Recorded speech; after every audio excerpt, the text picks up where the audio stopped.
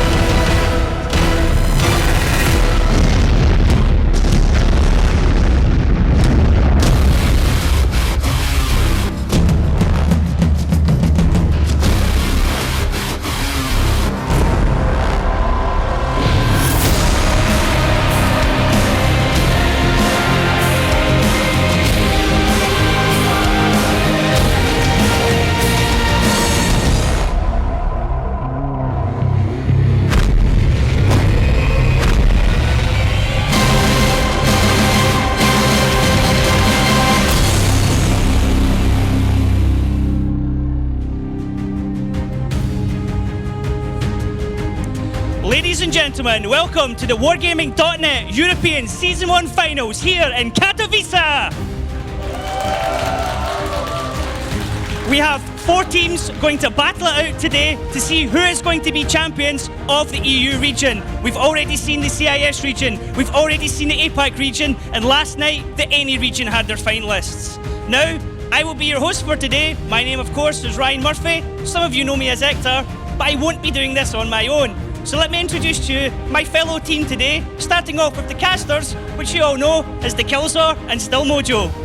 Thank you so much, Ryan. Me and Mojo are excited for these finals. Mojo, what are you looking forward to? Welcome everyone. We are bringing you the best of Europe today, the 4 teams that qualified, and we are really proud and we are looking forward to see them now play. We've been waiting an entire season for this moment. They finally joined us here. The venue is full. We are ready. I think they're excited as well, Mojo. What do you think is going to make or break these teams? It's gonna be determination of these teams. They have 3 weeks to prepare now and to bring us something new from the game. Something specially prepared for the opponents just today. Yeah, indeed. We've already had our champions in APAC, NA, Russia. Now it's time for our European finals to also decide who moves on towards that rumble. Mojo, for me, looking at it, Ding still has to be the favorites coming into this, undefeated so far. Of course, time's a subjective one, so it has to be Kazna. There is no other way for me. Always has to be Kazna. But now, Mojo, who of these teams do you think has the potential to surprise the other? Because, like you said, it's LAN. It's one time. Everything has to come out of the closet now. I really think we need to watch out for Oops here because they're the youngest team here and they may have something in them to bring out something new from this game that no one expects actually. So looking forward to Oops. Mojo, we also have a great analyst desk available. We'll be sending over to Ryan, the Beard, the legend. Well, let's keep it at the Beard for now. Thank you very much there from Jordi, the drummer Versamese. He is the drumming champion of WGLEU. So guys, don't forget that. Tune into his stream if you ever want to see drumming lessons. Now, let me introduce to you the people who are going to be joining me today on the analyst desk. First of all, we have the Dead Zone. How are you today, sir? Doing really great. Looking forward to some great matches today. Okay, and beside you we have Vala. Vala, first time here. Are you looking forward to it? Yes, the first time here is making me even more excited. So let's see the matches. Quick prediction from you guys. Before we get into all this, who do you think is going to take the championship today? I think Ding is the favorite here out of all because they had a quite dominant season and we'll see what people can do right here. It's LAN. Vala, your prediction? If they can keep the performance, I think I'll go with Ding. Ding, super strong. So it's going to be interesting. Can they do it? They've been undefeated all season. Can they do it in LAN? It's always an interesting time. We will never know. Now let's have a look at the schedule for today and we can show you guys the matches we have lined up. First of all, we'll be going with Ding versus Oops. The champions we were just talking about, the champions there offline. Where did they make it for the full season? Anybody's game right now. That'll be kicking off in just a few moments. And then later on, we're going to have Kazna Crew versus Utopia. Now, the winner of those matches, they'll be going into our finals. Why is that important? Because in the finals, both of those teams will be going to North America and they'll be playing off against the teams that we have from APAC, North America as well. Now, North America, we just saw Apex and Eclipse last night, and for the APAC region, we have B Gaming and EL Gaming. So all to play for, not just the championship tonight, but there's also the advancement through to the Rumbles. But today, the key thing is who's going to be the EU champions. Now, with Ding and Oops starting off here, Ding their how could we put it? Their synergy this season has been outstanding, hasn't it, Kevin?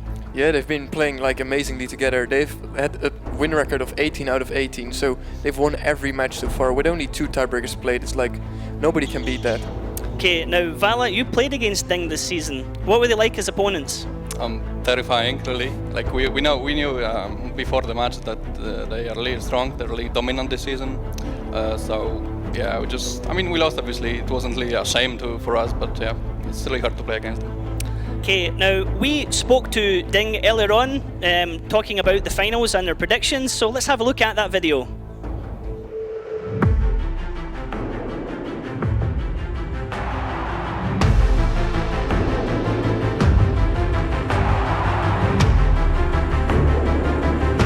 undefeated all season, Ding have looked extremely strong heading towards the season finals.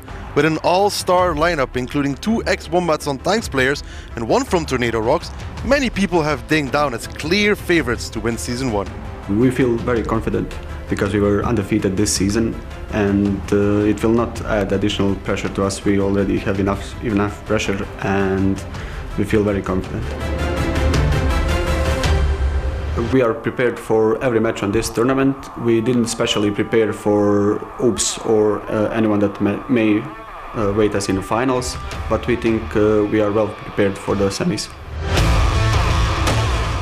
We will play the stuff that we already prepared, and we will not change a lot of it, but we feel if we play our best and we don't make a lot of mistakes, we can win every match on this tournament. Winning this tournament means a lot to us. It will be the best accomplishment we have in our team, and we will give our best to do it. I hope Oops is very well prepared for us, because they will need to be very well prepared to beat us in this match.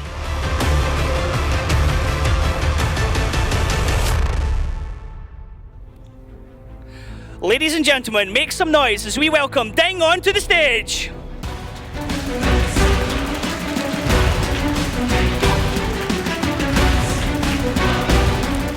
Vala, talk us through these guys in the season that they've had. I mean, they were a really dominant role all the season long. They have 18 wins out of 18 matches, so that's really impressive. The last LAN experience wasn't that good. They lost against Tornado Rocks 0-5 last season finals. But now they got the reinforcements in... Yeah, players from Wombats and from Rocks, Exactly. and now they're looking really good this season. There's certainly a team that a lot of people are keen to avoid, but they have to play them at some point. One of the teams as well that only have 7 players, Kevin. A lot of the teams have bigger rosters, but Ding have always stuck to a core 7 and generally stuck to the same players for the entire season. Yeah, they just have dedicated players that are able to spend their time and be there always for every match. And it really helps you in the end if you know how to work together as a team. So, Vala, how do you think Ding compare to, for example, the Russian teams? They have a lot of old Russian players, so they're really similar, like in the way of playing. Like they're a little methodical with their plays. Like they can break camps really well. Yeah, I think they can compete with the best Russian teams at the moment. So, any fans of social media, we have the links at the top to their Facebook and their Twitter. Drop by, give those guys a follow, let them know your support. You can see here, guys, 70% attack, 73% defense. Kevin, these guys are an absolute tough nut to crack, aren't they? Yeah, nobody's able to beat them, right? Attack, defense. Normally you would say defense, you have the advantage, but here, even on attack, they can really show what they can do, work together and win these rounds. Okay, now Vala, who would be your pick, the players to watch here for Ding?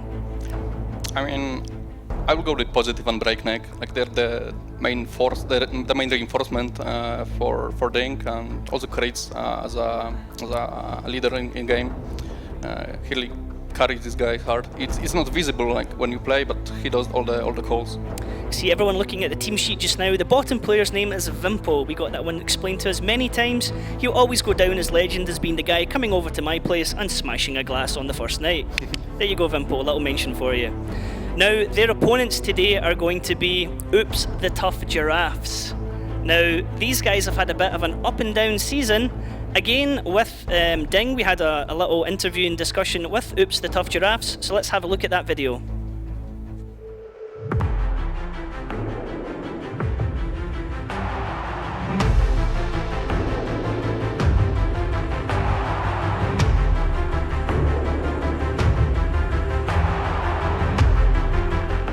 Oops have had a tough season, being unable to hold a win streak longer than 2 matches at a time. Despite this lack of form, Oops cannot be underestimated, as they are a team with some highly skilled individual players. In short, this team has great potential and will relish the challenge of the finals after coming so close in the previous season. We are definitely nervous because it's the first event for our team, but we will use this energy to get even more focused. We switched a lot of players in the roster because a lot of guys in the team have issues in real life, so nobody can't be there for every match, so we kind of switch players around. Our main goal is to beat Ding which is the first enemy that we are going to be facing. So we prepared especially to beat them. Our chances are not that good against them if you look at the statistics, but we'll get fully focused and take all the energy and all the confidence that we can get and use it to win against them.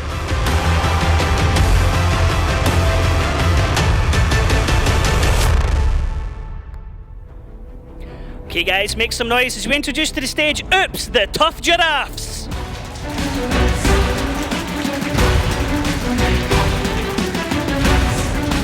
So, Kevin, in the interview there, we had Milan talking about special tactics for Ding. Do you think that's a way to break Ding down? Well, you know, they have to play some mind games, of course, because we have to keep in mind that Ding, you know, they won every match, and Oops is not even close to that performance yet. They have to play some mind games, play smart, use some traps, which they're also really famous for, and try to get the win that way. That team t-shirt looks absolutely awesome, doesn't it? On point with the branding again, with the camouflage. Yeah, Myland designed it himself, so really good of him. Looks really cool. He's very good with crayons, I've been told, Milan, so he must be really happy with himself. Now, Vala, again, you played against these guys throughout the season. How do you rate Oops playing against them? As Desmond mentioned, they're losing a lot of traps. Like, it was really painful for us to meet a couple of 50Bs behind the corner when we didn't totally expect them. So yeah, Dink has to watch out for that. Okay, now this is going to be their first lands. They came really close to it last season but didn't quite make it. Do you think that's going to have an impact on their mental state of mind here, Kevin? Well, you have to keep in mind, of course, that, you know, what they said, they made some roster changes for for this season, and they're looking good so far. You know, they've made it this time. They've beaten Gohard quite easy, and they're here now. They can show what they can do. Can you see there, Oops, not having a presence on Twitter yet. Hopefully they'll get that out sorted, but you can follow them on Facebook, guys, so drop by and give them a hello, give them some support. First offline finals, they do have the second best defensive record in the season, but their attack ratio is not so great. Yeah, we can see it right now, you know, attack 46%, defense 63%. Maybe it's some team synergy that's missing right now. Now, during the season, it was pretty much between Oops and Utopia all the time fighting for second place. It could have gone any way. Now, again, as before, Vala, I want you to pick out who would you say is the players to watch out for here? I mean, obviously I would pick Myland. Like, he's a consistent damage dealer. Also, Camille is he's really good throughout all the season. And also Insane, if he gets too arty, like I feel bad for the enemies. Insane, yes. Insane on artillery is absolutely devastating, and with you saying about Camille the Mountain Goat, as we're always known, and we finally settled the naming issue because we asked the player himself, it's not Silence, it's Silence. So there we go, Mojo and Daki are probably arguing right now about how to pronounce it. Daki's going to stick with Silence, I bet you. Mojo will probably go with Silence. So it'll be interesting. Now, these teams were going to be playing a best of 13, or what's also known as first to 7. Let's have a look at the maps that we're going to be playing on. The teams will have vetoed or picked out these different maps. Now, Kevin, we're actually going to be starting off with Himmelsdorf. Actually really interesting, because Himmelsdorf is the best map from Oops. They have got 60% win rate on defense and attack average, and it's really good for them if they work together. Okay, then we'll be going into Mines, Prokhorovka, Cliff, Steps, Runeberg if it gets that far, Ghost Town for the tiebreaker. Vala, how do you feel about Ghost Town as a tiebreaker? It's a great tiebreaker actually, because it's symmetrical. It's equal for both teams. It depends obviously who gets the defense and attack, but yeah, I think it's the best tiebreaker in the game. It's certainly between me, Daki and Mojo. It was always one of our favourite maps to cast because it can go any way. It's a really balanced map, and you would always get one hell of a brawl going on in the middle. There was opportunity for tanks to flank, and we can see it in the different regions. They have different tactics. For example, APAC does things like 5 backchats, which we've never saw in EU. So it's going to be interesting to see how that goes in the Rumbles for next month. Hopefully today we'll find out, definitely today we'll find out which 2 teams go through when we also crown our champions today. Now it looks like the teams are all getting set up on stage, so that means we're going to hand you guys off to our lovely casting team. They are known as the dynamic duo within the building. It is Batman and Boy Wonder. Let's go across to the Killzone, Mojo.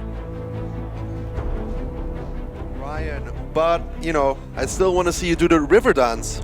I want to see you do the river dance, Ryan. But Mojo, great breakdown there from the analyst, I would say, saying that, oops, they have to surprise Ding. I kind of felt the same. I think you do as well. I think a head-to-head, it's not looking good for Oops. There is too much experience here on Ding's side. I mean, last season Ding and this season Ding, they're not the same team.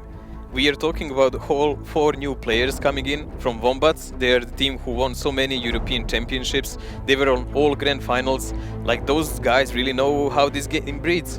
There's also the difference of, obviously, Oops. First time coming to LAN, it's a lot different. They will notice that themselves as well. You might say it's not true, but it's not your PC. You're not sitting at your home. There is a crowd, there's lights. Everything, the small distractions, they really do mean a lot. And Ding, they've been there before. Fortunately, we gave them computers all yesterday, so they could get a bit accustomed to every bit of atmosphere here to set up their surroundings. But yet still, Ding was in this story before. Even those players that were not part of Wombats back then, or Tornado like Positive, they played the last European Championship, so they had a chance to get a feel. How is it? Oops, this is their first time. They are the youngest team here. I mean, their average is like 19 years. Their youngest guy is Algo, 16, and oldest is Percusiat with 23. They're really young. They are the youngest team we have here. Now, Mojo as well. We saw the map breakdown. We saw what the analysts had to say about it. I want to point out as well, unless they 7-0 Ding, I mean, unless it goes like 7-1, they have to play Steps in Ruinberg. And guess what? Ding is undefeated on both those maps. They have only 4 rounds in Ruinberg, but they have 12 on Steps. Steps is probably their best map, and they are really dominant on it. I mean, Utopia was the only team actually really close to defeating them, but then even Divine Intervention came and they had... Twice. Yes, they had 2 Amorex, like poor Vjelki first, we didn't even see it, how fast he died. And then all that Sheningas show with Milos, poor Milos, with low RNG shots, and then 2 Amorex in a row, just on him. As promised by Milos, he's not going to be playing Mouse or E100, so that's okay for me. But he did say yesterday, I think, that from that map on, he wears 2 repair kits all the time. That's what I do. even in randoms. Yeah, you should. I'm thinking like to even put a Vet Amorek on that tank. I mean, it looks like sometimes it wears it on a forehead or something. Perhaps. Do you think that Oops has the potential to surprise a leader as Kuritz? Because when I talk about Kuritz, I usually say that he is super good against Russian playing style because he knows what to expect, he knows what to do, he knows the rotations. Now, do you think Oops have what it takes to throw them off, to bring those stuff in that Kuritz doesn't expect, make him do the rotations they want him to, drive him in a trap, for example? I think if Oops wants to win this, it cannot be a long match. They have to find a way to keep it dynamic and in their advantage, because if the time persists, Ding will find a way to turn the match around in their favor. Because they've been there. I mean, we've seen Kuritz in last European final against Kazna. I mean, they played semi-finals against Kazna. They were 4-1 down. They had 1, Kazan had 4. That was a match point for Kazna. Yep. And in that dire situation, when Kazan was playing really brilliant and well, they managed to turn it around and win it. And core of that team is right here now. So they know how to do it. Oops needs to be really meticulous about this. I remember that finals, it all started with Prokhorovka and then it went so downhill. But here, it is not the entire team, but still, they have the force of Break and Kuritz. And Oops has to worry about more than just Kuritz leading, because, you know, not a lot of people know this, but it's not just Kuritz leading anymore. There is 2 other people involved, Break and Positive. Both make calls as well. Yeah, but still, we have Mayland on this team, your favorite boy, Spoink, and so on. But Mojo, look at this. The first lineups here. It is going to be Himmelsdorf, Ding on the attack, Oops. Ding on the defense, Oops on the attack. Look at this, Mojo. Double tier 9 Batchat on the attack. Well, that's a really aggressive setup. It was used many times during this season, so it can tell us a couple of things. Either they will really aggressively push the 8 line maybe and try to trigger the cap and provoke Ding in some rotation to catch them off, or maybe they will just go for the rail push and try to get dominance there, because Ding has, let's face it, 1 IS-4 and E3, which are slower. You think they're going to be going back to the IS-4 on A6 perhaps, Mojo? Oh, we need to see this, because Ding is not one of those teams that really stretches tanks around and likes to leave someone behind, like other teams. Ding is also not a team to really surprise. I wouldn't be surprised if they come out with a more standard. Yeah, I think they will go really slow. It seems our waiting is over and we can get into the first round of these finals here. Ding against Oops on Himmelsdorf. Himmelsdorf, a small city map. The teams start the battle in opposite corners. Both bases are located close to each other, but in a way that you can't stay on the defensive all the time. The main attack routes pass through the hill, the alley and the railroad, but in general, the attack can be successfully executed through any part of the map. Heavy tanks and tank destroyers with powerful guns run the show here. However, a lot depends on the mobile light tanks. Here we have it, the first round of our finals. Ding against Oops. Ding on the defense here, Mojo. Oops on the attack. And what are both these teams going for? Look how aggressive Oops is already. This is a big push here by Oops, straight on the rail without any further spotting. They're maybe trying to catch off if someone like Koritz comes there. And they're really trying to cut off the rail. But Mojo, that was just the warm-up. I guess it was. So we will have to wait a bit and see what goes on here. I'm not sure right now what's going on. We're back on us. Mojo, the lineup, what does it tell us?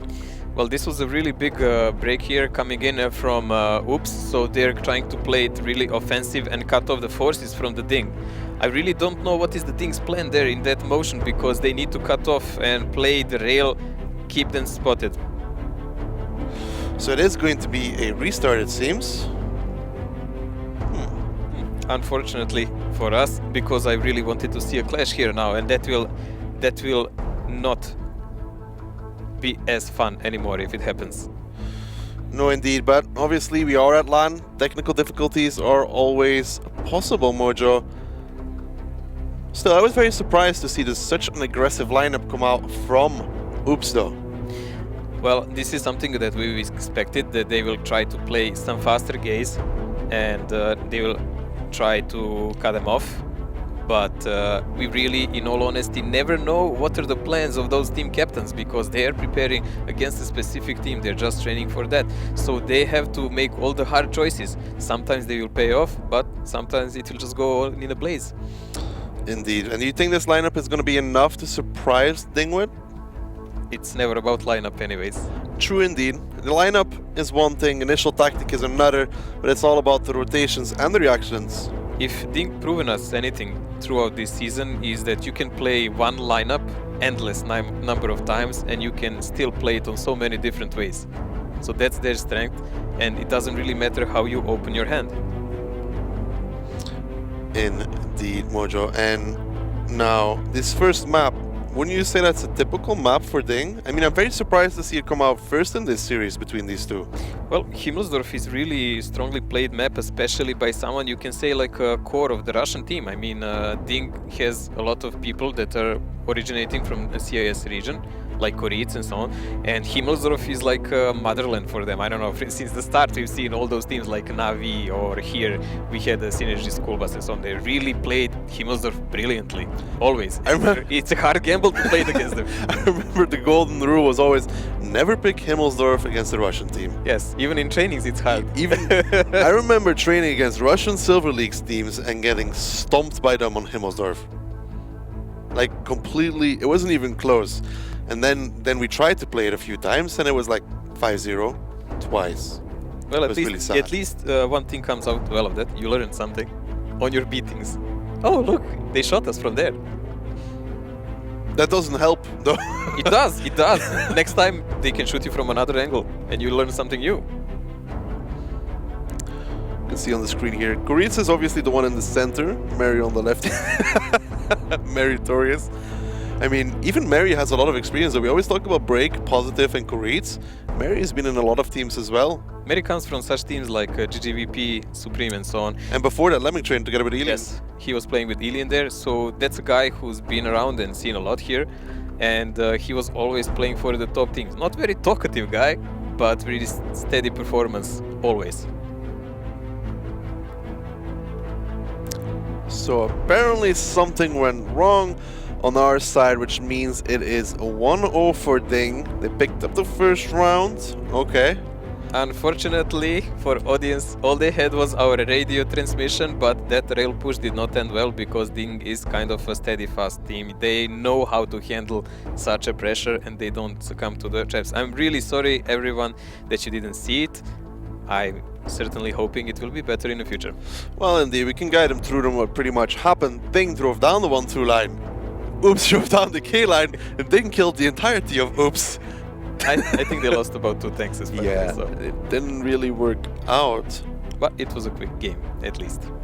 So we are going to wait for our next game to start and for our admins to sort out so everything is kosher and correct for the next one.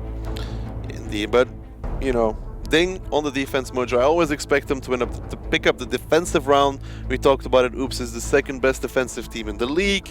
Shouldn't really have an issue picking up that second round. Well, considering Oops played this map the most, Himmelsdorf, I mean, they played it 27 times in this league. So that's pretty decent number. I think they are trying to force some maps they feel comfortable on.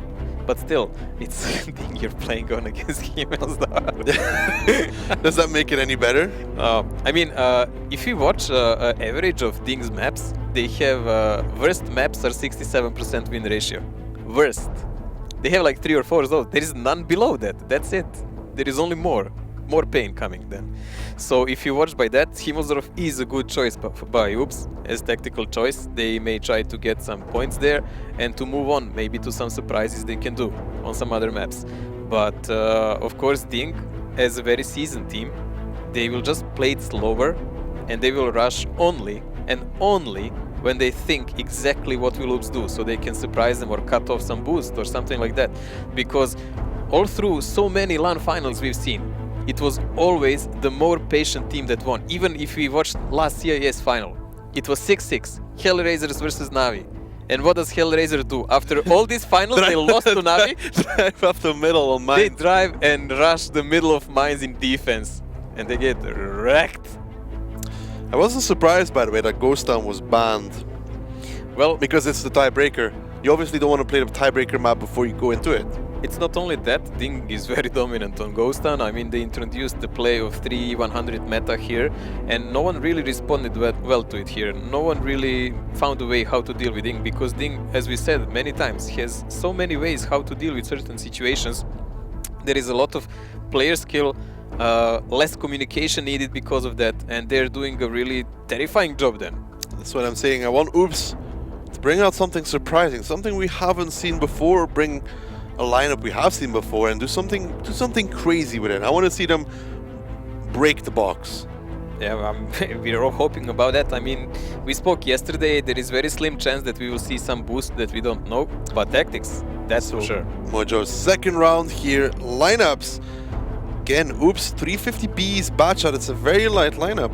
It's a common and light lineup if you don't want to sit around, and Oops is not kind of team that really likes to sit around. I mean, they have the second defense in the league, after Ding, of course, and they're known to play aggressive in both roles. Known to play aggressive in both roles. Ding here again with the Gorilla, no real surprise on the attack. Mojo, no E100s here from both these teams. No, I was hoping to see some flipping of 3090s and things like that, but that's more Utopia. That comes later, Mojo. Now, what do you think? Oops, we've seen them put a lot of Batchat, a lot of 50Bs in A6, for example. You think it's going to be something like that, or? We've seen Oops make several time traps with those 50Bs, and they're waiting for some careless rotation in the middle. I mean, when we mentioned Utopia, they are the first one who felt it. So Ding versus Oops here, currently 1-0. Ding on the attack, Oops on the defense, and what is, again, Oops going in a big force down. Well, they certainly like their rail play, but they're gonna just play it from there because it's a necessity. When you play with a light setup like this, you cannot really go in the upper side of the city unless you really want to make a trap. They've done it several times, so it will not pay against Ding. But look at this, Ru is already spotting a mill, and this is a new spotting mechanism, guys. It's 916. Algo here in the AMX 1390 gets across, spots out Meritorious and Hulknik. Kuritz as well, we can see here from his perspective. They see the 50B, they say Algo in the Ru. And look at this, Oops is going very aggressive here. Insane, Percushat, Zilans, Spoink already over there as well. Mayland here as well. They're trying to catch Ding off guard, Mojo. Well, Ding is definitely here making sure they don't get caught off, because Positive is the only guy covering them from up. Everyone else is slowly making their lines closer together. Look at Breakneck and Hulknik already pulling together up with the team. They already know what's going on. Actually, the only guy that will be out of the battle might be Camille. Camille currently not in the battle as Oops guys, they're starting to go for the push here. Already damage taken on Silence and Spoink. Silence takes even more, he has to be careful. Percussion now gets shot. Break, he's on the run, he tries to get out of there. And for now this Oops push has been held as Break drops even lower. Algo now trying to clip from the side. Break seems to be the first target here for the guys from Oops, but slow down a little bit, that's insane. He takes even more as well, Mojo. This is not the push Oops was looking for. Yes, but there is a really huge pressure now on Mary and Halknik, and that's why they will fall down. There is so many guns compared to them. They're waiting now for Kuric and Positive actually to help them and press Camille and those guys from up. Otherwise, they might actually lose. Indeed, Positive here in the grill is trying to get for Camille. Shokish is dropping a little bit as well. Camille has only one more shot available. Kuric will probably pick it up as Percussion gets shot from the back as well. And the HP massively in favor here for Ding. And no reloads available just yet. Meyland and Silence both don't have reload available, and they're kind of trapped in this road here as Ding is just surrounding them from all sides. They lost initiative here because they're stuck now with so many tanks, tier 10 tanks in a small area, while Ding is really playing superbly. They're just doing needed things. You already saw Halknik actually managed to run away from the center of the battle. Indeed, Hulk got out of there now. Insane, Meyland, Spoink, the last three standing as Insane goes down. It's just Meyland and Spoink who can't do much here. Ding, they waited for it and they reacted properly as Spoink tried to do what he can. It's Positive to pick it up. Meyland does get Maraka, but three guys from Ding left standing. Will be Ding putting themselves already on 2-0 here, Mojo. Well, this is not really the start that Oops needs. This does not look well for them because we prognosed many stuff that can happen here. These teams actually played even close some matches in the past. But if they start bad with 2-0 like this and maybe potentially lose the first game in the next map, it's gonna be a huge problem for them to come back. This Ding is not a very forgiving team. We also, Kevin mentioned it on the desk that Himmelsdorf is Oops' best map. Yes, it's their most played map and the best map. And when we compared, you can have like Ding with 67% here, which is their average map. And the best map for Oops is barely 60%. So it cannot really get much better than this. They have to make sure that they recover from this, as in, don't think they're 2-0 down, because if they do, it's not looking good. They can't let it get to them. They need to focus on the next round here. But that one, Mojo, they were a little bit... I like the fact that they went aggressive, right? That was fine. The problem is, I think Ding, they just set up normally like a defensive team does, waiting for some sort of aggression, and kind of drove into it. Well, we can see the difference in coordination between the players here, because even when Oops, you can say, surprise them a bit and play really aggressive and catch some tanks off, the reaction by Ding, if you even rewind what happened during the battle, while they were pushing, Positive already got a decision from the team and he decided himself he needs to go away from the hill immediately to join the team, to be on the 8th line, to counter push from there. So he was always in a motion. You barely see that in most of the teams, because most teams would say, oh, I don't have shots, he would go and he would start driving there and he would be out of the battle. No, Halknik and Mary, okay, they got surprised. They did some damage and Halknik actually managed to run away, instant. He was not hesitating or thinking what to do. While Oops, then, when they didn't have targets anymore, they ended up in a crossfire, they didn't have where to go, they were tracked, and they were bumping on each other in a small area.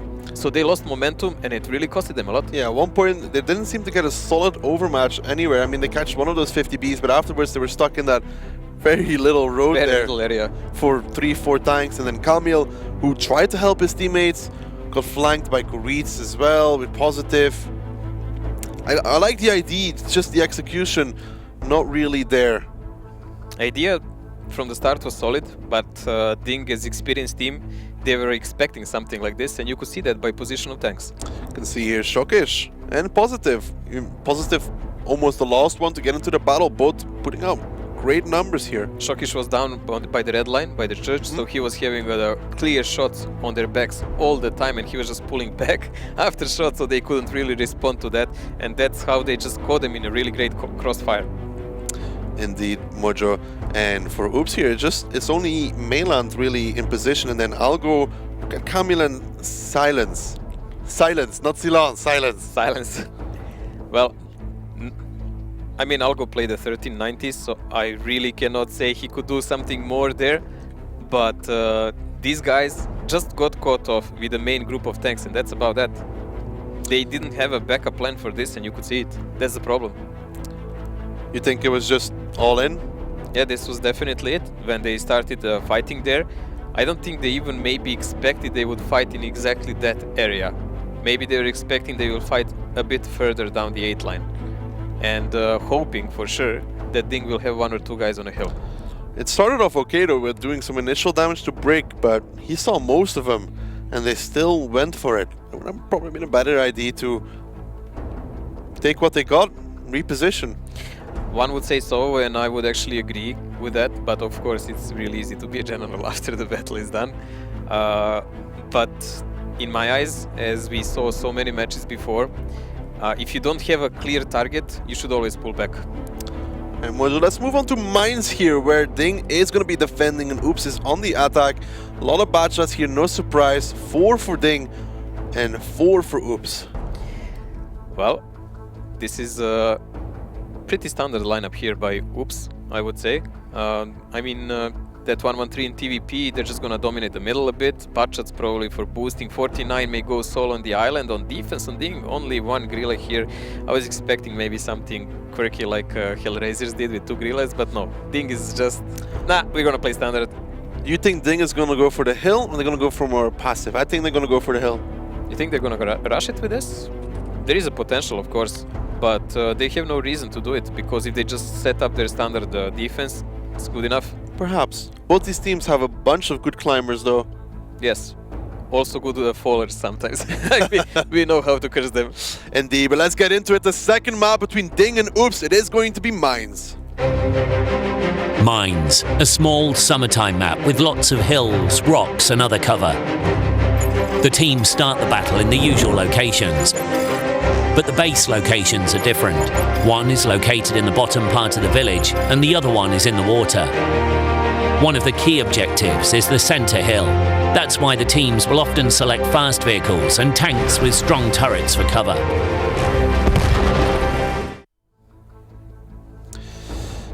Mojo, it looks like it is going to be a restart here, as the entirety from Oops is standing on the base, which usually means that it's going to be a restart. Well, those technical issues are as annoying for you people as for us, and especially for the players who just want to play. But things happen and we have to deal with it. So, but by what we've seen so far, it might actually even be a clash on the middle. Mojo, don't hint too much just yet. Just yet. I'm whispering. Whispering. No one can hear it. But, you know, clash on the hill, Ding is going to have to do it really well, because, you know, the CIS finals was the perfect example. Coming from the defensive side, it is really hard to win the hill, because obviously North has 2-3 seconds better spawn positions to get that hill. Yes, but it's also how you do it. Like we've seen some things like maybe Go Hard when they played the playoffs, and they played exactly against Oops. So when they pushed, one guy didn't climb where he was supposed to be, and they lost. Just one guy. So it's really depending how they do it. Maybe they will just choose a simple way, we can even call it a peasant way, and just go and drive, and it will be a big fight. Or they will go for the climbs and boosts, which is the safer way, but requires much more skill. And then you rely on everyone's training to perform. Because one guy failing the boost, that's like a cascade, everyone has to react around it and immediately do something like a backup plan. Would you be surprised if one person at least would fail the boost? I wouldn't be. It's LAN. I very much doubt everybody's going to go up. Things happen. I was pleasantly surprised watching NA finals last night, and like one of the teams I really didn't follow much, they actually, all of them, like 3 or 4 guys were boosting, and they everyone boosted up, and I mean climbed up. Mojo, do you think there is the potential here that either of these teams is going to bring something surprising? Bad shot small gun, bad shot middle gun, perhaps? Well, if they are charging the hill, and if they're doing it, as I said previously, that peasant way, just go quick and dirty, one of them will have it for sure, because they will need it. But if they're doing the boost, then it's always additional time. So you don't really need them then you need a big gun, you need a penetration for the later part of the game. These T-49s are going to be very important though for both teams as well. We know Kuritz is going to be playing one. We expect Kamil to play the other, because it's what they've done all season. Kamil was really playing it brutal well. This breaks or makes the round though. If those T-49s get into the game, do the damage. 49s can make a whole difference. Now, Kuritz is not the best player in that tank, and he's really heavily relying actually for other guys to cover the stuff he doesn't do. Well, Mojo, the game is on, so let's get back into it. Ding versus Oops. Ding currently up 2-0 here over Oops, and Mojo, it doesn't seem like Ding is going to be choosing the hill. Well, at the moment they chose the other more passive way. We can see Positive is already boosting to cover his team from those mountain areas, while Shokish did a fast spot to check out is there any push toward the village. Koritz is actually in a really peculiar position, but he will just try to maybe do a one shot if someone is pushing the middle. But on the other hand, yes, as we said, Camille is alone on the island, spotting with light there, and they chose the safer way, so the most of the Oops team is already up. Because he's Positive went for the defensive climb there. 700, 1.2k already taken by Positive. He has to drop off. He has to be careful here. Insane is also trying to look for the shot, but he can't get it. That was a big mistake here from Positive, down to 687 HP. Now Oops knows there is no one from Ding up on a mountain. That's a major thing. Tactically, this is a really big advantage for them, because now they can exploit it. They can go 9-0 line, slowly push the Ding tanks away and just occupy that area with their butt shots, snipe them down and then press the one cap. That's the opening they can use and abuse now, and it's given freely. We can see the amount of tanks here present for Ding under that hill area, though. You can see Marakar, Koritz and Shokish as break here. He tried to get on top of that to spot, but he got spotted out, so he had to drop off. But you can see there's the Gorilla in H4, and then 3 tanks under the hill, aiming towards that zero line position for anybody that tries to make the climb. Exactly, but that's the moment where I believe Oops should use the 1-1-3 slowly to push them away, because he can use a hold down from that position, he can bounce the shots, he can make them a lit, and then they can shoot them back, because they will... Oh, there you go. Koritz already took another punch. Already one blind shot going in towards Koritz. Insane Thing is blind shotting those bushes. You can see he's putting some shots, and Meritorious takes one as well. It seems like Oops is pretty aware of the tactic that Ding is going for as Koritz drops down to a one shot. They seem to have watched the CIS finals, Mojo. It seems like Oops actually came prepared for this map, and this is really nice to see, because Ding gave them no hint what will they do. But Oops actually made a good judgment when they saw Positive fail that this will be the backup plan for Ding. And it's really paying off heavily. I mean, Oops doesn't know it, but they're doing really well at the moment. Oops already massive advantage here as Positive. He's down to 687. Meritorious took a shot. Koritz is a one shot now. I mean, Ding, you have to be careful here. Camille gets his loader knocked out, and he does not have a medkit, so that's going to be annoying. On that 49 it will, but for him, more or less, it's gonna be, will I land at that one great shot on a budget? 1k okay. You can see here damage loader. It's going for cola and fuel. If you're wondering why, Mojo, tell them. Well, you really need to drive fast with that, and especially with that 49, actually you can even do some specific boosts. So having oil, especially when you're spotting the water in a start, it's really needed for that area, so you can get fast enough and you can maybe catch someone off. You see Mayland here just watching towards that 1-2 line, trying to get any of the guys, but look at this thing, they're gathering up for the hill push here, Mojo. But they already spotted, Spoink saw them and he's already backing up. There is a counter rotation coming from Ding, but will they be from Oops, but will they be on time? That's a question now, because they all abandoned hill preparing for the 9-0 press. Ding seems to have the perfect timing here as Break and Hulk do the climb perfectly. Shokesh takes some more damage though from the TVP. Spoink is still on the hill. He's clipping onto the side of Shokesh. They could be losing the first tank here. Spoink needs 2 more. He needs 1 more with a decent roll. Can he pick up Shokesh? No! 44 HP. 1 more shot. Spoink, that's the first kill going in favor here for Oops. And this hill push, it doesn't seem to be working out just yet. They have to be careful. They're losing a lot of HP on Algo. Insane goes down. Completely wrecked. I mean, Spoink really did his job, but the rest of the guys, why did they just push there? Why didn't they even do a little turn at least and try to back him up? And there is no one from Oops was boosted up on like that B9 position, so he could have a clear shot on whoever is trying to dominate the hill. This is really bad for them now. You can see the middle rock where Positive is the place where Insane went.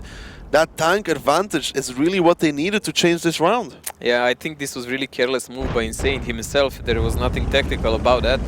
But still, this is a really tight and close game. I would say details will still prevail because they have same number of the guns. You can see here Break is with a damaged commander, pushes the reload up a little bit. Maraca here just trying to hold, but this puts Ding back in a good position. I mean, Oops really had it. Spoink did a great play there, killed him. Camille takes a big shot from Koreets in that T49. Oh, this is starting to look worse and worse here for Oops. Ding, they're playing on the experience they have, and Oops seem unaware of what to do right now. After a brilliant start, Oops is kind of losing it at the moment. They're not making the correct choices and they're wasting HP all over the place. At the moment they have only one person with some HP, and honestly, 113 is not the most important tank on this map. No, indeed. You can see here, Hulk, Break, Maraca are the first line of defense. Koreets gets spotted, will survive. Spoink has to be careful there as well. Not spotted out, and has to be really careful. That's a very open position. Look at this, Positive is already trying to boost again. And that means that Ding is already grasping the control. They don't expect any big counter-attack by Oops, and they're using that time to prepare for the future couple of minutes that will come. So Koreets is already predicting how the game will go on, and they're dominating the field. See here, Spoink was still spotted. 4-3 resolution from Hulk, or I think it's 4-3. Break plays on the same, but now what does Oops do to get out of here? Because really after Insane went down, Camille took that extra shot. They had such an advantage, but it's really all gone at this point. This is a super big problem now for them, because they have tanks stuck that cannot actually leave. Now, they could press the water, but they have no way to take Percussiat out with them. That's a big problem, and he's the only guy with HP they have. So the real solution would be the push on a hill somehow, but there is a mistake coming in. Spoink tries to make the climb. Hulk was in position to punish this though, and there's another tank down here for Oops. Oh, Mojo, the inexperience here. Hulk is taking damage, yeah, but is it enough? Algo, nice shot onto Hulk, picks him up. At least something going back in favor of Oops here, as Positive picks up Algo in return though. This is, again, a setback. It was really nice connection by Algo there. He found an angle, but his HP was too low. And look at this now. You have Breakneck, who is dominating the hill with so much HP. Yes, his commander is dead, so it's not like he's gonna do some spotting, but he is there as a gun with a lot of HP, and they have Mary in a Grille who is watching the entrance to the hill, and he can also take a couple of punches there. Camille, is he lining up the shot against Meritorious? Nice! 978 coming out from Camille in that T49. Brilliant shot there. Great shot onto Meritorious. Well, that one's gonna hurt. Wow, that's felt far, far away. Now they're pretty much in a similar position, because Breakneck is the only guy with HP there. Mrakar has a dead gun, and Amorek and Breakneck has a dead commander. There is still potential here for Oops. This is not all lost. Indeed, Mojo. Like you said, Break here trying to make some shots onto the back of Percussia. Has to be careful. Melan's still covering. But Camille, he could be the one make or break this round. Percussia here has to be careful. He has all of the HP pretty much for the lineup. That's a missed shot from Meritorious coming out there in the Grille. Nice connection from Maraca. Percussia is pushing up now towards the hill with Silence. They want to take the overmatch here. Melan, nice shots onto Break, but Break actually picks him up in return. Now Silence goes up. Amarak onto Maraca. Now he's going to go for the 1v1 against Break, but gets shot by both the Grille and Break at the same time. Percussia now kind of stuck between two people here, but he could possibly do it, Mojo. But Mary is still there and alive, and he is in a crossfire. This is a problem, because let's not forget who is defending here. Ding is defending, and they have a guy up on a hill. It's Positive, and the time is ticking away. There is 4 guys from Ding, and they do not know how to run away. That's the biggest issue at the moment here, because Percussiat is not the fastest tank on them all, and Camille is pretty much crippled. Camille is indeed crippled. He doesn't see Koreets either, and they're still Positive in that climb position, which they can't really deal with unless Camille manages to survive. He will come around, try and pick up Meritorious here. Spots him out, needs to connect the shot here. Camille in the T49. He does it! Nice shot from Camille. Percussia now tries to drop onto Breaknet as Positive kills Camille, and Break should have reload available to finish off Percussia as it's Positive to put Ding 3-0 here, Mojo, and a lot of mistakes from Oops. A lot of mistakes. They almost managed to come back into the game, but such an experience from Ding. This is exactly what we were talking about. Like, Koreets was reading the game up ahead. He already sent his fingers away what to do. The timing was beautiful. It was perfect. Positive already went up. They didn't know it, and now when Breakneck fell down, he didn't randomly fall down on any part of the map. He fell down where he knew Positive will actually line the shots. So when Percussiat did what he had to do, he had to chase him, he had to shoot him, he had no other option. He was just shot in the back in return. The This is timing for really Ding to bad. climb the hill. There was 4 batch shots out of the fight for Oops. And then Insane just really did an insane play. You can't call it anything else. He drove towards the middle rock and got into a crossfire between all of the Ding players pretty much. You can say that's overcommitment and a big desire, but that doesn't win a match against a team like Ding. You actually have to have everything lined up, prepared, and you have to think, oh, no matter how much hectic action can be, few steps ahead, what will be next? If he saw this, Insane's HP would maybe turn the game completely over in Oop's favor Yes. now. But with him gone like that, that's a big issue. Also, before that, when they left only one guy to spot the hill, what was their backup plan? What would they do if Ding pushes? That was the Ding's, we already know, Ding's plan A was climb positive down. He got shot. Plan B, shoot the climb. It failed. Okay, what was plan C for Ding? Because they have it. It's push the hill. There is nothing else they could do. And they did it, and Oops was not prepared for it. Oops was indeed not prepared for it. I still felt it was that round. Insane there. Spoink tried to make the climb to proxy spot the hill, but I don't think Algo was in position just yet. Hulk kind of got a free kill there. Yes, I really believe that if Oops actually climbed one guy defensive on the B line, they would actually be able I was to deal with thinking this. about that when they were going back towards the hill was lost no matter what. If they just do the B8 climb at the same time, which gives you a great advantage on that It would give them really great cover fire and a lot of rotation potential that they lost because they were all stuck down, and it looked like it took them a while to make an agreement as a team what to do. That was the biggest issue, while Ding was just doing. This is where Spoink picked up Shockish, but here Insane just kind of dies. Spoink as well here. Really not sure, Mojo. This was great. Spoink played pretty well until that moment, and that was a forced decision by the team. And this is a really, really, really nice shot by Camille. But he already said he played brilliantly in that 49. At this point, I don't think Ceylon should have driven up. I mean, it didn't really work out well. It didn't work out. But Camille played that round really well, to be honest, but just a few mistakes. And even if Camille survived at that point, they still had to go deal with Positive, who was up There at was the 0 no line. way for them to end that round. Positive would just withdraw in some hole and wait out the time, because they would have to maybe climb a 49 up. I mean, they would have to kill both Koreans first and break, and then climb up and maybe hope that they kill him. This is a really nice game here by Hulknik. 3k damage. He's not Not usually bad. the top damage dealer. No, not indeed, but no surprise there as Mayland. Well, Mayland usually plays all those trusty guns that are backlining and sniping and so on, but he does it well, and that's why he's the top damage dealer for the Oops most of the time. Yeah, indeed, Mojo and Koritsu with 0 damage, and Insane and Ceylon's also not that great, you would say. Well, Koritz, as we've said, it's not really important. He does rely a lot on his team to do the damage while he's leading, and especially in this part of the game, it doesn't matter he didn't actually do any damage, he was still alive, and that means they will still have to chase him and find him. I still remember, you remember when they played the steps and when Koritz went for a spot on Utopia, we drew. Probably the shortest game of his life. But now it's starting to look really bad here for Oops, because I talked about the fact if they don't 7-1 them or 7-0 them, then they have to play Steps at one point, followed up by Ruinberg. And those are really not maps you want to go into with a disadvantage against a team that has never lost on it. Where for a closure, that's probably the nightmare scenario, but as we've said already, Ding has all the maps above 67%, so you can just take a pick and see what will happen on any of those. When you look at it like that, honestly, any map is good as any other. You can just pick what you don't like and try to force your game in. Okay, Oops is trying to do that now. It's not working out. This was the close game. They had a chance here, and they only did mistakes in the second part. That's why we said you really have to be thorough and meticulous against a team like Ding, because once you lose a grip, and they had a really great advantage in the start, once you lose that grip, you're already gone.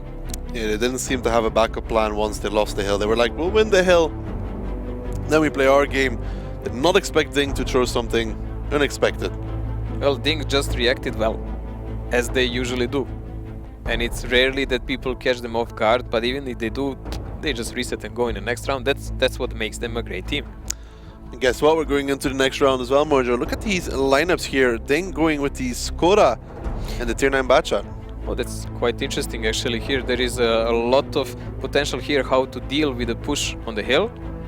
And Oops is playing with 2 TVPs in defense. Wow, that's a really backline aggressive setup. 2 TVPs, where do you think they're going to be used? I really don't like use of 2 TVPs, but they might even boost one of them. Boost one of them? Yeah, it's possibility always on this map.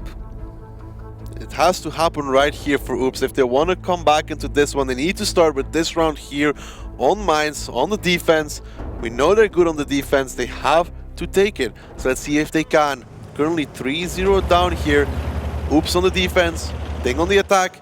And it looks like we are going to go for a rumble in the middle, Mojo.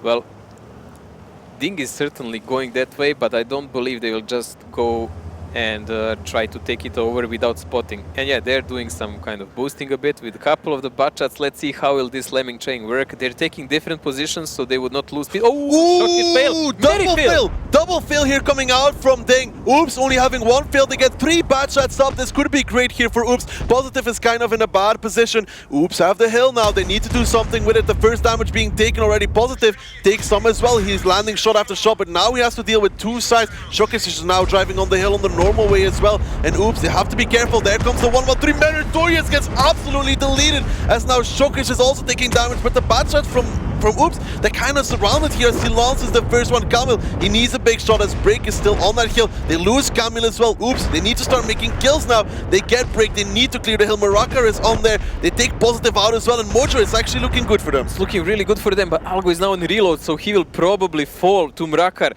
and the other guys have to actually abandon the hill. It's still not lost for Ding, but there is so many tanks here down from the Oops. They can actually push and overtake them. Hooknick is still on reload too as Kuriz has to fight with Spoink.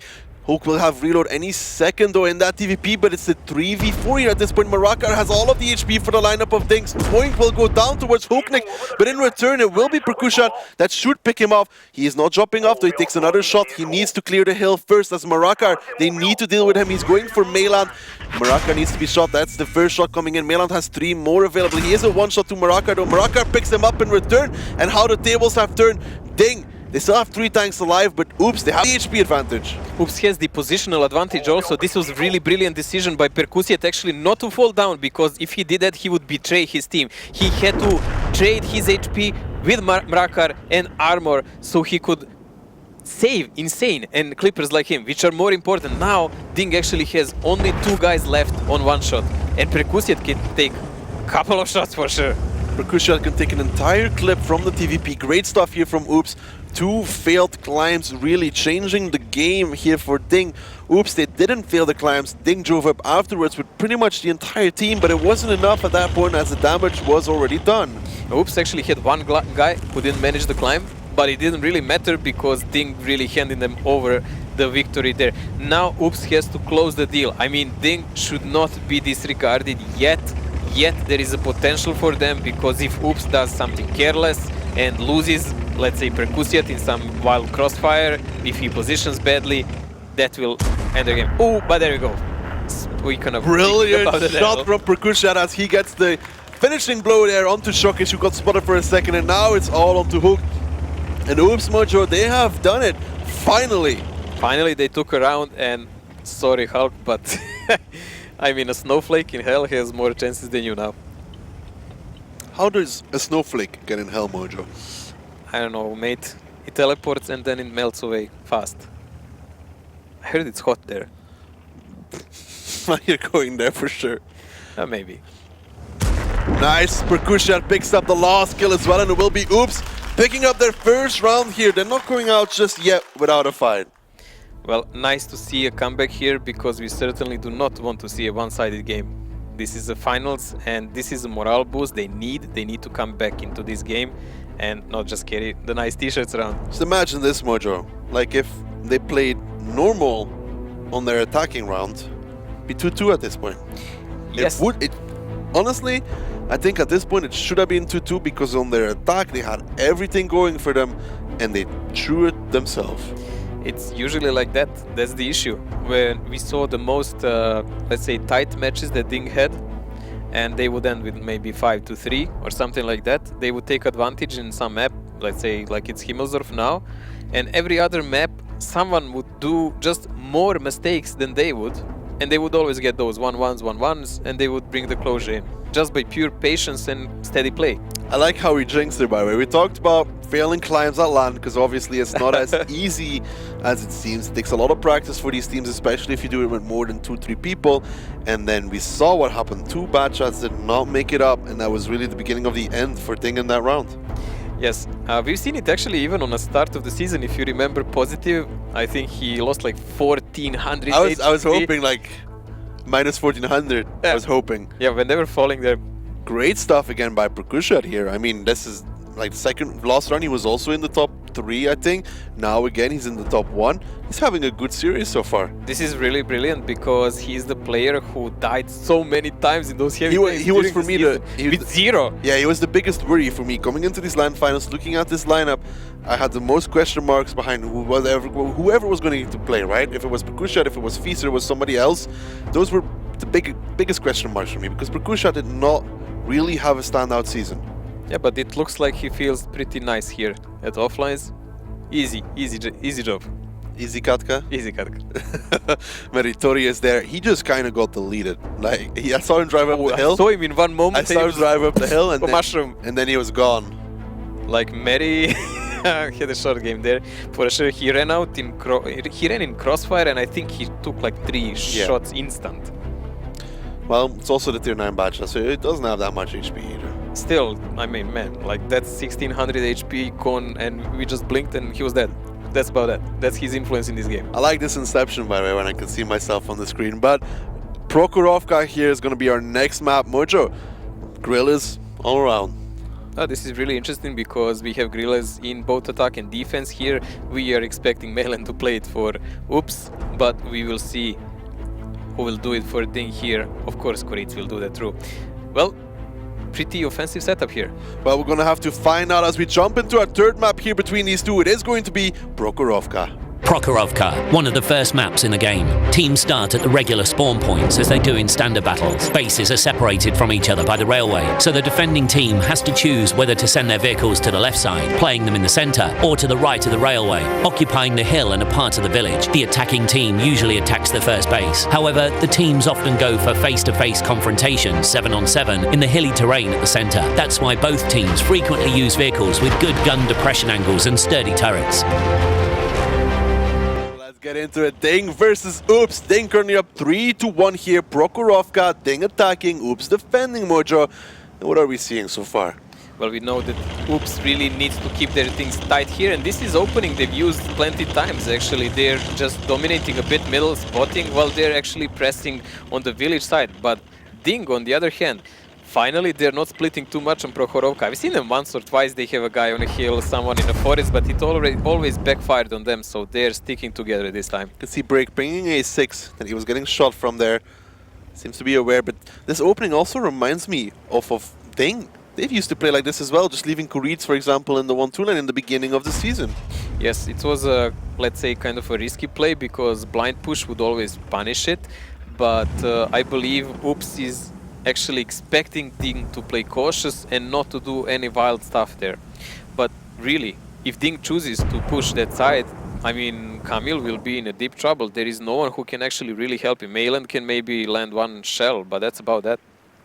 Indeed. Spoink and Insane here, just kind of in a trap. As you can see, Perkushat here, a very hold-down position for both these I7s. They're not really going to penetrate each other unless they get a lucky shot on top of the turret. It's more likely going to be HG at one point.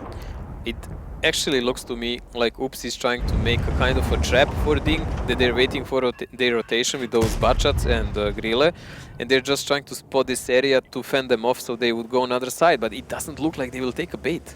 Algo taking already a blind shot there. I mean, it's obviously the tier 8, so he has to sit tight in that bush as Mayland takes a big blind shot there.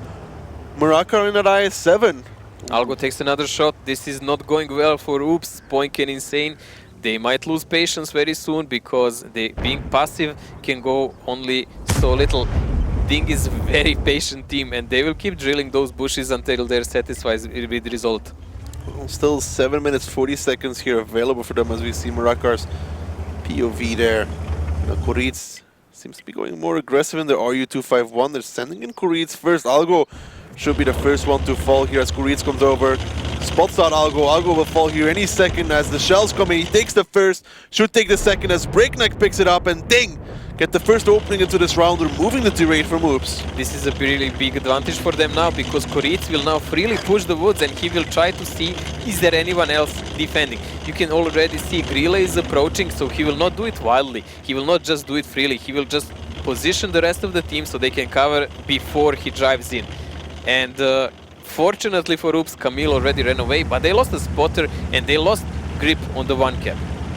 Yeah, one cap completely open here, as we can see. Positive, Hulk and Shock is positioning himself to possibly hit somebody in B2. Shock is there. Blue for life. I'm sure he will have something to tell you about that later. But Percussiat here is trying to do some hold down in the center, but it really doesn't matter because his counterpart, Mrakar, already left and he is already with his team. As we were talking, he rotated and he's driving in the middle, so soon we will see his push for the one cap and he can do it together even with Mary, because both of them can play hold down from there. So Ding now taking control over the northern side, sending Koreets back towards the south to keep that spotted. Insane here making a run. Sees the IS-7, sees the STB. Now what is Oops here going to have to do to hold on to his defense? We see Camille in the distance taking a shot as well. I've seen Oops play similar like this before, and honestly they tried to do the push exactly here on the G line and it ended really miserably. So I think it was a match against GoHard. I cannot really vouch for it, but I'm really hoping they will not just go for that kind of blind YOLO. But they don't really have much options now. That's the problem. Camille here has to be careful. Break takes some more damage than the STB. Can't really trade like this. Has to be careful. Camille has to be careful as well, though. But now there's 3 batshots here for Oops in the south. How are they going to reset this base, Mojo? They are not actually going for that. They need to push and start fighting the tanks, and in that moment either one tank of Oops will just separate and deal with the reset, or they will just count that Ding will run away from the cab so they don't get caught and killed there. And there you go. Slowly they're pushing, but the time is ticking a bit faster than they're expecting. 70 seconds here. Positive and Hulk moving towards the cap now. Might try and take the overmatch against Camille if they do see this IS-7. Camille has to be really careful. He is vital. Positive and Hulk. Don't think Camille expects this one. He's about to be met by 2 bad shots over there, and that's not good at all for Oops, as Camille now spots off the hit squad, but there is no running for him as they come over. Positive and Hulk let their shells go, and Camille gets removed already. This is not good for Oops. They now have control of the south side of the map, but they're gonna get flying by both Hulk and Positive. Yeah, but at the moment we see Break lost a lot of HP there on the middle, but it doesn't really matter because he has a lot of backup there. Oh, he got connected. Breakneck there with a beautiful shot from the IS-7, but they need more than this. They're now relocating. Hulk gets spotted in the open. Silence and Spoink, they seem to be giving payback now as Hulk tries to run. Shokish takes some as well. Hulk will get over the rails though, taking only 743. Oops here now 3k HP down, and Percussiat, he's getting surrounded from all sides. Maraker, Meritorious, Mary should have the finish on him. Percussiat goes down towards Meritorious, and Oops Mojo, 3 tanks left standing. Ding. They saw the opening, they took the opening, and Oops had no idea how to deal with it. Ding is just reading this game so much better than Oops at the moment. Even when the fight starts, you can see there is always slight advantage in rotation by Ding tanks. They're always a little ahead, and they're then outnumbering them in the guns. This is pretty much dying moment for Oops on this side of the map, and I think they should already think how to try to turn the match around, because this will be 4-1. It will be 4-1. It does not look good for Oops here after losing Algo. I mean, really should criticize the play coming out from Camille. Should have seen this as positive. Yes, he's taking a lot of damage, but there's only 2 tanks left standing here from Oops. He might go down towards Spoink as he does, but there's still 5 more to deal with. They fired so many shells, and the push by Ding will come in shortly. I mean, they will use Mrakar as a punching bag together with Mary, and they will push on them shortly. But they can always do the safe way as they are now. They can just put Koreets on cap. I would actually put rather Hulk than Koreets there, honestly, because he's on 1 shot here. Koreets can still play around. Silence still has 2 shots available in his bad shot. Now grabs reload, but should still not be enough. There's always the potential Mojo, but realistically speaking, Meri is a 3-shot, Shokic is a 3-shot. Doesn't leave a lot of shells. Well, it doesn't really matter how many shells they need to shoot on them at this moment. Hulk is the weak spot because he has that engine, that commander. But they're taking needless damage here. Sponk is pretty much stuck. Now when they know where he is, he cannot leave that spot anymore. There's 34 seconds till the end, 34 only, 2 guys in a cap. This is a big problem. As Shokic picks up Spoink, even with a damaged gun. Nice shots there, landed 2 of them, pretty much removing him by himself. Silence, I think he knows it's all over as Shokic is almost off a reload. Let's see if he can land another one from the Gorilla. Takes a big one and the I-7 to finish it off. And it will be Ding putting themselves on 4-1 here, Mojo. Really great play there by Ding. Their rotations are always on point. Their read of the battlefield is really great. And Oops can just, at the moment, learn from them. Because always they leave some guy behind who dies in vain. And bad spotting though from Camille. You have to. I don't think he realized he was constantly spotted. And he kind of should have expected as soon as Percussion gets spotted, there is always the potential for Ding to just overmatch where he was. There was a must by Ding. Ding chose the actually easiest way because they read well. They read well the positions of Oops. Info was given. A lot of tanks were spotted by Koritz down. Exactly. They knew who is on this side. They read well how big rotation will come from the south side of the and they know that Meland is not going to be in the north side with the grill. Exactly. So it would read. It's like reading a book, I guess, for a guy like Koritz. It's just like, oh, here they are. Press this button. This is the reaction. Probably. Yeah. But even that initial stuff, I think Koritz, when he was roaming the middle, like the ridge and stuff, he probably figured out there's nobody peeking there, so I can get away with driving into the hole and spotting the Tiberian light tank, and that really was not good for Oops. I didn't like... Oops was relying too much on some cheese and trap. And look at this, Meland really did a great damage here, almost 4k, 3.8, but it's simply not enough. Him and Spoink are sticking out from the rest of the Oops team, but Shokic here and the rest of the Ding team are doing constant damage. Yeah, indeed, Shokic there with some nice shots in the end of the round as well. Spoink trying to do what he can. He obviously survived very long. But Marakar with that blind shot in the beginning as well. It didn't seem like anything was going good for Oops here while Percussion is lead, so there's something. And look at this, Algo, okay, he was spotted, so he really insane. Had nothing. But insane again, 0 damage, he was deleted. But in that one game. It's not like Silence, Silence, and Camille. Both only doing 1 shot as well. It's just not enough from those bad shots. No. For this kind of game and for this kind of gameplay level, it's really unforgivable. And that's why it comes to this. Do you still believe, Mojo? Because it's starting to look really, really dire here. Well, they are tough giraffes.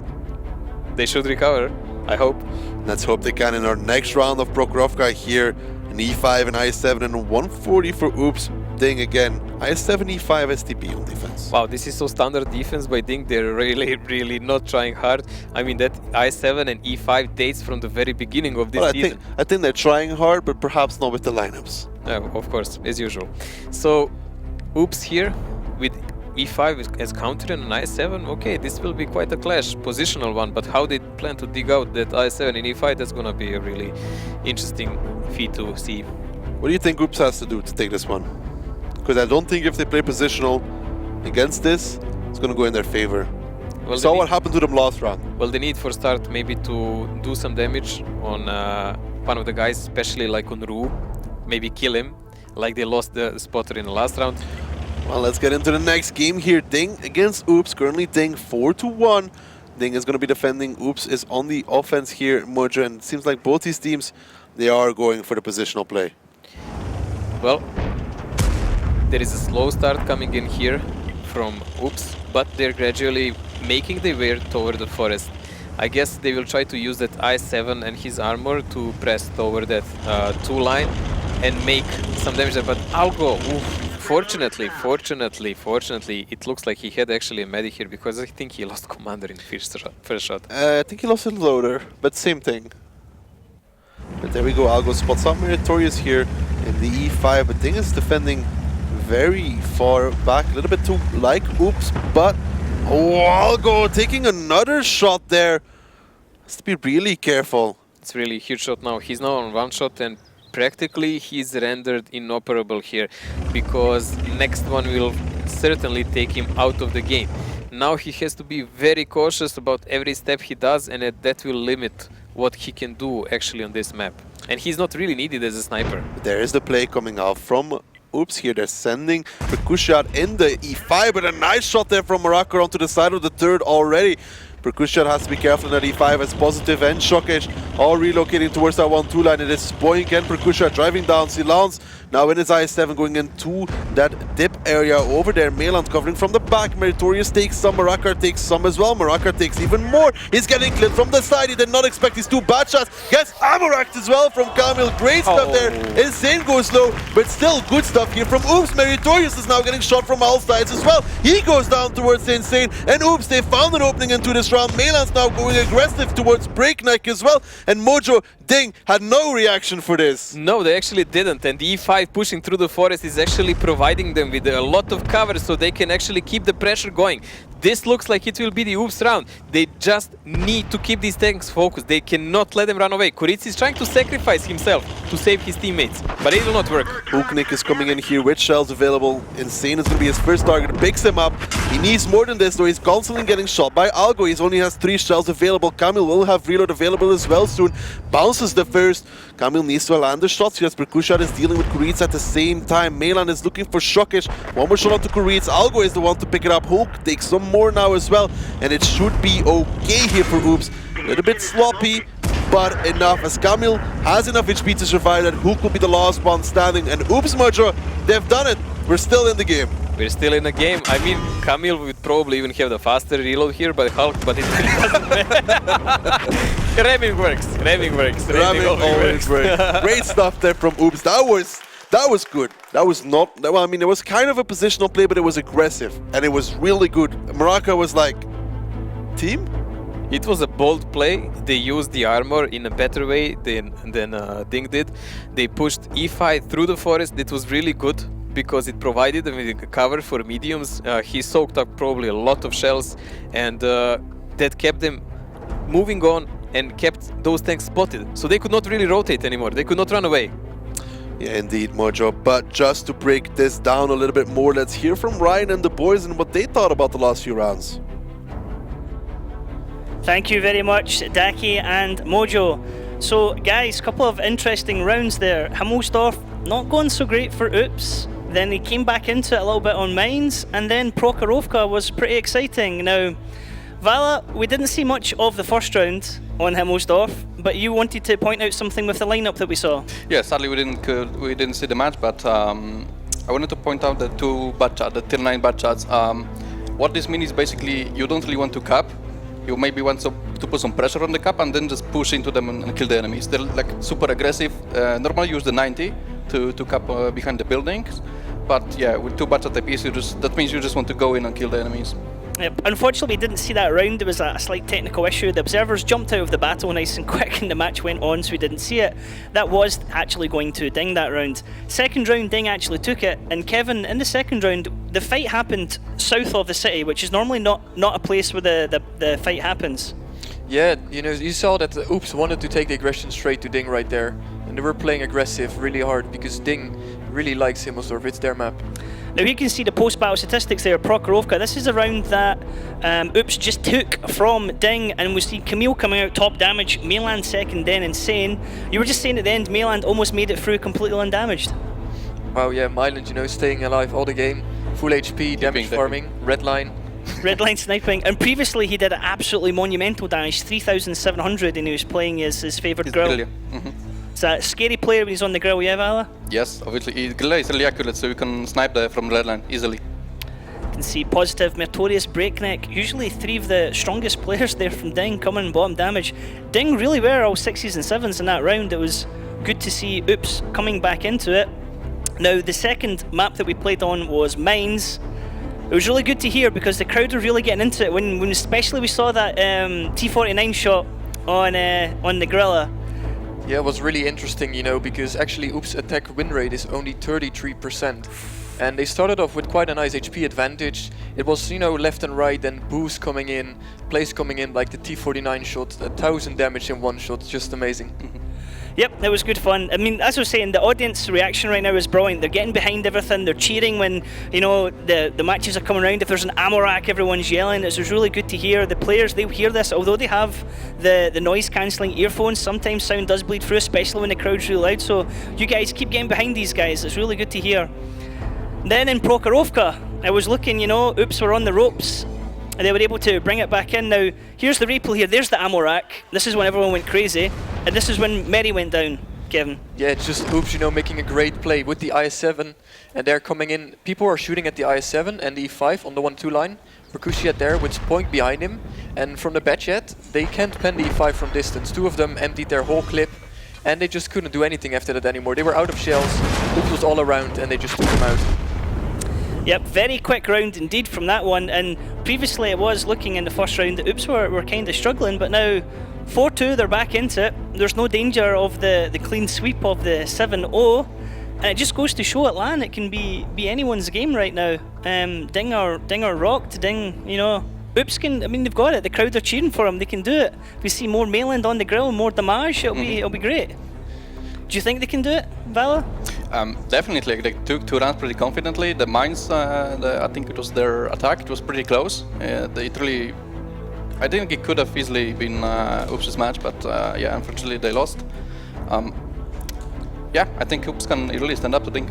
Okay, now Kevin, something about mines that we were talking about and had a bit of a giggle to ourselves. There was lots of boost fails. There was 2 boost trains and they didn't happen.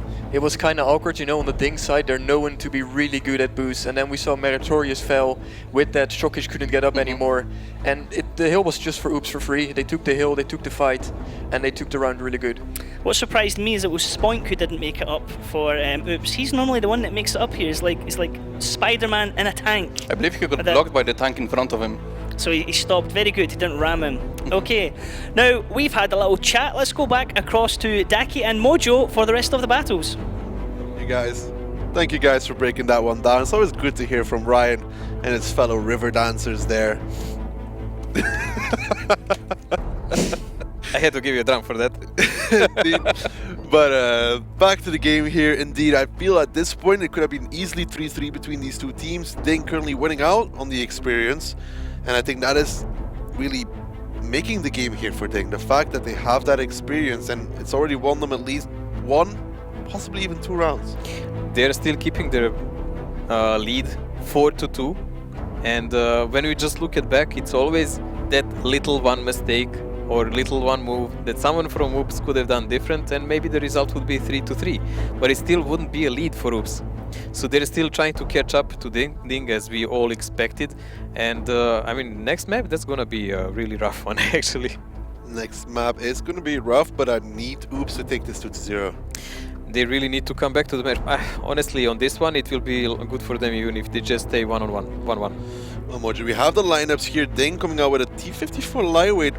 Oops with the T49. Well, it's really strange, but several teams rarely like to play with that T54 light like Kazna. I don't fully understand it. Me neither. I mean, that tank has some armor and everything, but mobility is Ru, impact damage is 49. The heat so is better, to be honest. Maybe it's just player-wise. Maybe some of the players like Koritz feel safer in playing that. Perhaps. So we will see if the rest of the lineups are really fast and standard here. TVP for some backline covering of the team, Batchats for all the boosts.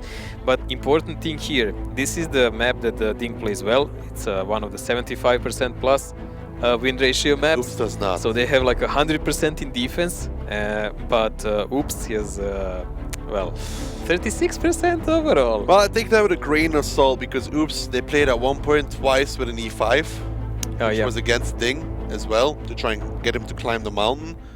Well, he almost made it, but it really didn't matter.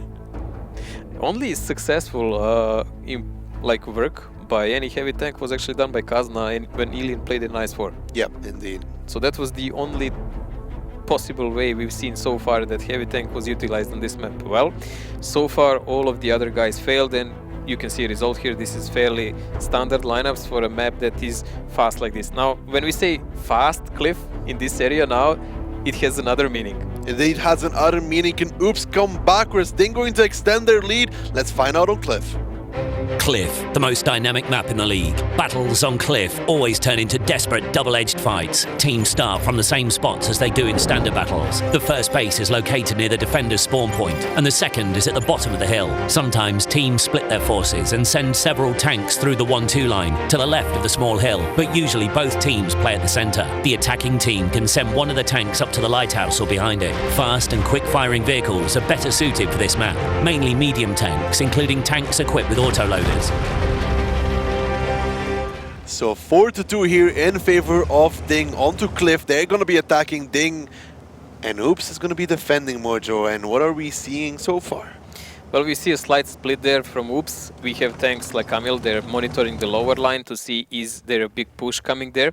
But same is pretty much done by Ding.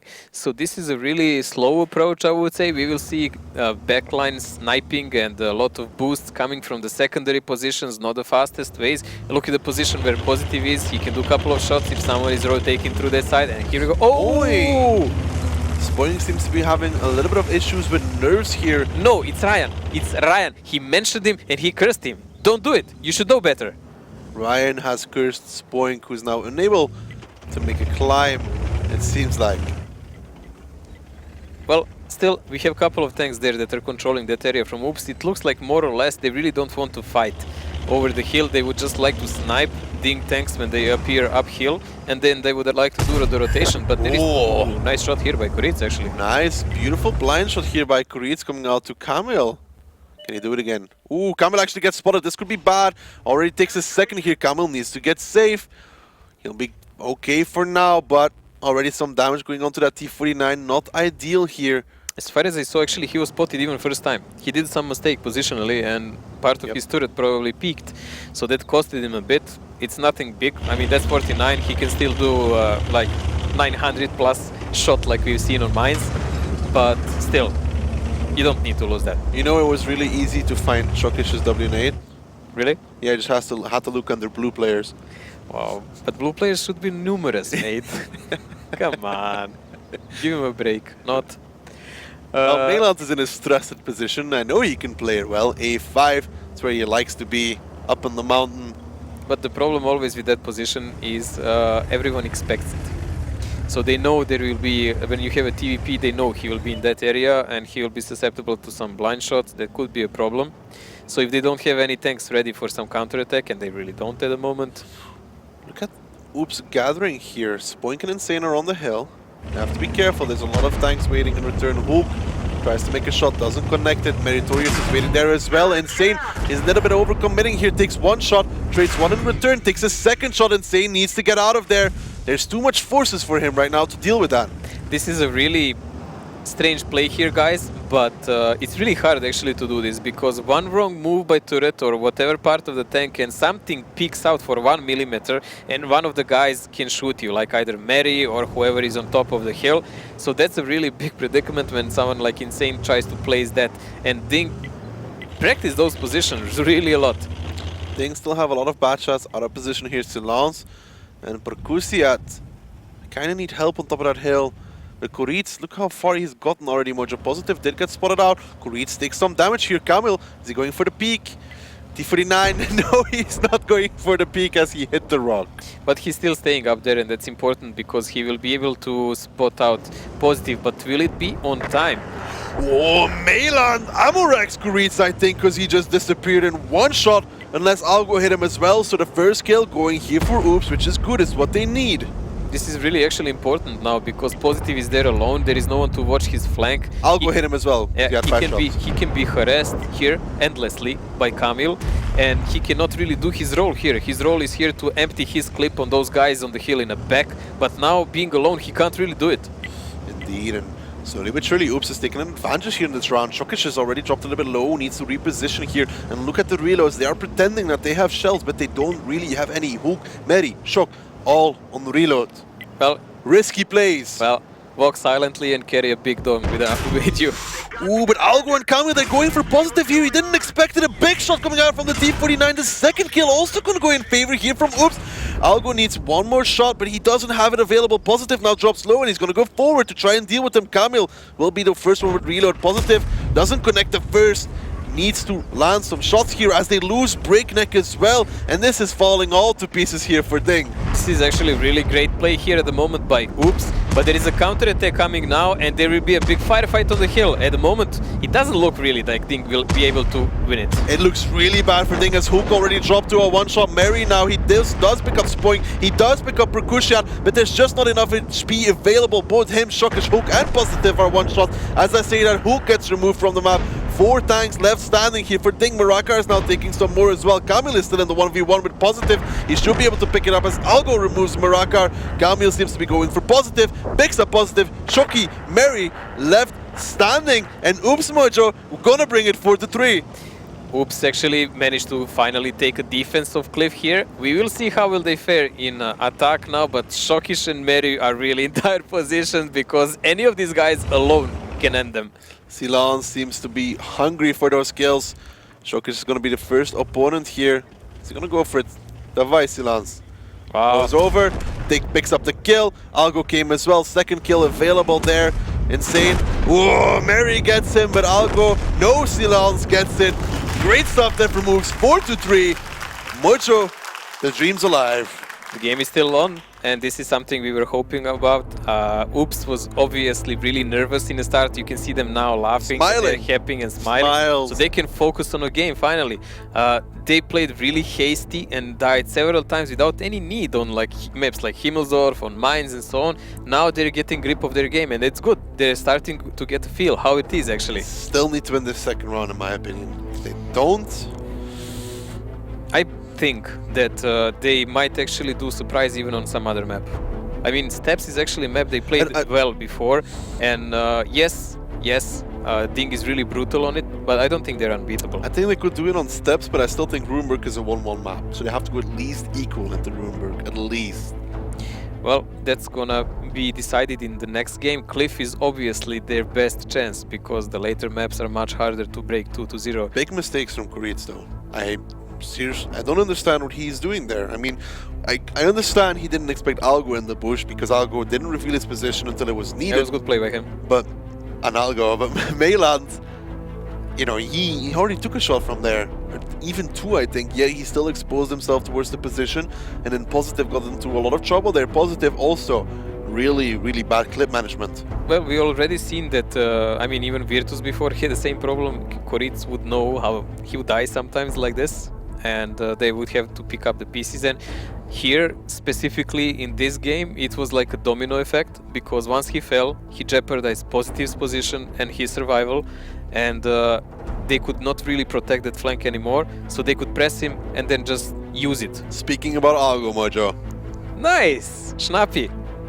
Schnappi. Das Schnappi Krokodil. Schnappi, das kleine Krokodil. Da. So, Algo doing the top damage here, Silence and Percussion. Percussion having really good day here. I know why Percussion is playing so good, you know? He just wants to take revenge on Ding. Really? He was in that team at one point. Seriously? Yeah, he was in Ding at one point. That must have been very short, I can't remember it. No, he was in there for a little bit. Like at least a season, I think. Well, this is an unusual one. Look at this, Positive doing... Like I said, really bad clip management from him. Like he just... I don't know what he was firing at on his clip. Well, all those bushes died for sure, but he didn't connect anyone. 7 shells, no connection, nothing, nada. Even Break not having a good game either. Well, considering we have Breakneck and Positive, they're top damage dealers usually, the star players and everything on the second page doing practically nothing, it pretty much shows us how this game went on. But still, there is now another side. Now Ding will be doing the defense. Like I have faith in Koritz, Break and Positive. I'm just not sure about the other 4, because obviously for 3 out of the 4, it's their second LAN still as well. So they might be possible to be tilted. I don't know, at the moment they're doing fairly well, I would say. We're gonna have to see. Ooh, Arta coming out from Oops here on the attacking side on Cliff, Mojo. Brave, but we've seen it before happen. Now we just need to see, will they be able to make a good kind of crossfire and enough spotting to deal with the Ding tanks? They will certainly not sit back and just wait to see what's going to happen. How aggressive do you think Ding is going to go? they should go very aggressive, because if they cut out the crucial positions from Oops, they'll practically win the game. We've seen a lot of players play RT for Oops. You think it's going to be insane? Because towards the later stages of the season, it was Silence playing it. I think it should be insane. Honestly, he is a good RT player, and I think it will give him perspective in leading. He's not really needed as Bachat here. No, indeed. I hope it's insane as well. Now we're going to have to find out what Ding brings to it as we jump into the round here on Cliff. 4-3 still for Ding. Still in the advantage, but it's getting close here, Mojo. And what do we expect?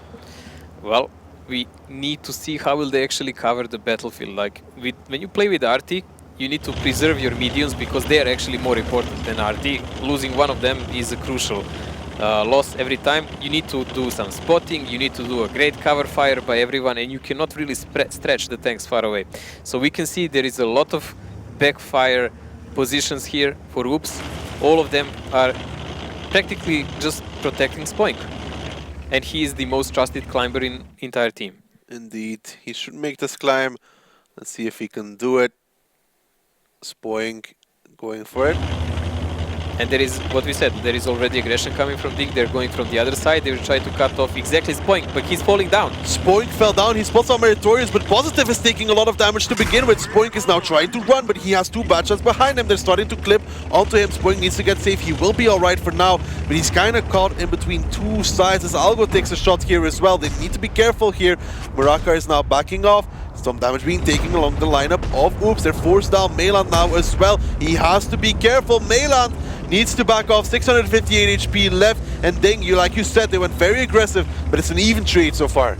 Well, we've seen players from Ding before, from dire situations when they make this kind of crossfire, they can control the map. That's the key issue now. Oops now completely relies on work of RT, because unless Insane actually connects and ends one of the guns from Ding, they're in a problem. Because they are attacking and they're in lower positions and they're just waiting for something to happen. Insane does have a shot available here. It's going to be interesting to see what he decides to go for. Siko Reeds here just trying to spot out. He has to be careful because Insane, if he hits that D49, well, let's just say it's not going to end good for him. Well, Koritz, I don't know, maybe he can put some negative points to himself if he dies again this time. But they're trying to play really safe. They are not going to put many tanks now in the front line. They just already took the critical positions, tactical positions for this map. They're controlling pretty much all the height on this map, the main cliff, and even the little one here on 1-2 line. So all they need now is to just monitor the rotations coming in from Oops. Look at this, Mojo, a 3 Bachat push here. Camille, Silence, Percussion as Spoink takes a shot though. Koritz has not spotted this out. It will be Hook. He has 5 shells available. It depends on how much Koritz can do here in his T49. He is on top. Let's see. 645, a big shot there. Hook is now on the run. They should lose Koritz for this though, at least. And what is the reaction going to be for Ding? They're pushing Shockish and Break across. Hook is getting wrecked from all sides. Down to, and he goes down actually. The first kill here again going in favor of Oops. Shockish is the next one. They still have Koritz behind them. Percussion has to be careful. Silence picks up Shockish as well. Mojo, Oops, they are doing it, but they still have to deal with Koritz. Koritz is actually a big problem now, but there is so much guns down for Ding. They already lost several tanks, and they're in the crossfire now. Look at the damage that has been taken for Ding here. 4 times left standing. Meritorious does get Spoink, but Oops, with the gun advantage, should really have it as Algo picks up Breakneck in the TVP. Mary picks up Camille, but a lot of the HP here for Ding is on Koritz, and he needs to make a play. He needs to pick up Silence. He's going to be his first target. Koritz come down. Meritorious is getting clipped to at the same time. Can Koritz pick it up? No, he actually misses the shot. Very crucial at this point. Well, that drop gun completely sold him off, and he will pay the price because he's now flanked by both Percussiat and him. Percussiat actually survived there on one shot, and that's really important. Ding is actually falling apart, and we will see an equalizer here. You are actually right, and this is great. Ding is completely fallen to pieces here. Like you said, the equalizer is incoming. Oops, on their first run here is making a big name as they are taking Ding, the undefeated team, already to an equalizer here very soon as Algo spots out Positive. Meyland here just waiting for the possibility. Algo gets the first. Can he get the second? Positive. Ooh, Algo misses the second. Can he get the third? Positive is hugging that rock, but there's Insane. Rock is life. Rock his life, but not for long, because this TVP will just approach him and end him soon. I mean, they know both now that Mary and Positive are on one shot, they're separated, they cannot really do anything about it, they cannot really move around the battlefield anymore. Mary lands a shot onto Algo, but Algo misses. Mary misses this as well, but it doesn't really matter much at this point as Oops clearly have the advantage, and it is Percussion to pick up the kill, and it's 4-4 here. We have a game. We have a game on, and we are right back where we started now, but with really Oops in a big mood. Now they're relaxed, now they know how it tastes to win a bit. Momentum is with them. And yes, they have that momentum. Hard maps are coming ahead though. Very hard maps, but like we said, they needed this map 2-0 and they did it. I don't think Insane did that much in Artie, but I do think he tracked Hulk. I think he did some initial damage on Positive, and he was more like a scare factor, but the rotation that came around on Koritz, unspotted, that was the actually main issue, and that was the momentum of that attack, because the rotation coming from Ding was maybe late 5 seconds, 6 seconds, but it was all that. I really think Insane tracked Hulk, to which he got killed, because he also lost his driver at that point, which is most likely by Splash. And then when Hulk died, they didn't have a crossfire anymore because Shockish was alone, so Shockish died, and then at the same time Oops played aggressive in the middle, which was really great, and you could see Break couldn't go anywhere. I didn't like the way that Hulk was trying to run away. He was running away in a straight line instead of just falling behind the rock toward the cap immediately. Like, that was the shortest route, because he had 3 tanks behind him. Like, what would you expect? Koritz They would was just dead let no you matter go? what. Koritz was dead. I mean, he already sold him out. If you sold him out, I mean, there is no way to help him. You need to save yourself for real, not hesitate and do some hazy way. Usiat. Oh, he wants this, Mojo. Wow, tournament of a life, game of a life. Melan again, solid damage in his TVP. Very consistent play from both him and Percussion. Not expected to say that, but so far, really good plays from him. Well, everyone was worried how will Percusit actually perform here. Everyone expects, yes, Melan must perform well, but we must remember also this is Melan's first big tournament. This is his first big season, you know. Indeed, and already making names. Mary and Shockish trying to do what they can, but again, I think Ding wanted more out of that initial play. The aggression, they traded equal. It's not what you want against RD. Insane.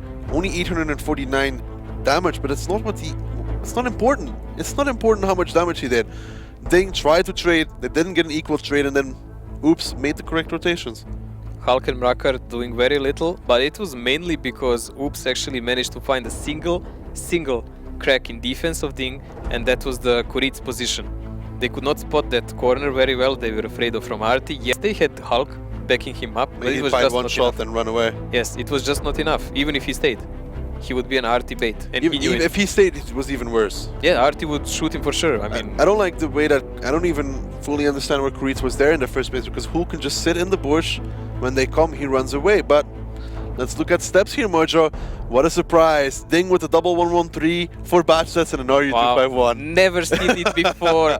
Maybe only in last 10 matches or so when they played it. But this is their standard lineup for this map. But there is a lot of variety. What can they do with it? Because they usually just choose on spot. Indeed, and FE215B, I said it correctly. Heavy. Bravo, you have a candy. Where is it? Later. Okay, what do you think they're going to be doing with that one? FE Heavy is always for backline sniping, and he's for chasing people away when they peek out, because that precision gun does really well on high distances, and the turret can protect the FE Heavy. So in close brawl, FE Heavy will always be bad, but when you need to chase them away, brilliant. Well, Mojo, we're going to have to find out if Oops can put themselves in the advantage here on our next map, which is going to be Steps. Steps, the most open map in the league. The attacking team appears near the rocks at the bottom of the map, and the defending team starts at the top. Bases are located near the railway and on the green. The best way to control them is to use the lowland near the second base. The attacking team usually begins the attack from the rocks and the railway, but sometimes they can attack through the green. Teams often drag vehicles from flank to flank, so both teams usually pick light vehicles with a good camouflage rating, but sometimes use tanks with a strong turret and even SPGs. So 4-4 here, all even between these two. Ding is going to be defending Oops on the attack, and look how aggressive Oops is going already. They have nothing to lose here because aggression on steps is really needed thing. You need to cut off everyone from trying to boost high elevated positions so you can actually make your plays. And let's not forget, this is one of the scarecrow maps. This is the map that Ding actually has 100% win ratio. The Ding has 100% win ratio on this. Algo is already going very aggressive here. He needs to be careful. Shokesh knows he can't go over as there is a bad shot waiting for him over there. And Mojo, Ding, I don't think they're going to be... Ooh, Algo, careful, mate, careful! That's a bit overdoing it. But he actually did spot the entire team, so they have fairly great info what is Ding now doing. They should guess by now that Kuric is already up on that A0 mountain position. Algo has to be careful here, takes another shot. Really unnecessary. Perkusha now fighting with Marakar. Doesn't connect the shot. Marakar here could get one in return if he plays it correctly. There's the FE215B coming. Nice shot from Marakar onto Silence. Gonna have to see. There's still a second 113 here. Meritorious. If he comes and joins him, it would be very hard for Silence and Perkusha to win this in exchange. Mary's actually trying to get to the corner. Look at this. And try to make a sort of a crossfire with Marakar, but why? Nice shot again from Marakar onto Silence. Already two connecting. And Marakar's playing this position very well at this point. He's trying to use the rock to angle himself. Oh, look at this. There is already rotation coming in from the Ding. They're controlling the center because that's where they expect the biggest attack of Oops. I would expect it either, but it's already too late. Now, I think they're actually getting cornered in. Look at Shokesh and Positive. They're already going for Perkusha. He's getting completely cut out. The first 113 goes down. Silence is in trouble as well. None of the bad shots from Oops in position to help. There's going to be a slaughter here as Oops is dropping HP all over the place. Ding going super aggressive. Oops not being prepared. Silence is a one-shot. Takes a bounce there. But Oops Mojo, they were not ready for this one. I mean, this is a massacre here. They are forced now to do a full-out counter-attack, a full-out YOLO, and try to take as many Ding as they can while they're in reload. But I don't think it will do them good because Ding is already pressuring the other flank. Indeed, Spoink and Insane here trying to take out Hooknik as Spoink takes another big shot. Marakar doing a lot of plays in this round as Hook. He doesn't get away, but it will be enough for Ding. I mean, they have double the HP at this point from Oops, and they can just chase them down. It's not only double HP, it's the positions. Like, Oops actually has nowhere to run. They're so close that they will get shot wherever they go. And this is the problem with all those Clippers. Yes, they're brilliant, they're fast, they have a lot of damage and DPM, but once they run out of those shells, they're like Sprinter without air. 3 tanks left here for Oops. They are definitely running out of air, out of steam. As Kamil goes down towards Positive, only 2 left for Oops. And they try to play, but Ding, they're going to be keeping at least their 100% on defense. Well, if someone was wondering why is Ding so good at steps, it's mainly decision making. It's not really some specific tactic. Yes, they train those positions meticulously, endlessly, but it's decisions. How are they spotted? Where do they rotate? When do they attack? And you can see execution was brilliant. Well, I'll go here, made the climb, picks up break. It's something. A little of pride points. A little Algo. Well, he can stay there for a little bit until they climb for him, you know? Well, they will either make a crossfire, and then they can, if needed, really boost someone. But he will not sell his skin cheaply. As you say that, the Algo, and it will be Ding putting themselves 5-4 here. Oh, Moja, I thought it was looking so good for Oops, but then Steps came along. Well, we expected something like this will happen, but still, Oops is a decent team that can really play open maps. Well, I'm expecting maybe in defense they will do better. Here, they were completely cut off. Completely. Ding didn't give them a single ounce of breathing ground. I don't like this FE215B position either. As Silence, he really got wrecked by those 113s. Well, he did bounce a lot in a start, but the issue was Perkusiat actually. Perkusiat played a risky position and they didn't even see the rotation from Ding coming in. Those butt shots actually came and started clipping him out, while most of the Oops was actually still thinking, should we rotate elsewhere? And it was really short game after that. Well, Mojo, I really hope Oops can pick up the next one. They have to. Well, if they don't pick up the next one, if they give this kind of lead and match point for Ding, I mean it's 5-4 now for Ding, I will remind everyone this is best of 13. Best of 13 means who comes to 7 first. Really? I thought it was 8. Well, that's because you didn't go to school that much, mate. Wow, that's just really mean. But who comes to 7, he wins this match, and Ding at the moment has the advantage, and they're on the map that play really well. Look at this, Meritorious and Marakar in those 1-1-3. Shockish, Positive, all very close to each other. But Marakar and Mary played really well in those 1-1-3s. Yes, this is a really actually nice damage dealing by most of the Ding team. I mean, top 4 did really a lot of damage there. And the bottom 4, not so much. Koritz as usual. It doesn't really matter. We already talked about it. If Koritz does a lot of damage, it's a problem. It's a something's problem. not wrong. Something is then, very wrong. Then they lose the round. If he doesn't do any damage, they win. Well, Koritz is never needed for his damage dealing. He's needed for his pinging. That's the really issue here. Well, he knows how to ping the minimap like a boss, I can tell you that. I'm gonna trust you. You actually played with him. So now we are waiting for teams to get ready. It's a really, I would say, a crossroad time for Oops.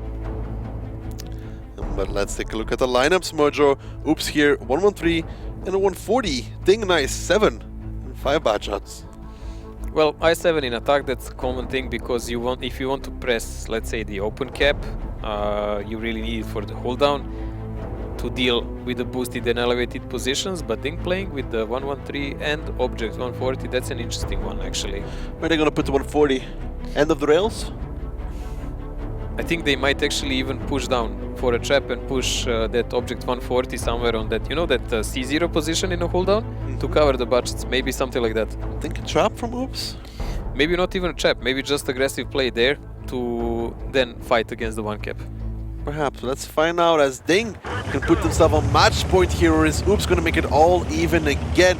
It will be Ding attacking, Oops defending. And look at this, Mojo. Ding, they are going for the Eastern play, but so is Oops.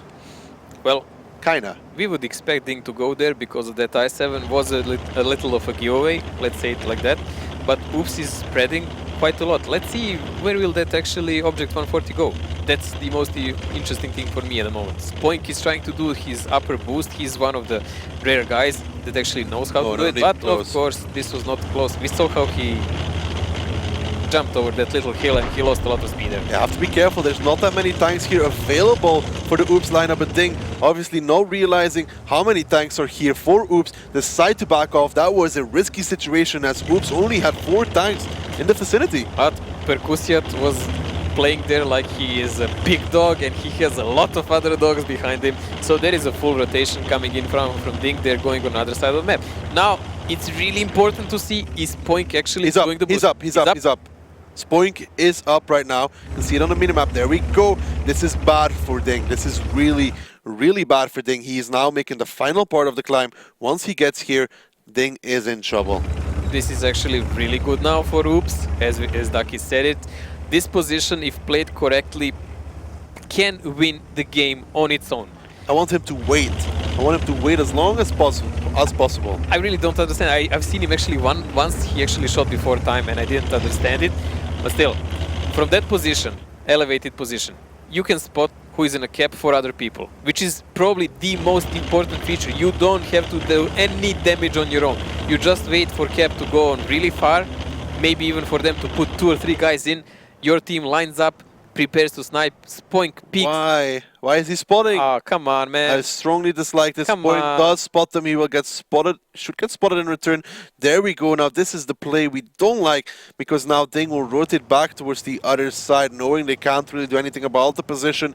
Strongly dislike this as, ooh, they're going for a drain. But that's risky. Ding is going for a drain. They're going to do a boost, Mojo. They're just going to push somebody up. Yeah, but that's super risky. No, they're just going to do it quick. Watch. Let's see. Let's see this. There we go. Can they get it? No! Break! They're trying to make a fast climb here. A fast climb with 4 times boosting. Now, this is new. This is something I've never seen before. You sneaky one, you didn't tell me that one. But this is an interesting play, but unfortunately for them it failed, so now they have to go for the plan B maybe? No. Plan B is do it again. So they still don't have a... Why does Oops, he doesn't have any spotter in the bushes yet? They really need to control this. Let's see here.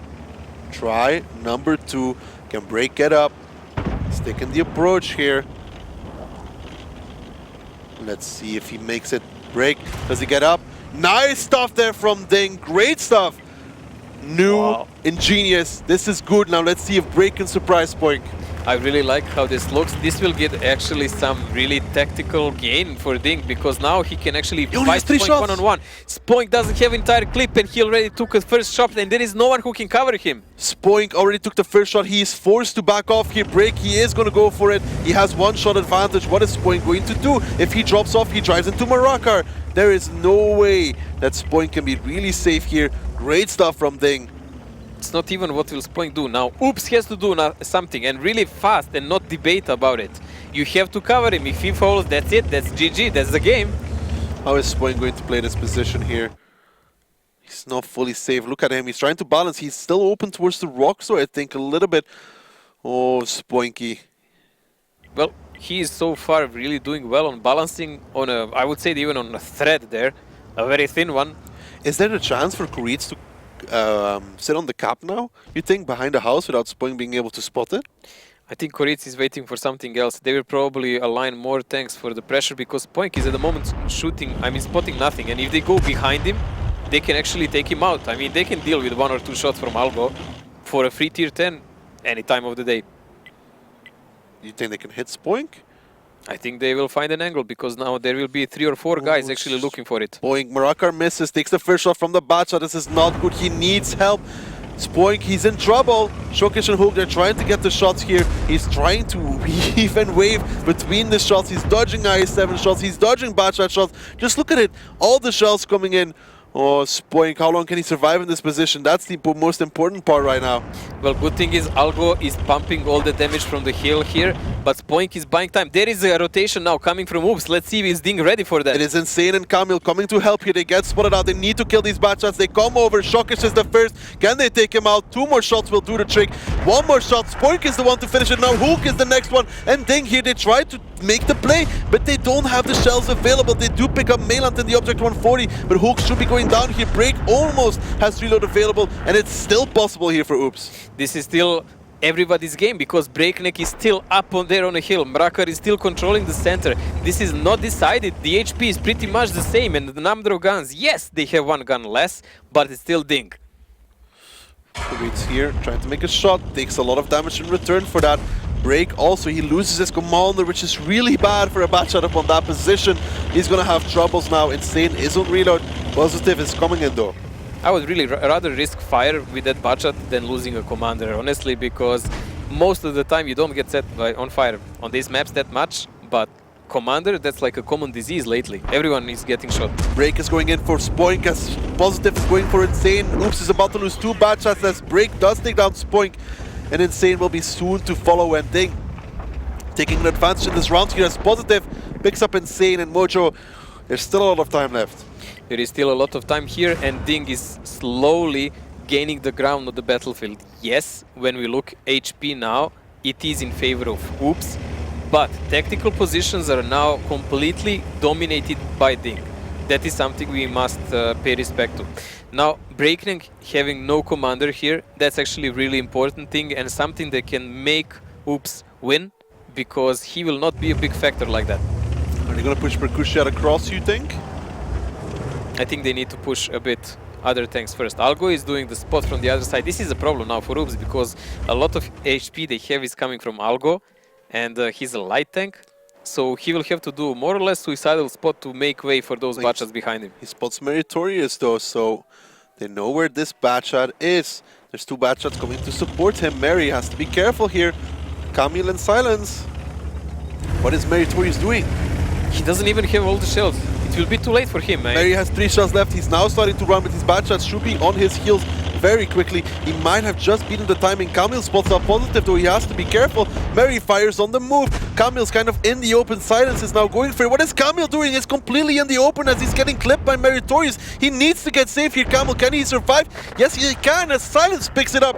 But it goes down into Positive in return, but there's only 2 minutes and 10 seconds left. There was not a needed trade. Camille maybe even sold out the game by dying like this if he went on the middle and tried to trade with Positive, he would do much better than to go on open field and try to chase one guy and expecting he would be alone. He will never be alone. Marakar takes another shot here as well, as Positive only has 2 shots available. They want to deal with Percussion here in the back, but he's still being covered by Algo. Yes, it's an RU251, but he is annoying, as Koritz takes a shot now as well. 1 minute, 43 seconds here. Ding, they need to make a play, and the HP is with Oops. Percussion takes a bounce from the back, actually, from Positive, only hitting the track, and I think that it is going to be Oops Mojo. They're in a good situation. They just need to keep the crossfire. Yes, Silence is carrying all the HP in this game. He has more HP than all 3 guys from Ding, all 4 guys from Ding together. So he needs to play better. He needs to play smart. He must not die like Kamil did seconds ago. Look at Algo, he's making the rotation here towards the eastern side. His first targets will be Break, and Break does not know he's spotted since he has a dead commander. Percussion is now getting shot on this side. Algo here, 1v1 with Koritz. He has to be careful not to overcommit here. There's still 1 minute left. Silence is now pushing closer as well. Algo taking 2 misses there. Percussion picks up Marakar. Algo, play it safe, mate. You need to take down Koritz here at the very least. 50 seconds left. 10 more seconds, and Oops, all they have to do is survive. Algo shaking a little bit there. Seems to be nervous. A bit, just a bit, but Algo is a good player. He will be able to hold off enough for his team because Breakneck is stuck there. At the moment, Positive will fall to Silence. He will use the most of his HP, and it doesn't really matter. It will be an equalizer again. And wow, Oops actually took a round from Ding. Ding, their undefeated record is about to be shattered as 20 seconds left on the clock. Percussion, he's driving forward. He knows that Silence will survive. Can he take down Break? Let's find out. Break does not have reload available just yet. Koritz is coming in as well. This is all just for, you know, prestige at this point. Break versus Percussion. Break goes down towards Percussion. 1 second left, and it will be Oops equalizing it 5-5 with 1 map left. Wow. Koritz even had an HE actually loaded, so he did 37 to Percussion at the end. But guys, this is like the first team that actually took a round from Ding here. Utopias was really close. 13 rounds. 13 rounds it took for Ding to be defeated on steps. It's really a lot, and it's entire season, and only in playoffs we've seen it so far. And we've seen when Ding played their defense how brutal they were. Well, Mojo, perhaps a tiebreaker. There is a possibility. It is Ruhenberg. It is Ruhenberg. I expect both these teams be able to pick up their defense. Well, yes, here we can say that we can debate that Ding here has also 100% win ratio, but it's only 4. Only 4 games they played. So it doesn't really matter. It comes only in account what the teams prepared. Now, in this game, we also seen a lot of mistakes here by Oops, but they still managed to come through. That's an important one, because if they slipped here, that would be a landslide. Now, both teams are still hesitant and in the game. This is actually a problem for Ding, because they don't need a prolonged game like this, because it comes to the gamble. It is not looking good for Ding, I would say. I mean, look at the stats here. Kamil, good game. Again, I still think that Spoink made a big mistake by getting spotted, but that was a great quadruple, a 4 tank boost. That was great. That was great. Quad boost. It was, I mean, that was really good. It was a really nice thing to see. Everybody's going to copy them now. Yeah, brilliant counter, but not an easy one to perform. You could see that. It needs to be done in complete cohesion, full speed. Some HP is lost, and those tanks cannot even maintain an elevation. They just immediately fall down, like a house of cards. So, really nice performance day by Ding, but it was just not enough. Oops did some correct decisions, how to counter-rotate them, how to do the crossfire. And I think Spoink really survived so long there that was actually a crucial part for them winning. He dodged a lot of shells. He survived there on 1 square millimeter, I think. What is important now is that Oops, that they stay relaxed, because Algo seemed very nervous there. Who doesn't know, the first guy here is Algo, then you have Mayland, and then you have Spoink, and you can see there is a whole lot of sweat going around there. Yeah, indeed. But they need to stay relaxed here, because otherwise that experience from Ding will carry them forwards. They just don't need to feel like heroes in the crucial moments. That's the main issue here. Well, look at this, Mojo. Ding, 1 Krille, 5 bad shots, and a T54 lightweight. This is a really offensive setup we've seen many times. In Ruinberg, it's a gamble when you attack, so why not with the fastest tanks? Let's try to surprise the defender somewhere, take out 1 or 2 tanks, and then make the play. If it doesn't work, they will still have the defense. Oops here with a more balanced lineup. Double 50B, double FE215B heavy. FE heavies are more or less, I mean, Ruinberg is probably the last bastion of those tanks. You can rarely see them anywhere else now. Indeed. On Ruinberg they still work because they just have to hold the position and shoot. Yes, and especially they're really brilliant if you try to push through the city and attack, and you have to cross that open field, then they are really coming to effect. Now Mojo, before we jump in, you think Oops is going to take the 0 line, yes or no? They have a Ru. I think they should. You think they should? Well, Mojo, let's find out as we move into our possibly last map, Ruinberg.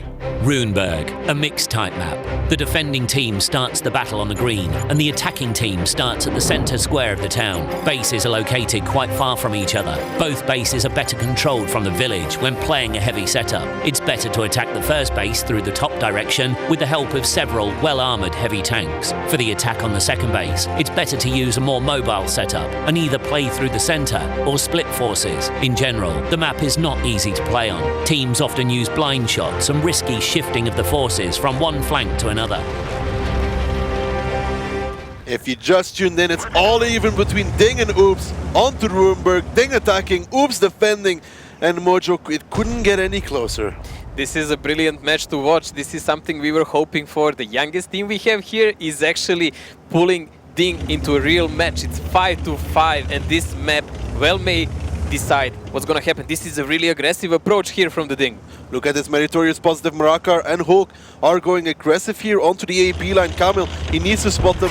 Kuric gets spotted by Algo. Actually, both spot each other out, and there we go. 4 bad shots spotted. Let's see how much damage they can do on the crossing. They need to do a lot of damage here, but so far they are missing. Finally, some shots connecting to Meritorious, who gets struck, who gets held, who gets taken out by Spoink as well. Only 3 bad shots will manage to cross Kamil. He needs to run, he needs to get out of there. Same for Algo, and this was good by Oops. They took the 1 tank advantage they really needed for giving up that position. This is really good start for them, and that's what we were talking about. FE heavies in these positions are brilliant. Algo is now actually doing a cheeky spot down. He saw that Breakneck is running away, so he's turning his back there, and he's spotting this line from this window. Usually you would see a heavy tank or a medium here, but Algo's position is really good because he can have some crossfire with his team.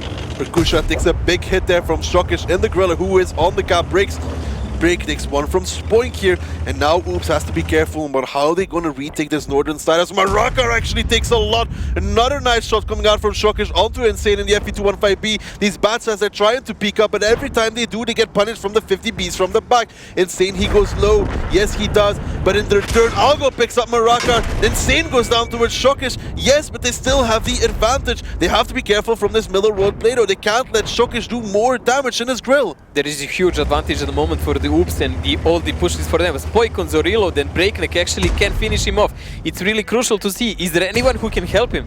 It doesn't seem like that. Spoink doesn't get away.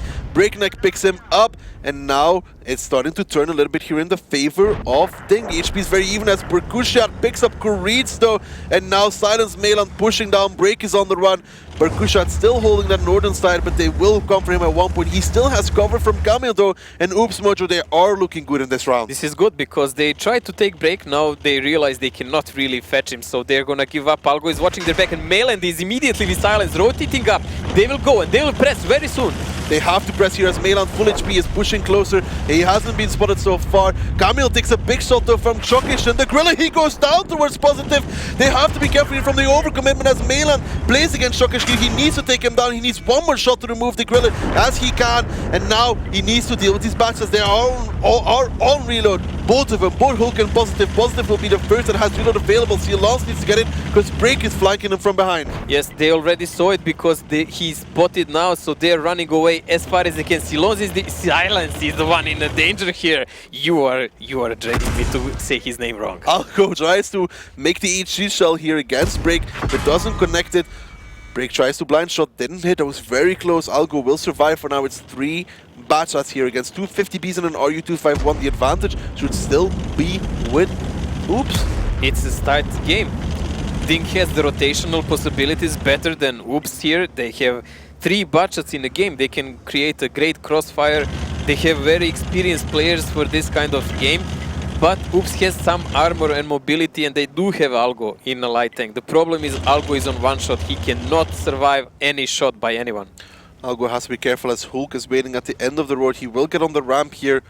He does get spotted, so he does know there's somebody there. He has to be careful as that RU-251 is not fully safe break. He's trying to make the peak here. Can he possibly land the shot onto Algo? Doesn't seem like it just yet. He makes a shot, doesn't connect it. Positive here takes a shot, doesn't connect any in return. And now one tank on the cap still. Positive takes another shot, and the trade's still going in favor here for Oops. Hulknik is going to go kill Algo in return though.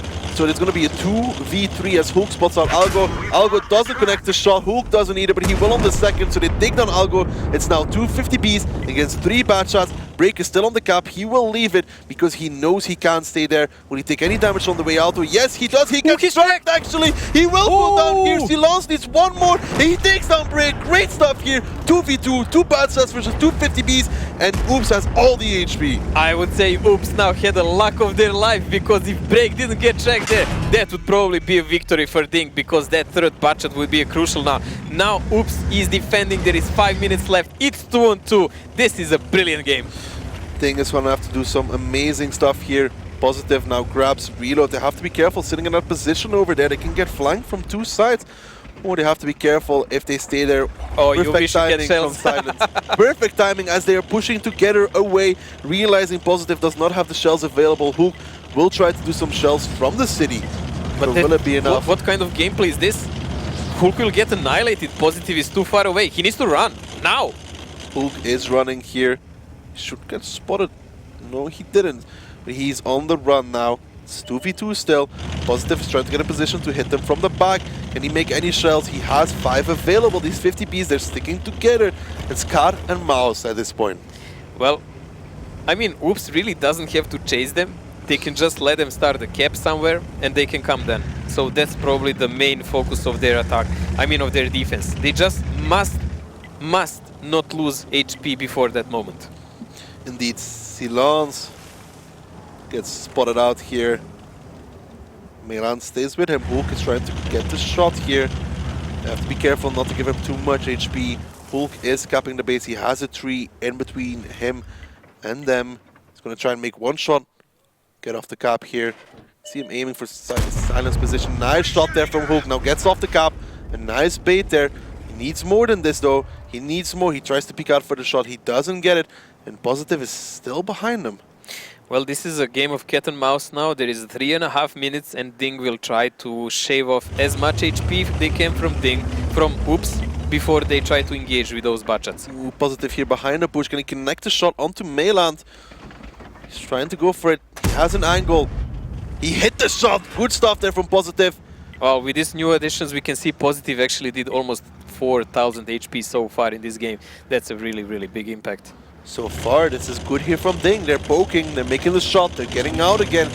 They still have time. Positive here was still spotted when he made the turnaround. They're making the best of their budgets. They're doing the constant rotations. They're not trying to pick a fight because they would lose it instant. So this is a kind of the game that was meant and made. Budget is made for this. Indeed, as now Hulk goes back onto that number 2 capture circle. Positive grabbing another reload here. Now what is Silence and Mainland? What are they going to go for? What is their play? They have to be careful. This is the new Positive who's lost in the F1 area. The HP advantage they had is more or less melted away. Now they are on 2 to 3 shot. So what they want is a conflict where they will actually be able to spot Ding tanks. And that means they need to be closer, because those budgets will outspot them in every occasion. I would say they would even need to maybe let cap go lower before they approach, and maybe risk it like that to provoke Ding tanks to be close to each other. Risk it for a biscuit. That's the only way I see it, because they can go in a running game like this, but if they manage to interfere with the cap like this, it's gonna be good for them, because the time is running out. Time is running out, like you said. can see here from Melan's POV, a lot of pressure here on both these guys to perform. Silence is going to peek the cap. Got spotted out. Hulk now repositioning again. Melan got spotted out as well. Hulk lets off his shot. He gets one in return though. Okay, is he going to go down here? Positive takes one as well. Melan's backs off now. 1 minute 20 seconds. They just have to hold on at this point. Silence, he tried to make the peek here. He misses the shot. He's going to go for another one. Has to be careful as Positive is peeking him from the other side. Both these bad shots are one shots though. Silence is just going to go safe here. Still a 2v2 here, but both the bad shots are one shot and both the 50Bs are two shots. Melan is reloading. They do not know it, and it's a crucial seconds of the game. I mean, he will be out of the reload in 15 seconds, but these guys, if they make a push now, they actually might win if they take out Silence fast. Silence here in the 50B trying to do what he can. Still Positive is holding him back. Hulk is from the other angle here. Take a look at the time, they only have 40 seconds. Hulk almost has reload available. He wants to double push against Silence here. Positive makes off a shot, doesn't connect it. Silence here, he's going for Positive. Can Hulk hit him? No, he can't. Silence just gets around the corner. Melan is reloaded here and still 26 seconds. There needs to be a play. Melan took a shot in the meantime. He's down to a one shot. Silence here, he's going for Positive. Is he going to make the peak? He's just playing against the corner for now. 18 seconds left, 17 seconds left. Don't you peek. have to be careful. Play the time. Don't peek. Just play the time. You have the victory already. 9 seconds, 8 seconds. Melan picks up Hulknik. Only Positive standing. Positive makes a shot against Silence, but he needs more than this. He picks up Silence, but Melan will survive, and Oops will bring themselves on match point against Brilliant. the undefeated team of Ding. Brilliant and completely unexpected here. Ruinberg actually, wow! Oops is actually on the brink of victory here on Ruinberg, one of the best maps for Ding. One of the most protected maps for Ding, but now they have to attack Match themselves. point. They have to attack themselves, but Ruinberg is one of those gamble maps. If you actually dare in a start, it can pay off. Lots of risky stuff there from Oops. I mean, they had the advantage in the beginning, but then giving up a lot, especially towards Shokish and the Grill. I think Shokish And really Kamil played went a in great. way too early. Not only him, Insane also. Yes. Insane Kamil lost was his FE heavy too early, way too early. There was no need yet for that rotation. There was one guy on the cap. Yes, and Shokish, I think he did like 3 or 4 shots for sure, but I'm really interested actually to see how much Positive did.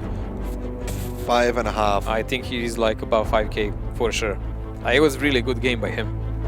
But Wasn't still, it enough. was not enough. Was not enough indeed. Break. Break had a really tough break. Oh, wow. Oh wow, the puns. I mean, the moment I was just about to say he had a monster game until that moment because he was doing all the rotations correct. Every time it was correct, and he was caught on the top of the hill in the last millisecond where they could connect him, and they tracked him of all things. Like that's really some bad luck, but that's part of the game. Jesus is always there. Oops, can you believe it? Oh, I'm totally a believer, but You're a believer, Mojo. You're a believer. I am hoping. I bought you tickets to Justin Bieber's next concert. Look at that, Positive 5.9k damage. I think this is the most we had this season. Yes, 5.9k damage. That is a performance we're not going to be able to repeat today. I mean, look at this. The second guy in this match, Grille with 4 connections, 3k. Silence with 3k. No one even close. Like second and third place is not even the same as he did. That is an insane, absolutely insane game from Positive. Brilliant. Very positive performance from him. Don't go in that waters, please. Yeah, but not so positive performance from Maraka and Meritorious. Mary was the one that got tracked on the crossing. Yeah, Mary was the one who was deleted. Maraka survived. But Mrakar survived and still didn't perform. Bachat is not really his tank. I would say he's much better performing with heavy tanks. Yes, indeed. So that's his ball play. But 6k. Wow. Match point for Oops. I did not expect this. I gave it a 7 to 4, 7 to 5 at best for Ding. I was thinking like 7-4. That was my estimate because Oops was really tough team to play against. Ding always had a hard game against them. They would end usually around 5-3, something like that. But here, Oops is giving everything they have. And this is how it should be. Well, one more game, possibly 2, depending on how it goes. If it goes to tiebreaker though, then I'm still with Ding. I know one guy that in audience that will be very happy if Oops wins. Oh no, I just remembered. If Ding lose, I have to color my hair blonde. Yes, Mr. Trump, you will actually be a really good copy. Actually, not anymore. You shaved off like most of your hair. Please, Ding, win. I'm fully Blondie. supporting Ding at this point. I'm gonna call you Blondie. You're not gonna call me anything. Yeah, I'm gonna call you Blondie You for wish. the rest of your life. Well, Mojo, let's take a Live with look it. at the lineups here. Oops attacking with triple FE215B. Oh, this is a really strange attack. I don't think we've seen this before. I mean, these tanks are not really prone for their speed, so they will have to get the hold down positions and snipe away their way to the victory. It's not like they're even 1-1-3, so they can push to the houses and make a big brawl. Very heavy lineup from Ding as well. T10, FE215B, double 113, 50B. Looking at this, I would even favor Ding a bit, because they are defending and they will have the hold down positions. They will close Ding, fairly certain. They could possibly Mojo, perhaps a 113 down to 0 line even. T10 holding the north. T10 would definitely be the tank I would leave behind, and I would probably send a budget AP Yeah, try to spot maybe a and cut off 113 the- behind it. Yeah, so there is a lot of defensive potential here for Ding. I'm really interested to see what Oops wants to do. Maybe they want to do some sniping with FE heavies on the center first. It's all on the line though, Mojo. Whatever they have to bring it now, as we're almost ready to go into our possibly final round with Oops being on a match point. No one expected this. If there are any gambling here, it's baking. Well, let's get into it. The possibly last round between these two. Ding on 5, Oops on 6, match point. They're going to be attacking with the FE215Bs, and Ding is going to be defending. Ding here, I mean, they're the experienced guys, so let's see what kind of game they can bring to us.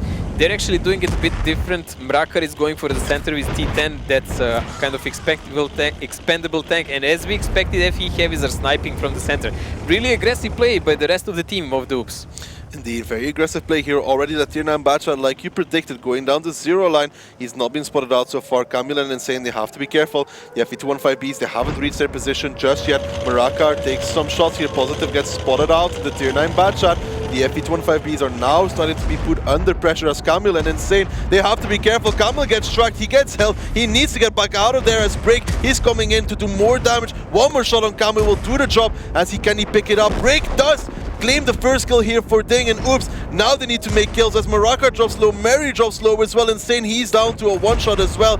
Needs one more shot from Meritorious, but he can't do it. He drops down to a one shot himself, and Ding is firmly in control of this round. It looked well for Oops in 1 second of that game, but at the moment Ding fell back with all the low HP tanks. They will reload and they will come to effect again, while these FE heavies are still not there to help their team. And like we said, there is a 113 full HP down the 0 line. Spoink picks up Shockish though. Now Hulk is starting to take damage. It's not over just yet. Hulk is getting absolutely wrecked by these FE215Bs. He's trying to run. He's trying to get out of there. Meritorious is clipping though. He picks up that first FE215B from Melan, and it's still close here between these two. Ding has to be careful. The thing we mentioned before, look at the amount of the low HP tanks from Oops. They're losing so many guns, and this is not a game. This is not a game they can win anymore. Not indeed, as Positive comes forward to claim Spoink Insane. Also a one-shot. Positive claims Spoink Insane, the last one standing, and it is going to be a tiebreaker in our first semi-finals here as Insane. One more shot will do the job. Positive, can he pick it up? Yes, he can. Tiebreaker between these two, 6-6. Look at the Mrakar's face. We're still alive. We're still in a game. Well, that's how it goes. Ding is experienced team, and this is the most defensive map of them all. For the people that don't know, the tiebreaker map is Ghost Town. The winner of the quickest attacking round gets to decide what side they are playing on. Now, I'm really wondering who is actually the fastest attacker. I'm watching the maps now. Himmelsdorf, it was lost. Oops lost it when they were attacking. It was a really fast game, but that doesn't count. Yeah. On mines we had clashes. Oops lost their attack. Yeah, they lost it. Prokhorovka, I think it could be. Prokhorovka push over the forest for Oops. That could be actually, they could be actually deciding the game. But Ghost Town is a gamble map. It doesn't really matter. Indeed, Mojo, but that's enough for us for now. Let's hear what Ryan and the River Dancers had to say about that one. Thank you very much, Mojo and Daki. Daki, just to clarify, Riverdance is an Irish thing. As you well know, I am Scottish. I know it's difficult for you being French and not Belgian, or you're Dutch. I can never understand you quite correctly. It's a Dutch accent, I'm sure you have. Now, it's very important at this stage to remind everybody that if Ding don't get through to the next stage, Daki has to dye his hair blonde. This is very important, and it's vital that we mention this to roughly about the 9,000 to 10,000 people who are currently watching right now, and the audience remembers as well. So let's have a talk about the matches. Guys, this action has been absolutely chaotic, and especially that last round we saw on Ruinberg. Kevin, you were getting super excited at the end, and you were screaming at them not to move.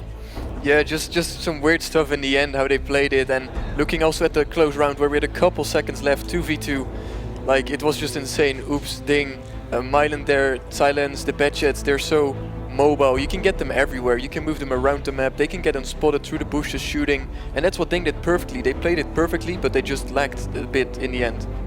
Okay, now Vala, when we saw the map earlier on Steps, we saw the brilliant boost from Spoink getting up to the top of the mountain. That was another point where we were all saying, don't move. Now, before we jump into that, let's have a quick look at the post-battle stats. Now, Meritorious not quite doing the amazing damage we saw previous round, coming out from, I believe it was positive, almost getting 6k, but quite a quick round this one, wasn't it? Yeah, Oop just pushed into the perfect setup defense of Dink, and well, they just got shot to pieces. Yeah, now, I mean, obviously when we go to the second page, as we always say, it tells its own story. We can see Algo, Camille, they were the sacrificial lambs rushing in at the start, Kevin. They didn't really quite have the focus fire, did they?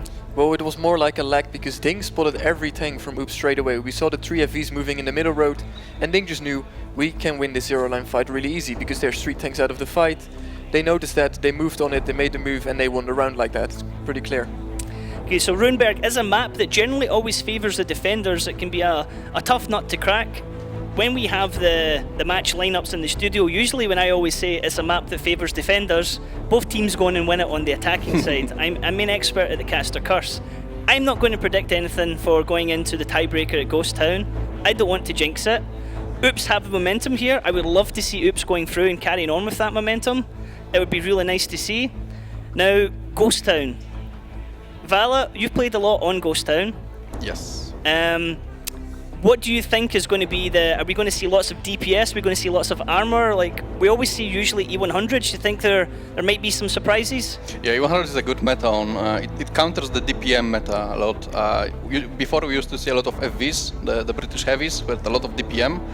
But the E100 with the HP and the armor, it kind of counters the V meta. But also a lot of outlaws like 57s. After this recent buff, the armor is really good. It bounces a lot, really. The DPM is also better than the 50Bs, so I think, yeah, E100s and 57s.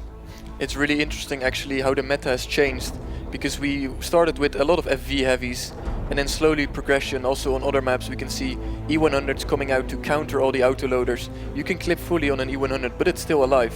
You could even see Mouses leading the push. It's going to be really interesting. What do these teams have prepared this tiebreaker? Yep. Now, when I spoke to Maraka earlier on this season, I was trying to see if Ding would do anything unexpected. They're a team that's very business as usual, very standard picks, and he was absolutely like, no. Like, you're not going to see anything special from us. Now, when we saw the interview earlier on today with Oops, you had Milan saying that they've got some special tactics planned. Do you think they perhaps have a pocket pick ready to go here? It's going to be actually really interesting what they have prepared, because it's going to be depending on the side, of course. On attack, you can do some really interesting cap pushes on both caps in the town and in the open. And it's going to be like interesting, how can Ding react? It's all about reaction if Ding has the defending side. Okay, Vala, as we were talking about earlier on before we looked at the stats for that last round on Ruinberg, Yes. When Spoink on Steps was up at that hill boost area, why is it so vital that he doesn't show himself until later on? I mean, we clearly saw the rotation from the second cap, that they are going south and back up to the first cap, so it was kind of obvious they're gonna be there, so he didn't really need to peek. He got spotted. That made Dink push up. It was a breakneck up, so it kind of spoiled the surprise. If they would like sit in the cap, Spoink could just pick up, spot them, they would get wrecked in the cap. It's actually how you saw kind of spoiled the surprise. Yeah, it's like you said, If you would have waited for them to cap maybe 80-90%, they would not know about it as he's Yeah. spotted there. If they then spot the cap, they could kill 2 tanks for free. But they didn't, and then the round got really close in the end. Yeah. They managed to win it, but they could have done it way easier. Yep, it came down super close, and we could see it with Spoink as well. We said, dude, like, just wait until 30 seconds are up or something. And after that, Spoink was on the ropes. He was stuck on the cliff. He couldn't really do anything. And that map came right down to the knife edge. It was at the very moment. And, I mean, Oops have been getting through here realistically on some rounds here. It's at least 2 rounds, Runeberg and Steps, back to back, by the skin of their teeth. They've had the momentum. Can they take it here into Ghost Town? This is going to be the big thing. It's going to be really interesting here. It's their time, it's LAN. You know, who would have expected that Oops would take Ding to a tiebreaker right now? Yep, indeed. So we have everything to play for right now. One of these 2 teams in just one single battle is going to be going into the finals, and also they're going to get a little trip to New York. So let's go back to Blondie and to Mojo and see how they feel about the match. Ryan, just like everybody else, I couldn't remember where you were from exactly. What was it again? Scotland? Oof, same thing. Maybe he's part Irish or something. Who knows? Who knows? But indeed, it's one battle, everything to play for. And who do you give the upper hand, Mojo? Wow, it's Ghost Town. It should be the Ding's game. I mean, my heart says, yeah, let's go Oops. My heart says Ding because I kind of like the color of my hair. Wow. My photo camera and everything I have that can record you, says, please Oops. You know I'm not coming to work the entire time if I have to do it. You will work from home. Never mind, I'm gonna pay you a visit. I will lock myself up. Well, that hair will not grow that fast, mate. So you will be a blonde, I hope, for a while.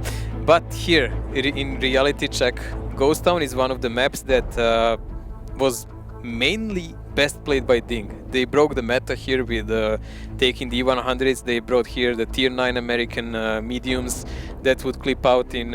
So they played usually really sturdy and heavily on both sides, and so far it worked really wonders. Well, lineups, here we go. Mojo, you talked about the tier 9s. 4 E100s for Ding, 2 tier 9s and a Bacha. Speaking of the devil, and Ding is in attack. This is something they do really well on this map. There is a AMX30 prototype here for the Oops, but that tank is not really to be counted for if they press for the middle cap, as I expect from Ding in this game. Indeed, Mojo, this is one shot, one opportunity. I really want Oops to do it, but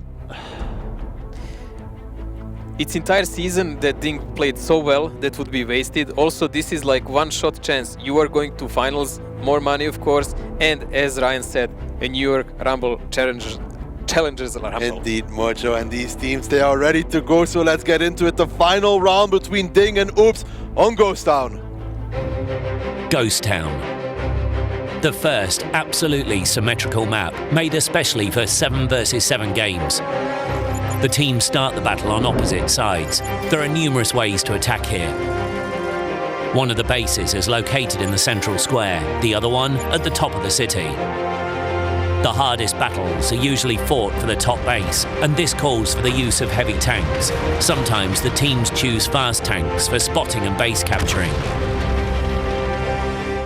Final round between these two, all even. Ding against Oops. Ding will be the attackers, Oops will be defending. And Mojo, what do you expect these teams to bring out? I mean, Oops actually must make some kind of a crossfire around that 2 cap, because I really don't expect Ding to pressure 1 cap. It's too open. Those tanks are just too fat to play in that area.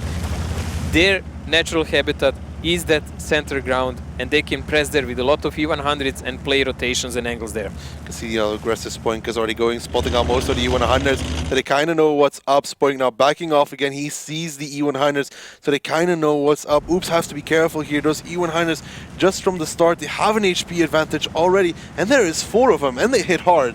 It's a Hux, they have 1500 HP advantage already, but you always, when you play against E100s, must use their weakness. Their weakness is they're slow to rotate, to turn the guns, and there is a reload question, of course. So if you're silly enough to make a point-blank fight with them head-on, yeah, you're gonna lose every time. Oh, Maraka in the T5041 taking the first shot of the game here.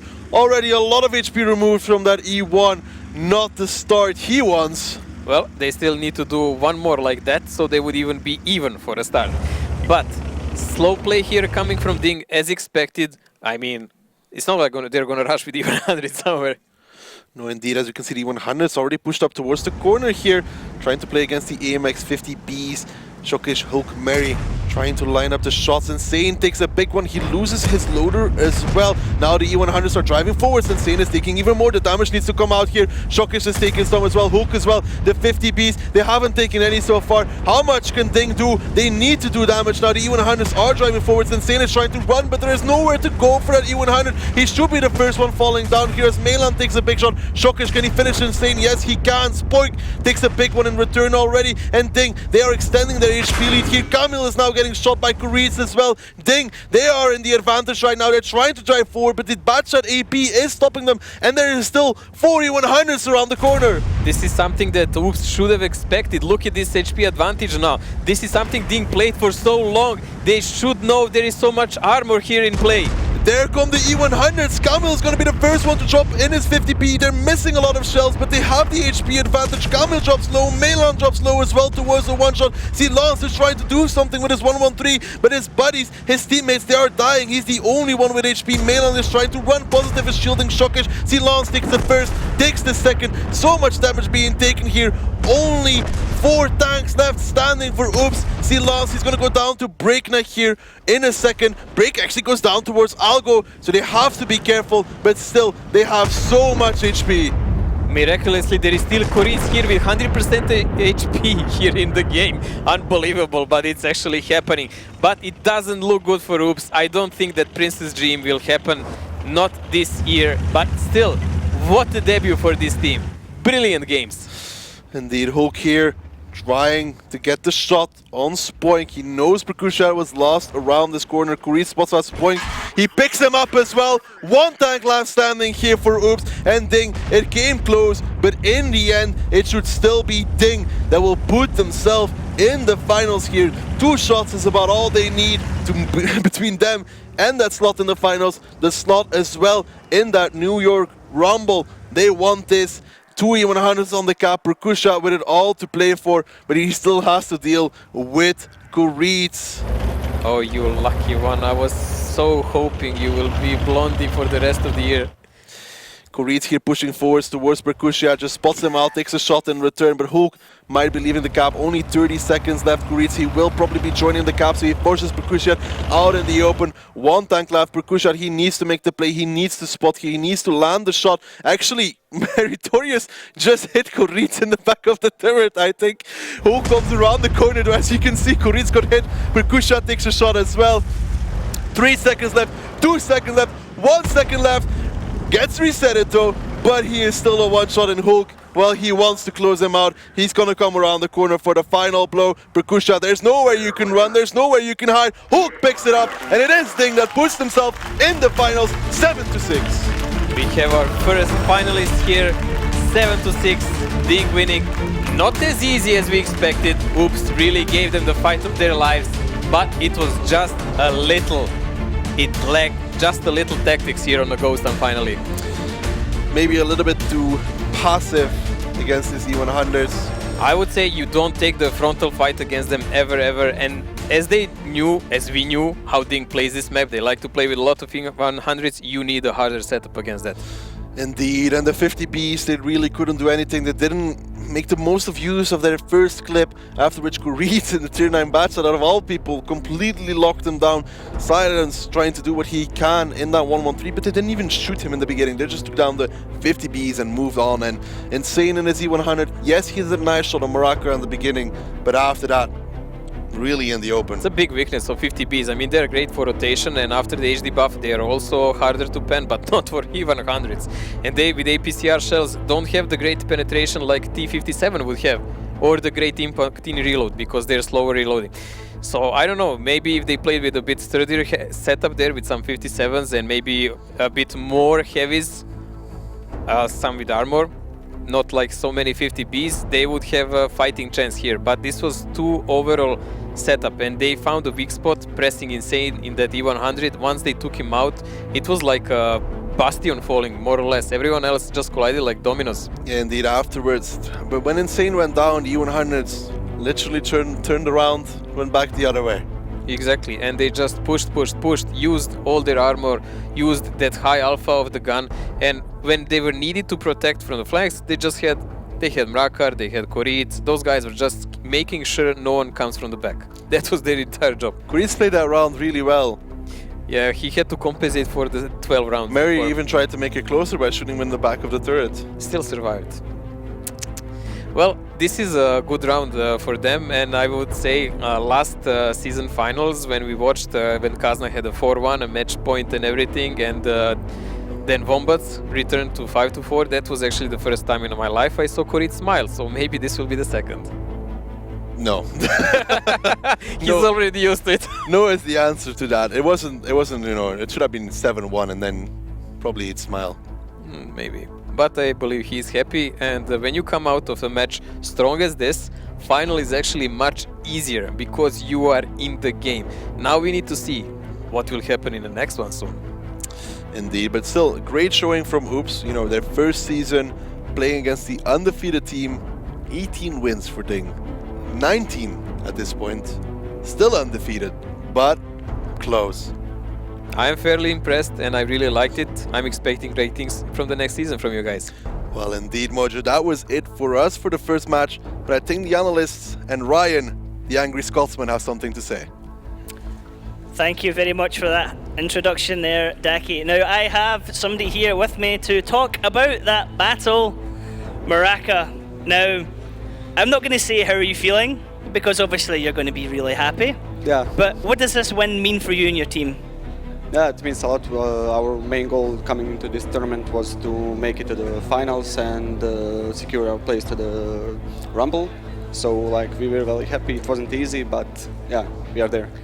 Now, you told me earlier on this season you don't really have any special tactics. That looked a bit special coming out there with the E100s. Oh, maybe. It's not like that special, but we trained a lot with that tactic and we were quite confident going into the tiebreaker. Perfect time to use it then, yeah? Yeah, for sure. Okay. Now, did you expect such a challenge from Oops today?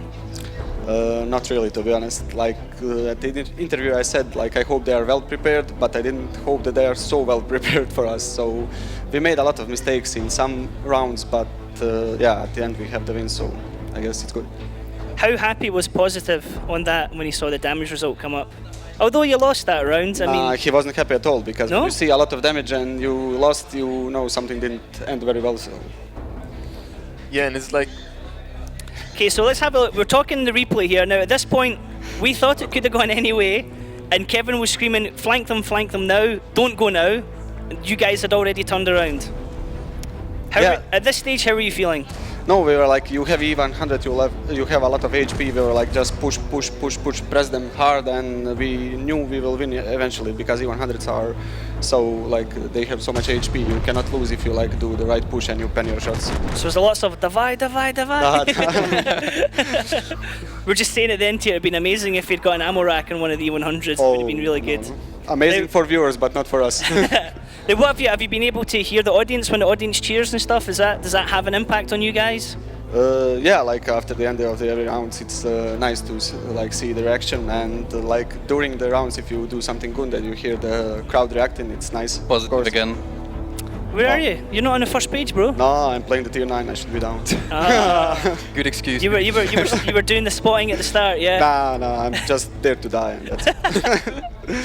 Well, you were up like pretty good in the beginning, and then you went to Cliff and you lost both rounds. Like, how were people feeling?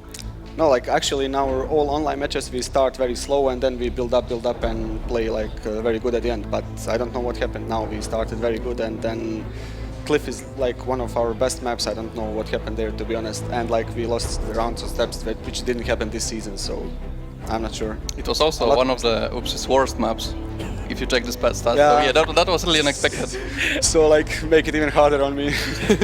But yeah, I just wanted to thank you for this awesome match, like both you and Oops, because that was so amazing. Word of thanks. Yeah, although Oops lost today, like guys, you can't take anything away from it. Third team to take you guys to a tiebreaker.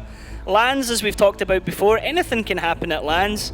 That was a hell of a battle coming back into it. They were 2-0 down at the start. This is the damage done completely across the match. Positive, man, he's put the team on his back today. Yeah, he played very well. Like, he is usually doing the most damage in our team, so that's not a big surprise, I guess. So Mayland also. Yeah, Mayland, you can never ever count him out. Perkusa as well was doing great today as well.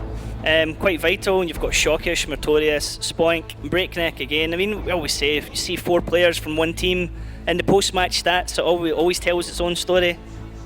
There you go, 9th place, mate. Not that bad. Not bad. It's far better than I can do, that's for sure. I wouldn't even be on the top 14. Now, as I was asking you earlier on, you're in the finals. Next match, it's either going to be Utopia or Kazna you can face off against.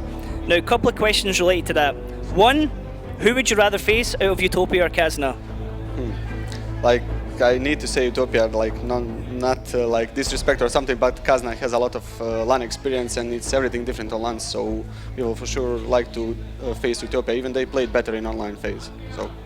Okay, and one thing's for sure is you guys are definitely going to New York now for the Challengers Rumble.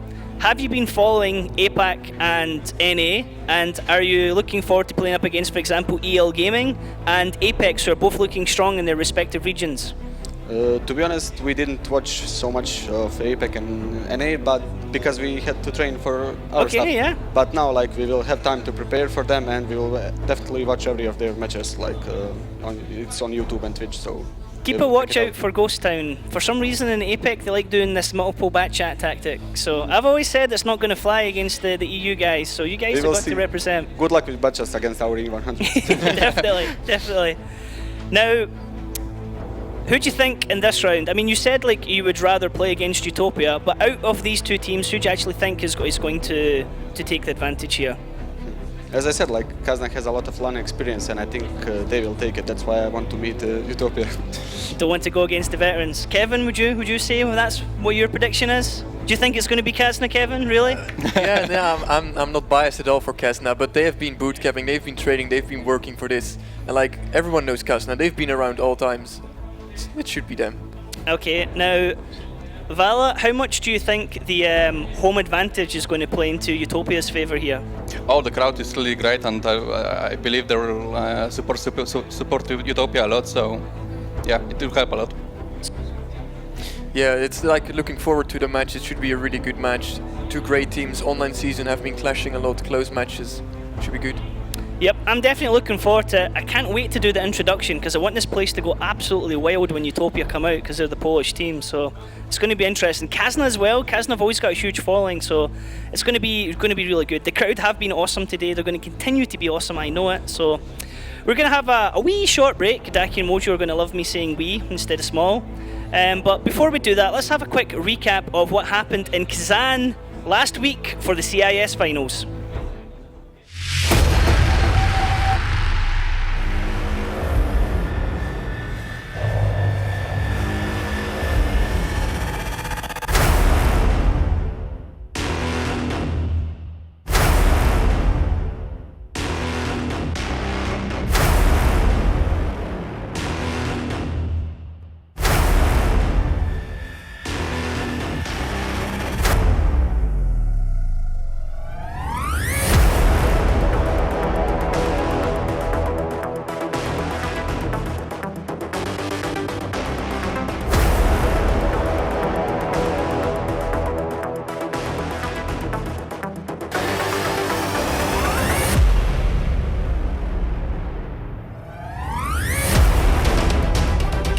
Крайне плодотворно и усиленно готовились к этому LAN-финалу. И мы выиграли команду Brainstorm с счетом 7-1. Хороший счет. Правда, проиграли один раунд, но ничего страшного. Да, ребята, это команда Hellraisers выходит вперед. 7-1. Уверенная победа. Конечно, первое ощущение после матча – это такая легкая, приятная эйфория, что мы готовились не зря, что эти тренировки вот эти не пропали даром, мы уверенно сыграли, вели игру. С самого начала у нас была тактика, и мы ее придерживались, и, в принципе, матч прошел по нашим условиям, и мы выжили, в принципе, максимум, наверное, из того, что хотели. 7-1. Поздравляем, ребята, поздравляем команду Нави!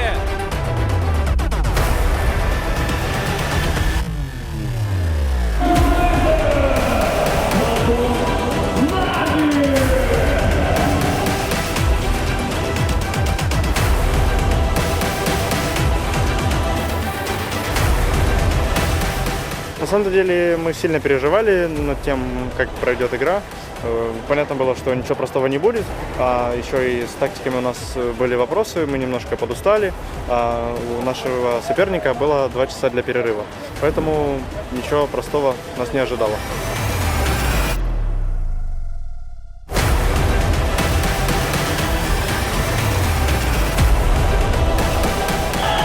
И просто Нави становится! Поздравим команду Нави!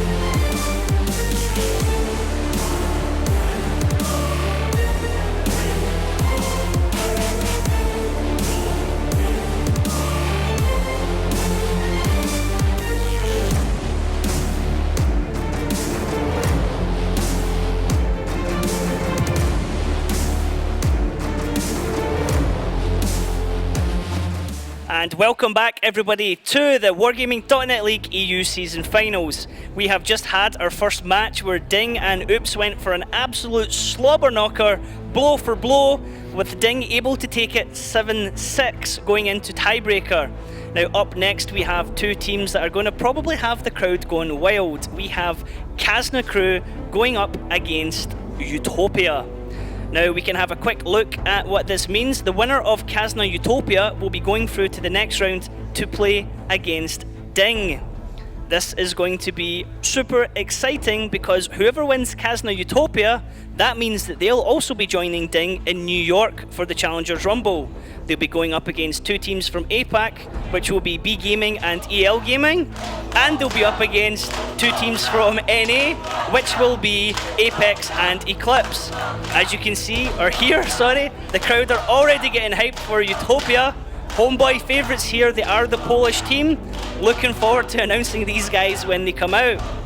Now, the first team we will be talking about, however, is Kazna.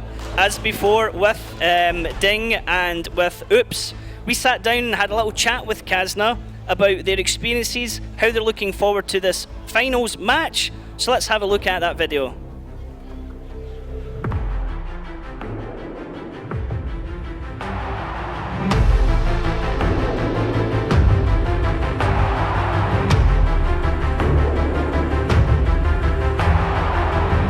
Kazna Crew are veteran LAN finalists qualifying for almost every regional final since they joined the league. Champions in 2015, they are also the only team here to have attended the grand finals. Feared by many teams simply due to their experience, Kazna Crew are hungry for the chance of another title. Our preparations consisted of two stages. First was online part, where we played for about 2 weeks. Well then, Kazna Crew, a little glitch in the matrix there. Let's bring these guys out on stage. Ladies and gentlemen, make some noise for Kazna Crew!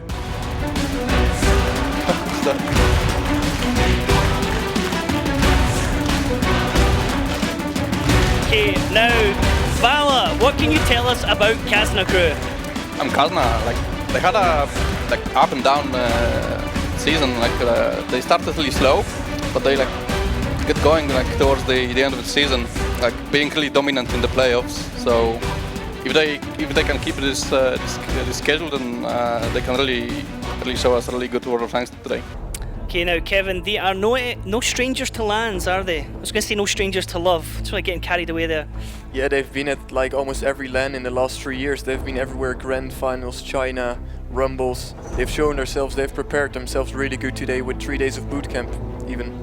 I was speaking to Mojo about them earlier on, and apparently they've been in pretty much every final since they have joined the league. So Kazna always there. And it was funny talking to him as well. They said, I think it was Vetso said, that we never actually get there by getting in first and second. We're always third or fourth, and we get to the finals through playoffs. How confident do these guys feel right now? I think they're really confident right now. You know, they've been training, they've been working for this really long. They've been at their max, you know, here. They've shown themselves in the online playoffs, beating Swift right now. Okay, now again, social media on point for Kazna Crew. They have Facebook and Twitter. Drop by and give those guys a follow, say hello, give them your support.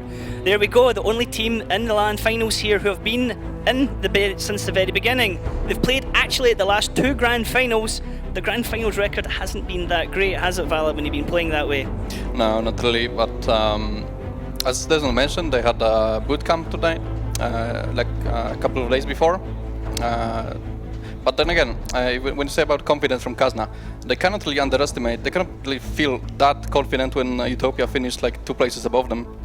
That is a very good point. Kazna Crew also are the only team here who have previously won a season finals, doing it in Sofia in 2015. You have Stefan, Alien Nexus, theirs. You have a lot of potential in this team for huge, huge damage. Something we never like to bring up, but it's always a potential, is if Kazna have some games go against them, things can really, it's like a stack of dominoes, it just falls all over the place, isn't it? Yeah, you have to watch out, of course, that you don't get mad at each other or you flame too much. But I think Kazna should be able to keep it under control, as they've been working on it a lot. Okay, now their opponents, as you said earlier, Vala, they came second in the league this season. It is Utopia. Now again, we spoke to these guys earlier on this week. Let's have a look at that video.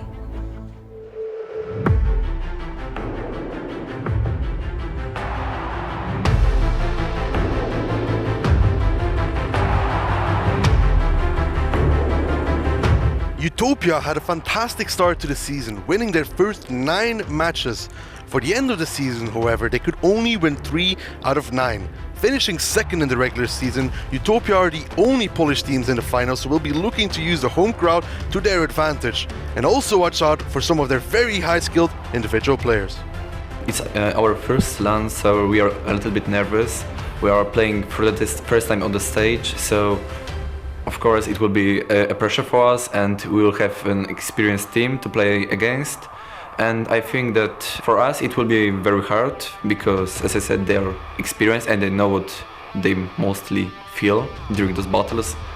And I think that if we just do our best, we should, at least do very well.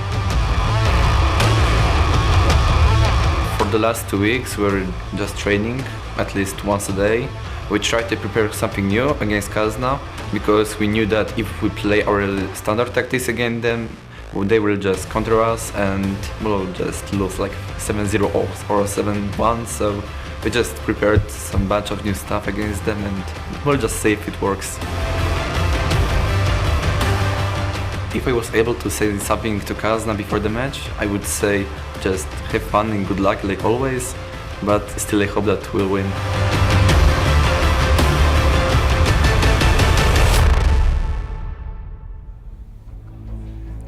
Okay guys, you've been waiting for it all day. Make some noise for Utopia!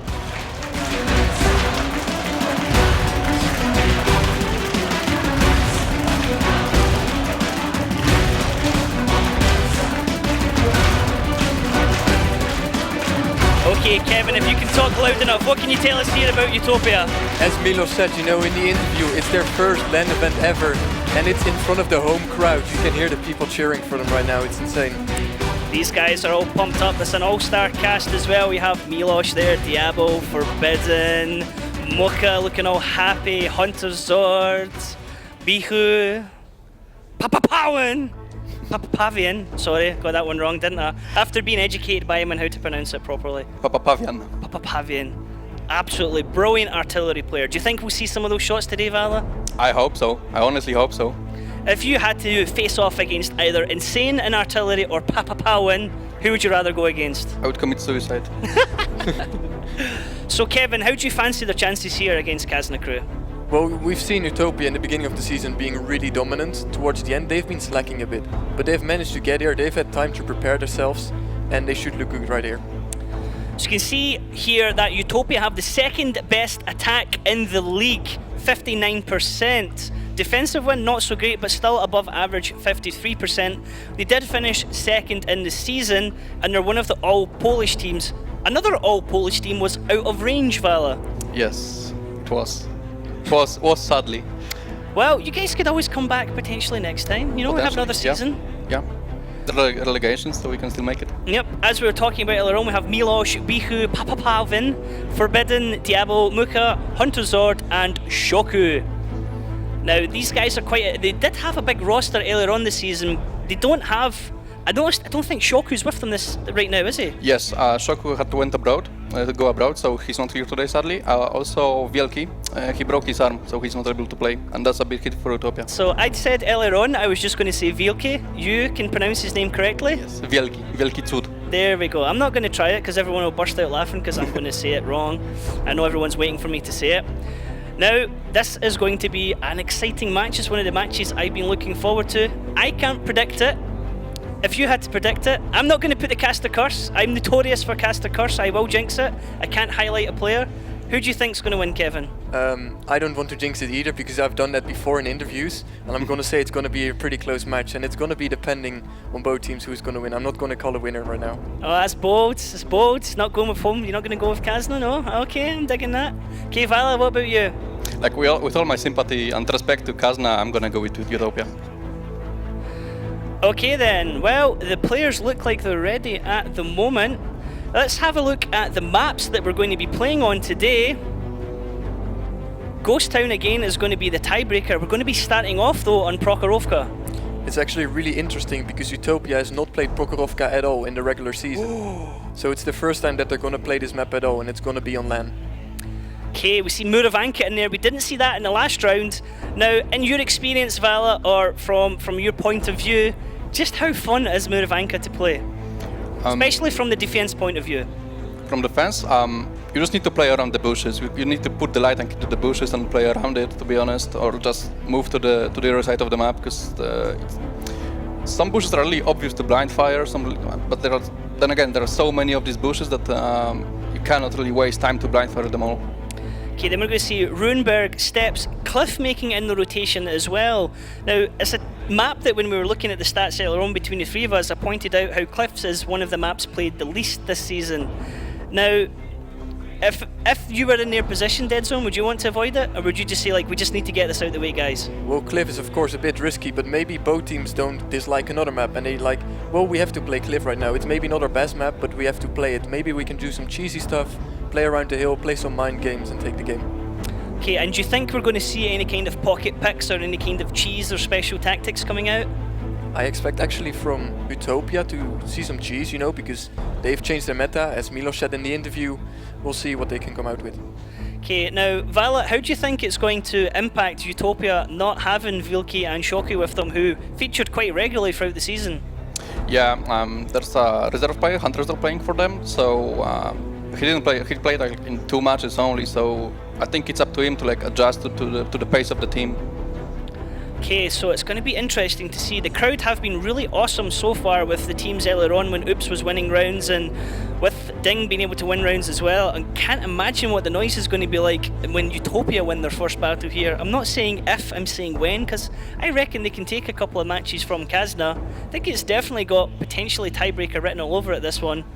Looking forward to seeing what Daki and Mojo's predictions are, especially how heavy Daki's going to put the pressure on Mojo. I wonder if Daki's got the salt ready if it goes against him. But definitely it's everything to play for right now. Now, the players are just getting set up, are just going to wait for the OK, and we can jump across to Daki and Mojo, who should have came back. They will have a nice little break while we've been talking right now. Now, you guys were talking earlier on as well about, we just recently had the NA finals last night in APAC. Have you guys been following the NA region? Well, we've been watching it at like 3 AM, which was not the wisest decision. It was like a close finals because the NA finals ended up in a tiebreaker as well with a 7-6 win for Apex. The APAC finals were also like quite interesting, quite close. Yeah. So in APAC, the thing that's interesting at APAC is we're going to have a Japanese team going to Challengers Rumble, which is awesome because we can get more girls in Panzer promotion. Everyone goes crazy for that over there. Now, how do you think Ding is going to measure up against like Apex, who've had a really strong season in NA, and EL Gaming, who've pretty much gone undefeated in their region as well? I think Ding could potentially defeat the Apex team, EL Gaming. Like we've seen on the grand finals, they like to do some like YOLOing around in the bad chats or light tanks. So I think Ding could play very well around it. But I couldn't really tell what could happen between Apex and Ding. Like they're so close skill-wise, and their potential is really similar.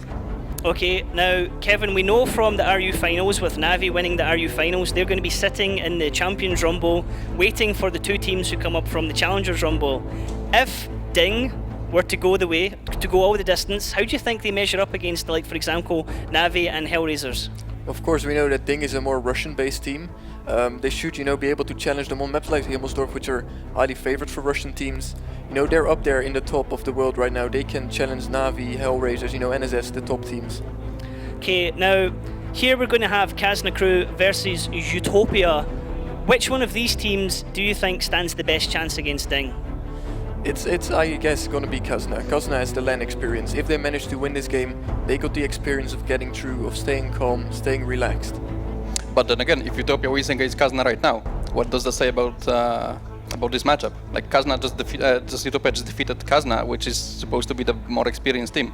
So, you never know. Yes, exactly. Just like Oops almost winning against Ding, it's going to be really interesting what the teams can show right here. Exactly. Okay, you can see the players just getting themselves ready at the moment. We're almost going to be going into this matchup. It's going to be interesting. These teams have clashed a couple of times this season already. They've played at least twice. I have to give it potentially to Utopia, I think. I think the crowd advantage could really play in their favour. If the crowd start cheering really loud, and that I mean, even with the noise cancelling headsets, you can still get the noise coming through. We asked Maraka about it earlier on, and if that could potentially, you know, weigh on Kazna, like, oh wow, the crowd's really behind these guys, you know. And normally Kazna crew are normally the ones that have the big support at events. Normally everyone's like Kazna. It's really the sound, just the crowd cheering for you really motivates you. If you make a shot, if you hit a great shot, and if the crowd for you, it's just amazing. Also really interesting, Kazna played Utopia twice this season. One match was 3-5 for Utopia, and the other match was 5-2 for Kazna. So, you know, they've been 1-1 on the matches online. Okay, now, Ghost Town, tiebreaker. Do you think it's going to be, if it does get to that stage, if we get all the way and it's going to be 6-6, do you think we're going to see anything unusual? Or do you think both teams are going to want to play it safe? I think both teams are going to play it safe. Like, it's at the tiebreaker, it's all or nothing. So you can't really risk anything. You just need to play your solid tactics. Just play it slow, and yeah, just outplay the enemy. And one more thing about support from the crowd. Ilian is actually from Katowice, so if there are any people from the city, then you know the crowd could be cheering both for Utopia and for Ilian. That's a good point, actually. Yes, Ilian is a native person from Katowice. He came over to my house one of the first nights. He didn't break any glasses like Vimpo though, so it's never going to be forgotten. So everybody is ready right now here in the studio, pretty much. They've finally been able to wake up Mojo, it seems to be, so let's jump across to Daki and Mojo. Well, I'm not sure if he's awake just yet, but he looks alive, but that's like the same thing for the last 10 years. Mojo, are you okay? I almost fell asleep listening to him, that's the problem. Wait, they were talking about something? Yeah, it kind of passed away. I was eating dessert. Yeah, as usual. But yeah, indeed, good points there from the analyst desk. Indeed, LAN experience in the favor of Kazna crew by far. But we've seen them struggle at multiple LANs, and almost every single LAN, to be fair. Yes, but we must take in account, previous season was divided in 2 phases, so each team battled each other 2 times. So the first one ended really well for Utopia. It was like their offensive part of the season. They were winning a lot of matches. They won Kazna 5-3. It was a really golden period for them that actually brought them the second spot. But toward the end, Kazna actually beat them 5-2. So that's a big one. Like, Kazna is actually really doing well lately. They played playoff really strong against Swift, who took such big teams to defeat, usually through the tiebreaker, but still to the victory. And then they even won 5-2 in a final match for the CD.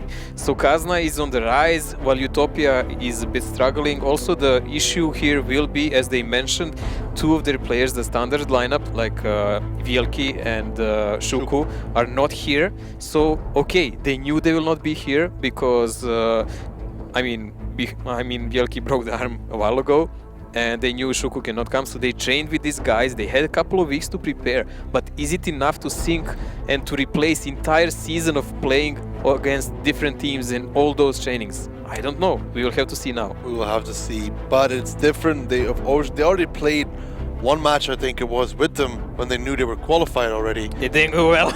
Didn't go well. Obviously, it was different because, you know, they hadn't possibly trained with them for a while. Now they've had time. That's the most important thing. But Kazna crew has had more. They did a boot camp as well. But for Utopia, it's going to have to be Bihu and Miloš taking the team on their back. I don't recognize this Miloš. I didn't see a $ in his name anywhere. He misspelled his name. If you see Miloš, ask for $1 because $1 is what he needs. That's some Chinese knockoff of the hoodie. For sure. They didn't spell it as it should be. They forgot the line. Yeah. Bad Miloš. But still, Miloš is a really great reinforcement for Utopia in this season. I really doubt they would be able to perform like this without him. This is something like a whole new Utopia. Last season, we had a clash between Utopia and Kazna. I mean, they're old acquaintances, let's say it like that. When Vetso was saying they always end up closely to the playoffs, let's say last season they were 6th and Utopia was 7th with 1 point between them. So that was the whole difference. And then Kazna got to play playoffs. They really wrecked everyone there, and they go to the offline finals. So that's how it goes. That's what kind of team Kazna is. Late starter. Let's say like that. Late starter feels like their engine isn't on half the time. Well, you know, gasoline is in shortage sometimes, so that's how it goes. I have to warn the audience though, don't get near Mojo if Kazna loses because you're gonna get overloaded with salt. Just get umbrellas and you're safe. Fine. I'm gonna prepare a bucket here. We're gonna need more than a bucket, mate. I'm gonna call a truck. So, yeah. A bit of salt there will come, but I hope it will not come to that, because of course Kazna is my favorite horse. Now Haiba is an old gamer here. I mean, not only by age, he played other games. He was a team leader for several Counter-Strike teams back in Serbia that were really successful. He played a lot of offlines actually in Counter-Strike, and he has a lot of experience. I mean, them being in bootcamp last several days, that is probably his idea because he knows how to prepare team for this. So like Koritz, he will not be maybe a crucial player in damage, but he should be a crucial one in organizing them. I love proving you wrong, Mojo. It was actually Ilian. Ilian is the organizer, bro. Yeah, he organized the... It helps when he lives here, you know? Kinda, yeah, sure. Yeah, and he speaks Polish. I speak Polish. I think you are not going past Siema Czech, and that's about that. That's all I need. Okay, yeah, true. Well, we are still waiting for that to prep a bit. Hopefully, we will avoid all the technical issues in that way. And these teams will show us what they are made of, because a lot is in stake, as we discussed before. Indeed, the loser of this, I mean, they get a nice bonus, but really you want to be going to that Rumble. You want to be fighting Ding. And Mojo, at the beginning of the season, just to remind everybody, we sent the questionnaire around, we asked the teams, we asked all the players, who do you think is the favorite for this season? And it was split 50-50 between Kazna and Utopia. Kazna and Ding. We still might be getting that finals, but looks like we have the lineup for the first map here, Mojo. Triple I7 and a 1-1-3 for Utopia. Wow, we've seen this actually, I think, played by Oops long ago. Yep, very long ago. Like, first time they used it, it went really well because those I7 bounced. I remember they went over the village side, but then they were like, this works, let's do it again. And it didn't, because the other team already knew what they're doing, and they just made them go in a crossfire. And I believe Insane was the first one to pay the price then. Yeah, I remember that. They were on the 0 line and they got shot down, but the first game is ready. Kazna crew against Utopia on Prokhorovka.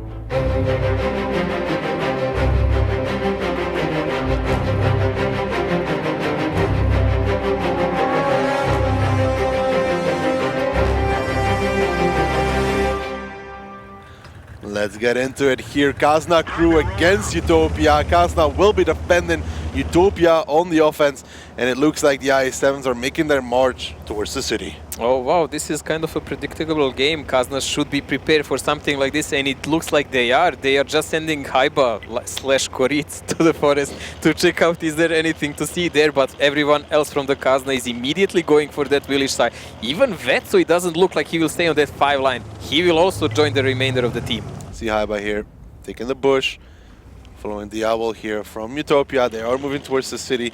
Muka gets spotted out here. Bachas just have reload available on both teams. He takes 1 shot of damage, perhaps from Durs from the back. Yes, the object 140 will be Durs hitting the shot, and already Muka's gun getting damaged. That's annoying. The old reliable sniper. I mean, in all teams he plays, he is the best sniper probably of them all, because it's pretty hard to get him to rush, you know. But look at the Stefan's position on A0. I think it will be a crucial one, because once Utopia pushes, he will have a slight cooldown there, and it's gonna be really hard for them to even spot him. Papapayun here in the tier 9 bad shot, trying to make a shot, probably won't connect that one. Obviously the I7 very hard to bend. Betso does take a shot of damage, now gets spotted out. Forbidden in the squad, already takes a big cut, takes even more. 494 taken away from him. He has to back off now, as you can see Durs coming a little bit closer. Haiba needs to take care now, because yes, he must spot the back of Utopia, so he does see if there is any rotation, but also he cannot approach too close, because if they catch him, actually Utopia can then do some flanking maneuvers, and that is not what Kazna wants. What Kazna wants is to keep them right here, because this is where they're taking their HP. Forbidden needs to be careful in that Skoda. I mean, he did land a nice shot onto Vetso, but He took already 2 in return. That's not what you want from that tier 9 squad, and he has to play it safe. He has to play it careful. It's not really worth it, and that's a tall tank. We've been saying about TVPs and Skodas. I mean, they're really nice when you clip out some nice close target, but when you're shooting on distance and you get spotted, it's really hard to miss them. But there is a certain counter-attack coming here from Kazna. They are trying to proxy spot the top of the hill, so Stefan would have shots there, while they're keeping the guys down at check. Ooh, there comes the first shots already. Nexus and Elian onto Diablo. Diablo only has a few houses protecting him, and he has to be careful. He's getting shot from the front. That's Durs in the Object 140. You highlighted his sniping. He needs to back off now, though, because he got shot in return as well. And Utopia, they have the heavier lineup. They can take this damage, Mojo. Yeah, they can really afford it at the moment, but for how long? I mean, Kazna is not breaking the houses, if you are wondering, because they have too many clippers. If they waste shells breaking the houses, they will just face the counter push by Utopia, who will say, okay, what will you shoot with us? At us then. But Devil on one shot, I believe there. Diablo indeed down to a one shot, but in return they already pick up Elian here. Nexus now will use his wreck as a shield, but they get caught out of position. This is what Utopia wants. Get close to the bad shots, get in there and shoot them down. And Utopia, if they play it out correctly, Mojo, they're in a really good situation right here. Yeah, that i7, let's face it, it's expendable tank. Devil, if he dies, yeah, sure, one i7 more or less, but losing a butshot for Kazna, that's not something they can face with. I mean, at least he's giving good cover for his teammates now. Indeed, Haiba now takes a shot as well in the RU251. He's been spotted out. Muka will just go kill him. Doesn't have reload available just yet though. Miloshi gets set on fire. He is on fire. He goes down. Eurofish picks him up. Muka will trade Haiba in return. Probably 1 second left on reload. He should get the RU251. Gets the first. Needs 2 more. Aiming. Nice. Second shot. Finish him off on the third. As he does, Haiba goes down. RU251 down. And it's only 4 tanks left standing here for Kazna crew. I think Kazna is here on brink of losing this first game in defense of Prohorovka, and this is a debut of Utopia and Proho, and good one. I mean, they haven't played it entire season. Like you said, Mojo, Kazna knew what Utopia was going to do, but so did Utopia, because Forbidden had a hell of a lot of heat loaded for a possible IS-7. Well, the lineup of Utopia says, yeah, we want to fight. There is no light there. There is no one who will really specially spot. They wanted to go full brawl without any particular tactic, because that's the easiest way to face a map that you are not secure on. Durst taking a bounce there. Hunter Zord now pushing forwards. His IS-7. Well, it has a lot of HP, but it's getting clipped now from Stefan from the side. Have to be careful here, Utopia, not to give too much away to Kazna crew, but this is good. They're surrounding, and Hunter Zord, weird settings here, playing with percentage, Mojo. Yeah, they're just playing their game now. They know Stefan will be on reload or is on reload now. Maka can really play with it now. Zenithor is pretty much surrounded here, and he will fall any second now. This will be pretty much the end, because Kazna has only one guy surviving on the top of that hill, and that's not the best position to be in now. What a performance from Utopia on their first LAN finals here.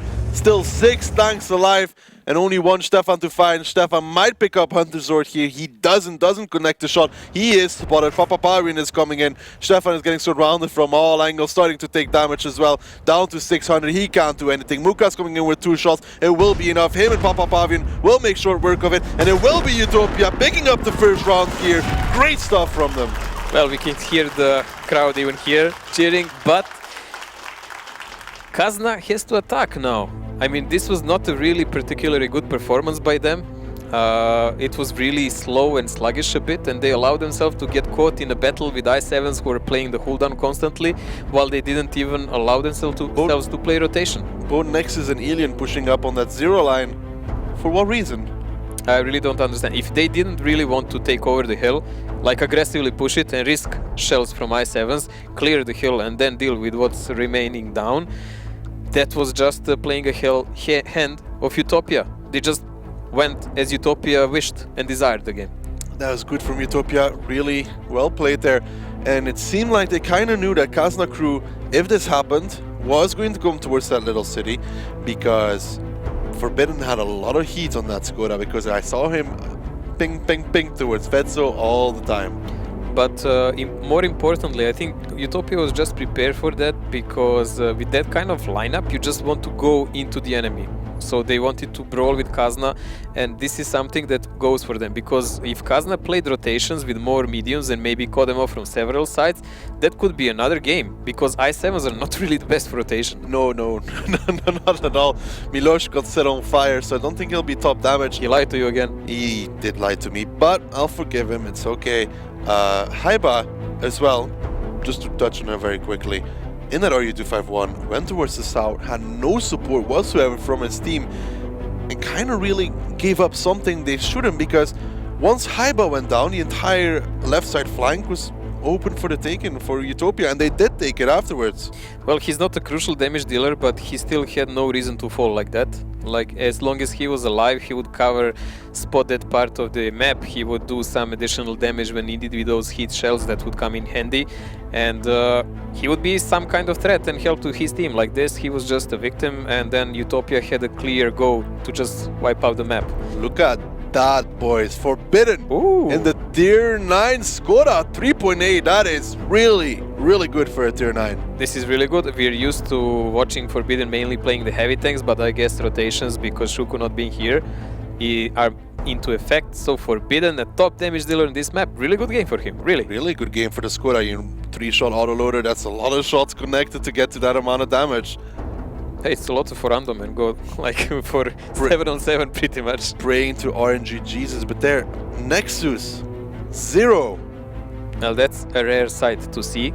I mean, that guy is really a monster of a player, but here he got completely caught off and in a bad position, and he didn't even give enough cover to his teammates by dying.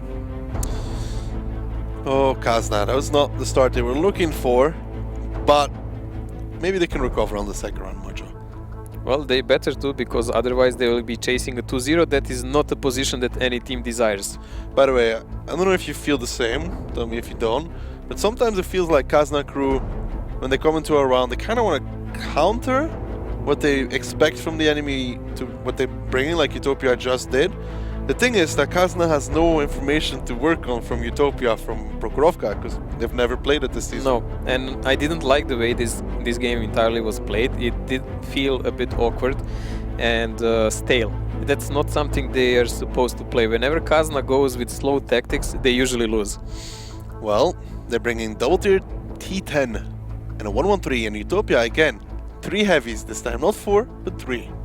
Well, this is also more aggressive lineup by Kazna, so this is a brawlish setup, really indeed. So it's gonna be interesting. I'm interested, will they crash somewhere in the middle, or they're just gonna play village both again? You don't think that double T10 could be used, for example, to push them down the 1-2 line? I'm actually expecting something like that. I'm really hoping that they will just keep a 1-1-3 around the middle behind them and just push them, and Budgets will do the rotations, because Utopia lineup, not the best one for the Forest. Not the best one for the Forest, but still possible. They wanted to. Yes, but they need to put a tier 9 Budget then in bushes. They really need to sacrifice a lot if he gets spotted. Or blind shot even. Indeed, Mojo, we're gonna have to find out as we are ready to jump into the second round here. Kazna crew versus Utopia. Utopia up 1-0. They're gonna be defending. Kazna crew going to be attacking, and for now, seems like both these teams driving towards the middle. A little bit. A little bit of this, a little bit of that. But Vetso is spotting the middle here. Heavies are following closely. And there is actually Nexus and someone else who is that next to him. Alien are climbing to the hill. I mean, they're a bit separate, but it's not like Utopia lineup would allow them to just cross over the ridge and push on them, because they don't have enough strong tanks for that. But look at this from Utopia. They are boosting, or well, speeding up the IS-7. They speed Miloš up a little bit so he can go very aggressive over there already. Eurofish, Durs and Haiba pushing over the rails here. Forbidden not getting caught out by that, though. He gets back, he gets safe. Kaznaku now going for the city side. And Mojo, don't you feel that the Utopia lineup might be slightly better there because of the IS-7? Yeah, but they need to cross the rails, and that's the problem. Miloš taking a big pounding by these tanks. We already said teams that are actually taking this side of the map need to do damage to enemy approaching them. Now, I really don't understand just why Kazna didn't already cover the angle where Forbidden is. Like, free shots should never be given and handed out like that. Indeed, Miloš here Just trying to play safe as he sees Durs almost his reload available. Nice shot there from Miloš. 499 onto Durs. And now look at this Utopia lineup. They're all going north in the 113s and the T10s. They're trying to peek onto it. They're taking a lot of damage here. Utopia have to be careful not to get into a crossfire from that middle road. These guys are all spotted down, so they know they're facing 3 Bachas down. That's a really hornet's nest here. I mean, the great focus fire will decide if they decide to push over who'll do it. But there you go. Kazna is actually making a pressure. Kazna makes the pressure, removes Miloš. They're just peeking from the rail. Stefan is taking a lot in return, though. So is Haiba and Utopia. They're kind of all stuck here on the northern side. But Stefan, he goes down towards Papa Pavian. That's the bat shot removed in return for Miloš. And now they're going over towards the Bachas. Nexus, Ilian. Ilian is going to be the first, but Bihu and Forbidden need to get in the fight here as Diablo and Hunters, or they are taking a lot. Ilian goes down in return. Diablo gets traded to Vetso, trying to do what he can, but Utopia, they're still in control here as the Bachas from Kazna crew, they're running out of ammo, they're running out of steam, and it's a 4v5 here as the fight slows down a little bit, but now Bihu just gets to do shot after shot after shot. I mean, Kazna will take a lot of damage at the moment now while they're reloading, and Maka can really make a really profit out of it because there is a lot of low HP tanks here, and he is making the crucial plays here at the moment. Muka picking up the first, picking up the second together with Papa Pavian. Durs is going to be the next one focused. These heavy tanks, they just can't deal with the autoloaders. Papa Pavian needs one more shot onto Durs. Can he make it? No, he bounces it. Muka comes in for the ram, takes him down. Nexus and Vetsul left standing, forbidden off of reload. Yes, they take down Bihu, but Vetsul will take a lot here for this trade, and it should be still in favor of Utopia as Vetsul, he needs one more. He does pick up the tier 9 bad shot, but they're both one shot. I mean, we are now facing a situation 2-on-2, but Muka has a lot of HP to play around. He is in defending team, and he is keeping them spotted at the moment. Nexus and Vetso both on one shot, really in a dire situation, especially since Papa Pavian can do all the rotations now. They don't really know where he is, and they don't know certainly what we do, that he has a dead engine. They don't know this indeed. Now Nexus and Vetso are going to have the game of their life. They want to make a difference here because they're both one shot. And they don't know where Utopia is going. And again, Kazna not trading well. It was really bad in that moment. I don't understand how did Stefan died so easy. Because A6 and Papa Pavian was in J2 at the time already. So he just got crossfired. He peeked over, got hit by the heavies, and then got wrecked by the tier 9. I expected more from that trade for Kazna. I mean, yes, they took some damage when they were killing Miloš, but I even don't understand why did they risk anything after that. Vetsu is trying to climb a hill here, but that will not gain them anything really specific. I mean, if they even put someone in a cap... Why does Vetsu have heat loaded? He probably started loading before the heavies died. And then reload. Well, he can still reload now, but I think it's too big of a risk because he actually has no clue when will the fight start. And it would be a really bad game for him if he starts the reload and Utopia guys show up. But playing with heat in this village, sniping with heat over those obstacles here, that's not good. He needs to reload. But Muka here has a good position like this push. Him and Papa Byron really can't get surprised, and if they go in the cap, Muka can take 2 shots. I don't know why is Muka even aiming down, because he can't see what happens there. I mean, a truck could drive there and he wouldn't see it. He just doesn't have the view range.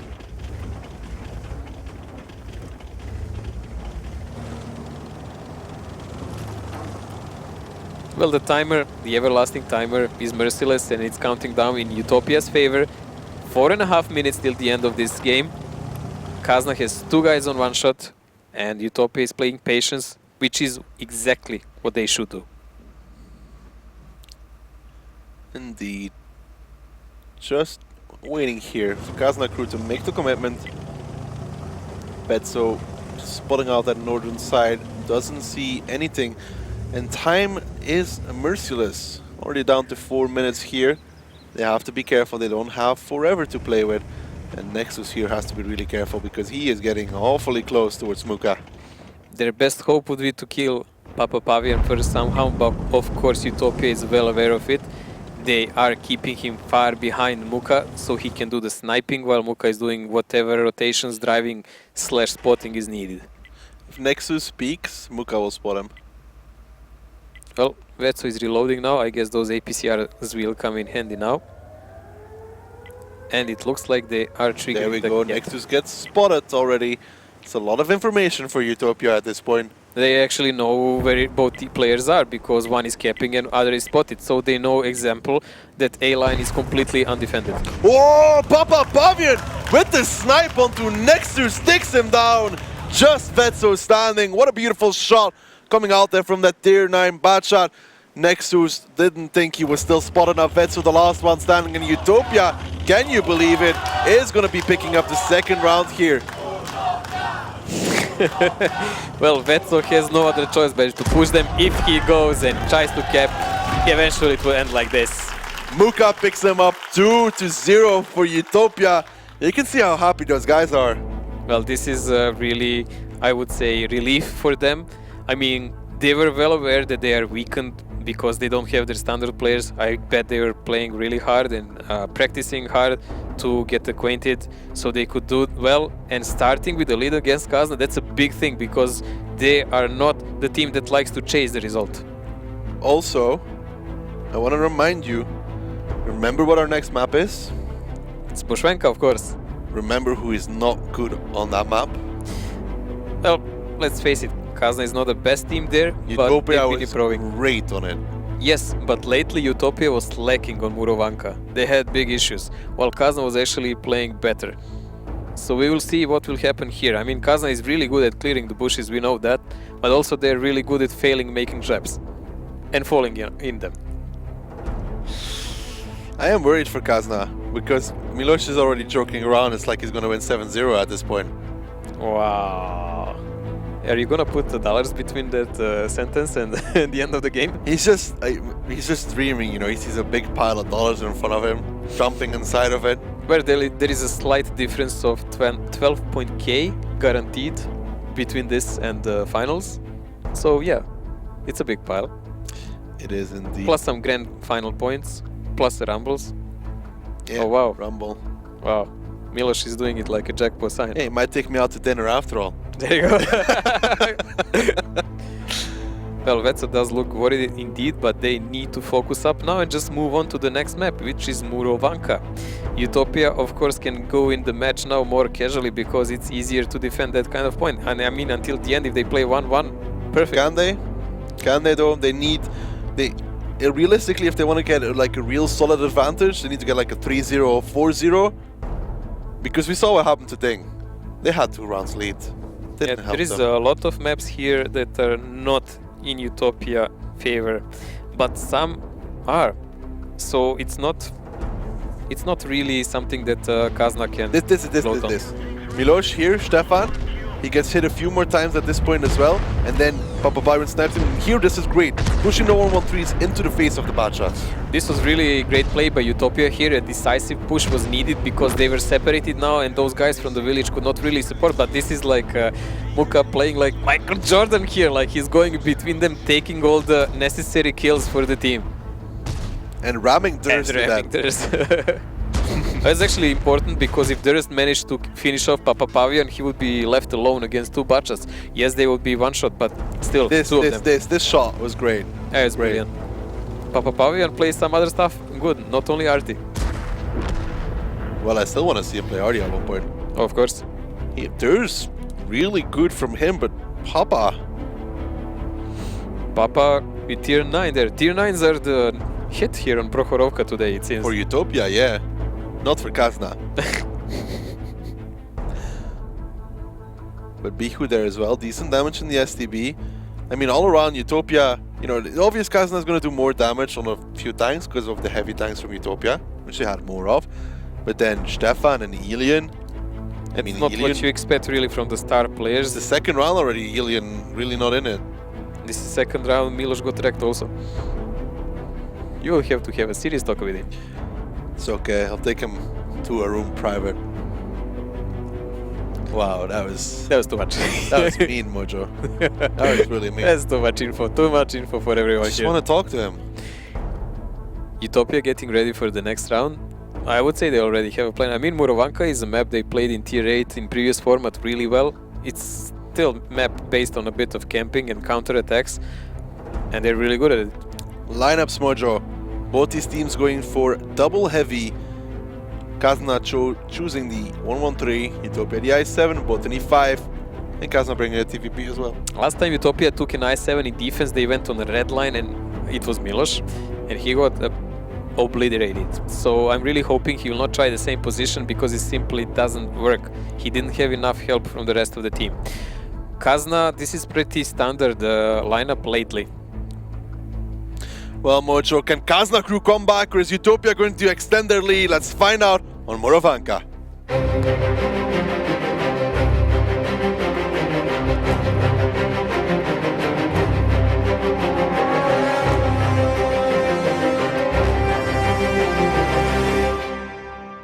Utopia, the new boys at line here, 2-0 over Kazna crew. They're going to be defending, Kazna's going to be attacking, Mojo. What do you expect from both of these teams? Well, by the lineup of Kazna, I would even expect them maybe to go to the forest, so they would like do the submarine with that 1-1-3 and gradually approach it and then push the e5 toward the ridges on 2-3 line. But it seems like they have a bit of a different plan. They're dispersing a bit just to cut off some positions from Utopia, and it looks like that e5 will do that approach much earlier than I expected. Well, indeed, Mojo. And Utopia, what do you think of them? Well, Utopia is gathering down. That was part of, let's say, a half trap. If they would see someone fast advancing, they would try to shoot him from the road. But now they're going for more, let's say, safe positions and just leaving Papa Pavian down to spot. Indeed, Mojo. They put the owl here in the e5 just to spot. And you can see there Utopia is holding the K line. What do you think is going to be Kazna's final plan here? Interesting play is here that Stefan is here actually in hold down. But Mojo, let's hear what Kazna crew have to say. Was it HE? That was HE to this? Yeah, sounded HE. From where? I don't know. I Hing this building, so one heavy. Yeah, so they have clear. Yeah, probably if I'm first shooting. crash house for Malte, wait. I'm shooting and not getting spotted. Don't think he's aggressive. Check K-line. Actually, but behind it there's also that small tent house. Can you also shoot that if you have time? Alba, is it okay? Can I go forward? Go. No, it's not. It's not. I It's didn't not, check okay. for it. Also, can you someone try to spot the T5? Okay, nice. Okay, nice. It's okay. I'm going. I got spotted again. Do you get spotted, Ritz? No. So must be here another. No, that was Pichu.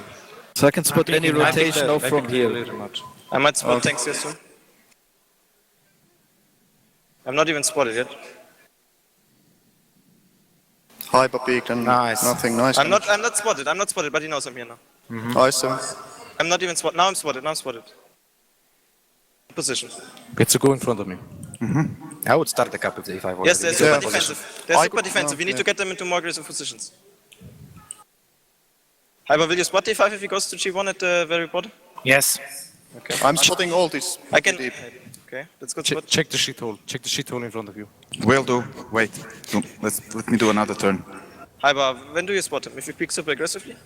Yeah, if he goes for decap, mate, that's when I spot him. Okay, wait, I side script I7 once again. Okay, I'm starting the cap now. Nothing. Cool. Malte, you're spotting this? You're spotting this? Yes. They might have 19 H line. Shouldn't we get that badge closer here? Yeah, let's see. 5 shot. He's not even in position to decap, he just wants to shoot me the 5. Stefan is Nice nice. close. We should get next. Oh, I can't spot it. I7 hold on. Yes. Damage. Where's I7 aiming at? Where's I7 aiming at? Watch out. Hey, don't get pushed. Right? They might push now. No, they can't. I7 is out of position. Where's I7 aiming at? Wait, secure Look for I7. I7. I7 is gonna be a clue. Okay, they're coming. They're rotating. He's rotating. Run. He's rotating. Run. We did fucking super good damage. I'm gonna go for Run. Rotating with 3 now. Hyper, who shot you? The E5? I the doppler, run. E5, yes. Okay. Keep capping. Go. You should Guys, go here with 4 can't pages. we Go here just- with 4 You rotate pages. fish. You're fine here. We're fine here. Go with all pages to the other side. Betts is in Tier 8. So you also want me to leave from it, yeah? He's peeking at the Mount Hyper super aggressively. I will spot them. I will spot them if they happening, come. so I want to stay on this. They might don't need to turn go back more now. I want to They stay on don't this know. for a little bit because it's really good. I will spot them if they come. E5 aiming you, Hyper. I'm aiming if he goes really aggressively, D5. We should all be stacked now. Are you spotting them if they cross here to get like... One touch at the stars, right? More aggressive.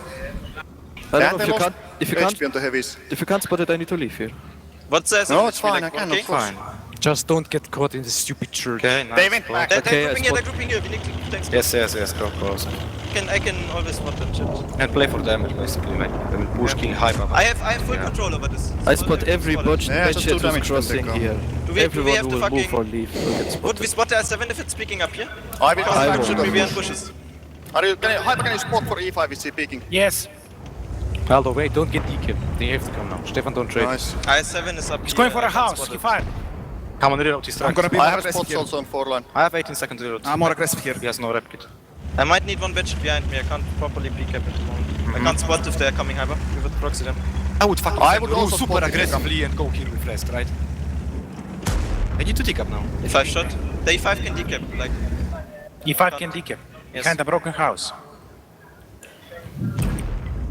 Stefan is really playing well this. nice. He's I the can king. always give him a shot if he I goes can that double the aggressively, cap. Hyper. I can double the cap. If he goes that aggressively, I can give him another shot. I Double spotted. They're cap and coming. They're cover coming. They're Hyper. coming. Is Milos aiming it? He decapped. Muka. I'm doing reload, it's okay. Badge might go one line. What it? One patch is missing. Only one is missing. Nice. Keep it up. 4 minutes, it's okay. Milos is tracked.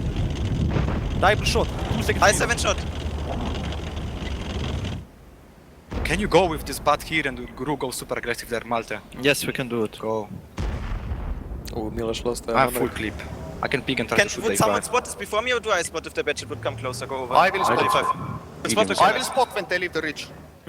Okay, spotted Muka rotating. Fucking they need to. Should we just set Nexus on this bat? Come It's on. not that bad. On this E5. We could now. Yes, we could Okay, now. I can help you next. Wait, I have to reload. But they are grouping, they will push this. That's the only move. Here. Hurry up with the room. Hurry up with the Gonna room. go back to church. Yeah, go if with they the do Rua, that. super aggressive. Cut with K6 and start shooting them in the S so they panic. Yes, you will have shots. Yes. Давай. Cover me. They're coming. It's good. Okay, I spotted them. They know I'm here. Spotted me. Shot 3 total. But ich kann crossen. Nice. Nice. I have to Really good play. That's all spotted, right? I can cap from the other line side is if you wanna leave. We have them. the rush. They need to push. I can cap from the other side. Hello, they can decap. Nexus, du bleibst da. Ich I'm geh on zu Muka, Hyper. I'm on Muka. One badge is on top here. I can go in front. Nice. Double the cap. Double the cap. I can rip I got vision. I found I have reload. Nexus, du musst es preventen. No. Go back. We shoot him now. Go back, Kill him. I 7 up. No time. He can't come. Just cap. I got that. I got that 7. Gazna crew, Mojo. That was good. Idemo. Well, Kazna really played tactically well here. You could see from the start they had a game plan when they pushed 1-1-3 there in a corner. Stefan played that position brilliantly, and it's really nice when you can hear a comm like this and you can see actually what is the goal behind every move. They were clearing the map step by step, gradually moving Utopia backwards, pressuring them with the cap, catching every rotation in advance. So that's why I said like Kazna actually played Murovanka lately much better than Utopia. Utopia will have to actually work hard now as attacker. Papa, making a little bit of a mistake there, fair to say. It was actually an order that came, I think, from Utopia because they had several mediums behind him. They wanted to do Not rotation. close enough. Yeah, they were not close enough, so he was caught. He got killed by 2 guys, more or less. Nexus and Vetso. Yes, and Vetso actually playing a tier 8 here. That's not something we often see. It was usually Isne, but Isne is not playing today. Durs is never playing tier 8s, so Vetso is doing the job. Indeed, and Haiba on the heavy tank, Vetso on the tier 8. What do you think of this? I would say it's actually good because Vetso is not the best of heavy tank players. I think fast tanks are better for him. So this is a good combo for them because Haiba can easily play on tier 10 tank and still give info and heads up to his team what to do. While on light tank it's really hard, you need to focus a lot. I really don't know how Coris does. I mean, with 0 damage it's easy, but if you actually need to play and survive, it's hard. See Stefan and Ilian. Finally, Ilian. and Nexus, mate. Like when those three are doing the damage, Kazna wins. It's pretty easy to say that, Captain Obvious. So very tactical game here by Kazna. Utopia didn't show anything much here, but also recently in the later part of the season we noticed all that Murovanka, from being highly defensive map, is actually turning different because most of the teams actually realized how to break the cap. Indeed. But then Forbidden and Papa, Forbidden really not having a good game here. Well, this was not the best of the play. They had that E5 was actually the high focus of Kazna, as you could see. Dibble, he had to play that position to decap, yeah, but Kazna had planned for that, and Stefan was the main part of it. And he really played it well. I mean, he did a lot of shots from that position. Yeah, Stefan in the 1-1-3 on those houses, very well done by him. Kind of fell to pieces for Utopia after Papapavian died. I mean, after that they tried with Diablo and then they wanted to rotate, but they were always spotted. No matter where they went, they were always spotted. Kazna was reading those rotations very well. It looks like they were really prepared for this. T32 making its reappearance once more. Wow. Okay, I mean this tank is more or less a sacrificial lamp here. But he will be used in a red line position because of a good cooldown, and you can throw it away, let's be honest. Like here, Utopia lost Dibble, he was an anchor from that position, so it's much cheaper if you rotate with the rest of the team to just throw it as 32 instead of some E5. Indeed, and Utopia is going to have a hard time attacking here. They are going for a very mobile setup with one E5, allowing them to either thing. Kazna down still 1-2, but they could bring it all even here. But this lineup of Utopia really shows they want to play the upper part of the map. You can see it because they would need a lower profile heavy if they wanted to play down. E5 will try to gradually approach and maybe either play the game like Haiba, or he will just go along the 3 lines slowly and try to proxy them. But by this play, it looks like a pressure on a 1 cap. Indeed, a lot of pressure coming in here already. Mojo, 5 bad shots here around the 1-2 line. Hunter Sword gets behind the houses, and just for everybody, let's listen in to what Utopia has to say. Jeśli to ja tu musimy jeden postaram się baty Jak się wychylą, to na fokus. Oni się na mnie patrzą. Heavy pierwszy wyjedzie. O, Hunter! Co? Patrzymy się tutaj, jak Tak, wyjeżdżali tak, na pierwszy tak. raz. Jedzie Heavy. Heavy podjeżdża. Uciekamy? No. Nie. 3-2 i Heavy będą zbijać zaraz. Chodźmy, uciekamy. Uciekamy, nie ma. Hunter, dawaj, pikujemy Ja to to. przegram. TVP-ka, po Ja to TVP-ka. przegram. Musimy tam, Stefana musimy zajebać. Przegram. Nie wygramy. Dawaj.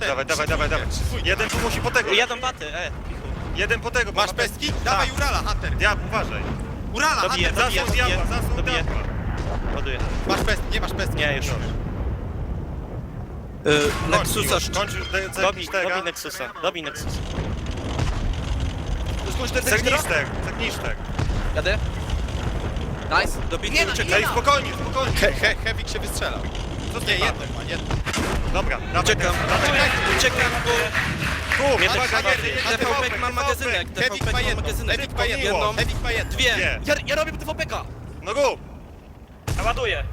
Hunter, chowaj się. Tu szybko, podjazd, tutaj. Łap tego TVP. Pawian, ty uciekaj, Ja mam Pawian, 20 uciekaj. sekund, uciekam. Ale uciekaj, bo zaraz Ilien ci wpakuje pestki. Miłosz, nie na siłę, co ty Nie robisz? na siłę, nie. Co ty robisz? No?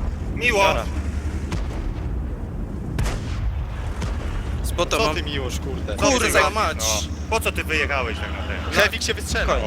Ewik się wystrzelał, no niech Miłosz go robi. A TVP zaraz. Tutaj cover na tego. Tak, tutaj Pawian gdzieś, a tutaj musi ten Forbi stąd crossować. To nie ma tego. Damy radę tego w TVP-ka? Tu skrócić, aby TVP-ka zajebać. No co skrócisz, jak tu jest full heavy? I tak dobrze już robię. Pawian, musisz dawać covera tutaj.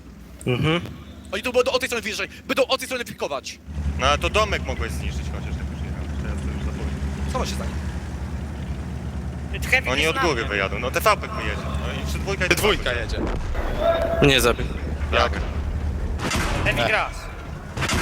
Dobra. Raz. Niech mają. Ja nie wiem co tam się stało, ty. Po co ty Miłosz gonisz My gościa jak tu tego? z Hunterem dobrze było. Że sobie się droma by robił peski po prostu w niego, to się Wy tam wychyliłem. wygraliście. No ale co, ty po nie co jak patrzysz, on już znikł za tego? Mojo, that was not the greatest there. It looked good, okay, for a second, but then when Miloš and the E5 kind of overplayed. Well, they had to keep the pressure, but let's not forget, Kazna actually took for anchor T57 tank instead of an E5. What it gave them when they were pressured against a lot of mediums, that's a clip power.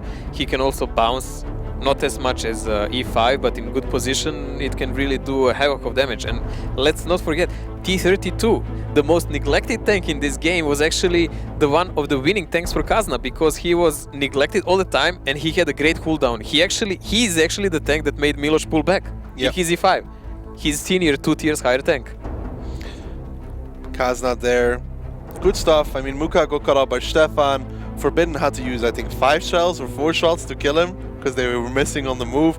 That changed the game a little bit as well. But Fetzer was always full HP in the T57 heavy as well. Elin had a decent amount of HP. Only Miloš really had any HP for Utopia. Well, there was a big rotation there from Kazna. It was a bit messy from both sides, yeah, for sure. And Kazna running away lost a lot of tanks there, but out of all that havoc and all that chaos, Kazna really ended up in a big profit because they had a couple of tanks on 100% HP, while Utopia had mainly all spotted tanks and only one of them had HP and he was far away. Indeed, and both these teams winning their map 2-0, and again Ilian, where he wasn't there in the first 2 rounds and they lost, he is definitely there in the next. But look at this, Vetso on 57, as we said, like really crucial tank for this map, and Haiba in tier 8. Haiba in tier 8, the T32, 2k damage, that is very respectable for a T32. For the tanks that you're expecting, that's just a decapping tool and maybe occasionally to throw him away to waste some HP and shells from the enemy. Yeah, this is a brilliant game. Brilliant game indeed. Diablo there only getting 2 shots, but Eurofish and Nexus. Nexus really not having the game of his life here. Oh, neither is Fishy, honestly, here, but that's the price of the game. I mean, let's face it, it doesn't matter. It really doesn't matter. I mean, Fantasy League is nice, but all that matters at the end of the day is winning a game. Fantasy League is live here. Stefan picks up Muka, and then the damage was pretty even here, but Diablo got caught out at this point. He goes down. If he survives, it's different here. Forbidden needs to use so many shells to kill Stefan, and after that, Hunterzord goes down here towards Haiba. Then Miloš kind of overplays. Samurai goes down to 600. Papa goes down. Ilian picks up the kill. Could have gone differently. Yes, but still, when everything cleared out, what they were left behind was a T57, a fast reloader, and a TVP against stretched out Mojo, double mouse on the Runeberg attack. Hellraisers, is this you? Mouse! Wow, that will be a fast push. Well, we've seen this before on Russian finals. They've used those double mouses as bait and push force from the lower part of the city. We will see, is Utopia planning something same or just using them as a mind game, maybe to lure Kazna to go that way while they're doing something else. Well, Mojo, who's going to take the advantage here? Let's find out as we move into our 3rd map. It is going to be Runeberg.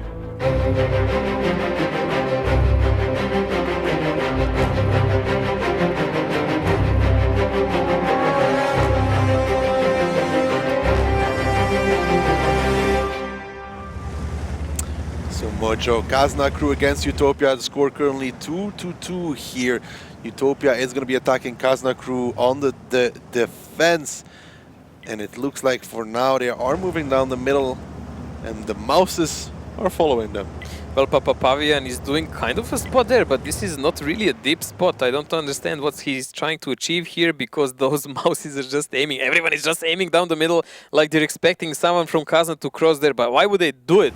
I mean, Haiba is the only guy who even needs to spot anything from Kazna. He went really aggressive down. He was trying to cover the 0 line and he realized really soon that they're not coming that way. Haiba now is protecting these guys because he's watching the 5 line. He's actually now spotting is there is rotation down, and now Kazna knows that they're nowhere to be found. Indeed, Ilian taking a lot of damage already in his 1-1-3, so a good start here for Utopia. Haiba here just controlling the 6 line, knows that there is nothing there, so he knows that Utopia are still centered around the city. At least Ilian took some damage now. These mouses, where can they really be used? Because they're now starting to drive south. They're going to be there in about 2 to 3 minutes, Mojo. Well, this is not the approach that we would expect actually from Utopia. They're trying to play, well, slow game would be an underestimate here, with the mouses going 13 kilometers per hour, but they're really taking their sweet time. I mean, when we watched this tactic play in match between Hellraisers and Na'Vi, Hellraisers really dominated the lower part of the map together, and then the mouses approached. So they already made a huge impact. Like Kazna obviously watched the same match, and that's why they positioned tanks like this, and Haiba already cut off that part of the map, so they would know if there is any rotation from the mediums there. Bihu here just trying to spot out Stefan if he can. Won't see him so far. Haiba gets spotted out. Miloš does as well. And the Mouses, Mojo, they're almost in the battle. They're almost there. Look at them. Slow and steady wins the race. Well, let's see, will they bounce enough of the shells, because that's what Utopia actually needs. But Kazna, let's see. They have 2 single shooters, so they can afford to shoot a lot. Ilian and Fishy. But they are not in position to do it, actually. So it will be all about the Clippers. Biko taking 2 shots already from Stefan here. Got caught out a little bit, down to 1,000 now. But at least they have HP to spare on the Mouses. Well, maybe they're just trying to use the Mouses while they're trying to maybe provoke them and rotate from another side. Because Mouses take quite a long time to kill if they push them, and they could pressure the 1 cap. But at the moment, Kazna is not taking the bait. They're just keeping Stefan back there, and he's doing a good job at protecting the northern cap. The Seaters here pinging out onto the K6 position, signaling he got shot from there. We can see that there is a 113 down the 0 line here for Kaznak, and it is going to be Eurofish. Did get spotted, but this is a good hold for Kaznak. They have a lot of map control. They know exactly where Utopia is going to go. The mouse now got spotted out by Haiba, who is on the side, and can't really do anything about him right now. Haiba is a crucial player now for Kazna, because he's doing all the spotting, and we've seen a lot of tanks on that red line where Eurofishy is that can die easily if they overuse those bushes. So they don't want that. They want to keep him far behind so he can just snipe and do damage while not even getting spotted. Haiba, he will just do everything for them. Yeah, Stefan here connecting 2 more shots. Already on a lot of damage here. 2 on the bat shot, 2 on the mouse. Still keeping control over the Nord. Stefan, one of their MVP players by far. You can see the pinging coming out from Kazna crew. Diablo here pushing forwards to deal with Haiba. He has a house to cover him from most of the Kazna crew lineup. And Haiba, don't think he'll be getting away from this one. Well, he will mingle a bit and try to buy some time. I don't know, maybe he could even try and hug that Deeble mouse and make him like really work all the time. Oof. He's getting flanked by Muka. But that's actually an opening for Kazna, because Kazna can do some extra damage now. Indeed, that mouse from Diablo goes very low already, down to 400 HP. So good from Kazna crew. Haiba even knocking out the engine. Shot here from Eurofish, not connecting. Now the northern push coming out. Miloš and Biku trying to cross, but Vetso is already in position. They're going to be losing 1 batcher before the fight even starts. Biku goes down. Miloš is the only one left here. He's getting shot by the 50B. Vetso and Stefan will probably just come and clean him up as they have the overmatch. Miloš takes the first. Vetso has 1 more available. He should take this one as well. Vetso lands it. Now Miloš is alone. He's in need of assistance. Down to a 1-shot. And this is still not going good at all here for Utopia. Stefan was in reload for a while now, but he went out of it now, so he finished him off. As we said, they tried that upper rotation while using mouses as a bait, but it's simply not enough. Yes, still they have high HP, but let's not forget, it's on 1390 and the mouse not gonna really be a big participant of this fight. No, indeed, as Muka takes another shot here by Thurs. Papapavi now pushing towards the 0 line. He's going to want to try and deal with Eurofish if he possibly can. Hunter Sword in the mouse, trying to do what he can in the open. Hits the shot onto Vetso, but he has to be careful for flanks coming out. Nexus peeks around the corner, lands the first in the 50B as Papapavian desperately trying to deal here with Eurofish in that 1-1-3. He's doing well so far, but he needs some help. There we go. Shot coming in from the team, and Papapavian will finish off Eurofish.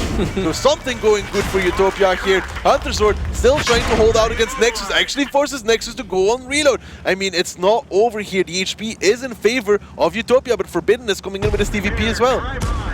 Oh, he might have just, at the moment, maybe sold the game. There is so many guns for Utopia now. Yes, they're on low HP, but they actually have an advantage now.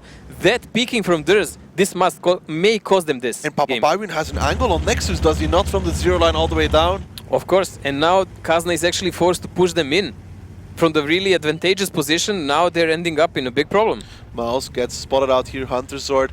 Vetso will be trying to get the flank of him. Muka gets spotted, there we go, Papapavian comes in with the first shot, second shot, that 1390 is paying dividend at this point. Vetso does kill Hunter Sword, but look at the damage Nexus is taking, already 800 minus.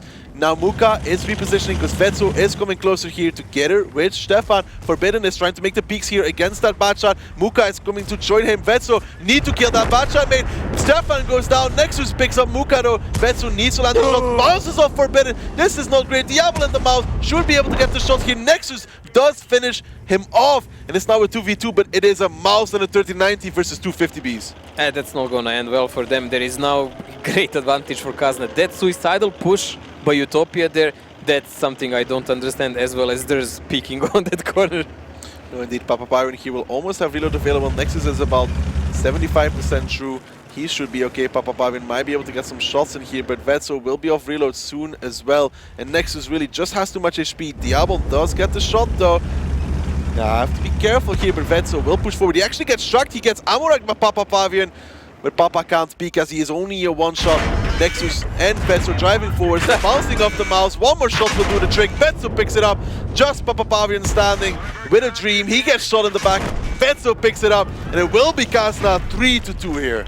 Well, that was a tight game, much tighter than I expected actually, because Utopia didn't play well enough, I would say, in that start as they should have. But they managed to come back in a game. I mean, there's almost handing them the game in that moment, but that suicidal push through the two buildings that really kind of sealed their fate. And the suicidal push in the north as well. Miloš and Bihu trying to cross Vetso with the good timing there to go and help Stefan. And Bihu didn't even make it across. And that was just Miloš against too much.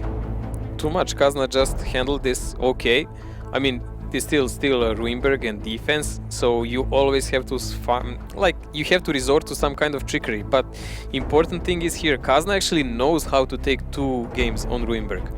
We've seen them play it last time, even when they were in dire situation and on a low HP. It was a very tactical game, something to watch for, and Utopia should really think carefully now what they're doing, because this is a moment where Kazna can actually leap off, no matter they're attacking her. I don't understand why they wasted so much HP on Diablo when they could have just pushed the back shot in the position where Diablo went and killed him.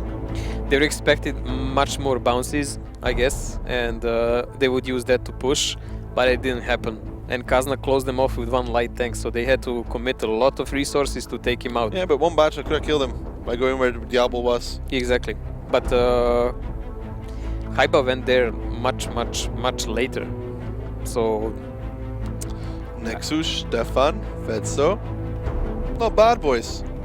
Nexus, Stefan and Vetso, all about 3k here, but they're the last remaining players from Kazna in this matchup, so they had constant damage here. Same goes for Forbidden. Once Forbidden was out of the game, and luckily this Papapavian is their second damage dealer in 1390. When that happens, you know something is wrong. And 1390 played really great with Diablo there as well, but Bihu got removed before he actually entered the fight. Yeah, not that great. Papa, I mean, if Nexus didn't run away, could have been a lot worse there. I kind of feel like Forbidden perhaps should have pushed across as well towards the zero line to do the damage, but this is like, if Muka just does this in the beginning of the round. They're pretty hesitant because they didn't know how well is he covered, obviously, but this push here, I don't know. I mean, Kazna really expected it. They should have known it. Here he kills theirs. He has 2 more shots. Nah, he doesn't go for it. Here, I don't understand this. Why would you try to push here? This is like probably the worst place where most of the Kazna guys can actually shoot. They just handing them over the tanks. Yes, indeed. And then Papa tried to run, but can't get away from that. 3-2 here for Kazna. I still think Utopia, they can pick up this defense. Make it 3-3. Yeah, but as I said, like Kazna lately played also Ruinberg, training it a lot, and in the last game they played, they really impressed me by the playstyle, because they started horribly. They had 2,000 or 3,000 HP in deficit, and then they actually managed to turn the game around by really good individual plays, spotting, using the map mechanics and everything. This is something that usually you would see other way. Usually Kazna would have 2,000 or 3,000 HP advantage, they would just throw it away for free. Diavol is so happy playing with the camera. Let's take a look at the lineups here. CDC, Mojo. Wow, I hope he will have at least some shells. No, he's pulling a Scarium. You think? Yeah, I have no ammo, they cannot wreck me. Yeah, I was looking for Gohard at the media day, didn't find him. So, wow. So Utopia here playing defense, semi-light here even. They have 2 budgets and TVP. This might help to deal with that CDC. We've seen what it can do in that northern position, especially on the CIS region. Yeah, it's really dangerous because on the Russian stream we've seen that attack. It's super hard to defend it. That's who didn't see it. We are talking about attack on 1 cap where you keep a CDC from the upper side of the buildings toward the bush line. So when he makes a position there, turns his turret, you park 1 tank behind, and it's super hard to decap it. Super hard, and you have to commit a lot of resources. Indeed, and 3 patches to back that up. But TVP, Kazna crew wouldn't really be able to deal with an A-line crossing, would they? But it does look to me that they're actually trying to do that. I mean, we will see when the actual game comes, but having a TVP for Kazna, it tells me that they actually want to attack that upper side. You think it could be a bait, perhaps? Bring the CDC, make Utopia think they're coming north, park him south on the 0 line to take the 0 line. We've seen that as well. Yeah, but it's older meta, but... Yeah, but that can be dealt with. Let's face it, that can be dealt with. This is really hard to resist this kind of play, because if you play offensive enough, you can place the TVP and even maybe a budget with a small barrel. You can shoot a guy who is trying to approach and spot down and go in that protective position. If they stay back and then don't try to take the lower positions, they cannot really decap. Indeed, Mojo, and it looks like Kazna crew hi-fi is all around, getting ready to almost get underway. Now, Mojo, who do you think is going to pick up this round? I'm still going to stay with Utopia. We're going to go all even till tiebreaker. I think that Kazna can actually pick this one up and make an advantage. I think they know how. It's just the question, does Utopia know how to pressure against this specific lineup? If they actually manage to take the Ruinberg, that will be the 4th game in a row. All right, Mojo, 3-2 here, currently in favor of Kazna crew, who are attacking Utopia on the defense, and it's Haiba playing the CDC, and he is going towards the north. Yes, but as you said, they're actually doing it as bait because the remainder of the team is playing the mind game, and they're going from the south from the 2 line. So Stefan and Haiba doing the pressure from the upper side of the map, but it does look... Do they even want to get spotted there? Yeah, they're both spotted. And the rest of the guys are not yet, so they made them hesitate. They realize Miloš already pinging out the south side. He knows there's something not right with the play from Kazna crew. Already some damage. Oh, Bihu actually taking a ton of damage. 1.2 crossing through the 0 line. Well, that's gonna hurt.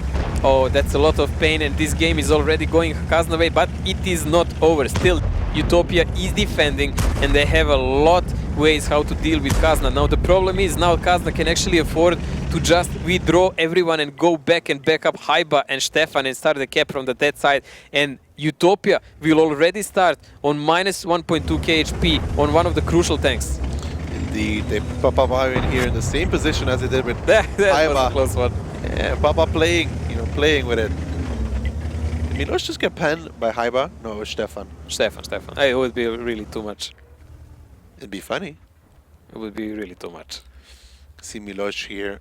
Whoa, big hit onto Papa Pavian from Vetsu in that IS-7. He's taking some damage in return though. Well, Papa Pavian is providing the spot there, so they are trying to see if there will be a significant cross by the Kazna forces. Vetsu's being a bit careless there. I mean, he knows there are people in the corner and he's opening his engine area wide open. Indeed, he has to be careful. That IS-7 is very prone to getting set on fire, taking a lot of module damage as well. And now Papa takes another shot. He needs to be careful. He actually goes down towards Elian. That was not good from Papa Pavian. Elian takes one shot in return, but losing the terrain was far more crucial.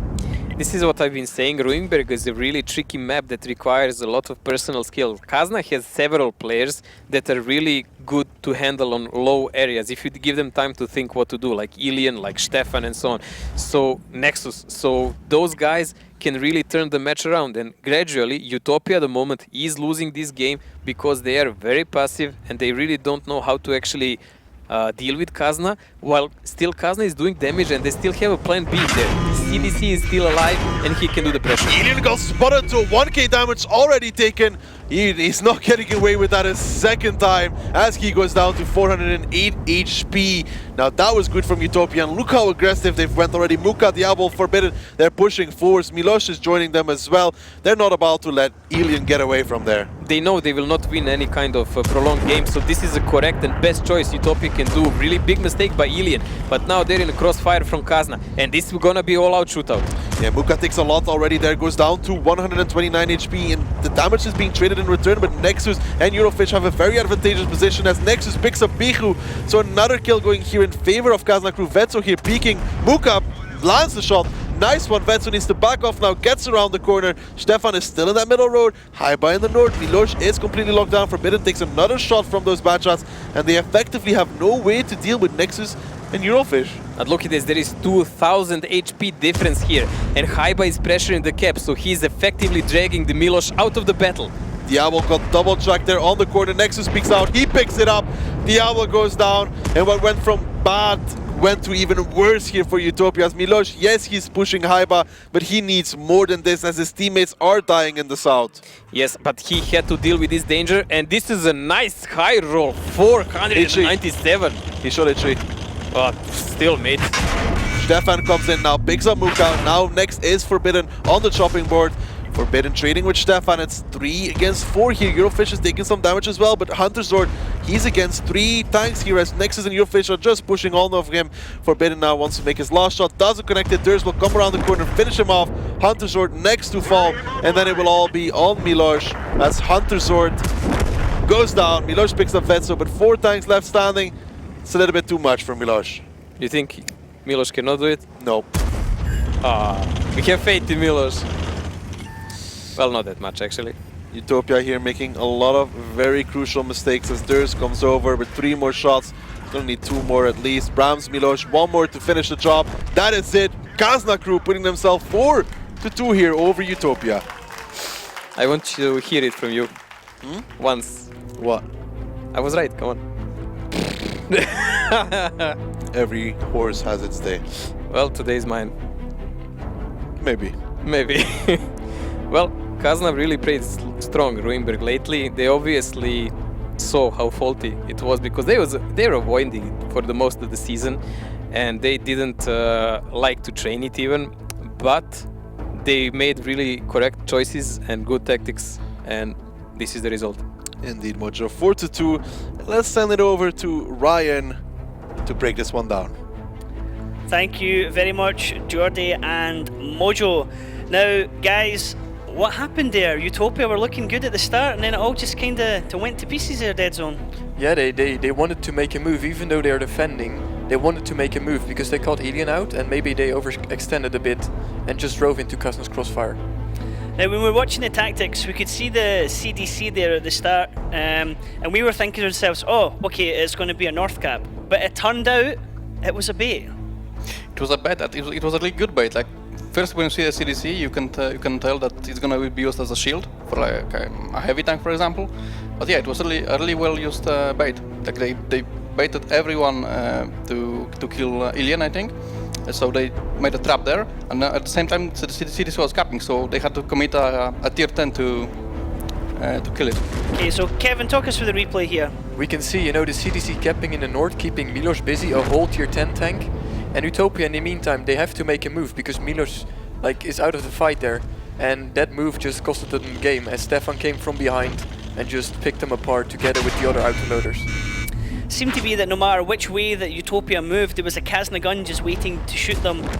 We saw some couple of nice shots being traded back and forth, but I mean, certainly for me, I would have taken the bait. I would have saw an IS-7, I would have saw a CDC and thought to myself, oh, they're going to go North Cap, like we saw, for example, on the Russian finals, as we're talking about actually earlier on this map.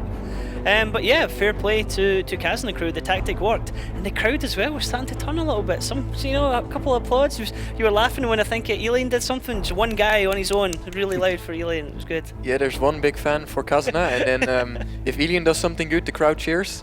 But for the rest, if Utopia does anything, the crowd goes wild. Okay. Now, post-battle stats here. Dares 3-1-3-9, 22 shots, 2 kills. Vetzel coming next, actually in the IS-7 there. Yeah, it's really interesting. You can see the damage. Malta, there's an Ita was stuck there at the corner, waiting for Utopia to come at them. Okay, now, would you expect more from the autoloaders here, Vala? Yeah, obviously Ruinberg is. Autoloaders are used on every map actually, so they're like they should be the main source of damage, and the single shooters like I7 and 114s are meant to take damage for the autoloaders. I mean, the damage across the teams, for the players anyway, it's quite actually close. There's a lot of players hovering round about the 2,000 damage here, but pretty sure when we jump over to the next page, it's going to be pretty telling when we go and see it from 8 down to 14, and there you go, the fall-off is quite extreme. Papa Pau and Diabo, Papa Pau's in the T54 lightweight, but Diabo there in the 113, you kind of want more than that, wouldn't you, Kevin? Yeah, he moved forward, on his own as one of the first tanks, as you said, to take damage. He did that, he took a lot of damage, he just died there without even being able to shoot any of the enemy tanks. Okay, now going back to the maps we've saw so far, we've saw Prokhorovka, Muravanka, Runeberg. We're going to be going on now to Steps, Cliff and Himmelsdorf. Now, Prokhorovka, Utopia's bogey map. They haven't played it pretty much all season, and then they go ahead and just win both rounds. That was really surprising. I don't know how to back that up. I don't know what happened to Kazna there. Kudos to Utopia. Do you think perhaps Kazna were rocked a little bit from the support there for Utopia? The crowd were super loud at the start. Yeah, they were stunned a bit. The first 2 rounds were over in a bit, and they lost it, and they were 0-2 down. And then going into Muravanka, we thought that Utopia would be able to keep the momentum, that they'd be able to keep things going, and instead it's Kazna crew that win the next 2 rounds. They played it really smart in the first round when they were attacking, using their heavy tanks very well, taking map control away from Utopia and slowly chipping away the HP of Utopia and forcing them eventually to move in. Okay, Muravanka, we heard them on comms as well. We had Mojo and Daki saying, Mojo was saying it's very good to listen to a team where they're talking about what they're going to do, then they go ahead and do it and complete it. Now, when you guys were playing Vala, was your comms as nice and calm as that, or was it completely different? Depends on the opponent, of course, and on the overall morale of the team, or just what was going on on the map. But yeah, sometimes it was really calm, or sometimes it was like hell. But it happens to every team, I believe. A bit chaotic, yeah. I was actually hoping for a bit of drama, a bit more hype. We did get it with Utopia. There was a couple of Polish words that I recommended. I understand they were being said. The audience picked up on it as well and enjoyed it. But yeah, sadly they went and lost Muravanka. That was back to 2-2. And then just there going into Runeberg, now Kazna again kind of stepping it up a gear. Now, Kevin, you're pretty much the only one here going yes, yes all the time, every time that Kazna were doing well. Do you think they're going to keep the momentum here now? Well, that's the question, of course. Do they keep the momentum? Right now we have a kind of a timeout for both teams, to recuperate and regroup, focus ourselves again on the next round and get ready for it. Okay, now Vala, your predictions now for the next map. We're going to go into Steps. Who do you think is going to take this one? Anyone could take it really. I think the defensive side on Steps is really biased. So if you get both boosts, the northern boost and the eastern boost, your defense, and if you play it well, not like Spoink for example, then I'm sorry, then you should have the defense secured. So the key for taking that northern defense, if you get that boost, is not to spot until the cap starts, is it? Yeah, exactly. Just sit there hidden, wait until the cap is on 70, 80 points, so you still have the time to move up and spot it. Because if you push it too much, it's 90, they can just join the cap with 200 tanks and it goes from 10 seconds to 3 seconds. So yeah, you just need to time it well and get the snipers ready, and just decap easily, get a kill or 2 maybe. Okay, so Kevin, your predictions for Steps? I expect it to be a 1-1. Steps defense, playing it safe. Really favourite, playing it safe, but it's close between the two teams. You saw Utopia taking the first 2 rounds quite clear, and then you saw Kazna coming back with 4 rounds in a row. Certainly, I mean, it's a land situation, so it is always capable of teams taking matches and battles from each other, and some of these battles are coming right to the wire as well. It's very key moments, very key precise shots that are happening, and I mean, it can definitely go any way. Momentum is super strong. So we have the rest of this match still to go. As I said, the next 3 maps are going to be Steps, Cliff, Himmelsdorf. If it does go to tiebreaker, it's going to be Ghost Town. Now, we've had enough of me talking. Let's jump back and have a little conversation and see how they're doing with Daki and Mojo. Well, we're still doing alright here. We're excited, waiting for the next round to happen. Thank you for breaking that down. I think I have to side with Dead Zone. Can you believe it? On this one, I'm still thinking a 1-1. The sky is still up. We're alive. At least the roof. Indeed, but Steps, I mean, I'm favoring it towards Utopia. If they pick up the first round, perhaps they can pick up the second, because in my opinion, they are a better Steps team than Kazna. They have played a lot better. They challenged Ding. They should have won at least 1 round against Ding. If you remember in the regular season, Double Amorak said no. They played the Steps really well. Yeah, they were really good on Steps. But I still think Kazna is overall better team here, because in bulk of the battles they have like 63%, while Utopia has 53%, and that was specific one game against Ding that would seclude them from the rest, and the rest they didn't play that well. I mean, we had Papa Pavian doing the double shot, okay, that's fun, that's nice, but by trial and error and by rotations, I think Kazna is the better team here. Perhaps. I wanted Dead Zone to say 2-0, so then, you know, because of all the interviews this season, then Utopia would win. I would never say it. Nope. No. So Kazna crew is attacking here on Steps and Utopia on defense. What do you think of these lineups, Mojo? Utopia, a big fan of the tier 9s. Yeah, and Kazna of T62A, we've actually seen them use this several times here on Steps. So tier 9s also from Kazna, a big brawl coming in maybe.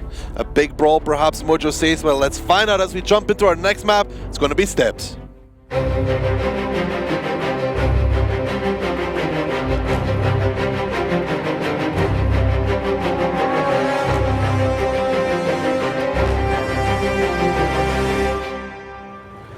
So Kazna crew 4-2 here against Utopia. Utopia needs this round. They are defending, Kazna crew attacking, and Mojo, if Utopia want to stay in this, they need to pick it up right here. Well, as usual, we see team on attacking side doing really aggressive push toward one of the caps. You need to do that if you want to cut off the climbs.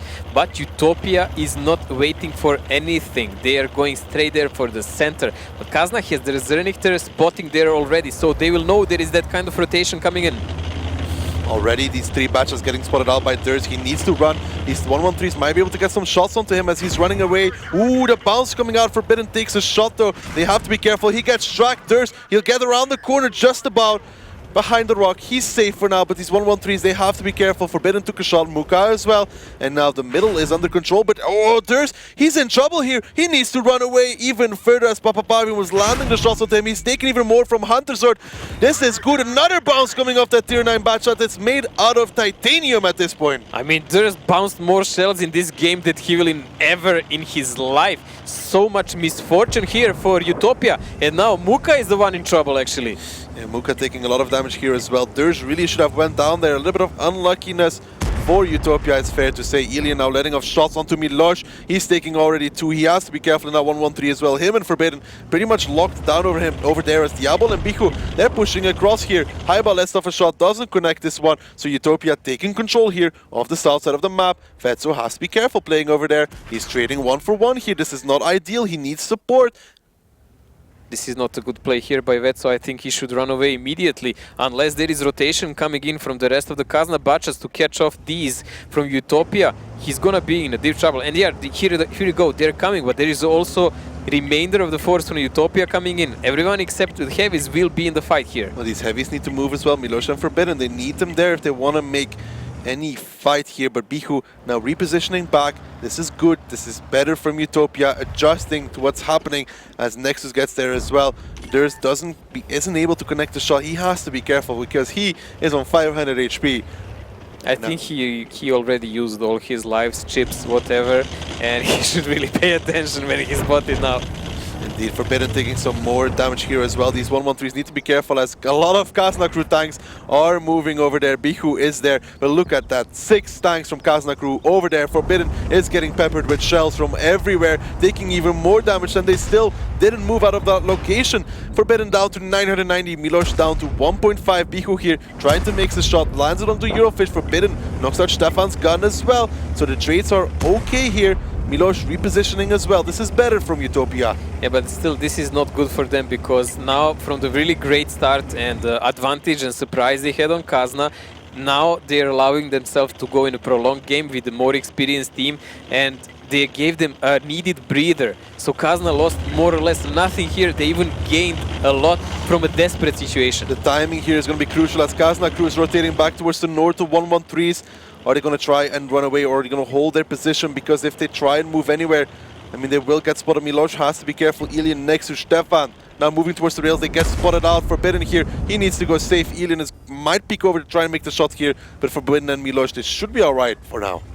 Yeah, but Kazna, if they manage to find that Barchat on the upper line, that's gonna be a problem. He will not be able to run away.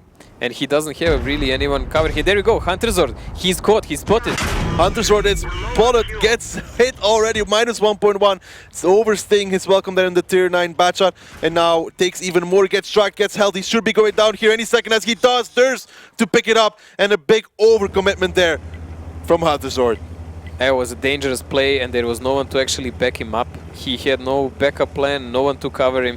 And now Nexus is coming in for this frontal position. It's a pivotal position because with top of his turret he will spot away and Muka will have to run away. So they will actually be able even to pressure those heavies. Now this is a big problem. Those 1-1-3s have to fall on the other side now, and Kazna can do all kind of pressure now. This 1-1-3 is taking even more damage. Forbidden and Milos being locked down this entire round pretty much. And another rotation coming out here from Papa Pavin, Bihu and Diablo.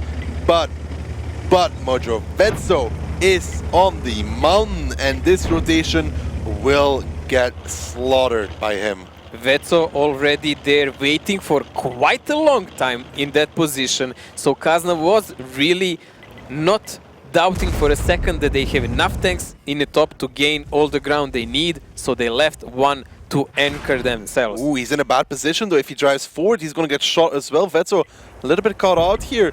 Not the best position. He takes even more. Vetso has to be careful on this mountain. Not ideal at all. Vetso, he should have been in a safe position, but instead he's now down to 221 HP. It doesn't look like he took the best one because there is several places where you can be there with a medium, and he took probably the most risky one, and he didn't count on Papa Pavian. Papa Pavian's positions below is completely protected from the teammates of Kazna, and Vetso is more or less alone there against them when he is positioned like that. So now he's trying to survive one shot, but look at this, Stefan is already up. Stefan in the meantime climbed his own little mountain, tries to make shots against Milos, and Forbidden does not manage to connect them so far. Milos here peeking against Ilian.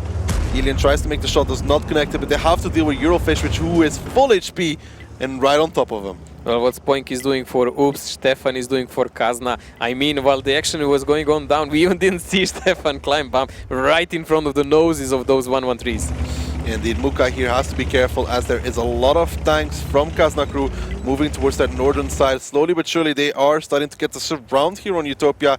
They got Nexus across in the T62A. They're leaving Ilian and Vetso back, and now what does Utopia do? This is a problem for Utopia because they're spread all over the place. They already know there is 2 or 3 mediums down, so Kazna can actually do a high pressure there. If they manage to take out Muka, those 1-1-3s will just be the next to fall because they have nowhere to go. Ooh, Milos takes another shot here, 383 coming in. Eurofish is taking some as well though, but the rotation from Kazna crew got spotted out here. There's the potential here for Utopia to make a sort of play against it. They need to group up though against this because they need all their tanks available. Muka here takes another shot. It's not ideal, but they need all their tanks in the vicinity if they want to deal with this Kazna crew. Well, shell by shell, these teams are exchanging. The HP is really close, number of tanks also, so details in this particular part of battles will resolve. Vetso is cut out from the fight, he cannot help anyone. Ilian is covering Fishy here, but so are Milos, and Forbidden is down. So this doesn't look well for Utopia. Indeed it doesn't, as Milos now has to fight with Eurofish, both of these not connecting their shots, but Utopia, they need to make a play now. They need to take down these bad shots from Kazna Crew if they want to have any claim on this round. Miku will be pushing forwards towards Durs. Diablo Papa Pavian close behind them, as Haiba will probably go deal with Milos, and they were going to lose another 1-1-3 here as Nexus tries to run away. Milos is getting pounced on, he will be going down, but they have the overmatch against Nexus at the same time. This is not the worst of trades here for Utopia. They take down Durs, they should be taking down Nexus as well. Papa Pavian gets tracked though. Haiba and Stefan are taking him down. Nexus will fall soon as well. Biku has one more shot available, doesn't actually connect it, so now he is on the run, he's on reload as well. Elian coming in with 4 more shots, should be able to deal with at least Diablo. He lands the first, needs 2 more depending on the rolls, and Kazna Crew Mojo, they're going to be putting themselves 5-2. Well, he is now like a cowboy and he's chasing those horses or whatever. I mean, once those Clippers run out of the shells, there is absolutely nothing they can do, and they're the victims. Yes, Utopia made an advantage there while they had those shells in their drums, but once it ran out, the reload of Kazna came in effect, and we can see them falling apart like dominoes now. As Vetsto claims the last kill, it will be 5-2 here for Kazna Crew. And Mojo Utopia gonna be kicking themselves about not killing Durs. Yeah, for sure. There, I mean, I've never seen a budget bouncing Yeah, he so should have much. died. 1 or 2 shells, but I don't know how much. I have to actually check. I think he bounced at least 4 minimum. No. It was 2. No, mate. There was like 2 phases of him running away, and he bounced several in each one of those. We'll see. Prove me wrong, Mojo. Non-penetration 3. Okay, that's not 4 either. So that's not 2 either. Yeah, but you're not right either. So whatever. As long as you're happy, mate. Exactly. I am. Kazna Crew 5-2 here, and Utopia. They kind of seemed stale after that initial opening, and they didn't kill Durs. They're kind of just all over the place. Doesn't look like they're even like happy when you look at them now. They lost 5 games in a row, and they're being nervous now, for sure. All the pressure is on them. Kazna is now leading highly up. They're on steps. Now they will even go on defense. It's a role they know to play well. Well, if Kazna pick up the next one, it will be match point for them. And I don't think Utopia want to let that happen just yet. No, we expect them to fight till the end as usual. I mean, they are the fighting team. They didn't come here by chance. This was a bad play from Hunterzord. It was not needed to be there that deep. But these guys survived. They possibly could have won the round. These guys were cut off completely there, and they had nowhere to go.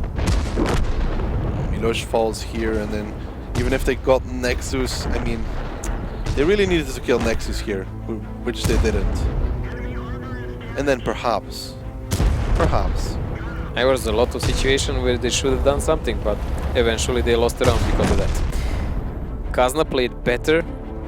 They were actually caught off in the start, but they managed to return. Elian, almost 4k damage. Nice. Yeah, great stuff there by Elian. Nexus soon to follow in that T62A. Bihu, Stefan, Papa Pavian. Then Durs. I mean, if Durs dies in the first 10 seconds of the game, he does not do 1.7k damage. Yeah, look at this. Fishy was alive for most of it, and he did 180. I'm just saying, if Durs dies where he's supposed to die, he doesn't do 1.7k damage. He doesn't do anything. Yes, he did a lot of sniping there, and probably most of his drum in that late push. While Vetso and Fishy, who actually had a lot of HP to play around, they didn't do absolutely anything in this game. It's not looking good for Utopia. It's fair to say that. Yeah, come on guys, cheer up. It's first offlines and you are still in the game.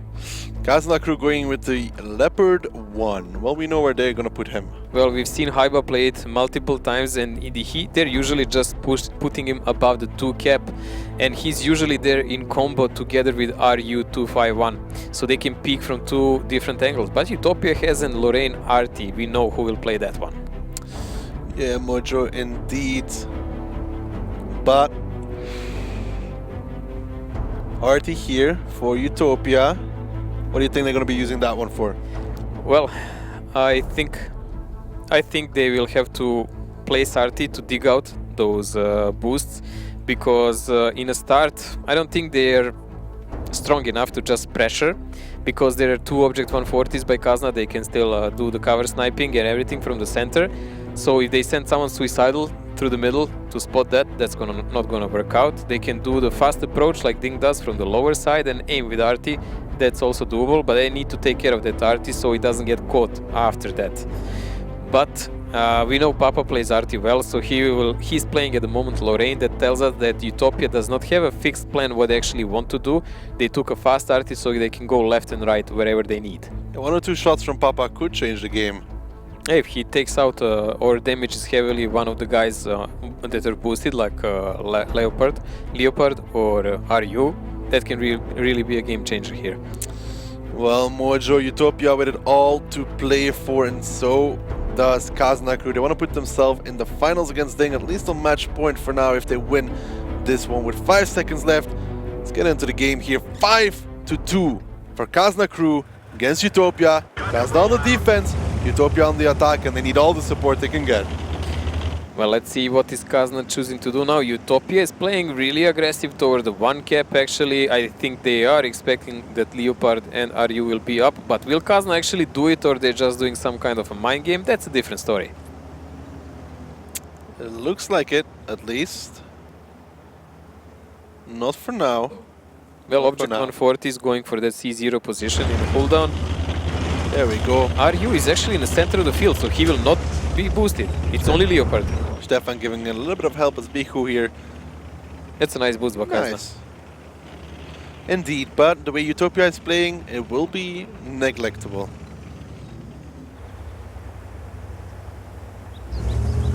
Well, Utopia already covered their back here by boosting 1 budget on E1. So if they pressure on the upper part of the cap, at least they will have their backs covered. Indeed. Now Miloš, the I7, is going forward, obviously, sending the heavy tank in first. But now how does Kazna defend that number 1 base? Because I don't think Vetso can spot it from there. It's really interesting and peculiar, but Vetso can spot a lot about the tanks that are trying to come on D-line and play a hold down from there, because once he spots from there, maybe he can spot the ridges on the other side, and they can then approach using the D-line to spot a D-cap. Because if anyone peeks, there is a lot of budgets there, they can get sniped. And Kazna knows it. And they have 2 object 140s. This is actually all part of a plan. They're doing the Ding thing. They're doing the Ding climb here. You can see the Batshots lining up. Theirs with Binos won't see them. They're out of his spotting range. That's also interesting to see. Forbidden, Muka, Diablo, Hunterzord going for it. Choo, choo, choo, choo, choo, choo. Let's see, does it work? How well did they check? Nope, not the first time. Well, Ding didn't do it either. Nope, there's always the second time. They have a lot of time. I mean, there is 8 minutes left for the game.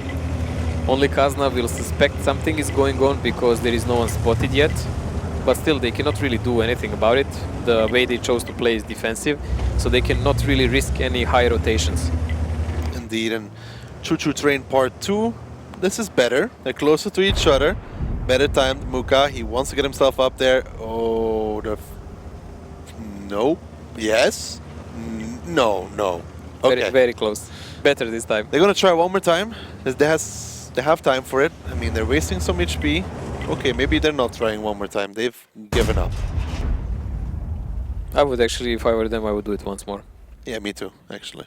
I mean, maybe sometimes people are nervous because there is audience or whatever, but it really doesn't matter at the end of the day. It's all, if you manage to do your plan, that's all that matters. There's here still with Binos. Top of that ridge, Miloš gets spotted out. He's just going to be sitting safe for now. Gets his gun damaged. That's really annoying.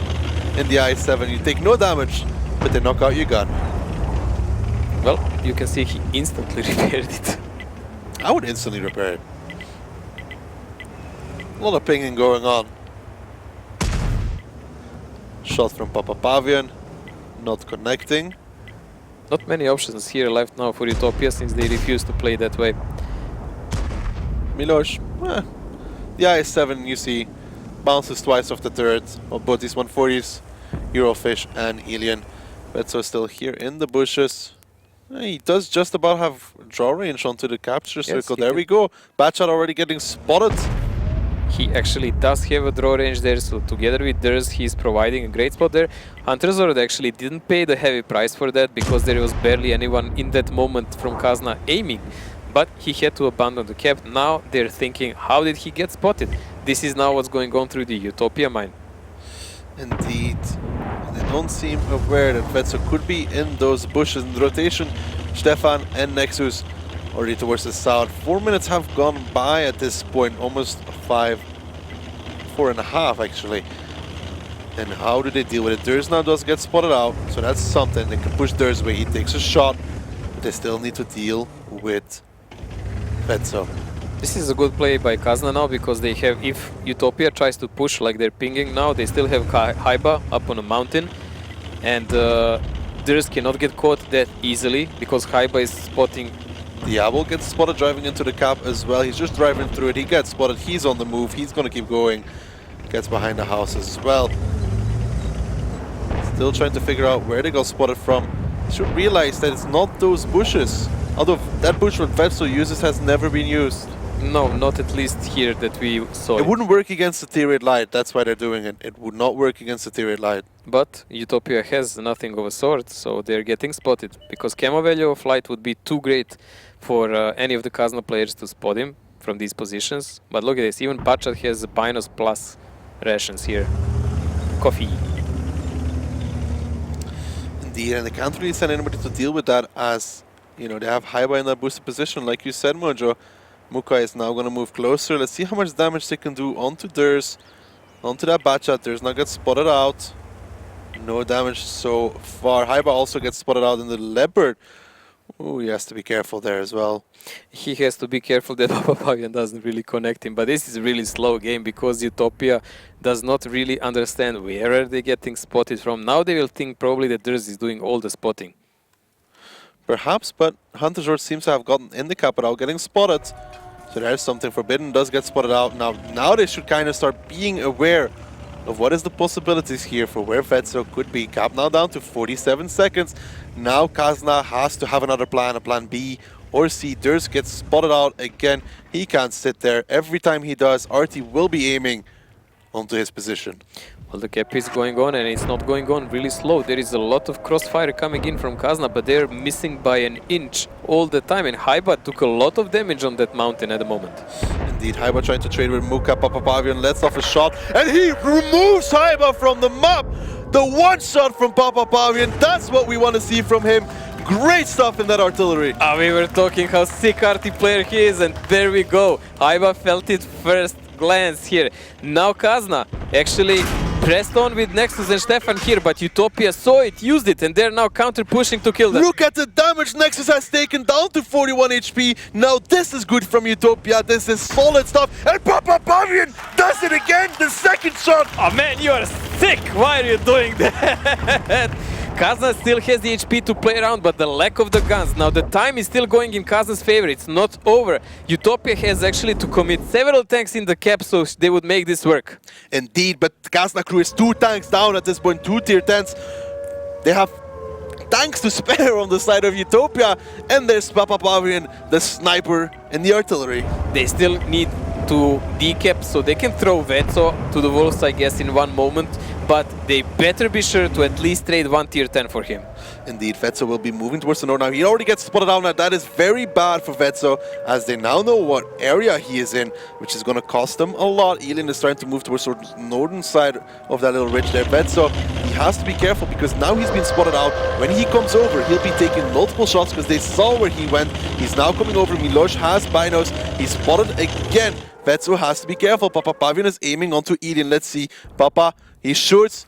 Oh! Another big shot from Papapavian. Not a one shot, but still nice damage. There comes Vetso. Now he needs to get in the RU-251. They need to take him down. 1 minute 37 seconds left here. Diablo, Hunterzord, they are spotted. They need to make sure they survive this. Papapavian is coming. Hero. Vetso, be careful here. He's getting rammed. He's getting held.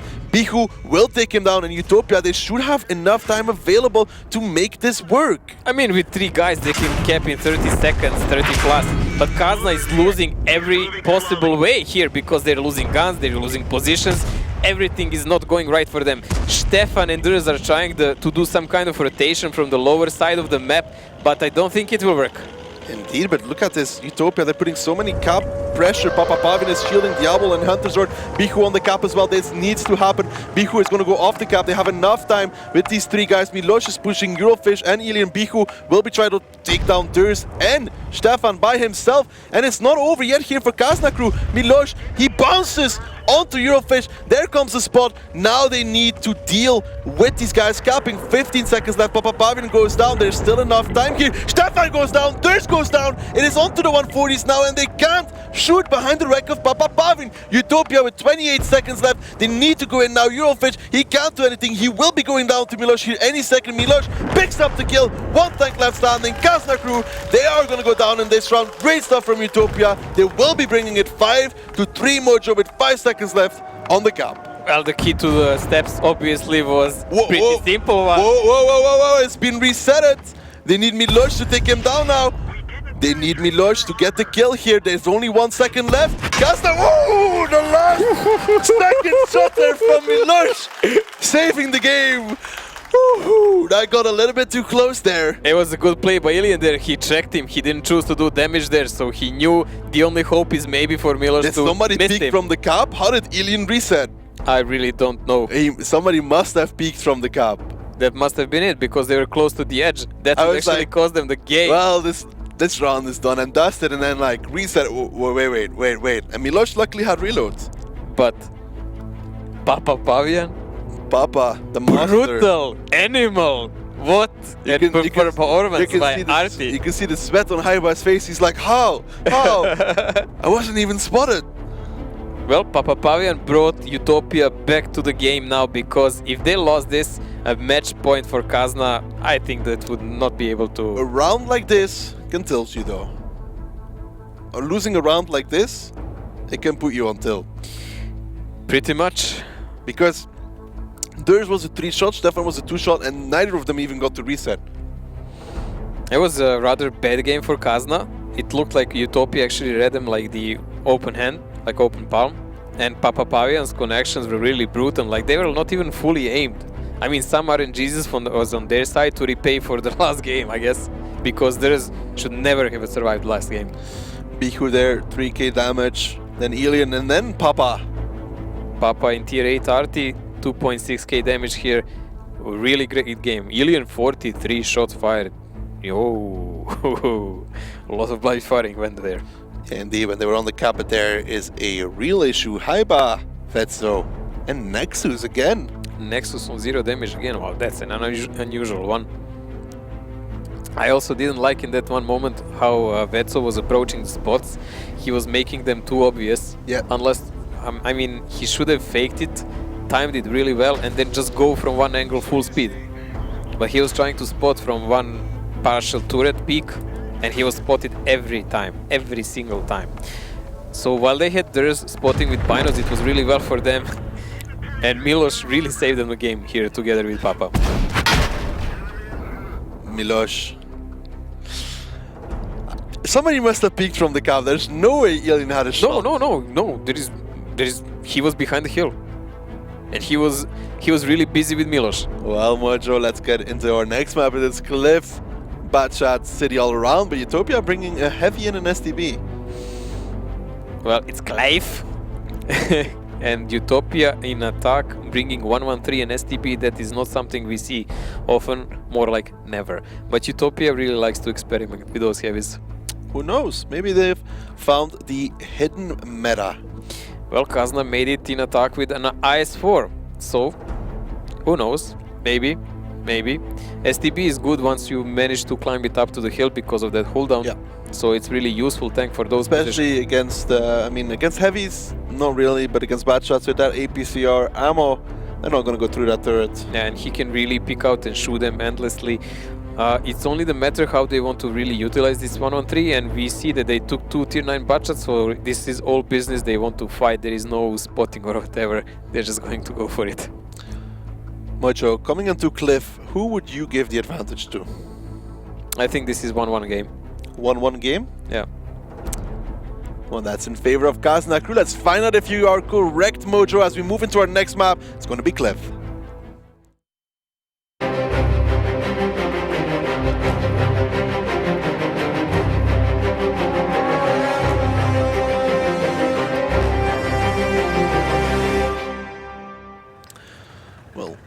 5-3 here for Kazna Crew against Utopia. Kazna Crew defending Utopia on the attack.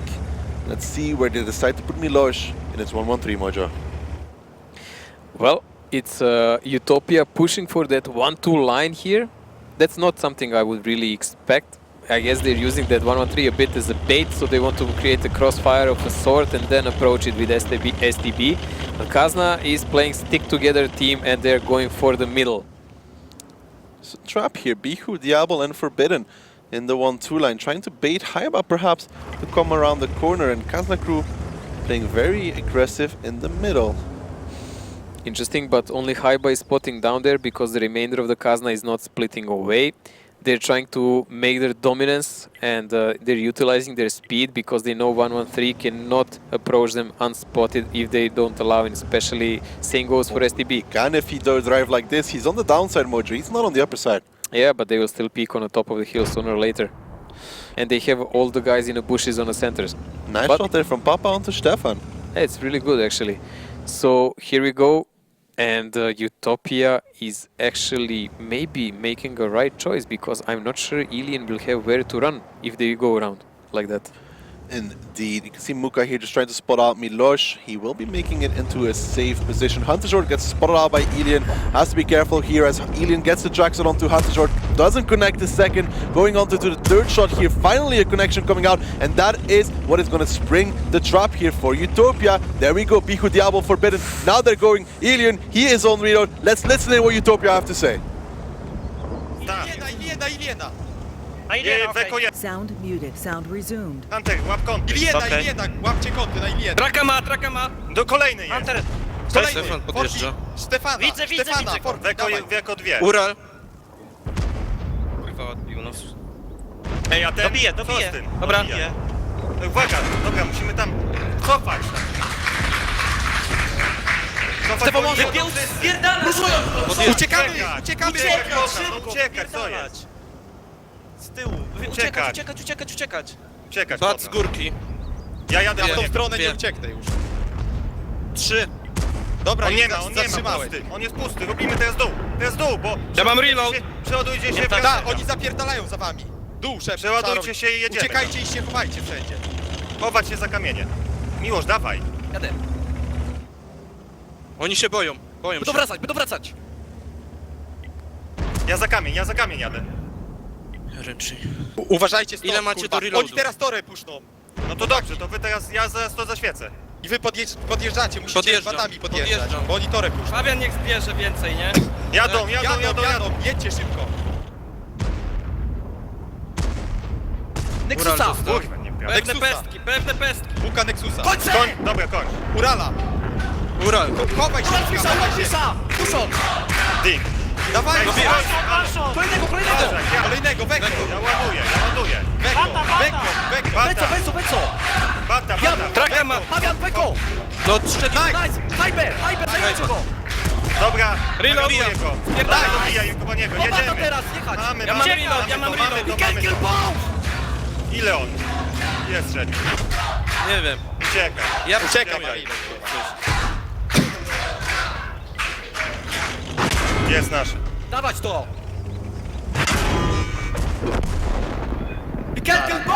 Brawo! He can't kill both indeed, as Utopia bring it 5-4, and that was really great stuff from them, baiting Alien into a position. Alien firing on Hunter's Sword, not connecting except for one shot, and then the push around came and Kazna Crew had no ID, then pushing in Miloš first. That was great, really Alien great. in the same position as Koritz was, and they took the bait. Utopia making a really nice trap. I guess that Papapavian's play on steps really gave them that adrenaline shot they needed. They are wide awake now. They took 2 games in a row in a really nice fashion. So we have a match back on. It's 5-4 now. Mojo, I talked about tilt. If a round like that doesn't put a player on tilt, it can put a team in for sure.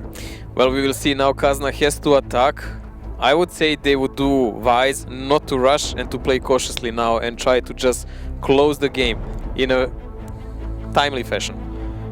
I like Utopia's reaction there, Mojo. They were very solid. I mean, they pushed in Miloš, they ignored Vetso completely. They realized he was not a point of interest at that point. They pushed in Milos in the 1-1-3. Muka went behind that little rock, and then instantly they re-pushed 1-2 line. They didn't wait. Well, when there is a need, Papa Pavian actually stepped up. Look at this. He's actually a top damage dealer on this map, which is dominated by the Clippers. But he did it in STB. He did it in STB indeed. All around, this was really good from Utopia, and Helion is going to be kicking himself a lot after this one. I mean, Muka and Forbidden didn't do much here, but Muka held an important position behind that rock area in a crossfire, because otherwise if they killed Milos, they could just turn around. Milos as well. Helion and Stefan. Stefan got completely caught out on that corner as well. This was not the best play here for Kazna. They got caught more or less same way as Ding did, right there. So we have a match on, something we were hoping for, and these guys, I don't know, maybe even a tiebreaker again. Perhaps Biko here realizes that he is pretty much done for, and this is what separates a good team and a great team, where they instantly re-push 1-2 line when they realize Kazna is going to push up, and they get at least one kill, and then they just keep going, and you know, got in the game. Completely got in the game. It's a normal choice because they had to keep the pressure on. They could never give a Kazna a breather. They could not allow them to run away. And especially since Kazna had to use part of their clips already, they knew it. So it was a correct time and they used it. There's here the last dying guy. Well, they already said they cannot kill both. Oh, Milos. He can't kill both. Well, if anybody wondering, it's what we mean. It's what Haiba screamed at the grand finals when they won against Eclipse. He can't kill both. Yeah. Well, Kazna here now, he has to think a bit. He has to get a breather and try to come back in the game by playing more cautiously actually now. Well, let's see how much Papa can do in the T49, I guess. That would be an interesting one. Gonna have to find out much of these lineups. Nothing surprising here. Kazna crew saying they like the T54 lightweight more than the RU251, but all around two standard lineups this round. Yeah, there is no significant changes here. We always see a TVP for some backline and sniping. It doesn't matter if it's attack or defense, and the remaining patches for mounting, climbing. So we will see what kind of approach will these teams use now. Usual one is to monitor the lower line with 49 while the other guys do the job of approaching and things like that. But we can always get surprised because the match is too tight for anyone to play it just standard. Indeed, so let's get into it. Already 5-4 here for Kazna crew, but Utopia could be bringing it all even here on our second round of Cliff. Kazna crew attacking now, Utopia on the defense. And Mojo, what do you think? Well, Kazna is pressuring from the hill, and this is an opening we've seen already today with the light tank going down, and I think Ding actually did exactly this today. This is exactly position where Positive was, and he did like 4k damage in this game, I think. Indeed, Mojo, and let's listen to Kazna crew and how they're gonna approach this round. Sound resumed. Doing spot, they're playing there, Okay, playing we there, can it's good. They know it's there. Yeah, it's spotted me. They're gonna climb now, huh? Hill. Yeah. Fisher, You're moving all all there. I'm moving this position. Yeah, I am this position. Going up with one. Whatever. He's gonna climb. I'm not spotting crowd. this relief, they're big. He can't climb crown. Are you spotting fucking T49? I am. 3 line spot if he picks. Yeah, that's standard. Skoda, do you have shots? No. They're still the hole. They're still the hole. I'm fucking blind. Okay, he missed.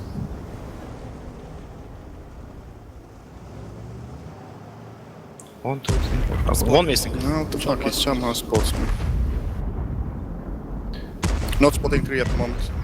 But from hill getting wrecked.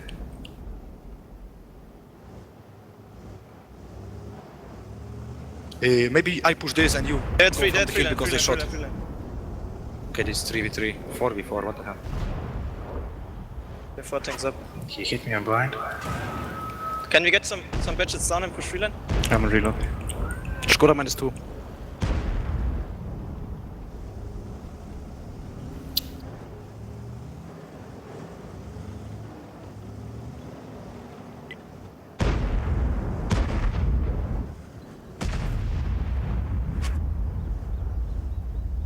Who spotted them? Who spotted this? Hyper, it was you? Me. Yeah, but he connected me on blind later on.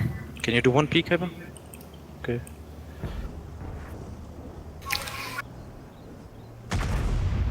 Need to kind of leave this. Yeah, right. Go back. Hyper run back. You need to punish Bishu, he's picking on fish. I'm dead. Pushing down. Yeah, we are Push all mid. this. What's different from that game? I don't know. I'm going on the beach. Shall we just try to push hill now? Like Go we there, already just- reload. I can try to help you. Probably the guys down on I'm on reload. reload.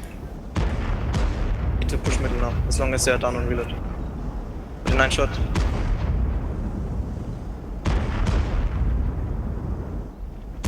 I finished. Next guy.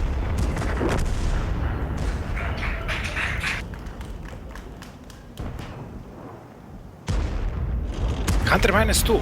Hunter -2. You can rape him, boys. Hunter -3. Hunter I got Hunter. It's a reload fish.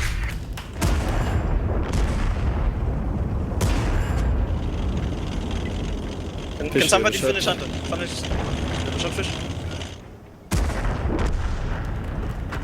Lost like fucking 4k HP for nothing. Yeah, what the fuck? How did we lose so much damage in the pick?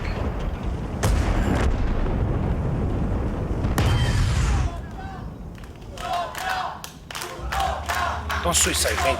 But they were fucking down with 3 tanks. If we just fucking pushed with 7 altogether, like... Still cliff death, I don't know. Sound muted. Well, Mojo there, we could see that was not ideal for Kazna. A lot of confusion on TeamSpeak as well. Vetso leaving that position. That was not needed. We were just commenting here. Why would he do it? He looked really impatient, and this landslide Took 1.2k damage after. Yeah, he took it like he's getting red for a hill. Well, that was pretty obvious because they were there already for a while and they knew it. And this is not a good Kazna we would expect, because they're talking to each other, but I don't see a big plan behind this story. It's they're talking to each other, but it doesn't seem like they're listening to each other. If you know what I mean? Because Vetso said, "I'm leaving the position," and nobody even reacted to it. It seemed like. And then Nexus asked, "Haiba, can you peek once against the T49?" Can you peek once in the Tier 8 light against the T49? Well, he did peek, and we saw the result of that. Papa 800. And pretty much like when Kurit died, the rest of the team just collided like dominoes because they had no spotting, no positions anymore. They were in crossfire Even everywhere. with 3 tanks in the 1-2 line, they didn't win the hill at all. Utopia had firm control over that, especially after Vetsa go. Utopia played it out really well. Yep. I mean, we saw the weakness if you have only 1 or 2 tanks spotting that lower line, but it looks like that number of 3 is more than enough, because you are good enough to counter any kind of pushes, and still you have a really good crossfire with your team on the hill, so you can do enough damage if they are pressed. So this is a really nice tactical game by Utopia. Kazna not on a level on Cliff, not by a mile. Cliff, hands down, Utopia miles ahead of Kazna crew. I mean, the first round, that was smart, that was ingenious, nice bait, getting the overmatch. Second round, Kazna wasn't even really in the game. I mean, Nexus does a lot of damage here, but sacrificing Haiba for it was not worth it. No, but this game was all about them. Now we will next see, I think, Himmelsdorf. Yep. Which is the most played map by both teams, and it will be the decider. I mean, Kazna played it really a lot here. 27, Utopia 34 times, but Utopia has only 50% win rate here compared to Kazna that he has 67. I mean, percentages don't say it all. No, because but Kazna Utopia did play it well lately. Yes. Utopia not so much, but in the beginning of the season they were really good on it. But still, I think that will be a 1-1 map, if anything. We will see, because Utopia in the start of the season on Himmelsdorf used to play it really brilliantly. They practically introduced the fast meta with 113s and Grille and 50Bs, but here you go. This is pretty much the moment where Kazna already fell apart here. Because yes, they had some tanks in the game, but the positions were already lost and they were not even focusing well. Yeah, another thing about their TeamSpeak, it didn't seem like anybody had a concrete idea. It was just like Stefan asking, can we get some bats on the downside and spot the 3 line and rush the 3 line and nobody even said anything? There was no solution. You could see there is no solution. They were just reacting, you know, when they're probed, but they had no real idea how to finish this game in their favor, and they were well aware of it for a while there. Indeed, and puts us all even, Mojo. We could be going to 2 tiebreakers in a row. What a difference here on CIS region when we were watching finals. They had in semifinals 2-7 to 1 But it's good games though. It's good games. It's good games, and this is what we want to see, of course. It's what the crowd wants to see. Well, I believe that audience there is most likely on Utopias. I would not really doubt it. Mojo, I'm not sure. Is the crowd in favor of Utopia, you think? Are we in Poland? We'll find that out later. Well, 5-5. Lineups are here. Kazna playing really aggressive setup with 2 T10s. We've seen that played before. This is a courtyard rush, but Utopia should be well aware of it. They're just playing standard and they have an IS-3 in attack. IS-3? Okay. What are you gonna do with this one, Mojo? Josef Stalin. Break it down for me. Josef Stalin, what's he gonna do on this map? In attack? I really have no idea. Maybe they will use him for spotting. They're gonna pull on Iporash? Well, they would have to be in defensive side to pull an Ipurash and spot the courtyard with him. Well, let's find out if Utopia is going to be putting themselves on match point or it's going to be Kazna crew on our next map, Himmelsdorf.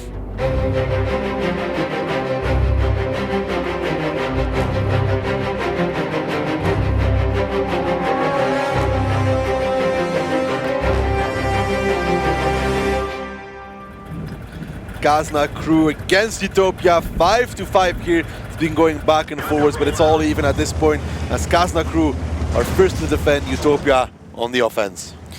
Well, Utopia is playing more or less stick-together team with only Grilek going up on the hill. That's pretty much standard so far. They will probably try to immediately spot the courtyard and see are those T10s trying to reach them. But Kazna is playing aggressive rail, so they're gonna try to cut off that part of the battlefield and then play the rest. We've seen them already leave Vetso here before in other tanks before, but he was usually left here on 5 line to deal with spotting and to play an anchor from that side. Nexus already noticed there is no one pressing the lower side, but they're all spotted, 8 line push, and there is rotation coming in.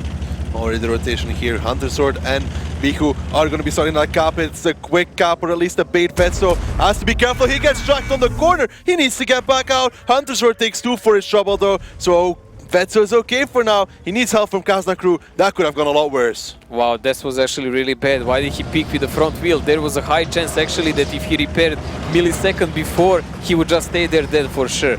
But Kazna is doing the rotation now. Utopia tanks are already in position. Bihu and Hunter Sword can run away at any second here. Bihu and Hunter Sword are both on reload. They will have 5 shells available at the time the fight starts. But look at that. Nexus, he's moving down the 8 line. Hunter Sword and Bihu, they're coming off. They've spotted Nexus. Nexus is now coming behind the Diablo. But that's only an IS-3. Is it really worth it? The clip of a bad shot as now Milosh is pushing forwards. He can just cross over. Nexus is now getting shot. He needs to back off into the window. Papa Pavian crosses over as well. He takes a lot of damage for that. Hunter Sword the next in his bad shot. Nexus is still completely stuck in that. Iliad will back out with his 50B. And Utopia for now is taking a lot of damage here. They're completely getting outtraded by Kazna crew at this point. They need to be careful. Utopia did a good rotation, but Kazna read them like an open book. There was too many tanks committed there, and Nexus actually survived. The guy has 20 lives, not 9, because he managed to run away from entire Utopia team from a really, really bad spot, while his team was doing all kinds of damage. And now Utopia is actually here on down foot. Indeed, Vetso here taking another shot. Has to be careful. Milosh is trying to clip onto them. He is down to 506 HP. He does take down the first tank. He's now going to cross over towards Eurofish as Muka is getting pushed on by Alien. Alien picks him up. And still, it is close here. He's on fire. He's burning down in his 50B. That's not ideal either. Stefan goes down towards Papa Pavian. And Utopia, they're kind of making it work here. They're down in HP, but they still have the potential here. Oof, that was a close one here. If that connection fell, that would really be... There is another guy connecting him.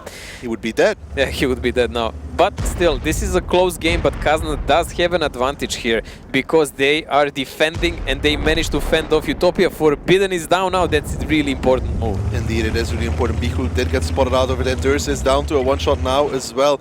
Papa Pyron is holding this courtyard, but Eurofish and Haiba have the HP here. Let's see what Utopia is planning here. You can see them pinging in the courtyard. Bihu is now going around. He has to be careful though. With 2 shots available. Can he pick up Durs? Elian gets spotted I think actually out. Durs is actually waiting for that. He's waiting for someone to go from that side. There is nothing else he would do there. But he's on 1 shot, so he would better do it really careful. Ooh, Elian is spotted here, so they know he's coming from the upper side. Ooh, Elian does not expect it. He lands the first and Bihu does not. That bounces off. Unlucky there. Elian gets the shot in return. Not ideal. Bihu takes another one by Durs on the crossing. This is not what Utopia was hoping for, as Papapavian is still in a dire situation there in the courtyard. Papapavian is the only guy left in Utopia that's not potentially the 1 shot, and he is constantly proxy spotted and stuck. He can really not go anywhere, while Kazna can choose how to rotate now.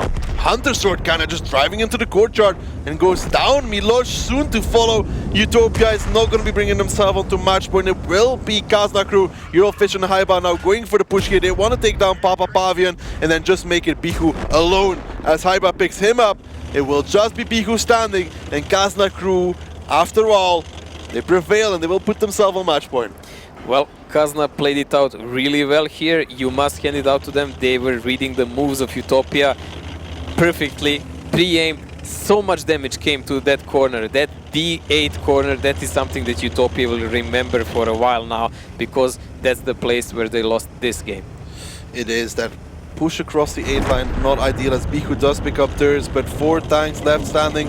If a miracle happens, he'll be able to kill all of them. Elian misses his shots, so does Bihu. 1 more shot will put Kazna crew on match point, and he is getting surrounded. They're coming in. Elian, nope, Nexus picks it up. 6-5 for Kazna. So we have Kazna now on the match point. Utopia has to chase the result, so they would actually go on Ghost Town on the tiebreaker. We will see how will this fare. So far the games were tight and there is still chance.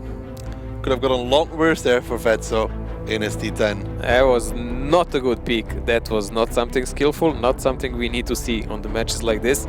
He was very lucky not to stay there.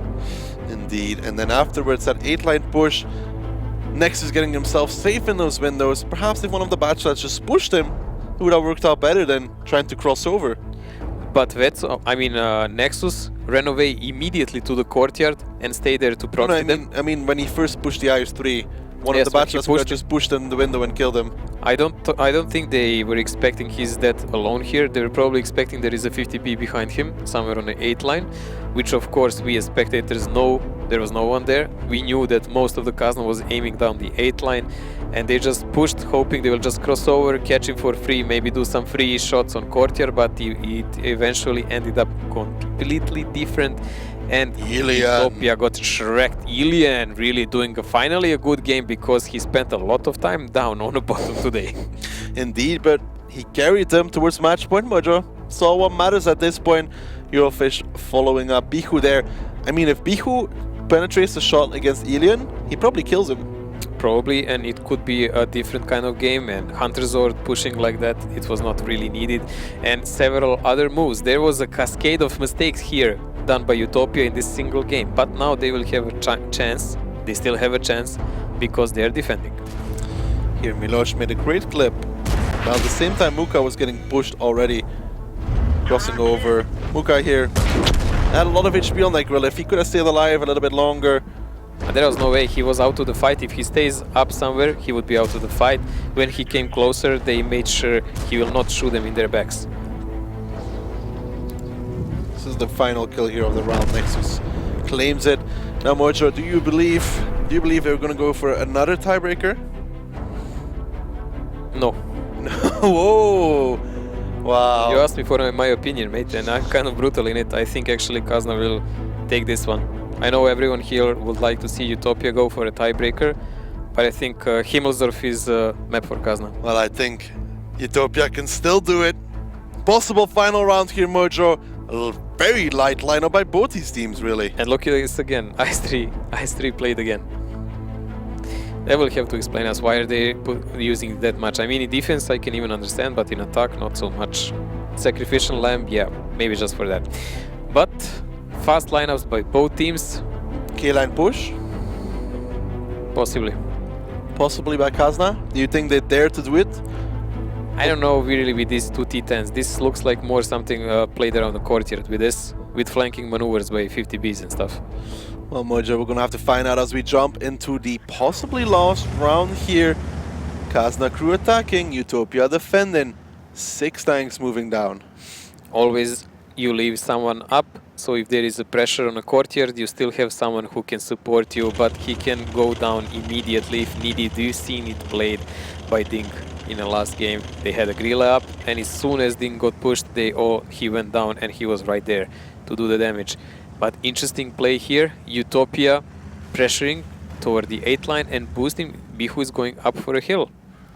Indeed, and they are going to go for their courtyard control here, it seems like. There is a lot of Kazna guys already waiting there. Look at this positioning here. But look at it. Papa Pavin is going in the 3 line. Forbidden is in the D line. Now Kazna crew has to be careful here. IS3 managed to get here to the hold down position on G3. This is usually a spot you would see a light tank in for kind of pressure spotting and so on, but IS3 can perfectly look well. Now, the reason why he is playing like this at the moment is because he can't get connected from the hill, but when he angles this IS3, it's really hard. If he hits that part where he's aiming for, he's going to pen. Yeah, he will, but it's really hard shot. You know that. It's really RNG's based. Indeed. Nexus took actually a shot up on a hill. Yeah, from Bihu there. Bihu now has the advantage. This is smart play from Bihu. He pretends he has shells and reloads. It's a good play, but Nexus also knows he cannot really deal with him. The push would be suicidal. Yeah, look at this relocation coming out now. 250Bs from Kazna crew going up the hill. Stefan moving towards the 8 line as well. But there's still most of the Utopia tanks in position to deal with that. The thing is that Kazna actually does not know where are Utopia tanks. That's the main issue here for them. That's the reason why they're hesitating so much to move anywhere, because they're not yet guessing. They think they're in upper part of the map based on Bihu's position, because Bachat is there too aggressive to be alone. But that can also be a trickery, because they have Papa Pavian in the other side of the battlefield. The Diablo there. Just making sure, and Kazna crew pulling back a hell of a lot of forces towards the hill, and look at this. Finally, a good read coming out from Utopia. Let's see what will Kazna do, because in my eyes, they should have rotated to the rail. That's how I see it from this game, but they are trying to really put Forbidden here in dire situation, but instead what happened is that Nexus got connected more than once. There was like 2 shots in a row. Hit by HE. From one of the 2 guys, hit him with HE. IS3 connected him, we saw that. But someone else. Yeah. I know. But somebody hit him with HE because you could hear it. The splash damage. Yeah, I'm really wondering who. I don't see the. Diablo was shooting HE, perhaps. If he was peeking in between the gap, he might have a shot, a small one. But this is good setup from Utopia here. Bihu will see them super early, and then the 50Bs will be in position, and so will Muka. Well, Utopia is doing brilliant so far. Here, all the advantage they made. Even more. Almost 3000 HP chopped away from Kazna. That is a significant advantage for this map, because any final push here that would come by Kazna would have more or less 2 players already down. Fishy and Nexus. They will not be a significant part of this game anymore.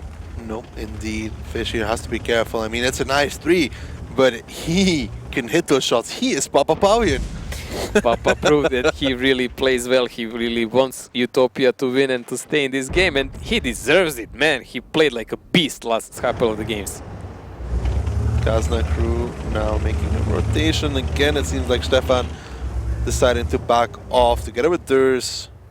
Elian is going to go for Papa one-on-one. Papa one-on-one with Elian. Let's see, Elian gets the first. Papa connects his shot as well. Elian now needs to go safe. Muka misses, he takes a shot from, a bounce here with bad rolls. Okay, that's a good roll. He should be able to pick up Papa, but he goes down to 571 HP for that. He took 1 shell more because he carelessly bounced that 1 shell on IS3. He would have like 300 to 400 HP more, but Muka now, he's spotting, is there any push there? Maybe he will even try to pressure to him. Bihu is now going up the hill, but he has to be careful as there are 3 tanks from Kazna crew waiting there for the possibility to make Ooh, the timing here. Bihu is going to get caught out by these 50 Bs from Kazna crew. He spots them now. He needs to run away. Bihu, he needs to go. He needs to run. Luckily, he had his tank pointed in the right direction. He should be able to get out with taking minimal damage. Doesn't take any at all.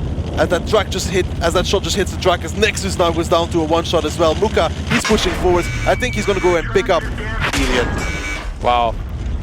Vetsus gonna get wrecked here because Bihu has the full clip and Andrezor is already covering. Muka got destroyed down by Ilian actually, and this is a big trade coming in now from the both teams. That was a very big misplay there coming out from Muka. He wasted all of his HP and he went down towards Ilian. Now they have cap pressure. Miloš trying to take down Vetsus. He needs one more shot, picks it up. Utopia still in control, but bad plays from Muka might cost them. Now they need to go clean up high, but Stefan will be covering him and he has a lot of HP. Bihu is on reload. Diablo needs to be careful not to make an overextension here. There comes Durs against Bihu. Oh, Kazna crew, they might be able to do it back here. Bihu takes 2 shots, will take the third any second now. Durs picks it up, Bihu goes down, and it's not over just yet. Miloš here, he's gonna get shot in the back by Ilian. Miloš, he needs to go forward. Ilian is clipping him from behind. He has 2 more shots available. He's now getting shot by Nexus as well. Utopia, they're throwing it all to the pieces here. 3 tanks left standing. Kazna crew, they're doing it, they're making it happen. Utopia, what is happening? Kazna is doing a brilliant crossfire here and they're approaching here like a pack of hyenas even, I would say. But still, it's doable. I mean, Deeble, he has enough HP to play around with. Yeah, but look at this. Stefan tracks for a bit, and can he get the finish? He can! 2 tanks left standing here for Utopia. Muka and the boys, what have you done? Kazna crew, they want to put themselves in the finals here. 2 tanks left standing. It didn't seem possible. Durs is now pushing onto Diablo. He will be able to clip him. Hunter Sword against Stefan. He might be able to kill Stefan. He can! It's Kazna crew that put themselves in the finals. What an unreal show from Utopia. Wow, 3k HP advantage, positional advantage, everything in their favor. And you can hear the roar of Kazna players because they knew if they went to the tiebreaker, that would be a pure gamble. Kazna crew pulling it back out of the hands of Utopia there. Realistically, Utopia should have won that. A lot of misplays there. Muka going in for the kill on Ilian, not even getting it. Stefan is playing even without his sneakers. Well, he's really homey here. Indeed, so it will be Kazna crew against Ding. The finals we predicted in the beginning of the season will be coming through after all. Well, I really like this play from Kazna at the end because they actually managed to pull back from the losses. They didn't tilt. They did tilt in a couple of the maps before. They allowed themselves to just fall down and lose the game. But this time they still saw a chance and they really, really played it out. Yeah, indeed. GG's going around between these 2 teams. Kazna crew will be joining Ding in the finals. Utopia could have possibly brought it to a tiebreaker, but a few misplays in that last round costing them dearly, it's fair to say.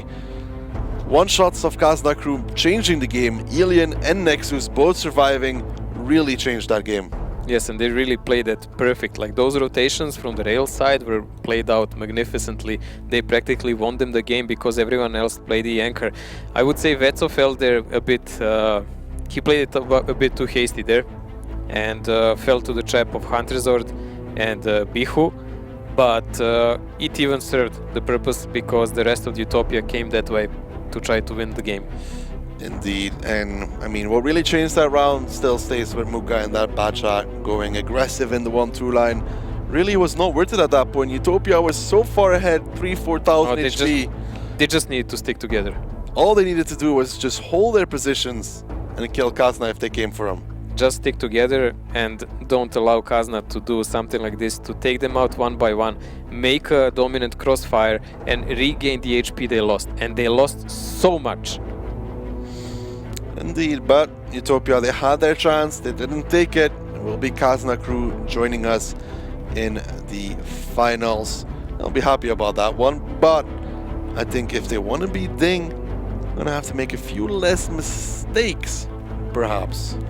Yeah, Ding is not a very forgiving team, but now Ding had a long break and they had time to watch this, but Kazna is now at least pumped up to play. We will see. So far, the track record of Kazna versus Ding this season is more than pathetic. Wow. So they're really not performing well against Ding. I think they play like 5-1 and 5-2, something like that. Yeah, something like 5-2 and 5-1. Yes, and that's not something to say. I mean, as I remember those matches, they were not even close. Usually Ding was dominating them by far. But first map, but not the second, and the third, or the fourth. But they had all 3 weeks now to prepare and to think what will they do. Now the question is, did Kazna had enough time to prepare several tactics, because Ding was not really, even in a tiebreaker game, they were not really handing out any I kind wouldn't of be surprised if specific Ding tactics. has still a lot left in their pocket. Yeah. So Ding, even like that, I mean, even their standards are dangerous enough. Indeed, Mojo. But enough from us for now. Let's send it over to the desk, and I hear they have a Kazna player there as well. Yes, we have a very happy Kazna player here, as we have Haiba joining us on the desk. So, Haiba playing against Utopia there, who managed to snatch defeat from the jaws of victory, we would say. But you guys played immense and kept your cool. Yeah, at the end it turned out to be very tough match. At the beginning, even though we were down 2-0, we knew that the way we lost those 2 rounds is not really how much we are prepared or how we expected us to play. So we made a very nice comeback, won 5 in a row, and then I guess we kind of slipped up, maybe relaxed too much. He had a very unlucky loss on Stepedev, for example, and few individual mistakes, but hopefully we stayed very composed and did good on Himmelsdorf. How much of an impact did the noise from the crowd have on you guys? None. None? None. Honestly. Super cool? Your comms was nice and calm. I quite liked that. It was always calm, and like that we really enjoyed it. Just when you were just saying to your team, "I'm dead." Well, they Cliff, you're like, "I'm dead." Well, they changed the isolation headset, so this one is very hard on your head, so you don't hear practically nothing. Okay. Only it hurts. It hurts, yeah. So me and Mojo have that with these headsets sometimes. After a while, they actually hurt the top of your head, which is really strange. Yeah. So now your next match, you're going to go against Ding. Yes. Another finals for you guys, but also 100% guaranteed you guys are going to New York. Yeah, I think primary objective secured. So now I guess we need to gather up our energy and start preparing for a match. We won't have a lot of time, but I think we're gonna first and foremost enjoy this match very much. So here we can see in the highlights when everything kind of fell to pieces for Utopia and fell in place for you guys. I mean, at that stage we actually thought, okay, it's going to go to tiebreaker. We're looking at Ghost Town. You guys don't necessarily have a great record on Ghost Town, but no, you managed to seal the deal. Well, I think did we get lucky or did we guess good? But we kind of figured it out that IS-3 is probably alone on that side with the help of one butshot. So we used one of our butshots to kill him fast and then kind of forced them to react. So they also got lucky. For example, their butshot going up the hill, our 250B is waiting in ambush for eternity. But eventually, once we pushed, we kind of had them all in one space. So it was just a matter of I don't know, finesse, how we're gonna end the game. So here we see the post-match stats. Your top damage dealer coming out there being Alien, the hometown boy, bringing it home. I mean, that's across all matches here. 11 kills, average 2,300 damage, and then Dare's second top. How terrifying is it playing against Papa Powan? Oh, very. That man is an absolute demon on artillery. I mean, he comes third top damage there across the complete exchange between you guys. Then Nexus, then Stefan also coming in for you guys. So top 4 players on the front page. Nice round from you guys in total, yeah? Yeah, thank you.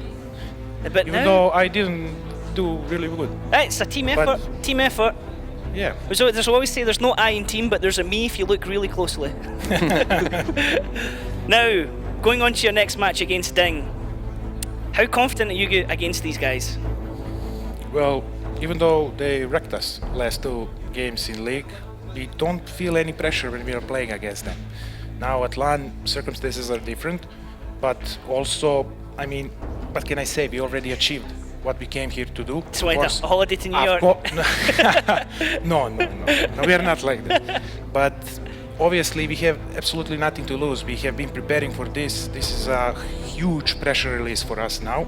So I just hope that we enjoy this match. That's the most important. The boot camp worked for you then? Yes. Awesome, awesome. There you go, guys. Boot camp, get practice in. Now we're going to go to a break as the teams get set up.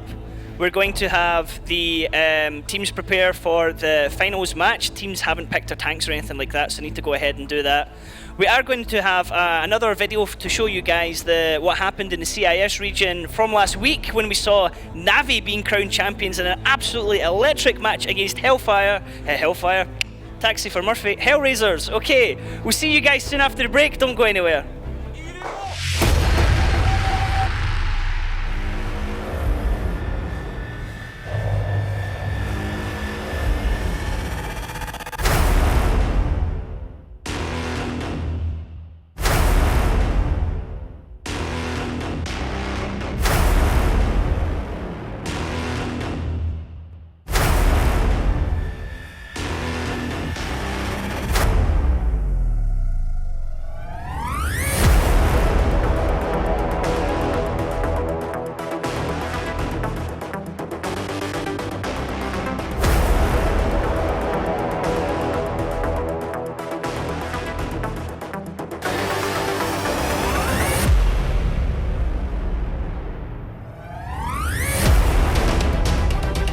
Крайне плодотворно и усиленно готовились к этому лан-финалу.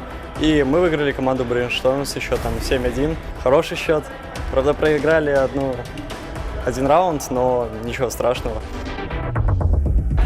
Да, ребята, это команда Hellraisers выходит вперед. 7-1. Уверенная победа. Конечно, первое ощущение после матча – это такая легкая, приятная эйфория, что мы готовились не зря, что вот эти тренировки, вот эти не пропали даром, мы уверенно сыграли, вели игру. С самого начала у нас была тактика, и мы ее придерживались, и, в принципе, матч прошел по нашим условиям, и мы выжили, в принципе, максимум, наверное, из того, что хотели. 7-1. Поздравляем, ребята, поздравляем команду Нави.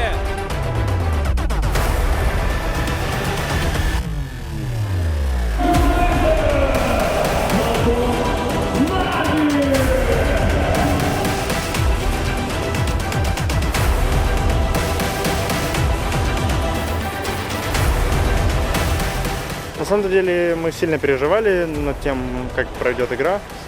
Понятно было, что ничего простого не будет. А еще и с тактиками у нас были вопросы, мы немножко подустали. А у нашего соперника было 2 часа для перерыва. Поэтому ничего простого нас не ожидало.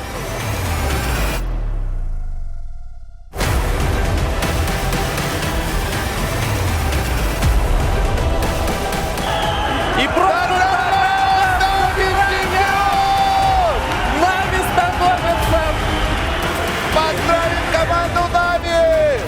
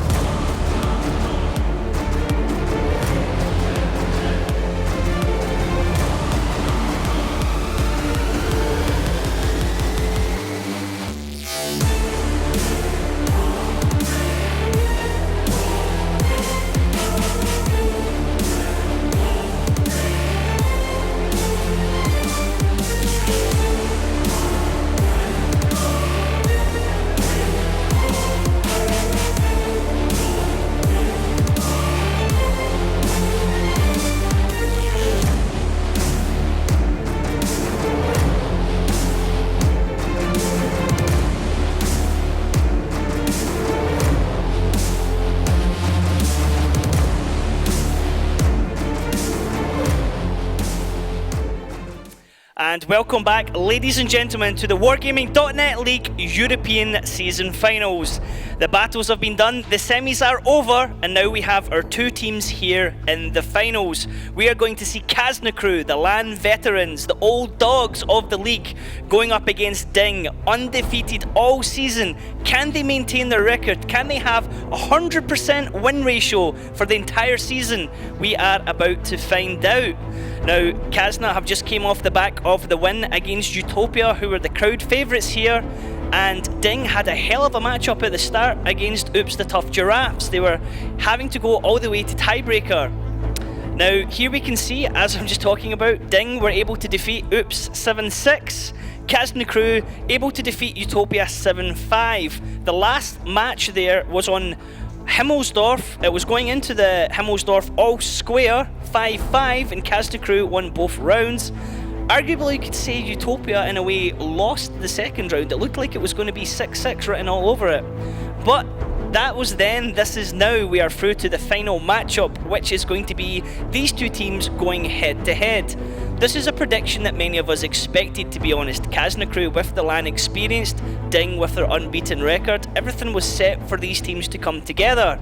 Now, this is the moment of truth. Who can step up? These teams will be travel buddies going to New York, but who's going to have that extra chip on the shoulder, that little extra, feather in the cap to says, we're the champions, you guys were second best.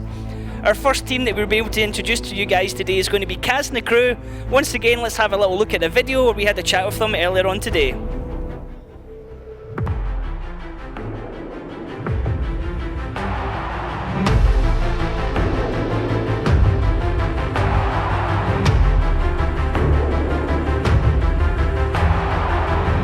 Kazna Crew are veteran LAN finalists qualifying for almost every regional final since they joined the league. Champions in 2015, they are also the only team here to have attended the grand finals. Feared by many teams simply due to their experience, Kazna Crew are hungry for the chance of another title. Our preparations consisted of two stages. First was online part, where we played for about 2 weeks. And the second stage was us arriving a couple of days earlier here in Katowice, where we boot camped in a gaming house here in Katowice.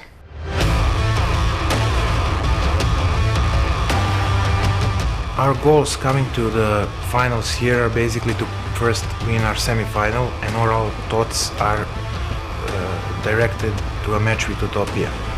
We didn't think about potential final, we didn't even consider that. We are just preparing for the first match that we have, that's a semi-final, and then after that we will think about it.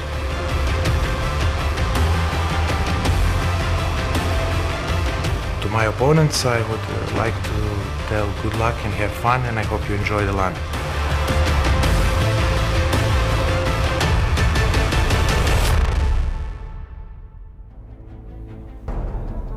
Okay, for the last time today, ladies and gentlemen, make some noise for Kazna Crew!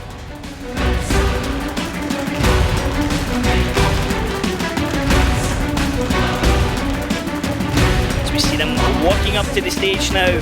Now, here we go. Vala, what must be going through their heads right now? They might really hyped against winning against such a strong opponent, which Utopia proved to be. It shows that the bootcamp paid off. So yeah, I think they're pretty confident against going against Shaky Ding. Definitely. I noticed in the video, Kevin, that you were there at the edge of the picture. Yeah, you know, I've also had my time to shine, you know, in the video, in the pictures and everything. It was actually quite funny hearing you say, look at that guy at the front right, he's so nice. And it was you when I looked up. Yeah, I know, right? So, Kazna Crew, been here before, they know the situation, they know the pressure. Could they be taking their second title? Some may feel that they're going to steal it from Ding. It could be Ding's, it would be written over the, you know, from the start of the season, this is going to be our title. But Kazna Crew, you can never count them out, can you? You know, they've always been there, you know, they always come back. And we've seen it time after time, and we've seen it last match also, coming down from an 0-2. And then eventually almost losing the match and coming back again. I'm pretty sure as well, from what I remember in the interviews, I mean, actually we did, we have Naraka here earlier on, he says, you know, we want to avoid Kazna, we want to play against Utopia. So, their opponents today are going to be, for this final match, Ding. Ding are, okay, sorry, yeah, Kazna lineup, here we go. So, Kazna, 56% attack win ratio, 57% defense ratio.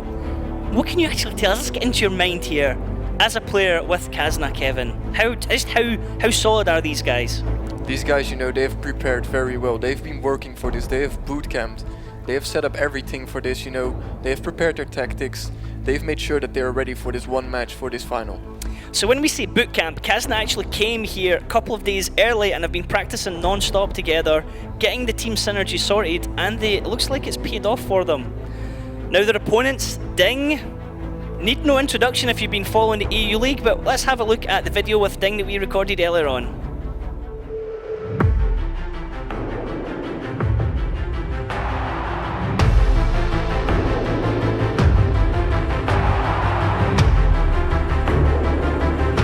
Undefeated all season, Ding have looked extremely strong heading towards the season finals. With an all-star lineup including 2 ex-Wombats on Tanks players and 1 from Tornado Rocks, many people have Ding down as clear favorites to win Season 1. We feel very confident because we were undefeated this season, and it will not add additional pressure to us. We already have enough pressure, and we feel very confident. We are prepared for every match on this tournament. We didn't specially prepare for OOPS or anyone that may wait us in the finals, but we think we are well prepared for the semis. We will play the stuff that we already prepared, and we will not change a lot of it, but we feel if we play our best and we don't make a lot of mistakes, we can win every match on this tournament. Winning this tournament means a lot to us. It will be the best accomplishment we have in our team, and we will give our best to do it.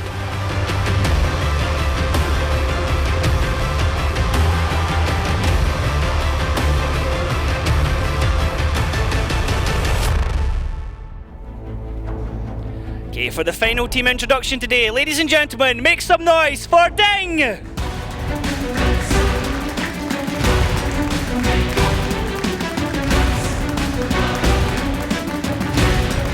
19 battles, 19 victories. Kevin, these guys, you have to be scared of them. You know, they've won it all so far. It's maybe been some close matches, but they have won it. You know, they're up for it, and they've been training for it. I don't think we've actually ever got a season where a team have had a perfect record all the way through a season. This would be something special, and this would be something to make the teams in America take note of these guys. We've seen a team that have won all their online matches, 11 in a row, which is supreme, but they managed to lose on the offline event, so they didn't get the perfect record. Against? Oh, against Penta. Oh, was that when you were in Penta? Yeah. Okay, anybody else in Penta at the time? Oh, the guy next to me, Vale. Oh, really? Anybody else perhaps in Penta at the time? Yeah, who else? Clearpit, Raven. Did you not have a musician in the team at that time? No, the musician already left. Oh, Daki already left to go to... night. Is that when he went to America because he couldn't hack it in Europe? Yeah, he was not good enough for Europe anymore. He went to what he thought was an easier league. Okay.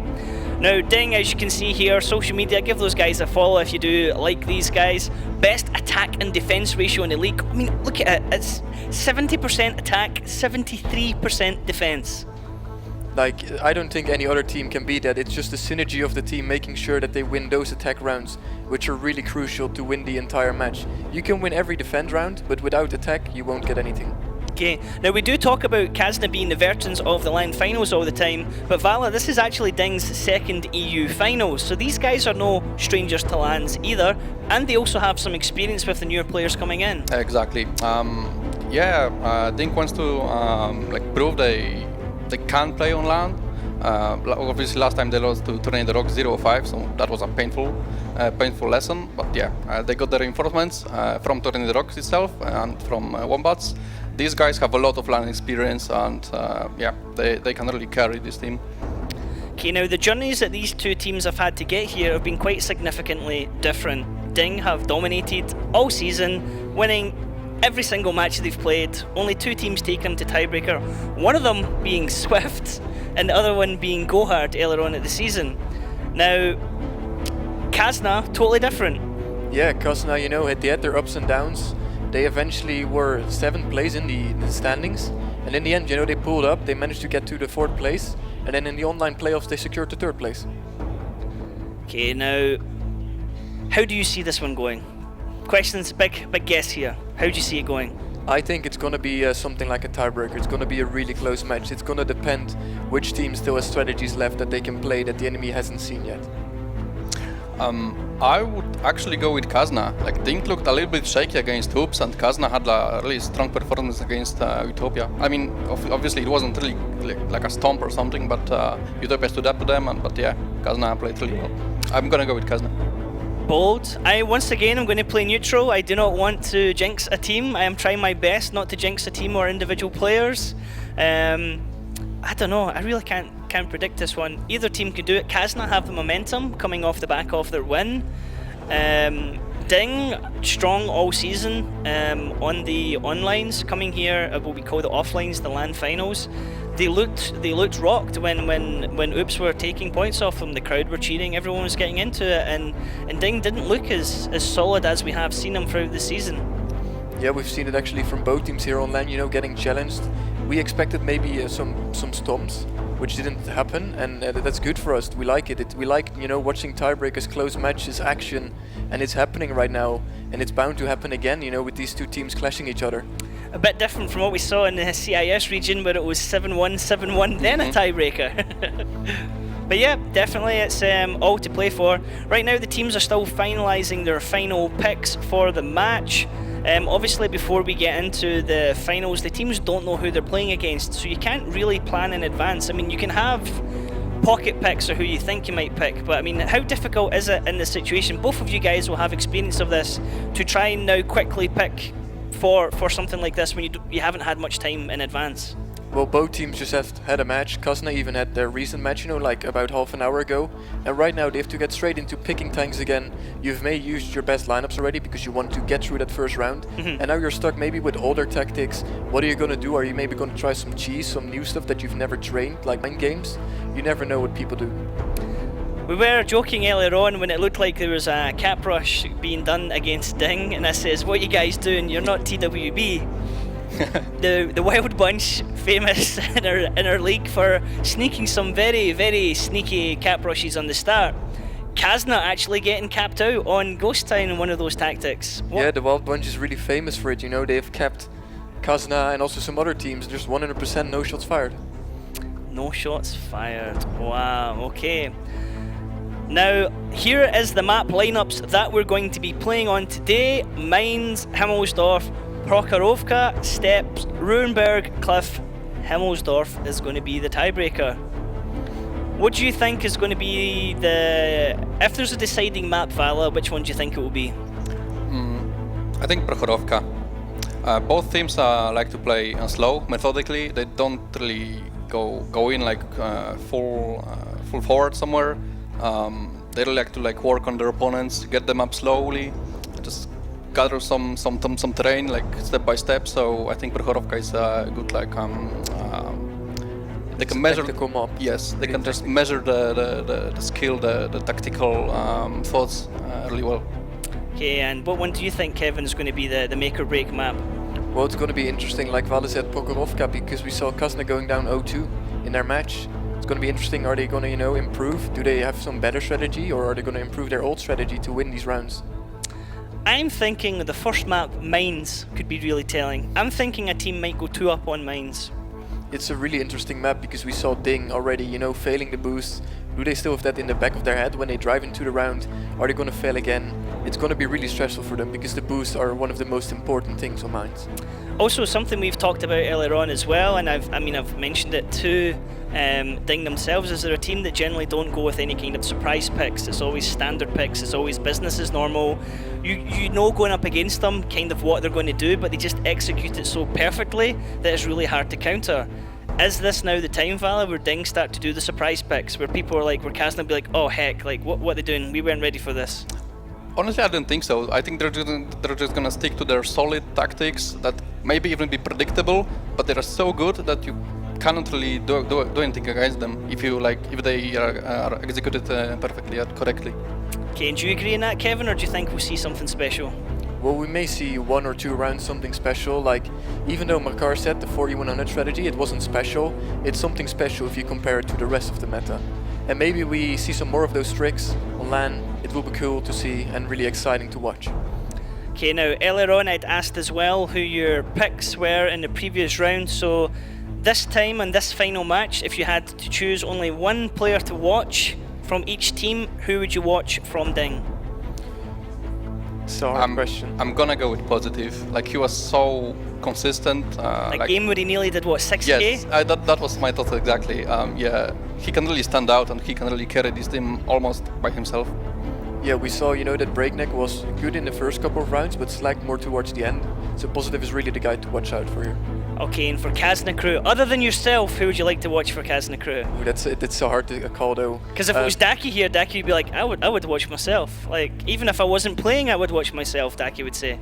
Well, you always have to look towards the damage dealers. You know, we were always at the top of the scoreboard, so we got Alien, of course, you know, performing great in the match. You know, he was top damage. I think really he can perform now again as he's on fire.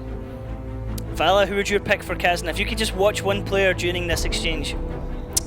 Kazna, it's really hard to choose from one of these guys. They're really like consistent, like 4 or 5 players who always do damage. So it's really hard to pick one. I don't think I'm able to do that actually. Okay. Obviously, I would choose between Ilya, Stefan, Nexus, and Malte. There's no Easter. I think I would pick Hulknick because he's one of these players that kind of flies on the radar but does consistent damage all the time with Ding. In a way, it's like you have, for Oops, you have Camille, and recently we saw Percusiat stepping up all the time as well. So for me, I was always saying, like, guys, watch Camille. Like, although Mayland is the one everyone goes for, Camille is usually always there, top 3, consistent damage all the time. So I've noticed that as well. Hulknick is usually one of these players that does that all the time. For Kazna Crew, I'd probably go with Nexus. Nexus or Stefan, really. Probably Stefan, actually, over Alien. Alien's good to play as well, but I think Stefan as well is another just consistent damage dealer, and it's good to just watch his positional play and where he can get the shots from. Yeah, it's really always, he knows how to position him well, which we could also see, you know, in the last round on Himmelsdorf of Kazna against Utopia. Alien placed himself very well, causing a crossfire, taking out the grill in the end, and managing to win the game for Kazna. Okay, now a question I asked Daki and Mojo and got semi-trollish answers for him during the season. If there was a tank that we don't see a lot of in the pro scene, that you would like to bring into the pro scene and try and make a tactic around, what would it be and why? Yeah, I would actually pick the Oni. Oni? Yeah, the Oni. It's a great tank, really. It's been used before, but then in a T6 shape, the OE. And now with our switch towards T8, we have the Oni. And it's a really big tank that you can use as a shield for people. You can use it in caps, you can use it as cover for everything. A big meat bag. Okay, Vala, what would you like to see more of? I would go with a Type 5 Heavy. Type 5 Heavy. There's always people in chat. Every time we see the E100s, everyone's like, why no Type 5 Heavy? This is a contribution to Raging Potato, who is the only guy on the EU server who has 3 marks on this. 3 marks on Type 5 Heavy, yeah. Raging Potato. He's a real masochist. That is pretty insane. So which map would you base your tactic around the Type 5 Heavy on? Ghost Town? Ghost Town, Himmelsdorf maybe. I have no idea what could you do, but just the cheese. If you could do a steps tactic around the Type 5 Heavy, that would be absolutely insane. Actually, we used a Japanese tank on steps with Penta. It was like positions like sideways to the rails, and there was a 3090 behind it, so it could spot through the tank, and it couldn't get shot from anywhere. So the northern cap was always spotted by the 3090, and your 3090 could not be shot from anywhere, as the RT could not hit him because the Oni is just huge. Genius. A bit like that tactic when we had Swift using the Lorraine as the mobile shield for the IS-7. Yeah, indeed. Daki and Mojo were absolutely flummoxed by that. They had no idea what was going on.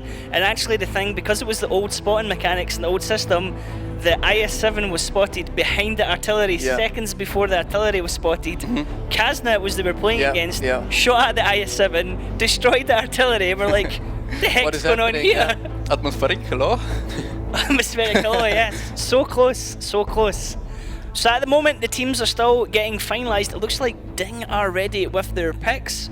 Kazna Crew still debating over what they're going to do right now.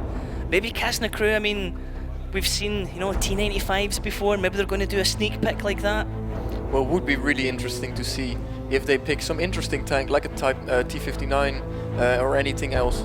It should be really good if anything like that happens.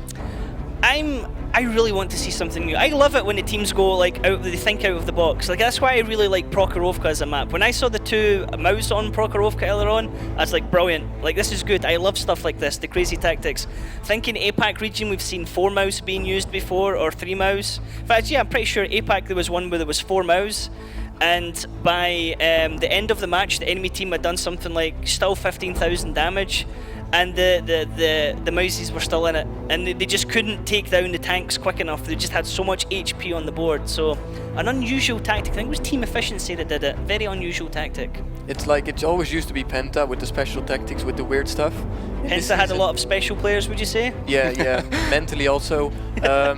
Yeah, and now like this season starting, you know, with Knekkebrod also playing some special tactics, which was really interesting. Only they eventually didn't even manage to qualify for the second phase. Yeah, that's unfortunate. A couple of fallen comrades we've had throughout the season, as we no longer have Knekkebrod, we no longer have Rusty Roster, we no longer have... Out of range. Wow. Oh, sorry, it was him that brought it up. I was going to say Legend. And then we've got the playoffs for the 2 teams at the bottom now as well. So the Wild Bunch, there's still 1 remaining spot left basically for the season, because we're going to have Gunrunners come up for season 2. Yeah. So the 1 remaining spot, we have the teams who are in Silver Series, and we have the other teams who got knocked out. Yeah. They both can't return. So it was Wild Bunch and... It's going to be actually a really interesting qualifier for that last slot, as we got some great teams lined up to play for those. Yep, it's going to be interesting. We're going to have those qualifiers later on this season. The season 2 will be starting roughly about, I think, the start of next year, because we have the Challengers Rumble, which is going to be happening in November. Then we have the Champions Rumble, which I believe is in December. If that hasn't been announced yet, I do apologise, sorry, but hey, there you go, spoilers coming from me, hey. So it looks like Kazna crew now have also picked their tanks as well. And we are just about getting ready to get started, and we'll be able to jump into the matches fairly soon. Now again, it is best of 13, so it's going to be first to 7 once again. It's a bit different from how it normally goes throughout the season. The teams are... How different is it for you guys? I mean, it's only 2 extra maps, but does it make a big difference? Normally, as a team, you know, you have your prime map that you're gonna ban, and you have your second map that you want to ban. So you of course hope that the opponent doesn't pick your prime map. So the way it works is both teams ban a map, then both teams pick a map, and both teams then ban a map in the usual best of 9, and then you pick the remaining maps in the order. But now with the best of 13, both teams ban 1 map, and then the maps are being picked in the order. So you're sure that all the rest of the maps are going to be played, as long as you win rounds, of course. Okay. So basically, it's harder to like prevent the opponents from picking your weak map. Yeah, we saw it earlier on. We were talking about it, how Utopia had never played Prokhorovka all season, and I remember specifically from last season, Wombats on tanks never went near Ghost Town. They never played it all season, and they were the kind of maps I was like, I want that team to get that map. I wanted to see them fall to pieces. Actually, I had a chat with Muka after the game. I asked him about the Prokhorovka, like what happened, why were they so strong, and how did they beat Kazna? So he said, like, yeah, we knew that we didn't play Prokhorovka all the season long, but a couple of weeks ago we started thinking it's so hard because we wanted to surprise them with it. So, I mean, it paid off. The old shake and bake. Nice. Well done. Baited into that one. Hook, line and sinker, because they won that one 2-0. Yes. 2-0, and then it kind of went a bit downhill afterwards. Now, as players, what was the map that you guys didn't want to see come up and play on? I think Murovanka can be quite tiring, as it's normally a really long game. As an attacker, which map? And as a defender, which map? Ooh, as an attacker, Steps and Murovanka. I think 2 maps, because the game style is the same. Because on Steps, you have a cap in the open, Murovanka, you have a cap in the open, and both teams, you know, they want to attack that cap. They want to cap, but before they can do that, they have to clear all the bushes, clear all the scouts from the defending team. So both maps, you know, they're a bit slow paced. And defender, mostly people want Runeberg. If you have a chance to defend anywhere, you want Runeberg. It's like the map with the highest win rate on defend. And you, Vala, what was your favourite map to play on as attacker defense, and one you didn't want as attacker defense? My least favorite map on defense was Mines, I think, since the new boost kind of favor attackers, I would say. Okay, yeah, we always said that if the attackers took the east side of the map, then it was really hard for the defenders to deal with it, because generally people would take their time, and then suddenly it was like, okay, go, and then that was it, like a quick strike. If you didn't take the zilla line as a defender, you couldn't really camp. Like eventually they would boost a tank on zilla line from the attacking side, and the camp was broken. Like you couldn't do anything against the Batchat most likely. Do you think we're going to see that today here in the first map? I hope so. Yeah, like boosts are always cool. Yeah. Brad, I remember in chat somebody's like, it's not boosts, it's climbs, and taking Climbs. really, really upset with this. Like, okay, the guy's going up the hill, as Daki would say, in the middle as well. Just to clarify, in the middle of mines, do we have a mountain or do we have a hill? It's a mountain. It's a hill.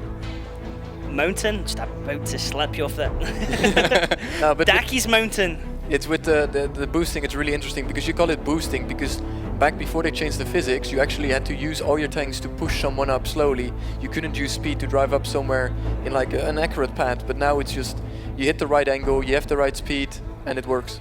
Yeah, we saw that on Steps when it was TWB tried to do it, and they completely messed it up and nearly wrecked one of their tanks. They took half damage at the very start trying to do the old school boost with the train. So yeah, works for some teams, doesn't work for other ones. Now we are ready to jump across to our casters for the final time this evening. Let's see if Daki and Mojo are awake or have they been put to sleep by my lovely, lovely voice. Ryan, I got more than sleep, just nightmares. That's it. Also, Dead Zone. I was the musician in the team, and after I left, the music ran out shortly. You played a few more songs, but in the end, it still ended. Oh, that's harsh. That's harsh, but also true. Said but true. Said but true. Now Kevin's like... But we are getting ready for our grand finals here, Mojo. We heard the analysts, we heard their predictions. What do you think? I want to know what you think about this one. Well, it should be the Dings game. I mean, after all, they were really, really consistent entire season, and I believe Oops played it brilliantly entire game here. So they really gave them a big fight, but still Ding managed to come over it. And they had a lot of time now to think a bit what they did wrong, to cool off and think how to play against Kazna. Kazna doesn't really have the best track record against Kuric. No, not at all. And yeah, no, not at all. Nobody has a really good track record against Kuric. I mean, you know, I left the EU for NA to beat Kuric. You know, the thing that Dead Zone didn't do in China. So you left EU to beat Kuric by not being there? Exactly.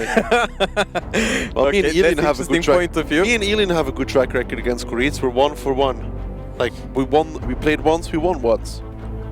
But that guy is really a good brain. I mean, we saw he doesn't do much damage in tanks, but the way he plans the battles are something else. And yeah, Vala said that he didn't think that Ding was that impressive. I kind of feel like Kazna made more mistakes than Ding did. I think that Oops brought just a very good fight towards Ding, and Ding still managed to get out ahead. And I don't feel like Ding has shown everything they have in store for us. I believe they can show us pretty more. I mean, at the end they just did what usually Navi does in the crucial tiebreaker games. They went for something familiar to them, and they played something they felt safe.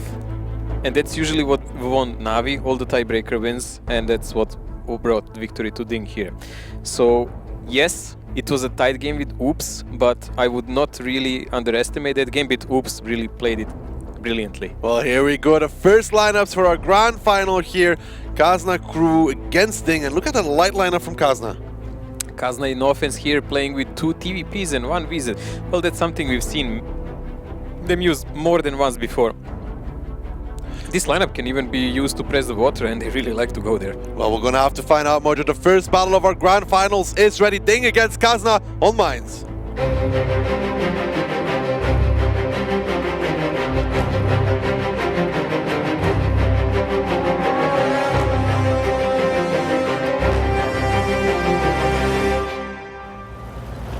Well, here we go. Kazna crew against Ding. Kazna crew attacking Ding on the defense. And Mojo, what are these teams posturing for? Well, with 2 TVPs, there is not really an option to directly push the hill. You need to line them up defensively a bit, but it looks like Ding is all hill play. They are going really aggressive, and Positive is lining up for the boost in the back so he can support them. And we will see, will he manage to climb up now? Yes, he's not challenged, so he should actually do it this time. Positive already taking a shot here on the climb by Nexus in the TVP. Hulk taking some as well, but the position in favor here for Ding so far. Hulk at this, no, it's actually Eurofish at the same time doing the P8 climb. He will be safe for now. We're gonna have to see how he can come into effect later in the round. Kurit's here in his T49 just spotting. Shockish is actually taking a lot of damage now. That was from Eurofish from the back. He is in that position. The tier 9 batch at AP already landing some nice shots, but now the game is up for Kazna crew and they don't have a lot of positions to work with. Yeah, this is a problem now because Positive should be in the angle so he can deny Fishy any kind of impact anymore. Now, there you go, Fishy already took some shells and he has to lay low at the moment. Now, there should be a counter-attack from Kazna coming in, but Positive should be able to counter it and help his teammates on a hill. And even in some dire moment, they can just decide and fall down again, and they will still have a help of Meritorious. See Alien here already very far pushed up, but Mary is relocating there. Vetso and Mary might be about to meet each other. This is completely in favor of Kazna crew, really. Mary now has to back off. He spots the Gorilla. First shot coming in from Meritorious, already connecting now Vetso. He has to push forward. Mary knows he needs to get out of there. He needs to back up. He's one-on-one with Vetso. Vetso goes for the track shot. He's pushing forward. Can he track him again? Yes, he can. Mary will be going down here. First target, but Vetso now needs to get out of there himself. Takes some bounces, but he will survive for now. He was very lucky. He actually bounced one shell there, and that's why he survived. So Kazna actually played really aggressive and took out one key point here, but there is a counter-attack coming here from Ding.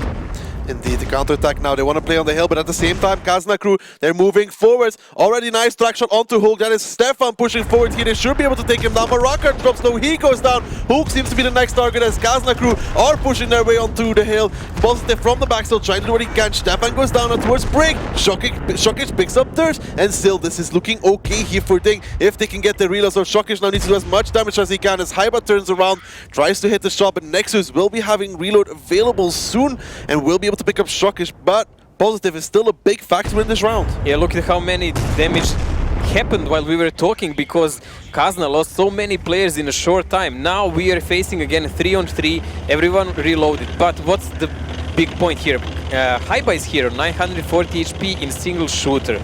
And Fishy and Nexus. I mean, Nexus is in a tank that's really tall. Fishy is stuck on that position, kept in check by Positive and Break. So that's a problem. You see here he is even surrounded now. Nexus is taking damage from the hill, and that tank is so high, it's gonna be really problem for him to rotate anywhere. Nexus can't really do anything against Positive. Makes off a shot, has one left, goes on reload now. Positive is such a big factor in this round. He now needs to drop off because Eurofish will be trying to make a play against him. Positive smartly backing off here, readjusting. Kuritz already has the back. Haiba is now pushing forwards again as this tier 9 heavy lands the first shot against Breakneck. This is good stuff here. Now Break is forced to rotate once more. Eurofish gets spotted. He's dropping off the mountain. Positive only has one more shell available. Eurofish should be a one-shot with an average roll here. Kuritz doesn't connect the shell against Nexus. Nexus now clipping again towards Positive, only managing to land one shot so far. And look at that, Break is trying to do a climb, Mojo. We haven't seen this before, but he did fail it. There is a really tight game. 1k HP advantage here for Ding, and a crucial position because Positive is up on the hill. But the problem is Break is on low HP. Like that shot that Kuritz missed, that could have actually solved the game in Ding's favor. But so far, everything is in the play. And Kuritz is actually a crucial part, and he will have to do some damage to win this match. Kuritz lets off a shot as Haiba drops down below while Break is pushing forwards to try and make the kill towards Eurofish now. Kuritz is also going for the hill because he knows that Haiba is coming from behind. That heavy is completely out of the game as Break picks up Eurofish here. Now Kuritz, he is going for Nexus. He should be able to get him. He's still full HP here. Kuritz against Nexus. Let's see, one-on-one. Kuritz, can he make the shot? He lines it up. Kuritz. Nice shot, but Nexus won't have reload available anyways. He needs to ram Kuritz. Well, Haiba is coming from behind, and it should be Ding because Kuritz has reload available in 8 seconds, and Haiba in that single shooter, like you said, slow, not being able to change the round. This is a big problem, but Kuritz didn't even pen that shot. I mean, Nexus is really fortunate to be alive there. No matter the HP, he shouldn't be blown from the map. Still, it doesn't help to Kazna by a single bit because main HP tank in the game is Haiba in a slow single shooter tank, while the Clipper on the hill with 1200 HP is Positive and they're defending. I mean, even if Break and Kuritz die somehow and they don't kill Nexus, it will still be hard for Kazna to win this one. Will be very hard for Kazna to win this one. You can see Haiba is spotted. Positive might be trying to get a few shots against him. Nexus is trying to come around the hill here. Not sure if he expects Reeds to still be up there. Positive just playing around over here, trying to spot Haiba. Goes up now. Gets spotted out. He has to be careful. Positive. What are you doing? He's going to get clipped now. He needs to get out of here. 2 shots already from Nexus. The third should be coming in. Positive. We see that hole. If he drops in there, he would have been stuck. But Brick comes in to save him. Yes, a lot of damage done here by Nexus, but still it's all in vain because he is separated from Haiba. As soon as he clipped out, he was a free target for the remaining Ding players, Koritz and Positive. And now Haiba is in predicament here between all these guys. Nice shot there from Positive on the way out. See you later, Haiba. Don't come back towards my mount. And Koritz finishes it off. And it will be Ding picking up the first round here. It was close, but they still managed to control it. Well, Ding managed to do their defense here, so that's good for them, but this is Mines and this is expected. It was actually a closer game than one would expect, considering Ding had so many good positions in the start. But that aggressive play by Vetso almost paid off because he caught off Mary completely off guard there. I would say he just took a little too much damage because he didn't track him on time. If he managed to track him much earlier, yeah, the first he would shot. actually have probably 800 HP more. And that might have been a game breaker then. Indeed. But it is what it is. Ding now up 1-0 here in the finals. And have to be careful. I mean, I would always say Mines is in favor of Ding. Yes, well, Ding is kind of a team that even knows how to throw the first map, usually, I mean the first game, and then to come back. In Mines, I mean, they have really strong defense on Mines, but they were never the best of the attackers. In late part of the season, in phase 2, they started attacking really well, so that goes well for them, but in a start, we remember their games against Rusty Roster and such, they're just crashing all over the place. They had no idea how to break the camps. Let's not talk about that. But we saw Oops as well, Mojo, if you remember. Ding failing the boost. Yes, yes. Boost can be decisive, but this game, they didn't stutter at all. Not indeed. Nexus there with a ton of damage, but Positive Break and Shockish coming up with big numbers themselves. Well, pretty nice damage here by Nexus here, 3.7k also, but Positive horse from his advantageous position and Breakneck, who stayed alive entire game, though he was all the way down in the mud. Well, they pretty much turned the match around. There's in Eurofish. I mean, Eurofish, he had that position, but he was rendered useless at one point as Positive from the hill, and then from the other hill as well. They were just locking him down, couldn't do much when they pushed Dur's first focus there. And this is where Vetso, I already should have tracked him before. He needs to expose so much. He should have done it right on the first corner. Oof. Because he exposed himself. You could see that Ding players are already lining up, so they would shoot. By the way, we completely missed something. What? Shokish has a small gun. During this entire round, we did not see it. No, there's too much going on. But he could not outrun the TVP, the dirty shooter, 1.5 second between those shells. That peek from Koritz though, just, you know, casually removing Haiba off the map. I would expect him actually when he went from the water, Koritz, that he was lining up shell to take out Fishy or someone, but he missed. Like the game would be sold already then. Still, taking out Nexus later was really nice and crucial moment. I mean, Nexus was really lucky to even survive that one. I mean, he took only 354 damage, I think, from the derp point blank. But he missed one shot on Koritz as well. Still, the shell from the 49 came on time, so if he did any normal penetration, it wouldn't matter how many times he shot on Koritz. Indeed. But Ding, they recovered, they picked up the first round. Now it will be on Kazna crew to defend the mines themselves, and can they do it? I don't know. We will see, because... Ooh, T30. Wow, cheeky. And object 430 for angling, and Grilla even, but T30 is so slow and inaccurate. Inaccurate as well. Yeah, I'm really interested to see what are they actually planning to do with this. I mean, maybe to put him below the hill and to aim on the climber? No, I've been surprised by that. He's even fully aimed, he's not that accurate. I mean, look at this lineup, they have only one budget. I think they will put the object 430 in the bushes somewhere under the mountain. Maybe that's it. Oh, and they have an IS-7 as well. Their lineup is super slow. Keith, where is Eurofish going? Well, Ding is going for the hill, no surprise. You know, And they have every advantage there. I mean, Kazna has barely anything that can challenge them. They have only a Barchat and 2 TVPs. That's not something that can really stop them, and Grille. Let's see Ding's climbing skills. 1, 2, high bar under the hill, no surprise there either. Oh, Mary E30 failed. went where you position the Grille there in H4 position behind the rock. Still, it's risky because his turret can be penned if he's spotted. Mary failed it twice already. Well, he's mainly a heavy player, so what can you do there? Well, they put Vetsu in the bushes, as expected. We'll have to see if Ding figured that one out. Positive on the hill, just checking. You can see anything, but for now it will be a no. Maraka just playing in the cooldown there. But still T30, I mean... It's rather campy lineup here by Kazna, and still it doesn't guarantees them anything here. I mean, they can be chased away. I7 is really hard to actually chase away from this position, so I watched that. But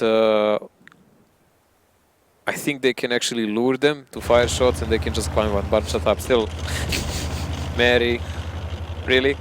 I think we will just make greatest hits of Mary. Is that the small gun on the Barchat AP? Really? Why would you do that? Looks like it. Might as well play 3090. That looks like the small gun. Might as well play 3090 really then. I'm not sure. Yeah, we will see when he fires, but that would make no sense, honestly. Like the tier 9 gun, when it starts to fight big tanks, it has bigger reload. If you want to take the hill, the tier 9 has a bigger reload than the tier 10 with normal. Yeah, still, but they have enough of other guys. And that's really a bad gun for the remainder of the game. We're going to have to see how he does with that one. Murakar here on the hill. Now what do you think is going to be the play here for Ding? You can see Eurofish is aimed on that position. Should be able to hit on that position. So we have a T30 aim there, we have an I7 aim there. Is Ilian spotted? Yes, he is spotted there. So they managed to see him from the bush. There goes the Kazan spot on the middle, the free one. So he will have to move away shortly. But Ding still came to no conclusion what they actually want to do. They're still collecting the info where Kazna actually is. Indeed, you can see here from Eurofish's POV. So just aiming towards that. Ilian is taking some damage now though, he has to be careful. Already down to 1.1 here. And then Break gets spotted again, he has to be careful as well from over there. Ilian just knows he can't get under the mountain because he will get proxy spotted. So he's just kind of staying away. Break takes another shot here again from Stefan. Good stuff. Slow game so far. Ding is taking their sweet time to gather the information. Vetsu's position is a decent one here. I mean, that tank has really hard turret. It's super hard to pen it, even if you connect on a commander's hedge.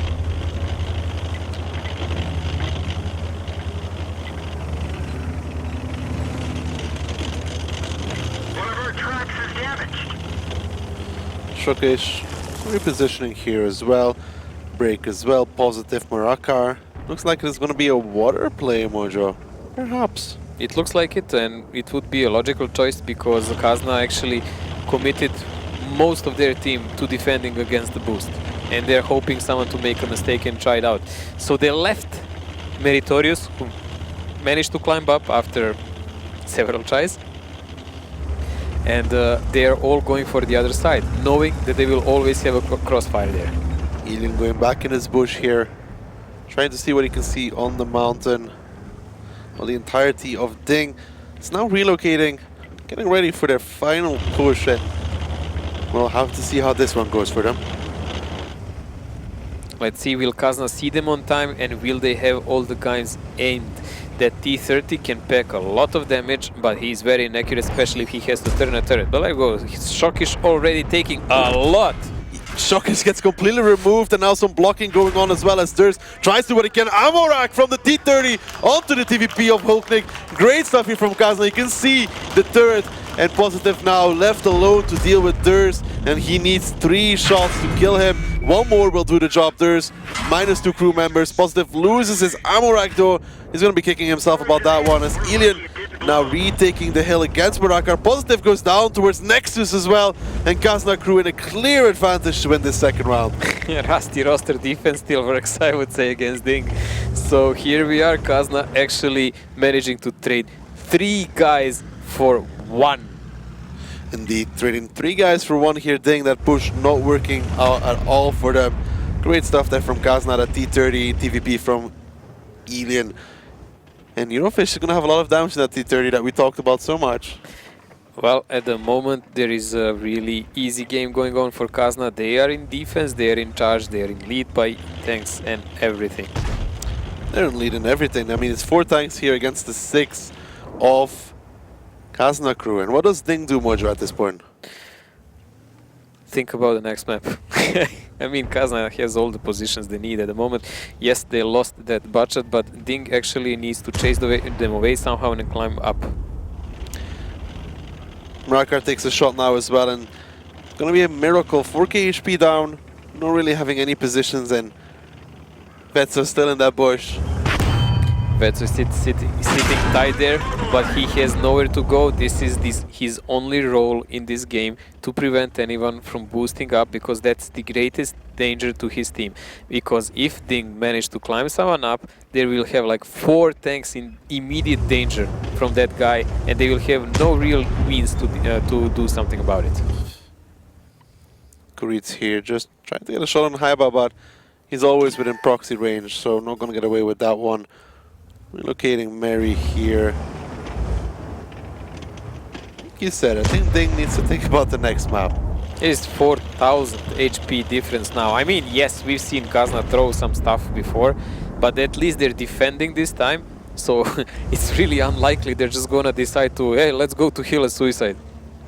Who knows? Remember KB? Okay, but then, oh well. I'm just gonna not talk about it anymore. It's a good idea. Murakar here in his own 1-3, trying to play against Haiba. Haiba obviously has the more advantageous position, you could say. You could say the Kazna at least doesn't have fast enough tanks to suicide at the moment. Oh, you want to see them try? About that. Well, they really have no reason whatsoever to move. I mean, this ticker is working in their favor. 2 minutes 20 seconds left. Ding has really low number of guns left. They're really without armor, everyone except Murakar, and Kazna has some really heavy hitters there. Plus, they can sacrifice either Vetso or Haiba whenever they want and just do damage upon that. Kurit's here trying to make the climb. Not working out now. 2 minutes left. Break and Mary. We're going to be going for Vetso here. Break already takes some damage. Meritorious as well. They want to take down Vetso, but look at the damage they are taking for this. Break actually goes down towards Ilian. Vetso now should be going down towards Meritorious. One more shot will do the job as Mary doesn't pick up Vetso just yet. Who gets reload first? Mary is the one to pick it up, but with 191 HP left, it's just a dream, and it's not going to happen. Kazna crew still up. So much HP. Not much to be done for Ding.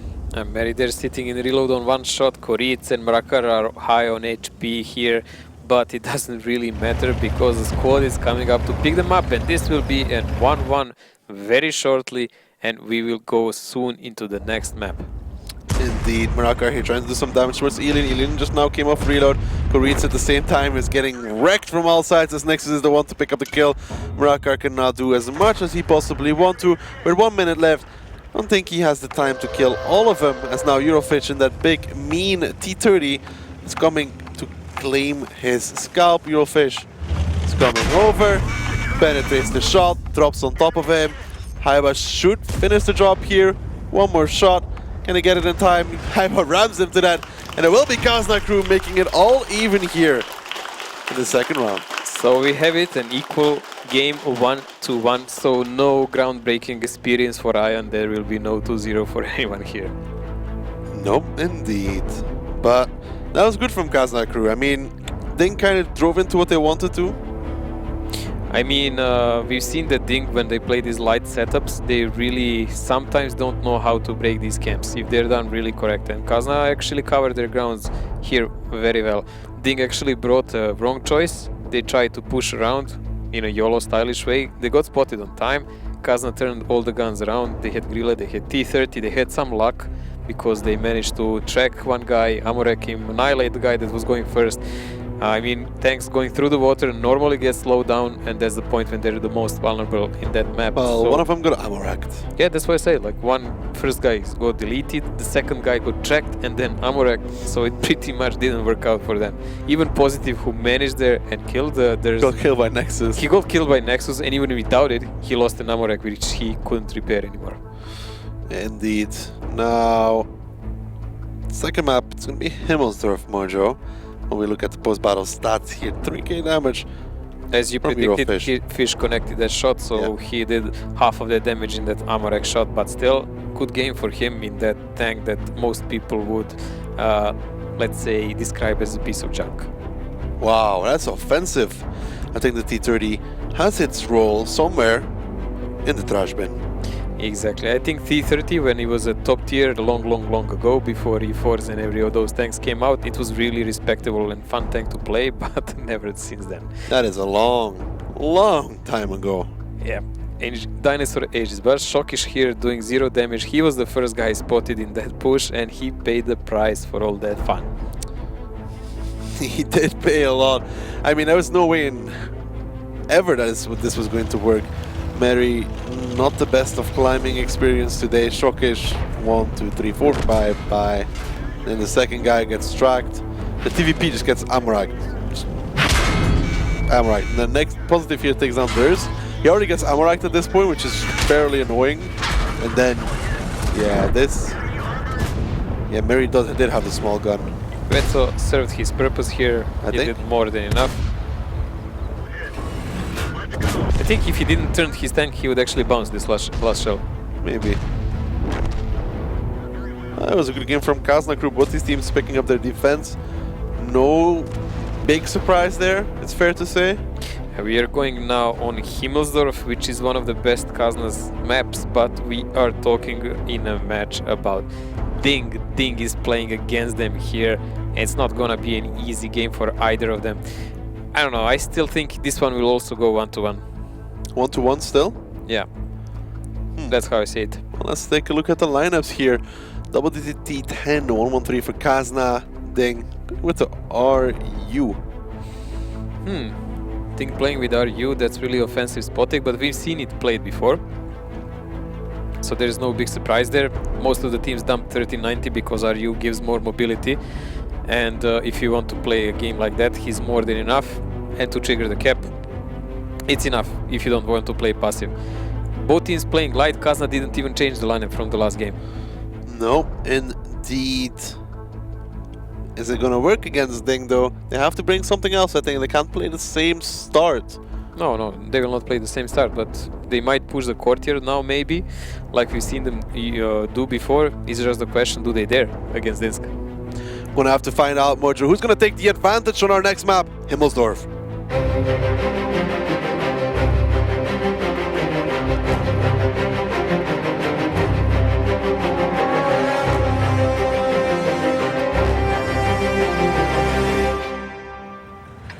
All even between these two as we move into our third round. Kazna Crew on the defense. Ding on the offense, Mojo. And what are they up to? Well, let us see. It's more interesting what is Kazna doing. Ding is really going YOLO toward the K line. We've seen them do it before and they're doing it really well. I think it was in match against Utopia when they pushed like that and caught them off. Yeah, indeed. Greets will be the first one going there. And they have to be careful. Nexus will be spotting in his batch. Let's see how much info he gets. Mary, Hulk, can they get across? No, Meritorious gets spotted. Hulknik spotted as well. And now there might be trouble here for Kazna Crew. Yorfish in the 1-1-3 already is going to have to back up, but he could possibly reverse around the corner as there's nobody really there to stop it from it. Kazna Crew pretty much giving up the K-line here. Yes, but they are now gathering through the courtyard area and they're already providing spot on 8 line with that butt shot. So Kazna is still here in control and actually Ding is the one locked in the corner. Now they have to rethink their strategy a bit and see how will they deal with Kazna. It's not like they're gonna pressure the one cap, that thing is not gonna happen. It's just about will they catch some of the Kazna tanks with aggressive play off their ground. Shokish here already pushing forwards towards Vetso. Marakar and Hulk following straight behind him. And Kazna Crew, the reaction coming out high by Stefan Durs, all coming to the courtyard here as Shokish wants to take the peak. And look at the damage he's taken already for this as Eurofish is fighting in the background. Shokish dropping even lower. And this is not a play that Ding can go for. Shokish minus 1.8k already, minus 2.1. He could be the first one going down here. Marakar seems to be the next one. He gets tracked, he gets held. Alien is going to go in for the kill. He picks up Shokish instead. Marakar should be going down here as well. And already 2 tanks down for Ding. Marakar should be going down. He does more damage than he's supposed to. That's positive from the back. Is laying in the shells as well. But look at the HP Mojo. It doesn't matter. Firm control for Kazna. Ding is falling apart here. They went right through the trap there. I mean, Kazna, they just spotted them out and Ding didn't do anything about it. They even went right for where this Kazna was practically the strongest. Indeed, and they tried to make that push. Marakar Shokish first, it did not work out. Break now on the run, on reload. Eurofish in the fight with Meritorious and Positive. Positive actually not getting the chance to shoot as Eurofish is pushing him sideways. Whoa! Positive does find the shell, goes down to Alien in return. Mary and Break the last two standing here as Break. He has the damage ammo rack. He's not going to be reloading in this round as Alien's like, what's up, Mary? How you doing? Well, Kazna is doing fairly well here, I would say, on the defense. And I think they will 100% pick up this round. Now we will see what they have prepared for us in the attack. Breakneck almost reloaded here as Haiba comes around the corner. Doesn't connect on the first. Haiba does, and Kazna Crew 2-1 over Ding. Good Hemelsdorf round. Good. And short. I like them like that. Quick and dirty, and we see a lot of fighting in the process. Quick and dirty and short? Oh, wow, man. Wow, let's not go there. So Kazna really victorious here. Unexpected maybe even to take the lead so early, but now they have to attack and Ding is defending. Surprised Ding went for that 3-line push after all because Vetso spotted him out. I mean, obviously Kazna Crew is going to react to that. I have no idea what was in their mind. I mean, where were they thinking the 50 Bs will be? It's logical that they will support their tanks if they see someone so offensive. Who knows? Maybe they thought they were on the hill. Maybe they thought they were on another map or on the rail, but still they weren't and they lost the game because of that. So now Ding will be forced to chase the result a bit and well, it's not something they don't know how to do. Unless it says a 7 for Kazna, they haven't won. Okay, we're not making that mistake once again. Unless it says 7, no way. Okay, Mary doing a decent damage here, much better than when he's playing medium, I would say.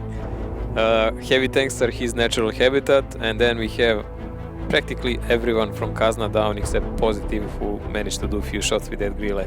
Shokish getting annihilated again. Korit, Zinru, well, he was not expected to do anything special. It was a weird game here for Ding. Did not really fully understand what they were going for, but it was their attack mojo and it's the defense where they thrive. I mean, they wanted to conflict, to force Kazna to play on rail, to catch someone off and then to just do better focused fire and whatnot, but Kazna did not play that game. They really cut them off nice. This was actually a different kind of Himmelsdorf. We didn't see teams play like this before. And they cut them off really well at this corner here. Like, this was crucial because this T10 had a lot of possible angles, how to spot them, how to shoot them through that window, and he was well covered by 50 Bs from all sides. It gave them all kind of possibilities for rotation, and Ding practically entering those narrow streets denied themselves everything of the sort. Against the lineup of Kazna Crew, driving into them is not the best idea, you could say. This was great. This is Mary, Eurofish like, Positive, don't shoot me, please.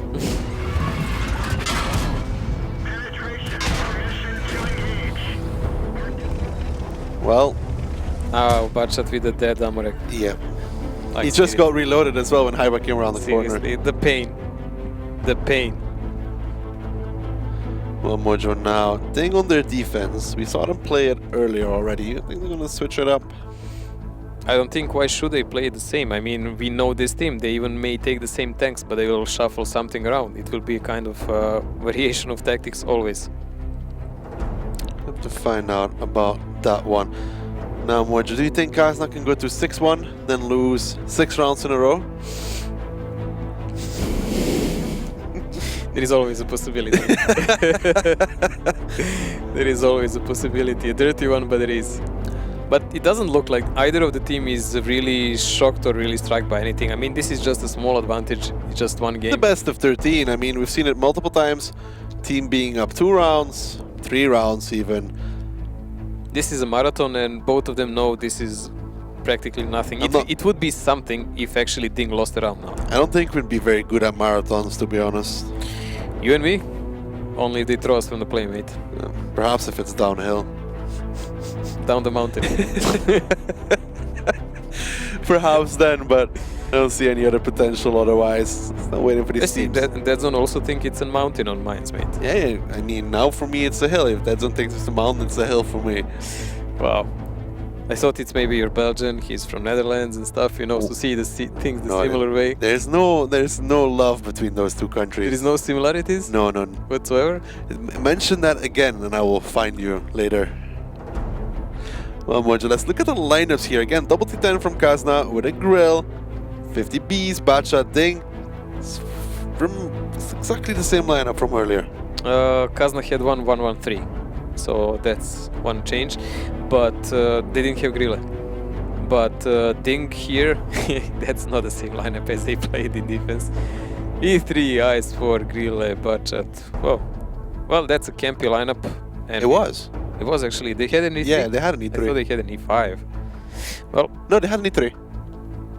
Okay, so we just need to see where they leave the Ice 4.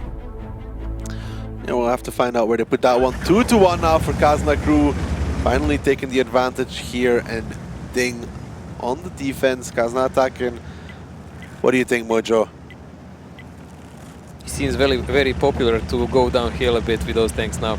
The new spotting mechanics is really cool because now you spot tanks as soon as they peek around the corner. You don't see their back end while they're gone already. Ding going really aggressive along the rail. Look at his positive, like king of the hill. He's right in the center of there and aiming. Yeah, positive there, just standing still, trying to get any possible shot. Meritorious covering the window, and Marakar being left over there. Helion gets spotted out already here. Has to be careful. But sorry, it's actually Mary on the rail, 100%. No, it's positive. No, it's positive, and Mary. Well, they already know there is someone from Kazna there. They guessed it as much. But now we need to see what kind of rotation Kazna actually plans to take. So far, a very even split here. Whoa! What kind of dices did you throw to connect that one? Eurofish there with the connection. How he did it, no clue. Did you see even the alpha he did? Like, what kind of shot is that? 491? 480 something and moving away and shooting him through the window like...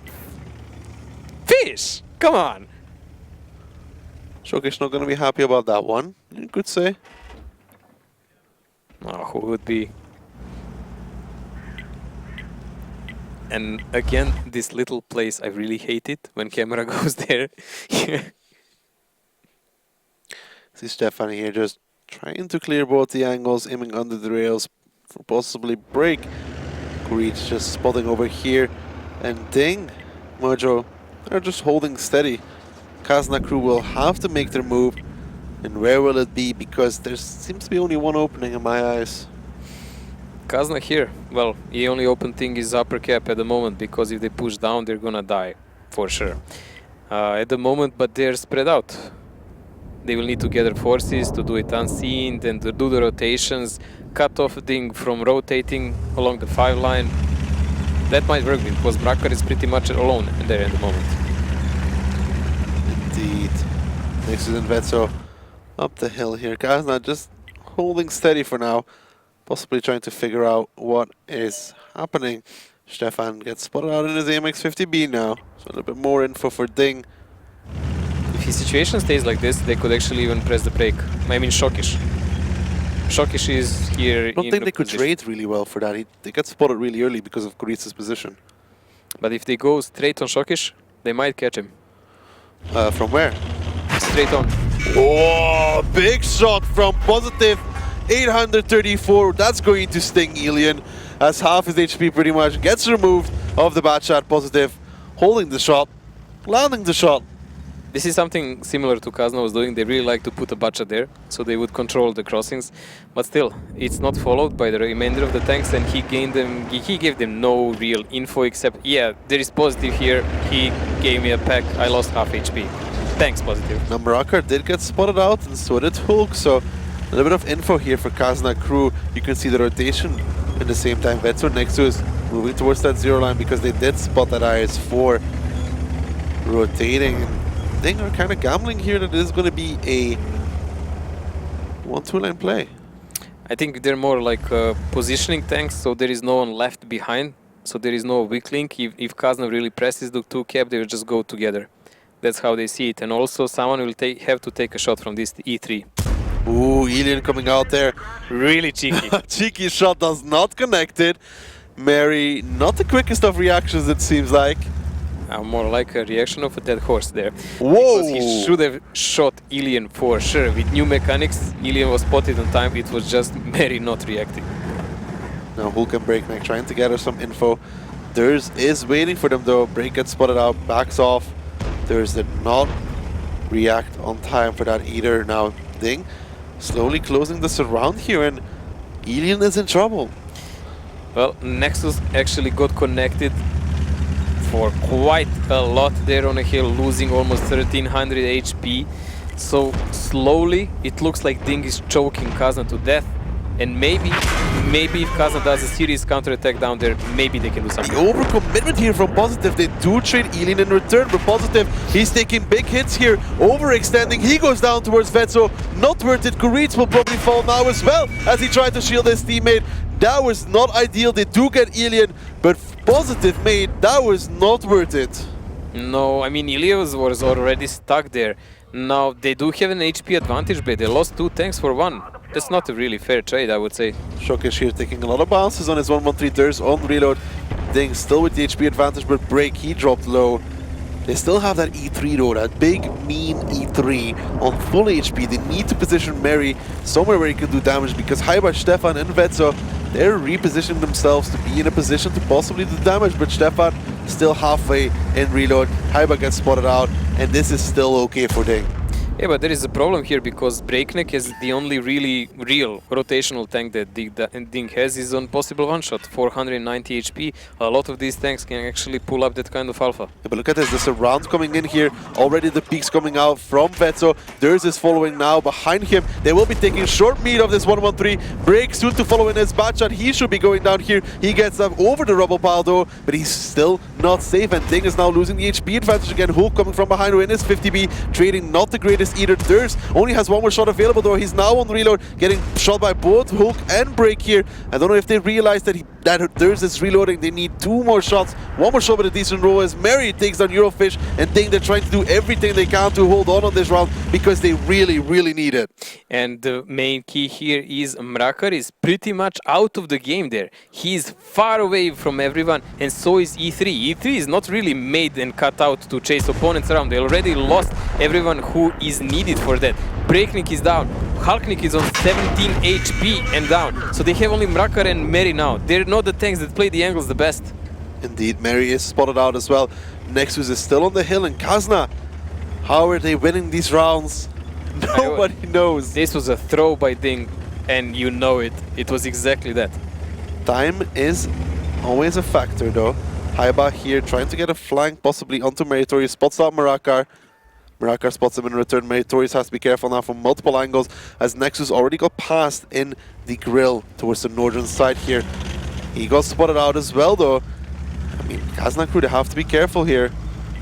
They just need to keep Murakar in a check now, because Nexus, if he knows which angle is Murakar coming from, he can always point and shoot. He can always take him out before Murakar even lands a shot on him. Nexus there just holding steady in that A8 position. He's going to go for the peak. Murakar versus Mary. Murakar versus Nexus. Bad. So Murakar does not seem to realize just yet where Nexus went. Nexus might be able to get the shot against Meritorious here. Nexus is peeking out now. Mary driving down. Where's Meritorious aiming? He's in the courtyard. Mary and Haiba spotting each other out. Now Nexus is coming from behind. The timing here is going to be crucial. If Marakar can spot at least Nexus, it's going to be good for Kazna Crew. Nexus spots out Marakar. Nexus is going to turn around and try and take down an IS-4. He needs to take him down because Mary will never get in position again. Haiba lands a nice shot onto Meritorious. Now he needs to reset. They need a reset. 23 seconds left, but still 1 minute 30, and Nexus will be in position very quickly here. They need Marakar to make kills, and it won't be enough at this rate. 14 seconds now. Nexus coming from behind. Can he pick up Meritorious? Yes, he can. 4 times for Kazna, 1 for Ding. Vetso lands the first shot. Marakar needs to reset right now, and he does not have a shot available. 3 seconds, 2 seconds, 1 second. Haiba picks it up. 3-1 now for Kazna Crew. Killing them all and capping in the same time. High efficiency for this game. But this was a really, in all honesty, a throw by Ding. Ding had this game, and then they just decide, yeah, why not? We're just gonna give them the 2 games up, and Kazna can like have the game in their hands now. No it's just a idea challenge. What happened there? 6-1 and then 6-7. Someone was listening to you. That's what happened. I'm just saying, that was not that good from Ding. It was a super bad call to chase Alien there. Positive made a massive mistake there, trying to peek out to kill Alien. Not needed at that point in time. No, they had all the critical positions covered. They could have just waited for some of the Kazna guys to maybe try and help Alien. Because he was stuck there. He was going nowhere. We know that. And Kazna had no means to really rotate and do anything about it. No, they...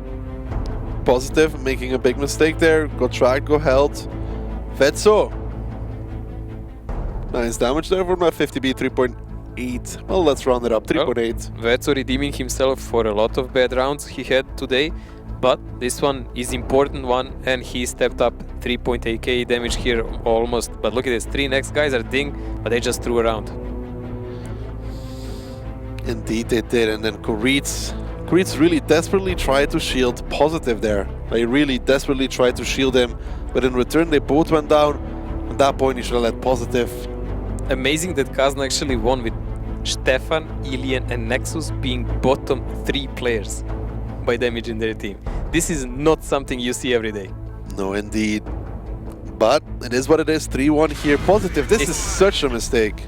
This is the moment we'll be talking about. They already punished Nexus from peeking up. They already did the damage, pushed them away, and why throw away like this, I have no idea. But it happened. It happens to everyone, obviously. And Ding now has to scratch their heads and think, what will they do on Prokhorovka? Hopefully win a round. Well, they picked up the first and they lost 3 straight. Although Kazna, remember Utopia? Utopia picked up the first 2, and then Kazna won 4 straight. So now Ding is going to start winning. Maybe, or Kazna will take 1 more. We'll see. Well, Kazna is defending first on Prokhorovka, so we will see how will that go. The last they played against Utopia was pretty much horrible. It was passive. They were sitting in a corner waiting for things to happen. Utopia took everything in their hands and really whooped them there. Let's take a look at the lineups here. Leopard 1, 5 bad shots for Ding, and an RE251 very aggressive. Really aggressive with that Leopard. I mean, that's not something we see often on any map. Like we've seen it so far, mainly on steps. Then Kazna Crew double 113, object 140, more all-rounded. Let's find out if Kazna Crew can extend their lead or Ding is going to take another round here on Prokhorovka.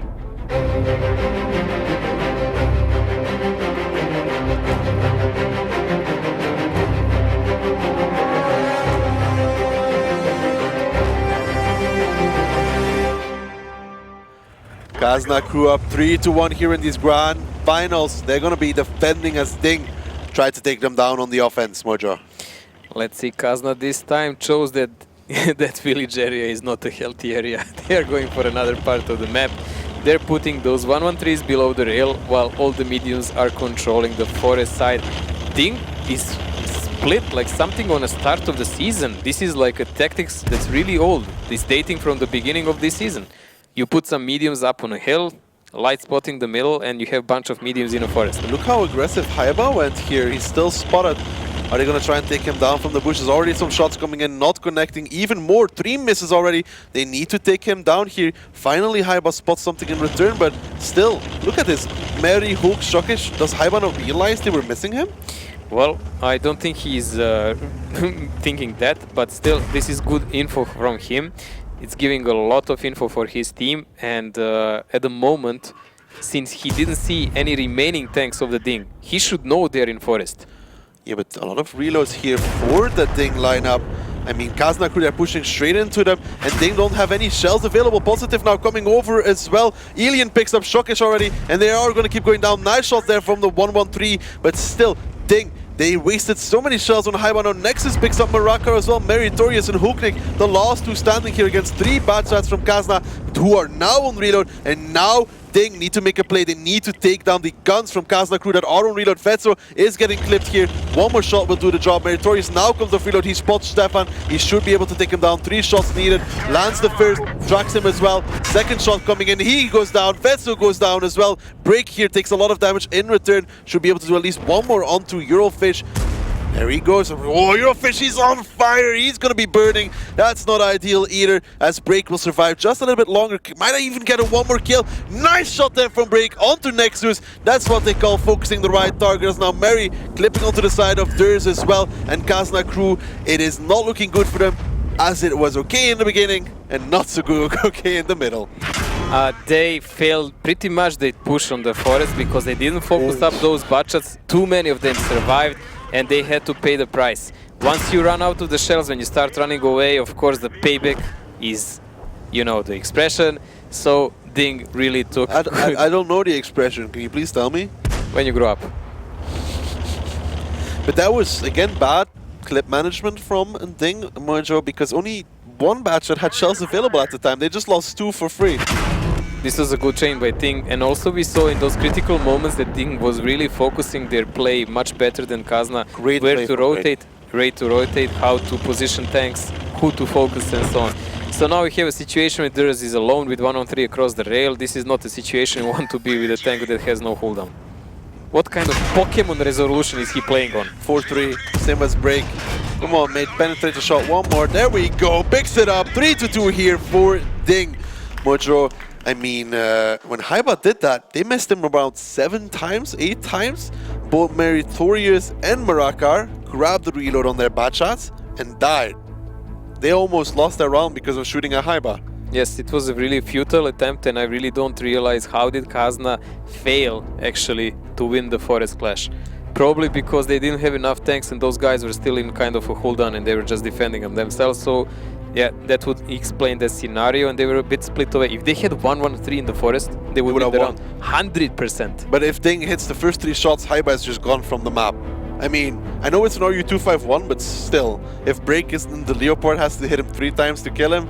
Yeah, it's nonsense. I mean, we've seen Kazna actually knew to do this kind of push with different, even in different seasons when they were playing tier 8s and so on. They would push Izne maybe sometimes in RU. Later, even in tier 10s, they would also push Izne.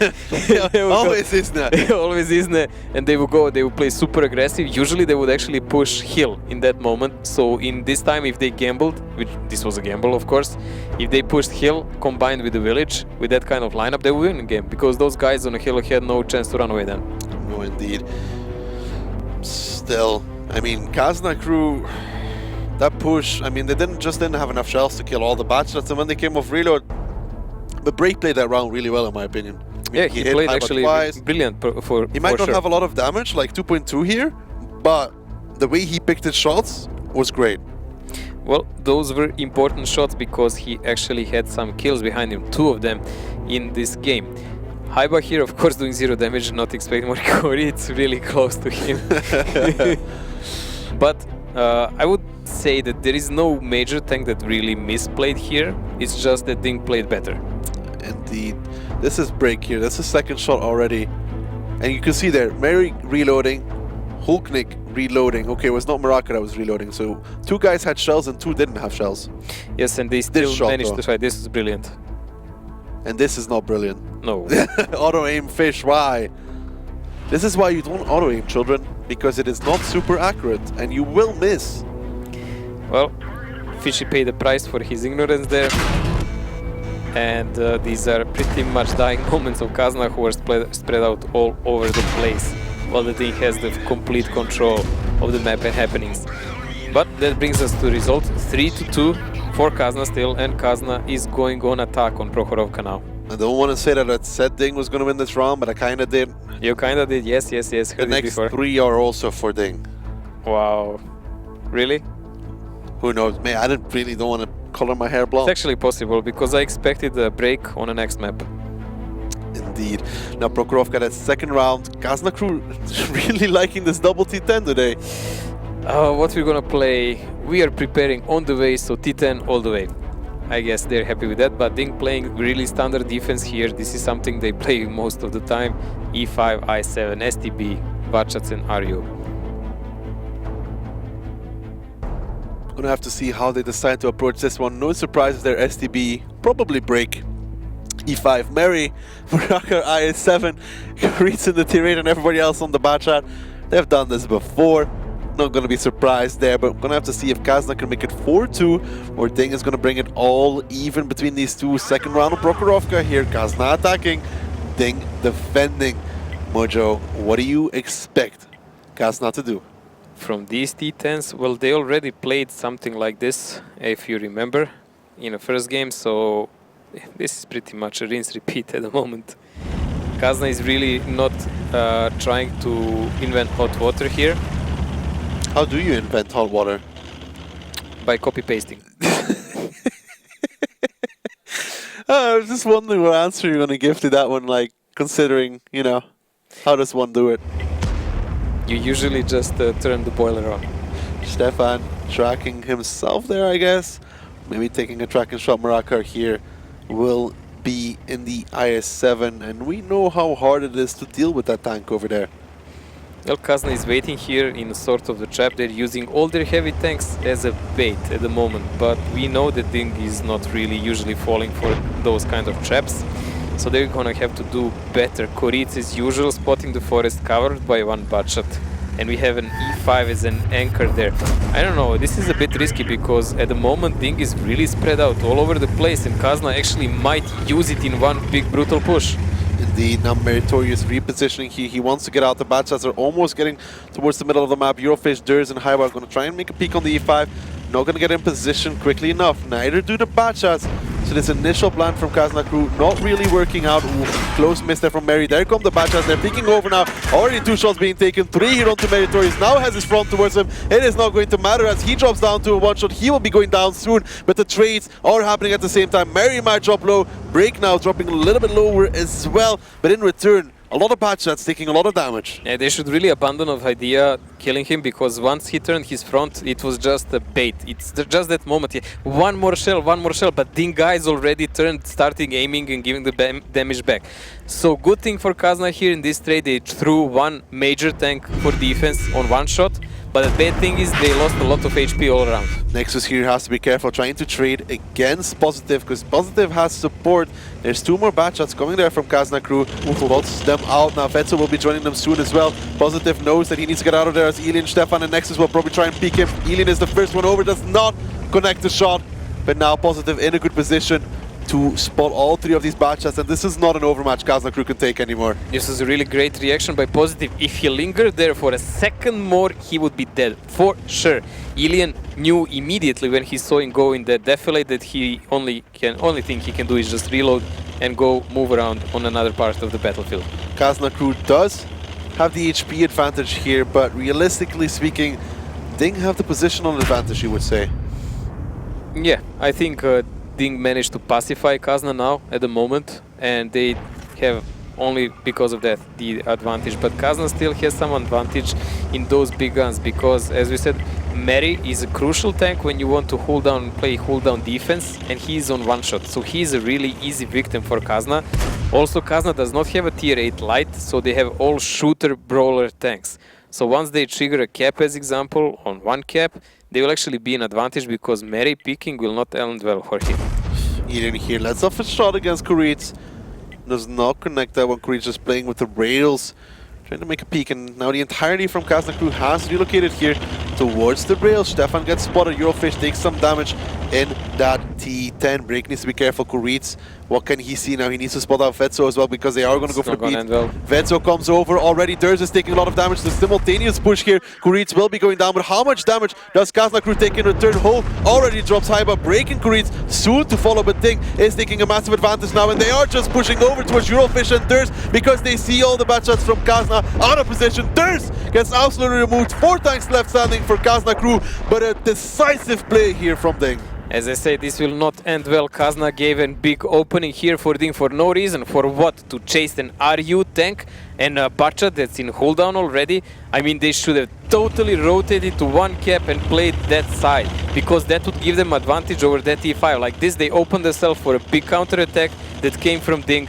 They could not support their heavies well, and they paid a heavy price because they just lost their anchor. Now they're forced to play with 3 Bachats on 3 Banshas, but Ding also has an I7. Ding also has an I7. Nexus tries to make a peek against Positive, does not connect the shot.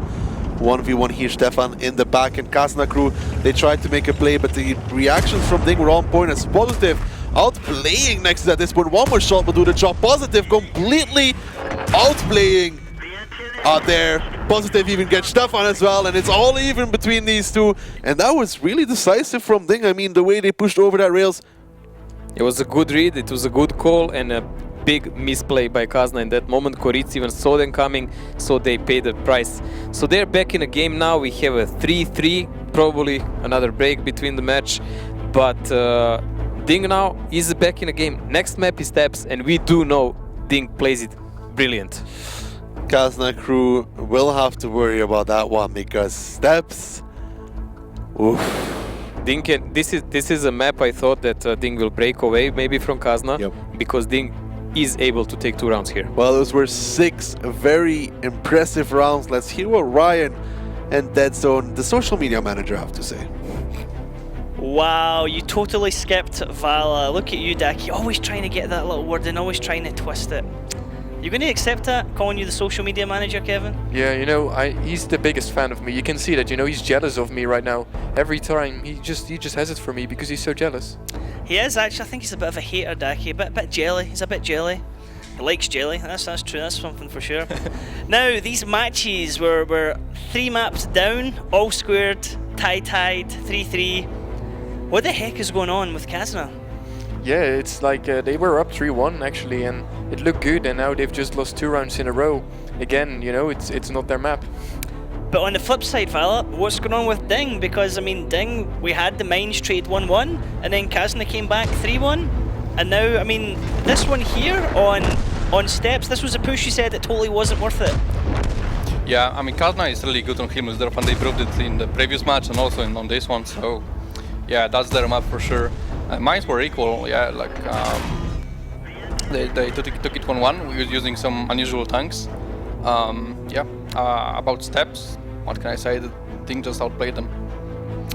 Indeed. Now, on Mines, we saw the T30 being used. We didn't see it coming, and we were like, whoa, T30, how's this going to be used? Hellfish showed us exactly how it was used. Eurofish. Eurofish, sorry, not Hellfish. My bad. Personally, it's a tank I find difficult to play. It has horrible long distance accuracy, but yeah, Eurofish really stepped up. Now, here we can see the post-battle statistics. Hulknick, Positive, Maraka, all coming top damage there, Kevin. Yeah, you know, clear bed jets, flanking from the side, just a crossfire. Kazna drove straight into the shells of Ding. Ding just had to sit there, you know, duck hunt, shooting them 1 by 1. Indeed, and we were just talking earlier on, Val said it really wasn't worth running over to get that RU. Yeah, I mean, they killed the RU, fair enough, but Ding had a nice response in the middle. They pushed like all the tanks in the middle, so they got the control over the whole middle, the whole middle of the battlefield. So they could control the map from there, and yeah, and killed a lot of tanks on the way there. Now, both rounds here on Prokhorovka going to Ding. Okay. On the first round, you said no, not again, because Kazna seemed to have this habit of never checking the bottom of the 1-2 line and just driving there blindly. It always happens in matches. It happened already 3 times this season. They just drive in there, you know, thinking there's nothing. This time they did it better. They took first shockers out. It was lucky because the enemy badges were already on reload. but if they had shells, they would have been obliterated straight away. Haiba was a bit of a throwaway his life there, not getting across. You were saying, oh no, not like this. You know, he got the spots out, but for that, you know, he took 2 shells which were not really necessary. So it was unfortunate. Kazna crew, they had let Ding come right back into this, and now we're all squared. I was thinking that perhaps Kazna crew were able to take the momentum there. They were 3-1 up, everything was looking good, but I mean, these are the strongest team in Europe right now you're playing up against. Like, Ding are just so strong. I mean, 19 games undefeated coming in here. Couple of tiebreakers involved, but nobody has defeated them all season. If anyone could defeat them this season, right now, it's looking like Kazna. Kazna are playing strong. Can they keep the momentum though, Vala? Do you think Kazna can still get it together and get back into it? Yeah, absolutely. It depends on the map. But yeah, Kazna is able to beat Ding easily. So the next maps we're going to have is going to be Steps, and then Runeberg, and then Cliff. Steps, how do you see this one going, Kevin? Steps, you know, it's an interesting map. Just like Murvanka, it's all about the spawning game, the scout game. Kazna played it really smart in their match against Utopia, trying to outplay their opponent, moving around the map all the time, trying to outspot them. Maybe we're going to see some, you know, great plays again here. Certainly interesting. It's an open map. Everyone says, you know, we get a lot of sometimes people complaining about things like corridor maps, but essentially every map always ends up in like you facing off in specific areas. Running out in the open is never a good idea, especially on Steps where you're going to get shredded to pieces. After that, we then go into Runeberg. How do you think that one's going to go, Val? Well, Runeberg Zeph, I think is going to go 1-1. Okay. Why do you think going 1-1? It's a purely defensive map. I think these teams on this level are just going to split points on that one. Do you think we're going to see any rope-a-dopes this time from Kazna again? Do you think they're going to go for a bit, hey, we're over here, but we're actually over here? They could play some mind games, yeah. Like, they have nothing to lose right now, playing against one of the best teams in the world right now, I think. And surely the best in Europe, so yeah. If they want to like outsmart them, go ahead. This is where I think Ding would do it as well. I think Ding would go, if I was them, I'd go in the main games. Why not, you know? You got it on the line. You can do the same, you can do different. You can't predict what the enemy is going to do. Even if you play the same lineup, you're not sure if they do exactly the same or not. And this is a mind game itself. Like, you could pick the same lineup, but do something different than before. Just play it differently, yeah. Exactly. I mean, a lot of people who watch this are sometimes asking in chat, how long do the teams see each other before? Do they know what they're playing in advance? You literally have about 5 minutes when you're waiting for the battle to start, whenever the teams are assembling. That's the first time you see the team lineup. So immediately your plan that you have, you potentially have to adapt it completely, don't you? Yeah, you have sometimes even up to like only 30 seconds, your 30 seconds battle timer, you know? You have to decide what are you going to do. Are you going to go left, right, uphill, downhill? How to react on the enemy lineup. Would you rather be up on stage right now? Or are you comfortable sitting here? Yeah, of course. Is it easier to say how it's going to go? Yeah, well, you would rather be on stage and play, of course, but here's also cool. Okay, so we are ready to jump back to the casters. I'm interested to see if Daki really wishes he was back up on stage. Once upon a time, he was a good player. This is where he's going to counter in advance, where he says, Ryan, I did play professionally, you didn't. Daki, I never tried. You tried and you were almost there. So let's have a look at Daki and Mojo, and they'll see out the rest of the battles. Well, you can say once upon a time I was indeed a good player, but at least I was a good player once upon a time. Well, at least Ryan tries to do his missions. Well, emphasis on trying. Yeah. But mate, I don't know, like that zone, you're a really big fan of I his. clearly remember him having a shrine on my face in his room. I saw it like twice or 3 times. We can look it up on a stream for sure. No, we will make something out of that. I have to disagree with him though this time. I think Steps, it's gonna be a 2-0 for Ding. Steps is in my eyes also Ding map, so if there is any big breakthrough, it should happen here. I mean, Kazna plays it well, but they're too sturdy. In my eyes, Dings plays it really flexible, and that's what's needed on this map. So lineups here, Kazna, not double changing. 140, Leo not changing. Ding neither. They're sticking to their own, but they can change around what they will actually play with it. Indeed. But we saw Ding do that train to climb up on the A-line position. They know how to do it. We could be seeing that again. Yes, and Kazna is here defending with this Leopard. There is not really much to do with him other than climb. Well, Mojo, we're going to have to find out if Steps is going to be the map where Ding breaks away from Kazna crew. Let's find out.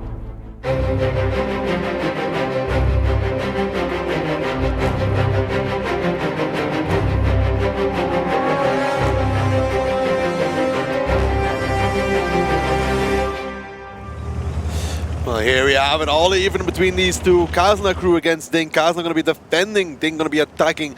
And Mojo, it doesn't seem like Kazna is changing much. It looks like Ding is pressuring toward that one cap, and we already know they know how to boost from that side. That was something new for me to see in this season. We were maybe expecting there will be no new boost in the final, but we were pleasantly surprised. There we go. Haiba again getting boosted up by Stefan, and the well-trained maneuver here worked out again like a charm. But let's see. Now, Ding does not have an arty to remove Haiba from the map. But they have an RU. But yes. We talked about that, how the RU would be able to get on the cap unspotted, we think, because of the camo value, obviously. Durs is on exactly the same position where he was in the last game. I bet he has the binos and rations. And rations, yes. Would not surprise me either, Mojo. I feel ya. So let's see.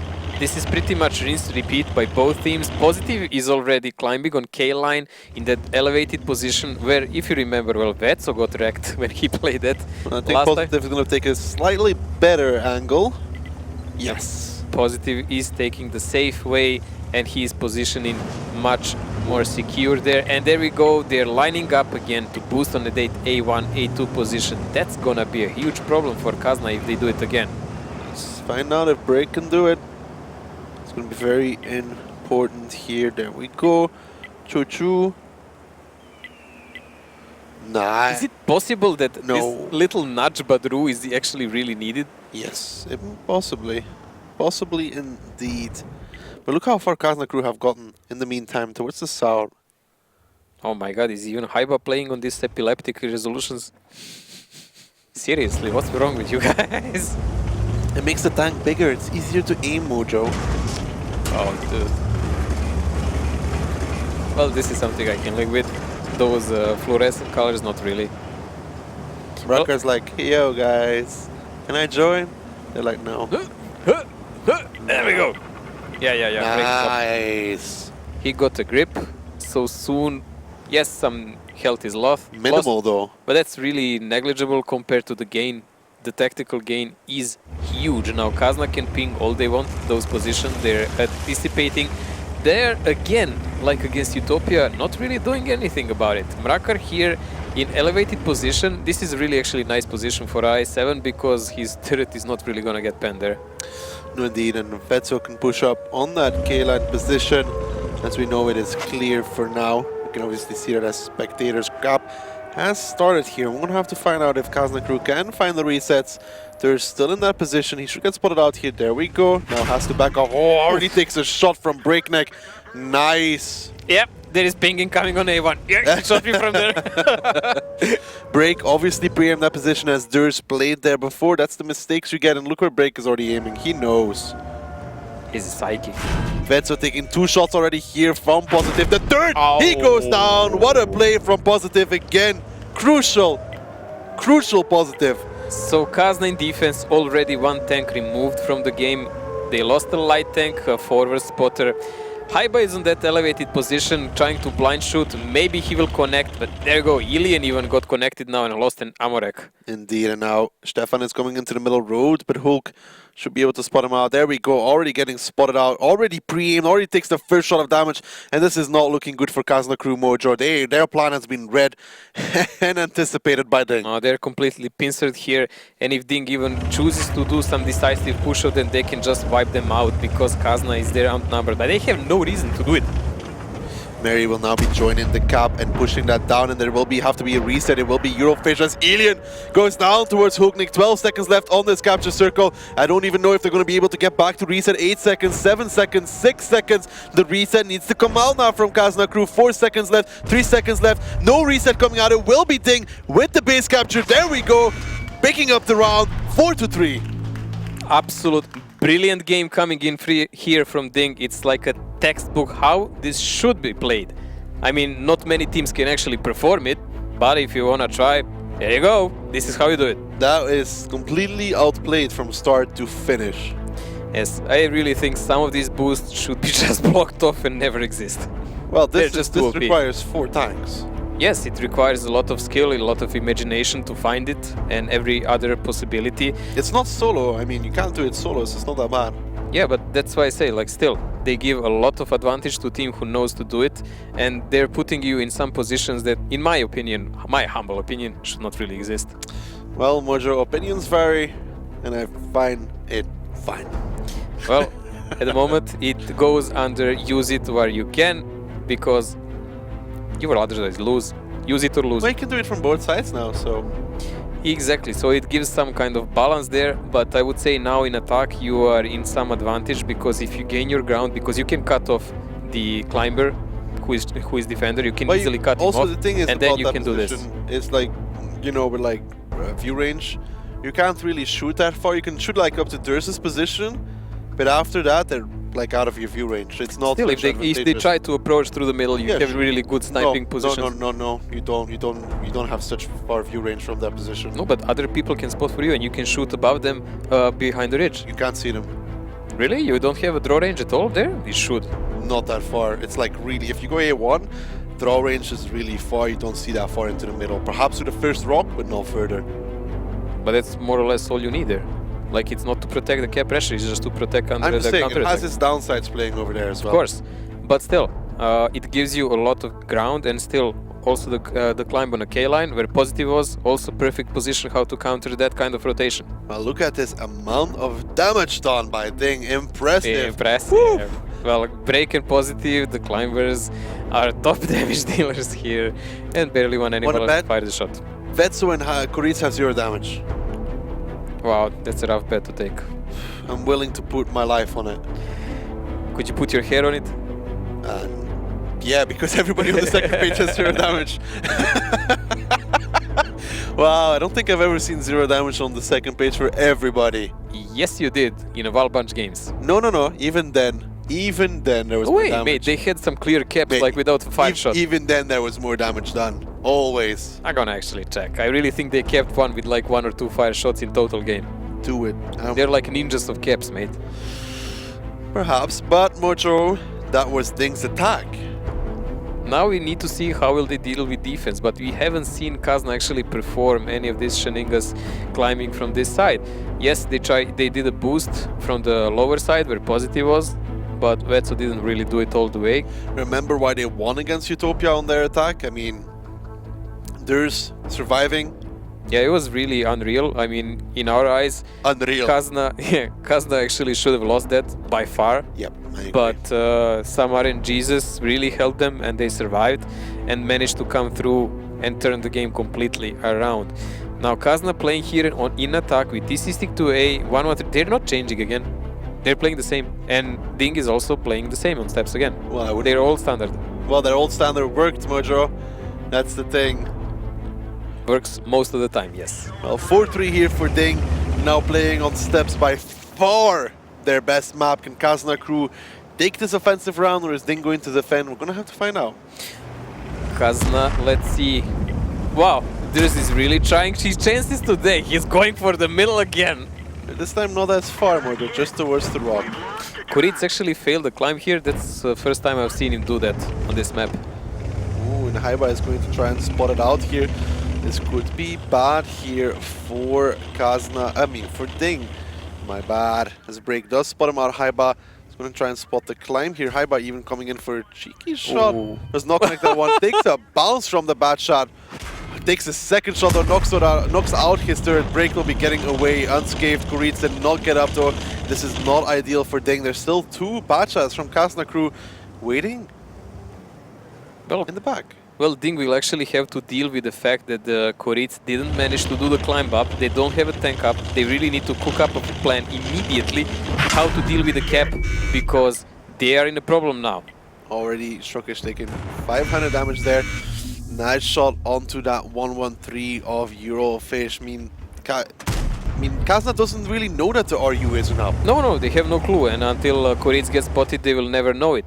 So Ding actually has only one chance to win this game properly without Kazna pressuring the cap. They need to actually force a fight and catch some of the Kazna tanks off guard. Indeed, and Elian gets spotted out now. He needs to run in that battle. Already taking 2 shots there. He's on the run. He's on the move.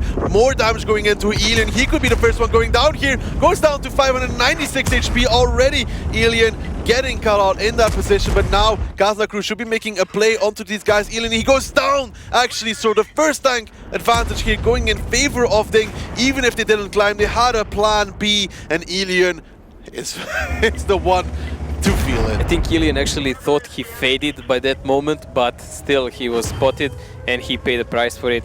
Now Kazna is pressuring the cap, but still Ding has a lot of tanks in the area and they're rotating back, gathering up for a fast final push, I would say, even because all the advantage is in their hands. Ding very far ahead at this point as Kuritz is coming back. Break is off reload now as well, and the rest of the team is moving in here to finish off. And Stefan and Durz are not in the fight just yet. Break picks up high, but Vetso just realized what kind of trouble he's in. Well, Vetso, I don't think it matters anymore at this point, as there is 4 Batchats coming around the corner that want to make quick work of him. Takes already 2 shots. Third, fourth, he goes down. Next is soon to follow, and Ding, we talked about Steps being the map where they will break Kazna. Well, for now, they're definitely breaking their neck on it. They're going to continue pushing. Breaks now picks Real Fish as well, and it doesn't even matter what Nexus tries. He gets still all the damage from all the sides. Ding, by far the masters of Steps in this league. They're really playing it so dominant, in so dominant fashion. They're always 2 steps ahead. You can see it by rotation.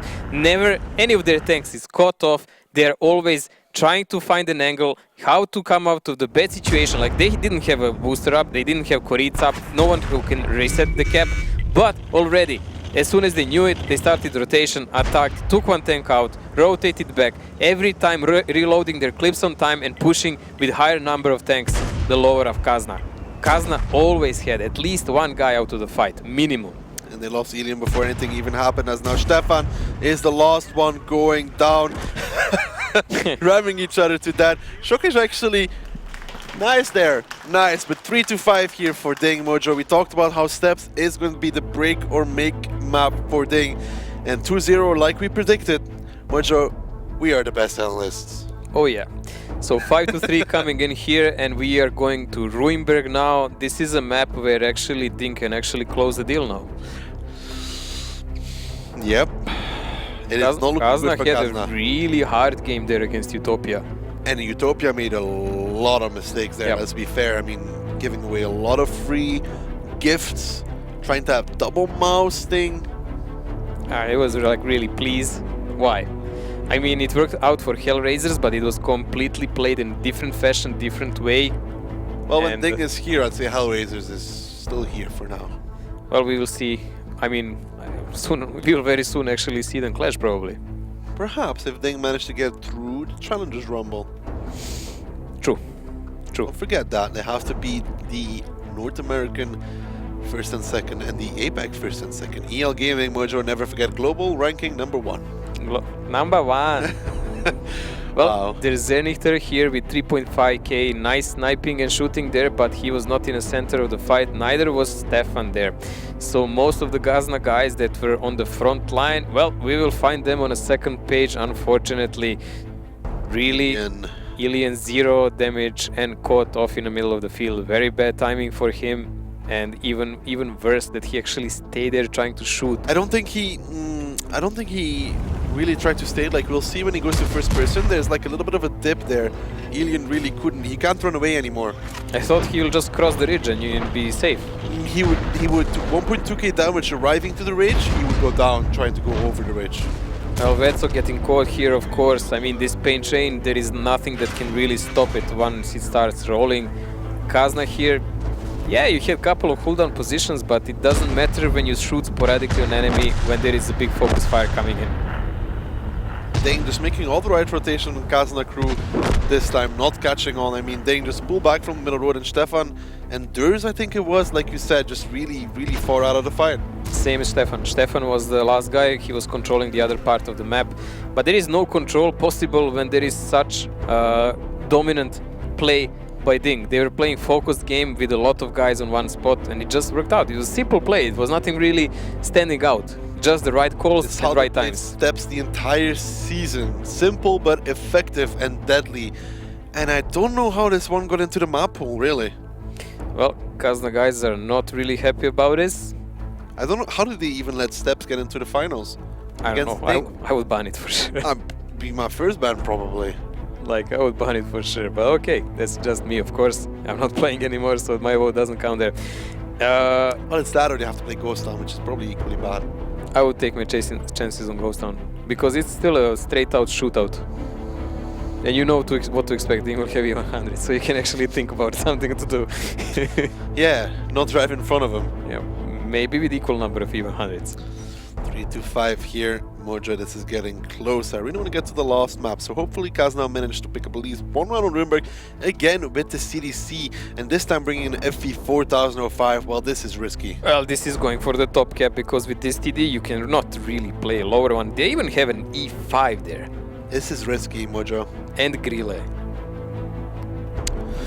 Well, Mojo, we're going to have to find out if Kazna crew can come back, or Ding is going to put themselves on match point on our next map, Runeberg.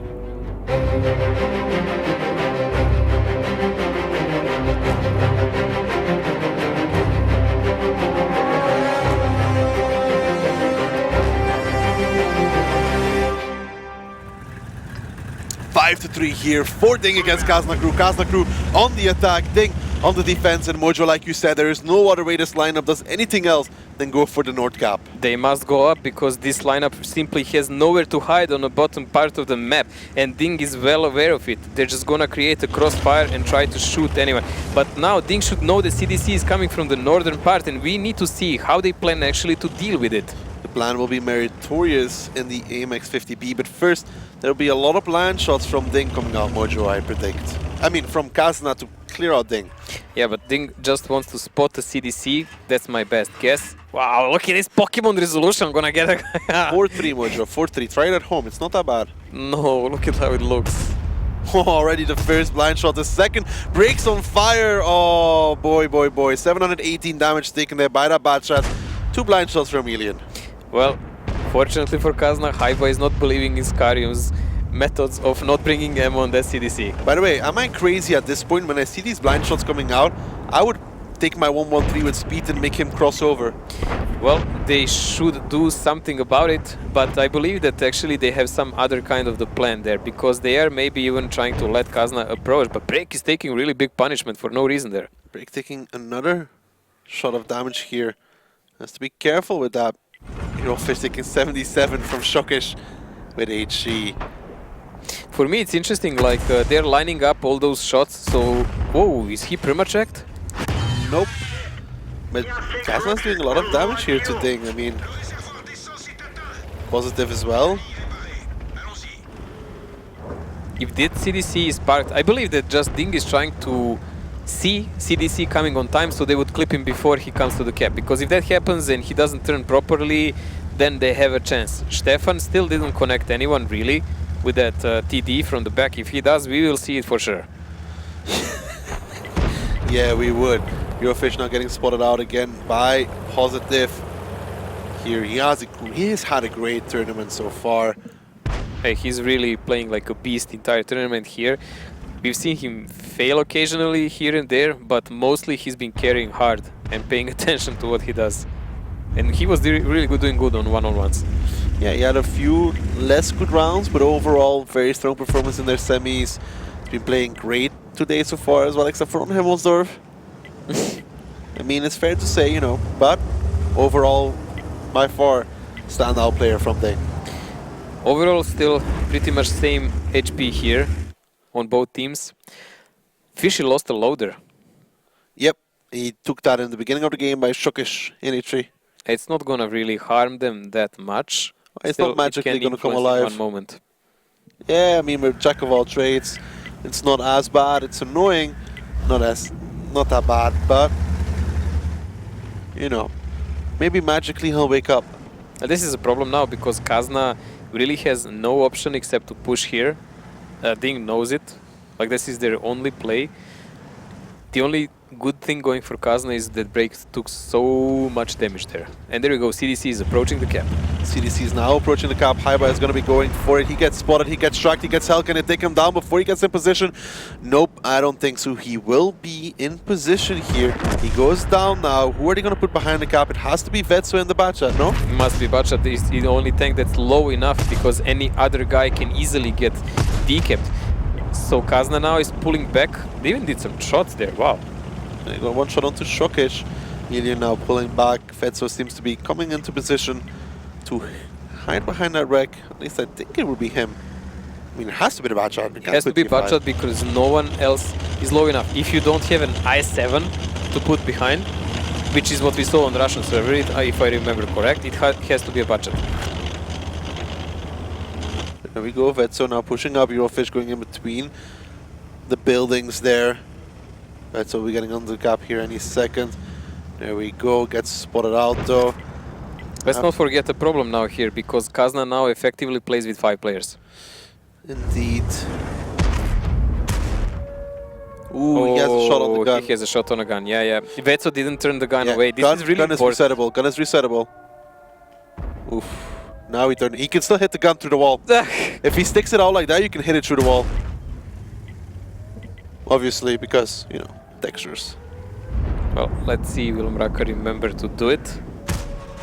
Ooh, that was close. Even game says that was close. That's probably the most annoying message I've ever heard. So what if it was close? Why are you even saying it? Positive now rotating towards the south. What is the play going to be for Ding? Who are they going to use? Ooh, that HE though.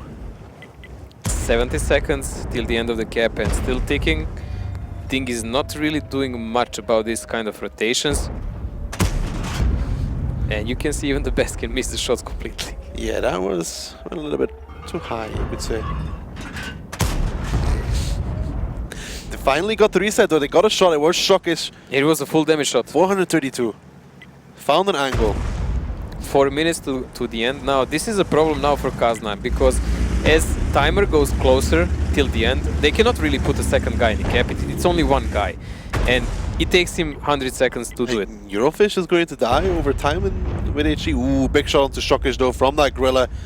Not spotted there. That's gonna hurt. That's gonna sting. But another HE reset now, pushing it back all the way 2 minutes on this cap. 120 seconds, 2 minutes they will take at least. 1 minute 57 now. And another reset again, 2 minutes. This is not good for Kazna. Vetso is getting splashed with a direct break. Takes a big hit though. Ooh, Shokish seems to have an angle towards the turret here a little bit. Seemed there for a second. He's looking for it. Looking for the shot. Afraid of the Gorilla. I would be afraid, like... Out of HE as well. That's an unusual mistake. Hellfish would really have something to say about it. Never enough HE. Look at Eurofish HP. Look how much he has left. Fish is getting pretty much wrecked here. I'm really surprised that he even has a crew member alive after getting shot by so many HE shells. Indeed, Hulk and Maraka are making hard work out of that E5. Out of HE as well though. 1 minute and 33 seconds here. If he hits the gun, he resets the base. Vetso needs to stop sticking his gun out. Seriously, why is he not just pointing out the gun away and watching toward his own side? Like, that way it would be pretty much safe. Shokish took another shot by the Gorilla in the meantime. But with the time left, starting to look bad here for Kazna. If he turns the turret backwards, can they even connect his turret? Oh my god, this is a good shot. 228 there from Maraka. Great stuff, actually. So Fishy is on one shot, and that's a big problem because he is proxy spotting these two guys when they peek out. If he dies, they can actually risk and push one guy over and just reset Fishy. Indeed. Now, I mean Vetso. Alien coming here as well. There's not that much room. You have to be careful. Still trying to reset as Durs is pushing forwards with Stefan here as well. Now this is playing in favor of Ding. 18 seconds left on the cap. Positive is coming from behind though. There needs to be a reset now. There we go. Durs taking a big hit from Stefan actually from behind. I think just team damage coming out from Stefan in the FPTD. 3 seconds left on the cap. It does get reset though. Durs goes down. Stefan soon to follow. All falling to pieces here for Kazna. 5 seconds. Hulk is coming in for the reset. He should be able to get it. There we go. That is Ding. Gonna put themselves on match point in these grand finals. Kazna crew completely falling to pieces here. Not even close as Ding put themselves on match point here. Great stuff from them. Great control. Congratulations. Match point for Ding. Great read here, great performance, and we didn't see really Kazna perform it like, let's face it, Hellraisers did it. I mean, that kind of plays are slightly different, but those little details make all of the game. Mojo, I wanna know, did Stefan hit him in the back of the turret. 1650 HP in the back of a turret. So Stefan hit Durs for 1600 damage in the back of the turret. Not that it would have changed much, but like we like to talk about it, that is stuff that puts players on tilt. That's still like 1.6k to your teammate instead of the enemy, so that's not 1.6, that's effectively 3k damage lacking. Because he could have done it to the enemy, and Durs would have much more to play with. Indeed, and that is not good. I'm not sure it would change the game. I think no, I don't think it would still win it, but it would be a much closer game. It would indeed be much closer, but it is what it is now. Ding on match point mojo. And this is starting to look not so good for Kazna Crew, if I'm completely honest. They need to win 3 rounds here in a row to even bring it to a tiebreaker. Well, Hulk is now the main damage dealer here for Ding. He's done a couple of times like that in this evening. We have 3 next guys are coming in from the Kazna, but that's simply not enough. Simply not enough indeed. Well, I mean, Stefan's obviously not on the first page. Possibly Durs driving into a shot, perhaps. I think he was wiggling tank up and down instead of just standing and shooting. And he ran into the shot of FETD. It's the stuff that happens. That's probably gonna throw both of them away, like a bit. Yeah, that's what I'm talking about. Like, that's the kind of stuff that puts you on tilt, and it puts the player who you hit on tilt as well, because, you know. Yeah, look at this. He's wiggling here. Yeah, all this damage was Stefan. Now Kazna felt like dominance here. I mean, Positive always would have gotten the reset. Always. I don't think Kazna well positioned that CDC perfectly, neither the Bachat, because also what I've seen from that Russian games, they were using i7 mainly, and they would turn the gun completely away on the other side. Well, it is what it is. Ding on match point mojo. Do you still believe that Kazna Crew can bring it back here, because it has to be on their defense? They start here on Ruhenberg. They need this, and look what Ding is bringing. Hello, CDC. Well, it was me hoping that Kazna will actually do that, and Vale believing, mate. That's a different thing. True. Kazna here playing with T54 light to spot, but Ding here with CDC. This is a big giveaway what they're doing, and let's see. They have the i7, they have the TVPs to prevent anyone coming close to that cap. This is actually how that lineup is originally played. Kazna tried something like their own version. It didn't really work out. Let's see, is Ding actually capable to pull it off? Let's find out if Ding can close these finals here on Ruhenberg. 6-3 for Ding against Kazna Crew, who are defending, Ding attacking. Mojo all to play for here for both these teams. Ding, they want to win. They want to be the champions after this undefeated streak of theirs, and Kazna, they want to hold on for now. Well, that would be 20 out of 20 games and well-deserved championship for sure. But still, this game has to be played out, so we could call them like that, and maybe even some more after that. So Ding is trying to prevent anyone from Kazna crossing this A line, which would pretty much destroy their plan from the start. You can see where they are aiming. If any misfortunate Kazna guy goes there, that would be pretty much the end. Since no one is going, they're just gonna clip around a bit and find someone, hopefully. No damage just yet as Kazna. They are hugging these buildings like their life is dependent on it. Like it is. It actually is. But I'm gonna see if Positive. Also, Kazna did a lot of punishment to them in the last round, so I would say they should not fall for the same. They can see and hear the shells going madly around them. Murakar here, making some blind shots as well. Look at Kazna Crew. All players except for Haiba over there, they do not want Ding to put their CDC on the cap, because they think if they do, they are losing this round and losing these finals. Look at this. They're not even bothering to watch the other part of the map. Like, if Breakneck was cheeky enough, he could just go and shoot someone in the back. Yeah, but Haiba is there. Yeah, but he's alone and he's a light tank. And he cannot really have 100% vision everywhere. I believe Haiba can 1v1 break. Don't look at me like that. Well, we've seen stranger things. Oh, Ilian, 1.2k damage taken already. Positive and Murakar, the double tap, not the start you are looking for. Minus his repair kit, minus half his HP. Well, there is a gap in these bushes. Oh! Did Farid make it? I don't think he positioned well. I don't think he made it. He positioned badly because they caught him right when he was turning the tank, and I think only partial of him is covering the cap, which is far from enough. Ding will actually have to resort to some other kind of shenanigans, and you can see Kazna guys are actually pulling away now, knowing that fact. That is not ideal here. Look at the wreck. It doesn't look like it is in the right position. Oh, I think it was just only his backtrack, like they caught him while he was turning. Well, Marakar seems to be pushing up either way. I'm gonna just use what I have, never mind. Well, he kinda has to try. Well, it's not like they can rotate on other side and survive it with this lineup. They're gonna get shot to smithereen before they even approach the cap. So, this is a desperation choice now. Does it work? Why does Koritz do this? This is really bad. Look at it so far. I don't know, like this is really super bad.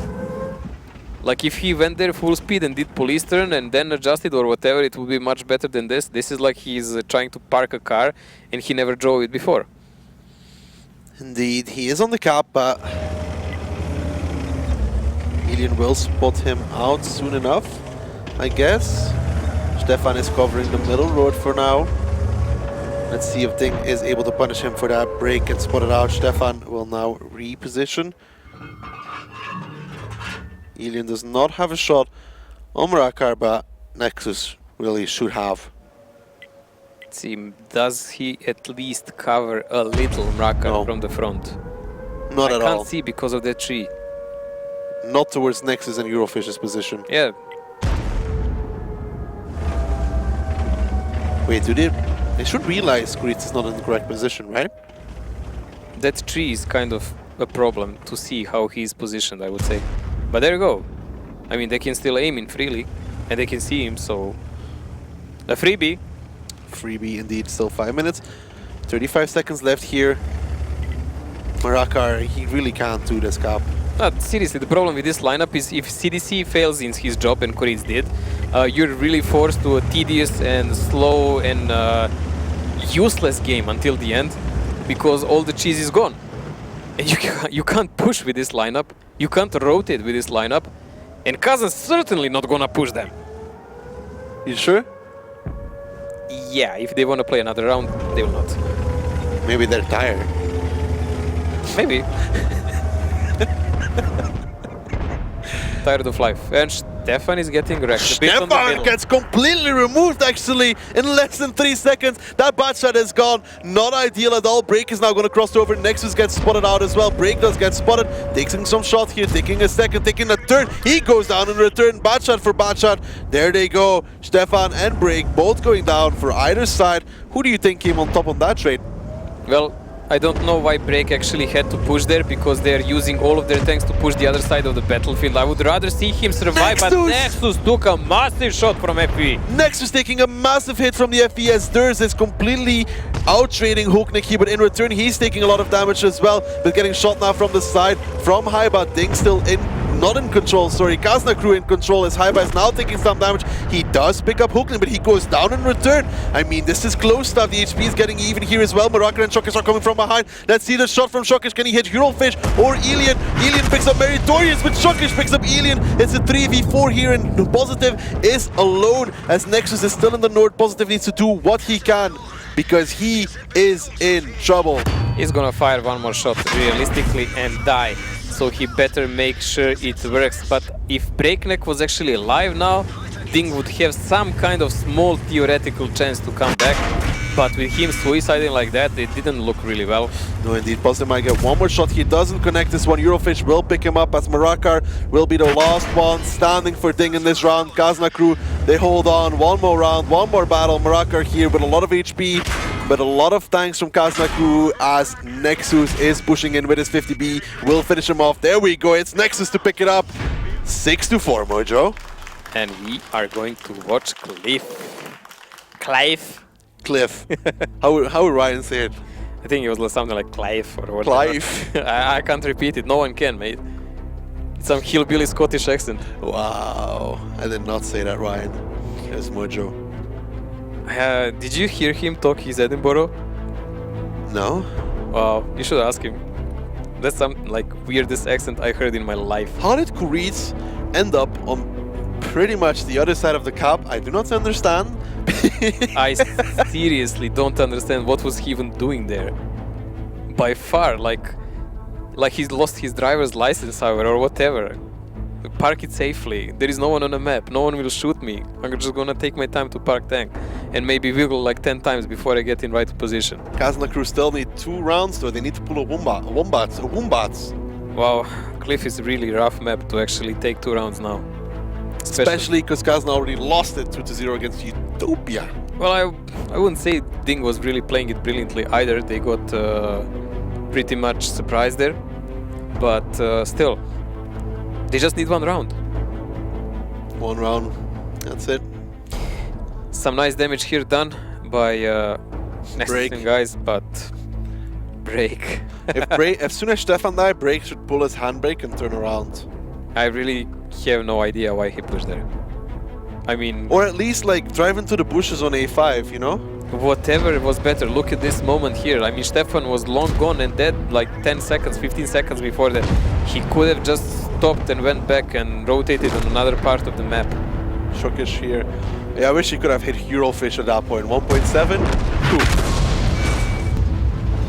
Well, that FVTD is really a nightmare sometimes. But still, it was not enough because, as we said already multiple times, the core of their plan was CDC and he died in vain. Koritz, not good there, but still, match point for Ding. Full control, Mojo, full control. Might be keeping my hair brown after all. We'll see, we'll see. There is still a chance for you to be a blondie. I know you actually want it. Nah. Cliff between these two. Kazna crew against Ding. Mojo, any surprises in the lineup? No. Not really. We're gonna have to see if Ding can close it out on Cliff, or is Kazna crew gonna bring it on to a tiebreaker?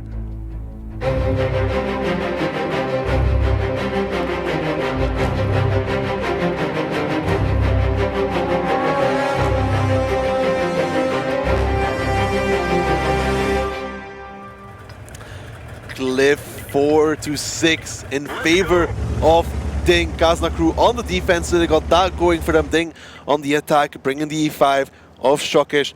Now Kazna cannot make the same mistakes like they made against Utopia when they brought a 1-1-3. Now Kazna is playing this rather focused. Only Haiba is going down for the spot. Everyone else is going for that middle hill. Pretty similar, identical start by Ding here. Same thing they did last time, they're doing again now. Positive is going for his boost on J1, Koritz in front of him. The very same boost which Vetso abandoned, if you remember when Kazna played that side. Yes, indeed. Hulknik here trying to get up as quickly as he can. Super aggressive. Already pushing across, they have to be careful here. There's an Alien. Hulk is not spotted. That's what he got going for him. Hulk now does get spotted. The first shot's coming out already onto Vet, so Hulknik has to be careful. He has a rock to work with. He actually drops off. He has to be careful. He repositions. He gets safe. He lands some shots, so he can't see them right now. Vetso letting off a few shots. He has an angle onto Hulk. That one should have connected, but it possibly didn't. I think Vetso should reload now at this moment. But it did connect. Ding is now trying to readjust their positions. Shockish playing that E5. Actually, I didn't see that when I was watching the lineup. So there is a surprise there. I need to clear my glasses, there's one. Murakar here. Close shot against Stefan. Mary and him going aggressive here. They have to be careful not to walk into the lineup of Kazna. Interesting, like Ding will probably try to push the Shockish in position like Kazna used IS4, but that's why Kazna pushed so hard, because they want to prevent him from even approaching the full down positions there. Ook taking another shot, getting set on fire, now dropping even lower, 578 left for him. He needs to back off, and that is a good advantage for Kazna crew in this round. They're taking one back though. I mean, it's still very even here between these two. Haiba now pushed up as well into the 1-2 line. Mojo, I think Kazna at this point have a little bit of an advantage. Yeah, they're doing rather well here. I mean, Hulk is really on lower HP.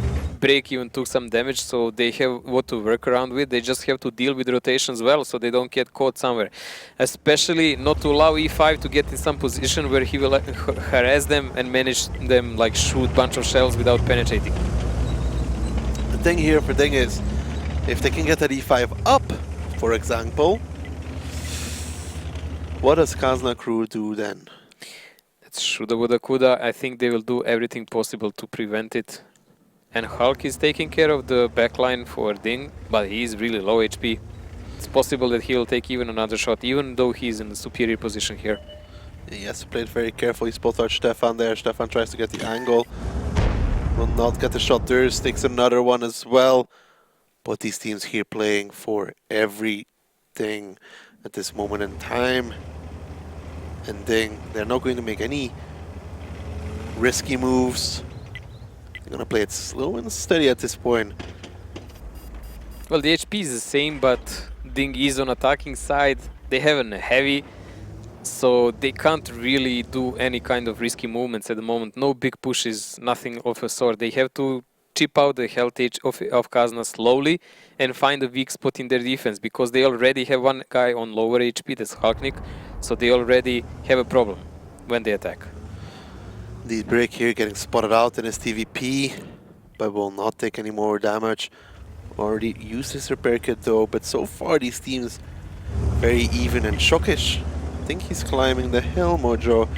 And if he gets up, I spy trouble for Kazna crew. He's up. Oh, Shockish is slowly but surely making his way up. Kazna doesn't even see him. Fish making mistakes here. 690 taken by him for very little in return. And look at the HP, Mojo. Kazna were up a good 1,000. Now are below them. Even like 30 seconds ago, and now they're lower. They have been really trading not ideally at all towards the lineup of Ding, and this is ideal for Ding. And Shockish is almost up, guys. A first usable climb by Heavy Tank on cliff here. First bounce. More to follow. Pings out the position where he got hit from. Will now play. And here we go. Oh my god, I just hope I will not see some E5 in random here. Seriously. I do that. I do that. Yes, but you're one, mate. I don't want to see like 20 other guys doing it. Now Shockish is up here with his heavy tank. Soon more tanks from Ding will follow. And I think Kazna, Mojo, they are in trouble. Kazna now tries to prevent some rotations there. Maybe even make some of their own, but I think the damage is already done. Ding has the positions and they're slowly making their grip. Slowly but surely Ding is choking Kazna to death. More damage going on to Stefan here. Positive just in a position. Spotting it out. Mary takes a shot as well in return though. Have to be careful here. Mary takes another shot from Haiba. Shockish is now on that hill area. Mary taking some more. Vetso does get spotted out. Positive. Hulk goes actually down. That's not ideal at all for Ding, you could say. As he goes down, Marakar will be trying to push on towards Vetso here, but there's two more bad shots waiting. Vetso is getting pushed on. Marakar is getting shot from two sides. He did not expect Alien and Durst. He will be going down. Good stuff from Kazna. The trap going in full effect here. Now there are two tanks up. Great stuff by Alien and Durst. I would say rather rookie mistakes here by some of the Ding players here. Hulk with such low HP allowing himself to get shot, and then after him Mrakar, for what reason? I really don't understand. In the meantime, Stefan and Nexus take down Shockish in that E5 as well. Durst taking some more damage here. Positive is in trouble as Vetso is moving forward to try and get the kill. Positive missing the shot. Vetso needs one more to pick him up. Give his team a massive advantage here. Alien brings Break down to a one-shot as well. Vetso picks it up. 717 HP left, and now only 3 tanks left standing against the 6 from Kazna crew, Mojo. And Kazna seem to be holding on for one more round at Hope least. is still alive. Hope is still alive. Meritorious gets picked up by Nexus. Break reads the last 2 standing here. Stefan picks up Break, reads the last one standing. Kazna crew, they might be low, but they're going to be holding on for one more round at least. One more, one at a time. Still one more chance. And the tiebreaker in this one is Himmelsdorf, if it comes to that. Kazna actually won 2-0 here today on that. There is a potential here, as you would say. Maybe. Hello, Blondie. I'm gonna take you myself. No way. You wish. Kuritz here is gonna be Nexus to the face. 1 shot, 2 shots, 3 shots in a second. Kazna crew pick it up. 6-5. It's getting closer here. One more to tiebreaker. I bet the chair is burning below you now at the moment. Yeah, Cliff is the gamble map, mate. They can actually go to Himmelsdorf. You know it. Yeah, you know it. You feel it. Rakar selling out the round. I shall kick him from the clan for that. Well, someone will have to pay the price for all that fun. That's how it goes. Indeed. Kazna crew that round, it came close, Mojo. They were really not trading ideal. I think they were in trouble. Murakar, that play was not good. They should have just taken the hill with the guys instead of Murakar trying to go kill Vetso. I mean, Durs and Ilian were just waiting for that. Really just waiting for it. Well, even Ding players can be a bit nervous, and you can see they're not feeling their best at the moment because they know though they have the match point, it's still not done. It's too close. I can tell you, it's pretty cold here in Katowice, in Poland, and these guys are sweating like they're in Ibiza. Yeah, pretty much. Look at those faces. Except for Break, he's cold. Cold. See Lizard? He's cold-hearted. Next is 4K. Nice game, nice game, nice game again. So Nexus and Ilian performing pretty well here. I would say Hulk, he's 7th with that little damage. Wow, what will the second page look like? Yes, indeed. Semi-decent, but Mary and Murakar positive. Murakar died for no reason whatsoever. He just charged there like a full YOLO. Should have just climbed the hill. Everything would be better like that. Hulk was dead and he was dead, and that was it. Like there was nothing to do, and there was really low chance that there is a single Kazna guy there alone. Yeah, I mean, maybe he thought it's because it's Vetso. Okay. Mary picks up Haiba, but at that point they're already down so much. Shokish goes down at the same time. Vetso picks up positive. Not ideal thing, but they are going to be defending, Mojo. So they are going to be defending, so you're here, he has one more go. Well, 2 more. I don't know. Kazna played really well on Himmelsdorf. Compared to it.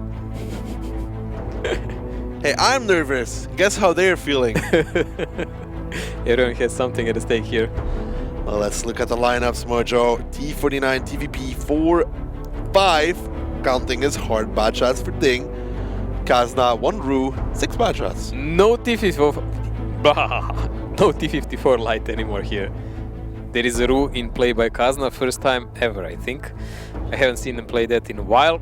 Everything else is on bad shots. This will be a rather offensive game, I guess. Mojo, from 1 to 10, how nervous are you? Me? If you ask me from 1 to 10 how much I want to see you blonde, you will get a good answer there.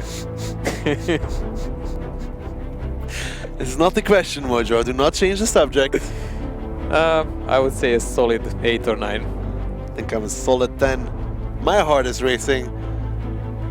Tiebreaker once more, perhaps. We're like 20 seconds away here from the start of the game. 6-5 for Ding. Cliff between these two teams. There's only going to be one winner. One person gets it. Well, only one team gets to take the trophy home. And an extra 25k. Cheap change. Yeah. Change. There we go.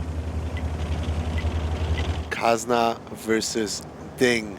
Ding on match point. Kazna with it all to play for, wanting to bring it to a tiebreaker. They are going straight towards the middle, Mojo. 7, 1 for all. There we go. Wow. And there will be a big rotation here from Kazna coming from the backside. I think we've actually seen them do something like this before. All bad shots going very deep here. Haiba is really trying to attract some attention here on himself. It doesn't really go well when he does that on Prokhorovka. He is in that defilade that was used long ago in ESL on G4. He can't really do anything from there except fall down, but he's keeping them away.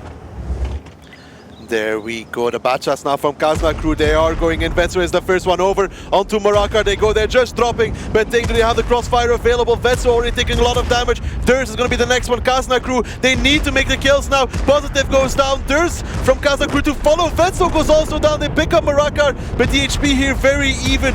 Meritorious now dropping low as well. Hook seems to be the target here from Kazna crew. Stefan has 2 more available. He goes down because Break comes off reload. 4 tanks left standing for both these teams. Hulknik surviving on a mere 5 HP, and everybody seems to be on reload at this point, Mojo. This is very critical now. Hulkling surviving there, they can actually win a game for Ding. But they also have one TVP who will come up to the reload really soon, while Kazna has to run away all over the place. Ilian on 100% HP. That's really important for Kazna. Plus Nexus is going uphill. Breakneck picks up Breakneck picks up Hyper as Nexus got hit by the T49. One more shot onto Nexus will do the trick. Ilian now coming in, less of one shot already, but Shokish is there on full HP already when Eurofist is trying to juke it out here with Hulknik. Ilian taking damage, trading blow for blow here with Shokish, but Shokish has the advantage because he has break-in support. Fish does take down Hulk, but Shokish, he bounces, he takes a bounce of his armor. Ilian is in trouble. Eurofist trying to help as much as he can. They need help here. Ilian goes down. It's just Eurofist and Nexus standing now, a 1-shot and a 2-shot, and Shokish has the HP, takes 1 shot from break. Is gonna take a second here. Eurofist trying to do what he can, but Kuriz is still full HP in his T49 as well. And Ding Mojo, they are firmly in control here. They want to bring themselves to this championship. What can Eurofist and Nexus do at this point? It's not over yet, Blondie, but that TVP paid away like handsomely here. Kuriz should hold off Fishy here. He should take him out, and when that happens, Ding will be in a game. Eurofish and Nexus here, they have to hold on. Nexus comes down towards Shokish. Shokish picks it up. Nexus goes down. Eurofish, the last man standing, Kuriz pick it up. And it will be Ding to claim the Season 1 Finals.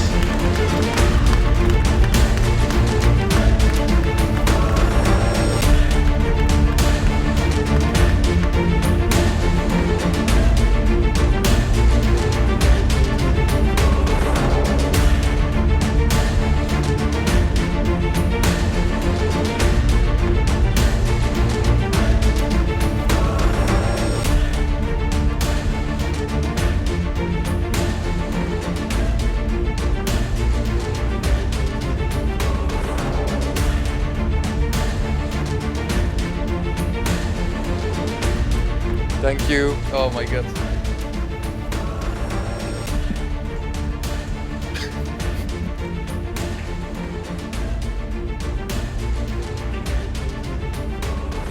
Ryan, I hear you have something to say, so take it away, please. So, ladies and gentlemen, as we bring them up on stage right now, and they can take their prize. Okay, make some noise for the EU Season 1 champions, this thing!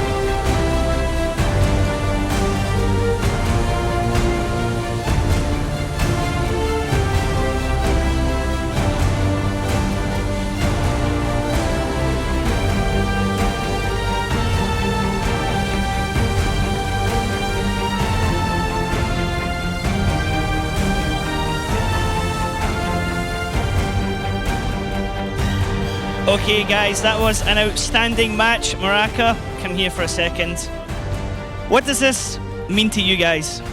Yeah, it means a lot. Like, we came here to win this, and we got the opportunity to play here, and we won it.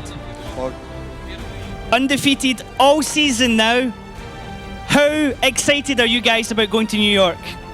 Yeah, we are very excited. I hope we stay undefeated there also. Okay, it was a fantastic performance, right to the edge. Do you have anything to say about your opponents, Kazna? Oh, they played very well. They had some fails on some maps, as we did also, but at the end we managed to beat them. So it was good for us, and good luck to them next time. Awesome, awesome work. Now, we would like to award the MVP. So we have Carly from Wargaming here, and we believe it's going to go to Positive.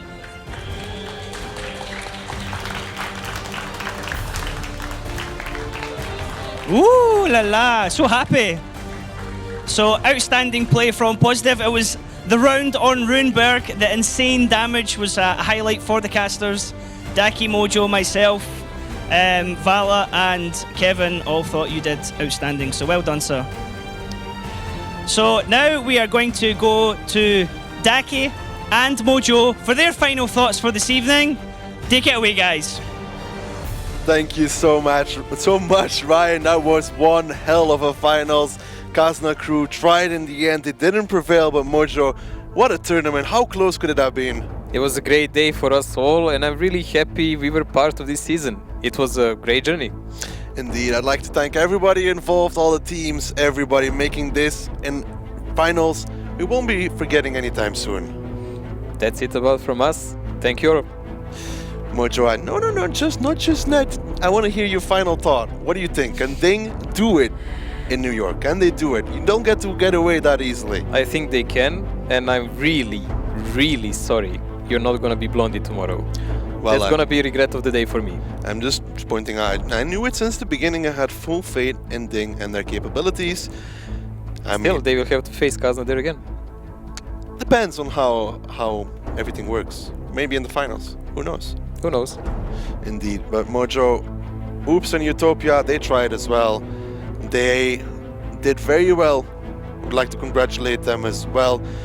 They perhaps better on the next time, Mojo. Before we head off towards the analyst, final thought. I'm really happy by performance of all 4 teams that came here. We had our doubts. How will Oops do or how will Utopia do as beginners? But they've proven us wrong, and I'm looking forward to see them in next season.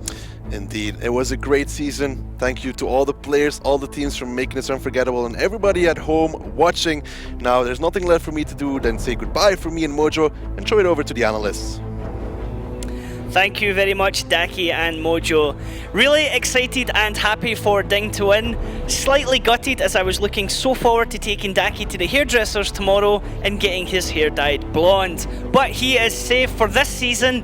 Who knows what happens next season? Can Daki predict the winners? Will his hair stay the same colour? We always have next season to look forward to. Now, guys, that was an absolutely epic clash between these two teams. It's been a very long day. Kevin, how do you think that match ranks up? It was just an amazing whole tournament, really. Every match went, to the final end. No storms. It was really exciting. Every battle, every round. You were oohing and ahhing the entire time there when Kazna were always so close, and I could hear you screaming all the time. All the no, yes, no. I mean, talk us through this one, Vala. This is when we were playing on mines. Yeah, the mines were really close, the first round especially. The repuster on the hill from Kazna was really good when Beko pushed Grillia, but then it kind of slipped away from them when Positive was on that field dealing damage constantly. He really won them the round right there with that position. He took down their Zenichter, and that costed Kazna the round in the end. And then from this one, we then went into round 2, where we saw that T30 being used. Wow, just amazing, that T30, that one shot eventually on the island crossing, really interesting how they use an object for 32. Yeah, right now. Yeah, here, just unbelievable. Right here, yeah. Bam, tank gone. Bam, indeed. So, great play using an unusual tank, a tank we were talking earlier on as well. What tanks would you like to see that we don't normally see? Never thought of the T30, and there's Kazna showing it. Kevin, you said that was great positioning as well from the object. The object for 32 with his spot just denied the whole zero line boost. If anyone would try to go up there, he would have been shot by at least 5 Kazna tanks. Okay, so it was very good. This was when it was 1-1 Kazna crew, and then after this we went into Himmelsdorf, and that one went a bit one-sided in Kazna's favour. It's really amazing how Kazna was really dominant on this map, They've put their aggression straight into Ding. You can see Kazna's defending here, but they're attacking the enemy, they're not even close to their cap anymore, they're just going straight in. Yeah, this is what I was going to, when we wanted to do the analysis, I was saying the fight's happening in the south of the map. It normally never happens here, does it, Vala? No, Kazna was really dominant on this map, like they won 2-0 against Utopia and Ding, so that means something. Okay, so Kazna then took the lead here. They went 2-1 up, and then it came into the second round where Kazna were then on the attack. And this one seemed more of a throwing away from Ding, didn't it, when it came into the second round? It's like almost exactly the same as the Utopia game. Kazna used their crossfires, slowly picking Ding apart and managed to win the round. Okay, and this as we see just going into the second round here, Kazna crew now on the attack, Ding on the defense, and there was a bit of misplays we thought sometimes in this round. Yeah, we can see it right here also. Kazna, you know, pushing the weak splitted tanks. Down the bomb here, we can see Vetso and Hulknik were trading off, and quickly Kazna, I mean, this was actually the one that came really close at the end. Kazna bloodied and bruised, but came out on top. Now, from that, we then had a bit of a break when it was all squared at 3-3s, and then things just went really bad on steps, didn't it, Kevin? Yeah, it's Prokrovka, it's like not Kazna's map, really. They went 0-4 so far, you know, on this map. The season finals, losing every single round on it. It was Prokhorovka was before the break, my bad, Steps was after the break, yep. So this is the one where you were saying about the 1-2 line, Kazna not checking it when he pushed over it. Could have gone potentially the other way, but yeah, this one was a lot of misplays really from Kazna crew. They let Ding come right back into it. I thought they were going to run away with it, 3-1. I thought they were maybe going to take it 4-1, 5-1, but it just didn't seem to happen for them, did it, Vala? Yeah, I noticed some individual mistakes from Kazna players, like they should have been more focused. I don't know what happened there really. It's been a really long day. Okay, so we can see here Kazna crew battling hard, but Ding were able to take advantage back, and after this round here on Prokhorovka, it was all square. We had a short break, we had a little time to analyse it, and we thought, you know, maybe Kazna crew a bit shaky, but they can get back into it. We were going into steps, and Kevin, you said steps you weren't too sure about. Yeah, it's been a bit shaky, you know, both teams. We see Ding failing the boost, we see Vetsuur getting called out by Positive, you know, Positive again, the MVP of the match. Positive as well, indeed, yes. The cap here. Yes, that was right. You said what happened with Kazna. There was no reset coming into the cap, and we were looking at the post-battle damage, and we're like, look, the top guy only had 1,200 damage because there was little reset coming in. I think they had the spot from Ural, but I don't know if they're blind firing or something. Like, I don't know how didn't they connect in the cap. And this Wolfpack coming charging in at the end, we said it was a bit like when you play 3-man platoon with your friends in bad chats and you just tear through the enemy team. Nexus is still alive, we kept saying at this point, but it didn't really help much in their team. It was too late.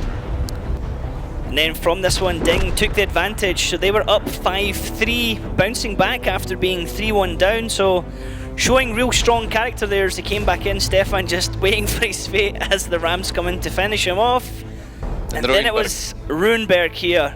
Both teams, you know, taking the defend, like we said before, it's a real solid map. Both teams can take the defend. Attack is shaky. They actually, you know, both blind picked the same lineup on attack strategy. The team damage here from Stefan, 1,300 in the back of the turret. To be honest, I have to defend Stefan there. Like, I think he had to take the risk to, like, give Kazna the win, but yeah, it was already too late. It was unfortunate. We saw the CDC, we knew the tactic was, we thought perhaps it's going to be another bait. Kazna did do that earlier on, they put the CDC up there and tricked everyone. But no, they still had shots open, and this, Kevin, you were raging at this one from Breakneck getting shot. Yeah, what a crossing right there, you know, just lost all his HP for nothing, exactly like how Stefan died sitting in the middle of the road, got annihilated, but they managed to win the round there, Kazna. Yep, indeed they came right back into it, and we were square there at 5-5, weren't we, after this one? Yeah. Just close game overall. Close game, could have gone anywhere, and right now everyone was thinking, could it be a tiebreaker? Daki was really worried about it himself. He was terrified, as then we went into steps. Oh, sorry, Runeberg. Long day, ladies and gentlemen. Cliff, yes, thank you, Vala. What happened here, Kevin? Well, you know, Kazna just being dominant. They have the defending side, they took the hill, they took the map control, picking Ding apart, you know, slowly. Ding was playing with D5, trying to boost him. They got him up the hill, but in the meantime, Kazna already killed 2 tanks for free. The last sitting on 6-5, Kazna crew went all out, guns blazing, old school tactics. it just didn't work for them, did it, Vala? Nah, it was a bit reckless, I think. It was a decisive round. It was a match point for Ding, so I think they should play a bit more slow, like methodically, and not just rushing over the middle into like nothing. All or nothing. As Daki would say, one shot, one opportunity. Do you seize it or do you let it slip away, you know? Mom's spaghetti, it looked like, unfortunately. But then again, I don't think Kazna is like disappointed over their performance. Like, still, they're going to New York. They can prove themselves against the team from other regions. So, yeah. Obviously, they can't be satisfied with losing against Ding, but I think they can't be sad really much. Okay, yep, indeed. So we can see here post-match stats: top damage Nexus, then Hulknick, then Breaknick, then Maraka. Top 4 players in that exchange between Kazna and Ding, all coming from. Sorry, actually not all coming from Ding. Nexus is at the top. Sorry, Nexus there from Kazna. Yeah, you know, great score. We can see positive 6th place overall damage, just 6k behind Nexus. But you know, overall he did great. Both games, the final match, he carried them through. Yep, it was something that we said on here on the analyst desk and also on the caster desk. Just positive was just consistent damage all the time for Ding. He was always there, top 3, always doing the damage. That Runeberg game against Oops where he did almost 6k damage, absolutely exceptional. And there we have it. Ding have gone through the season undefeated. Nobody has won a match against them. That is one hell of a record. That's really impressive. Yeah, just unbelievable. Crazy, crazy, crazy. The other teams out there, take note, the teams going to America, Ding are the team to beat. The Russian teams who might be seeing them in the Champions Rumble after the Challengers Rumble, take note of these guys. They are not to be underestimated, and they're my pick for going through for that first place for the Grand Finals. I'm going to state it now, I think Ding are going to go all the way this season and get into that place. It's been a brilliant day today. Last thoughts, guys, before we sign off for the day? Great matches, way more than we could have ever expected. How have you enjoyed your time today, Vala? I'm exhausted, but I was so excited for it, so I don't really feel the you know, I'm not really tired. Yeah. Looking forward to going straight to bed then, yeah? Not really. Okay, well, I hope you guys at home have enjoyed yourself. The studio audience had a great time. It's been a pleasure hosting today's finals for you. Thanks very much for watching, and we'll see you guys next time.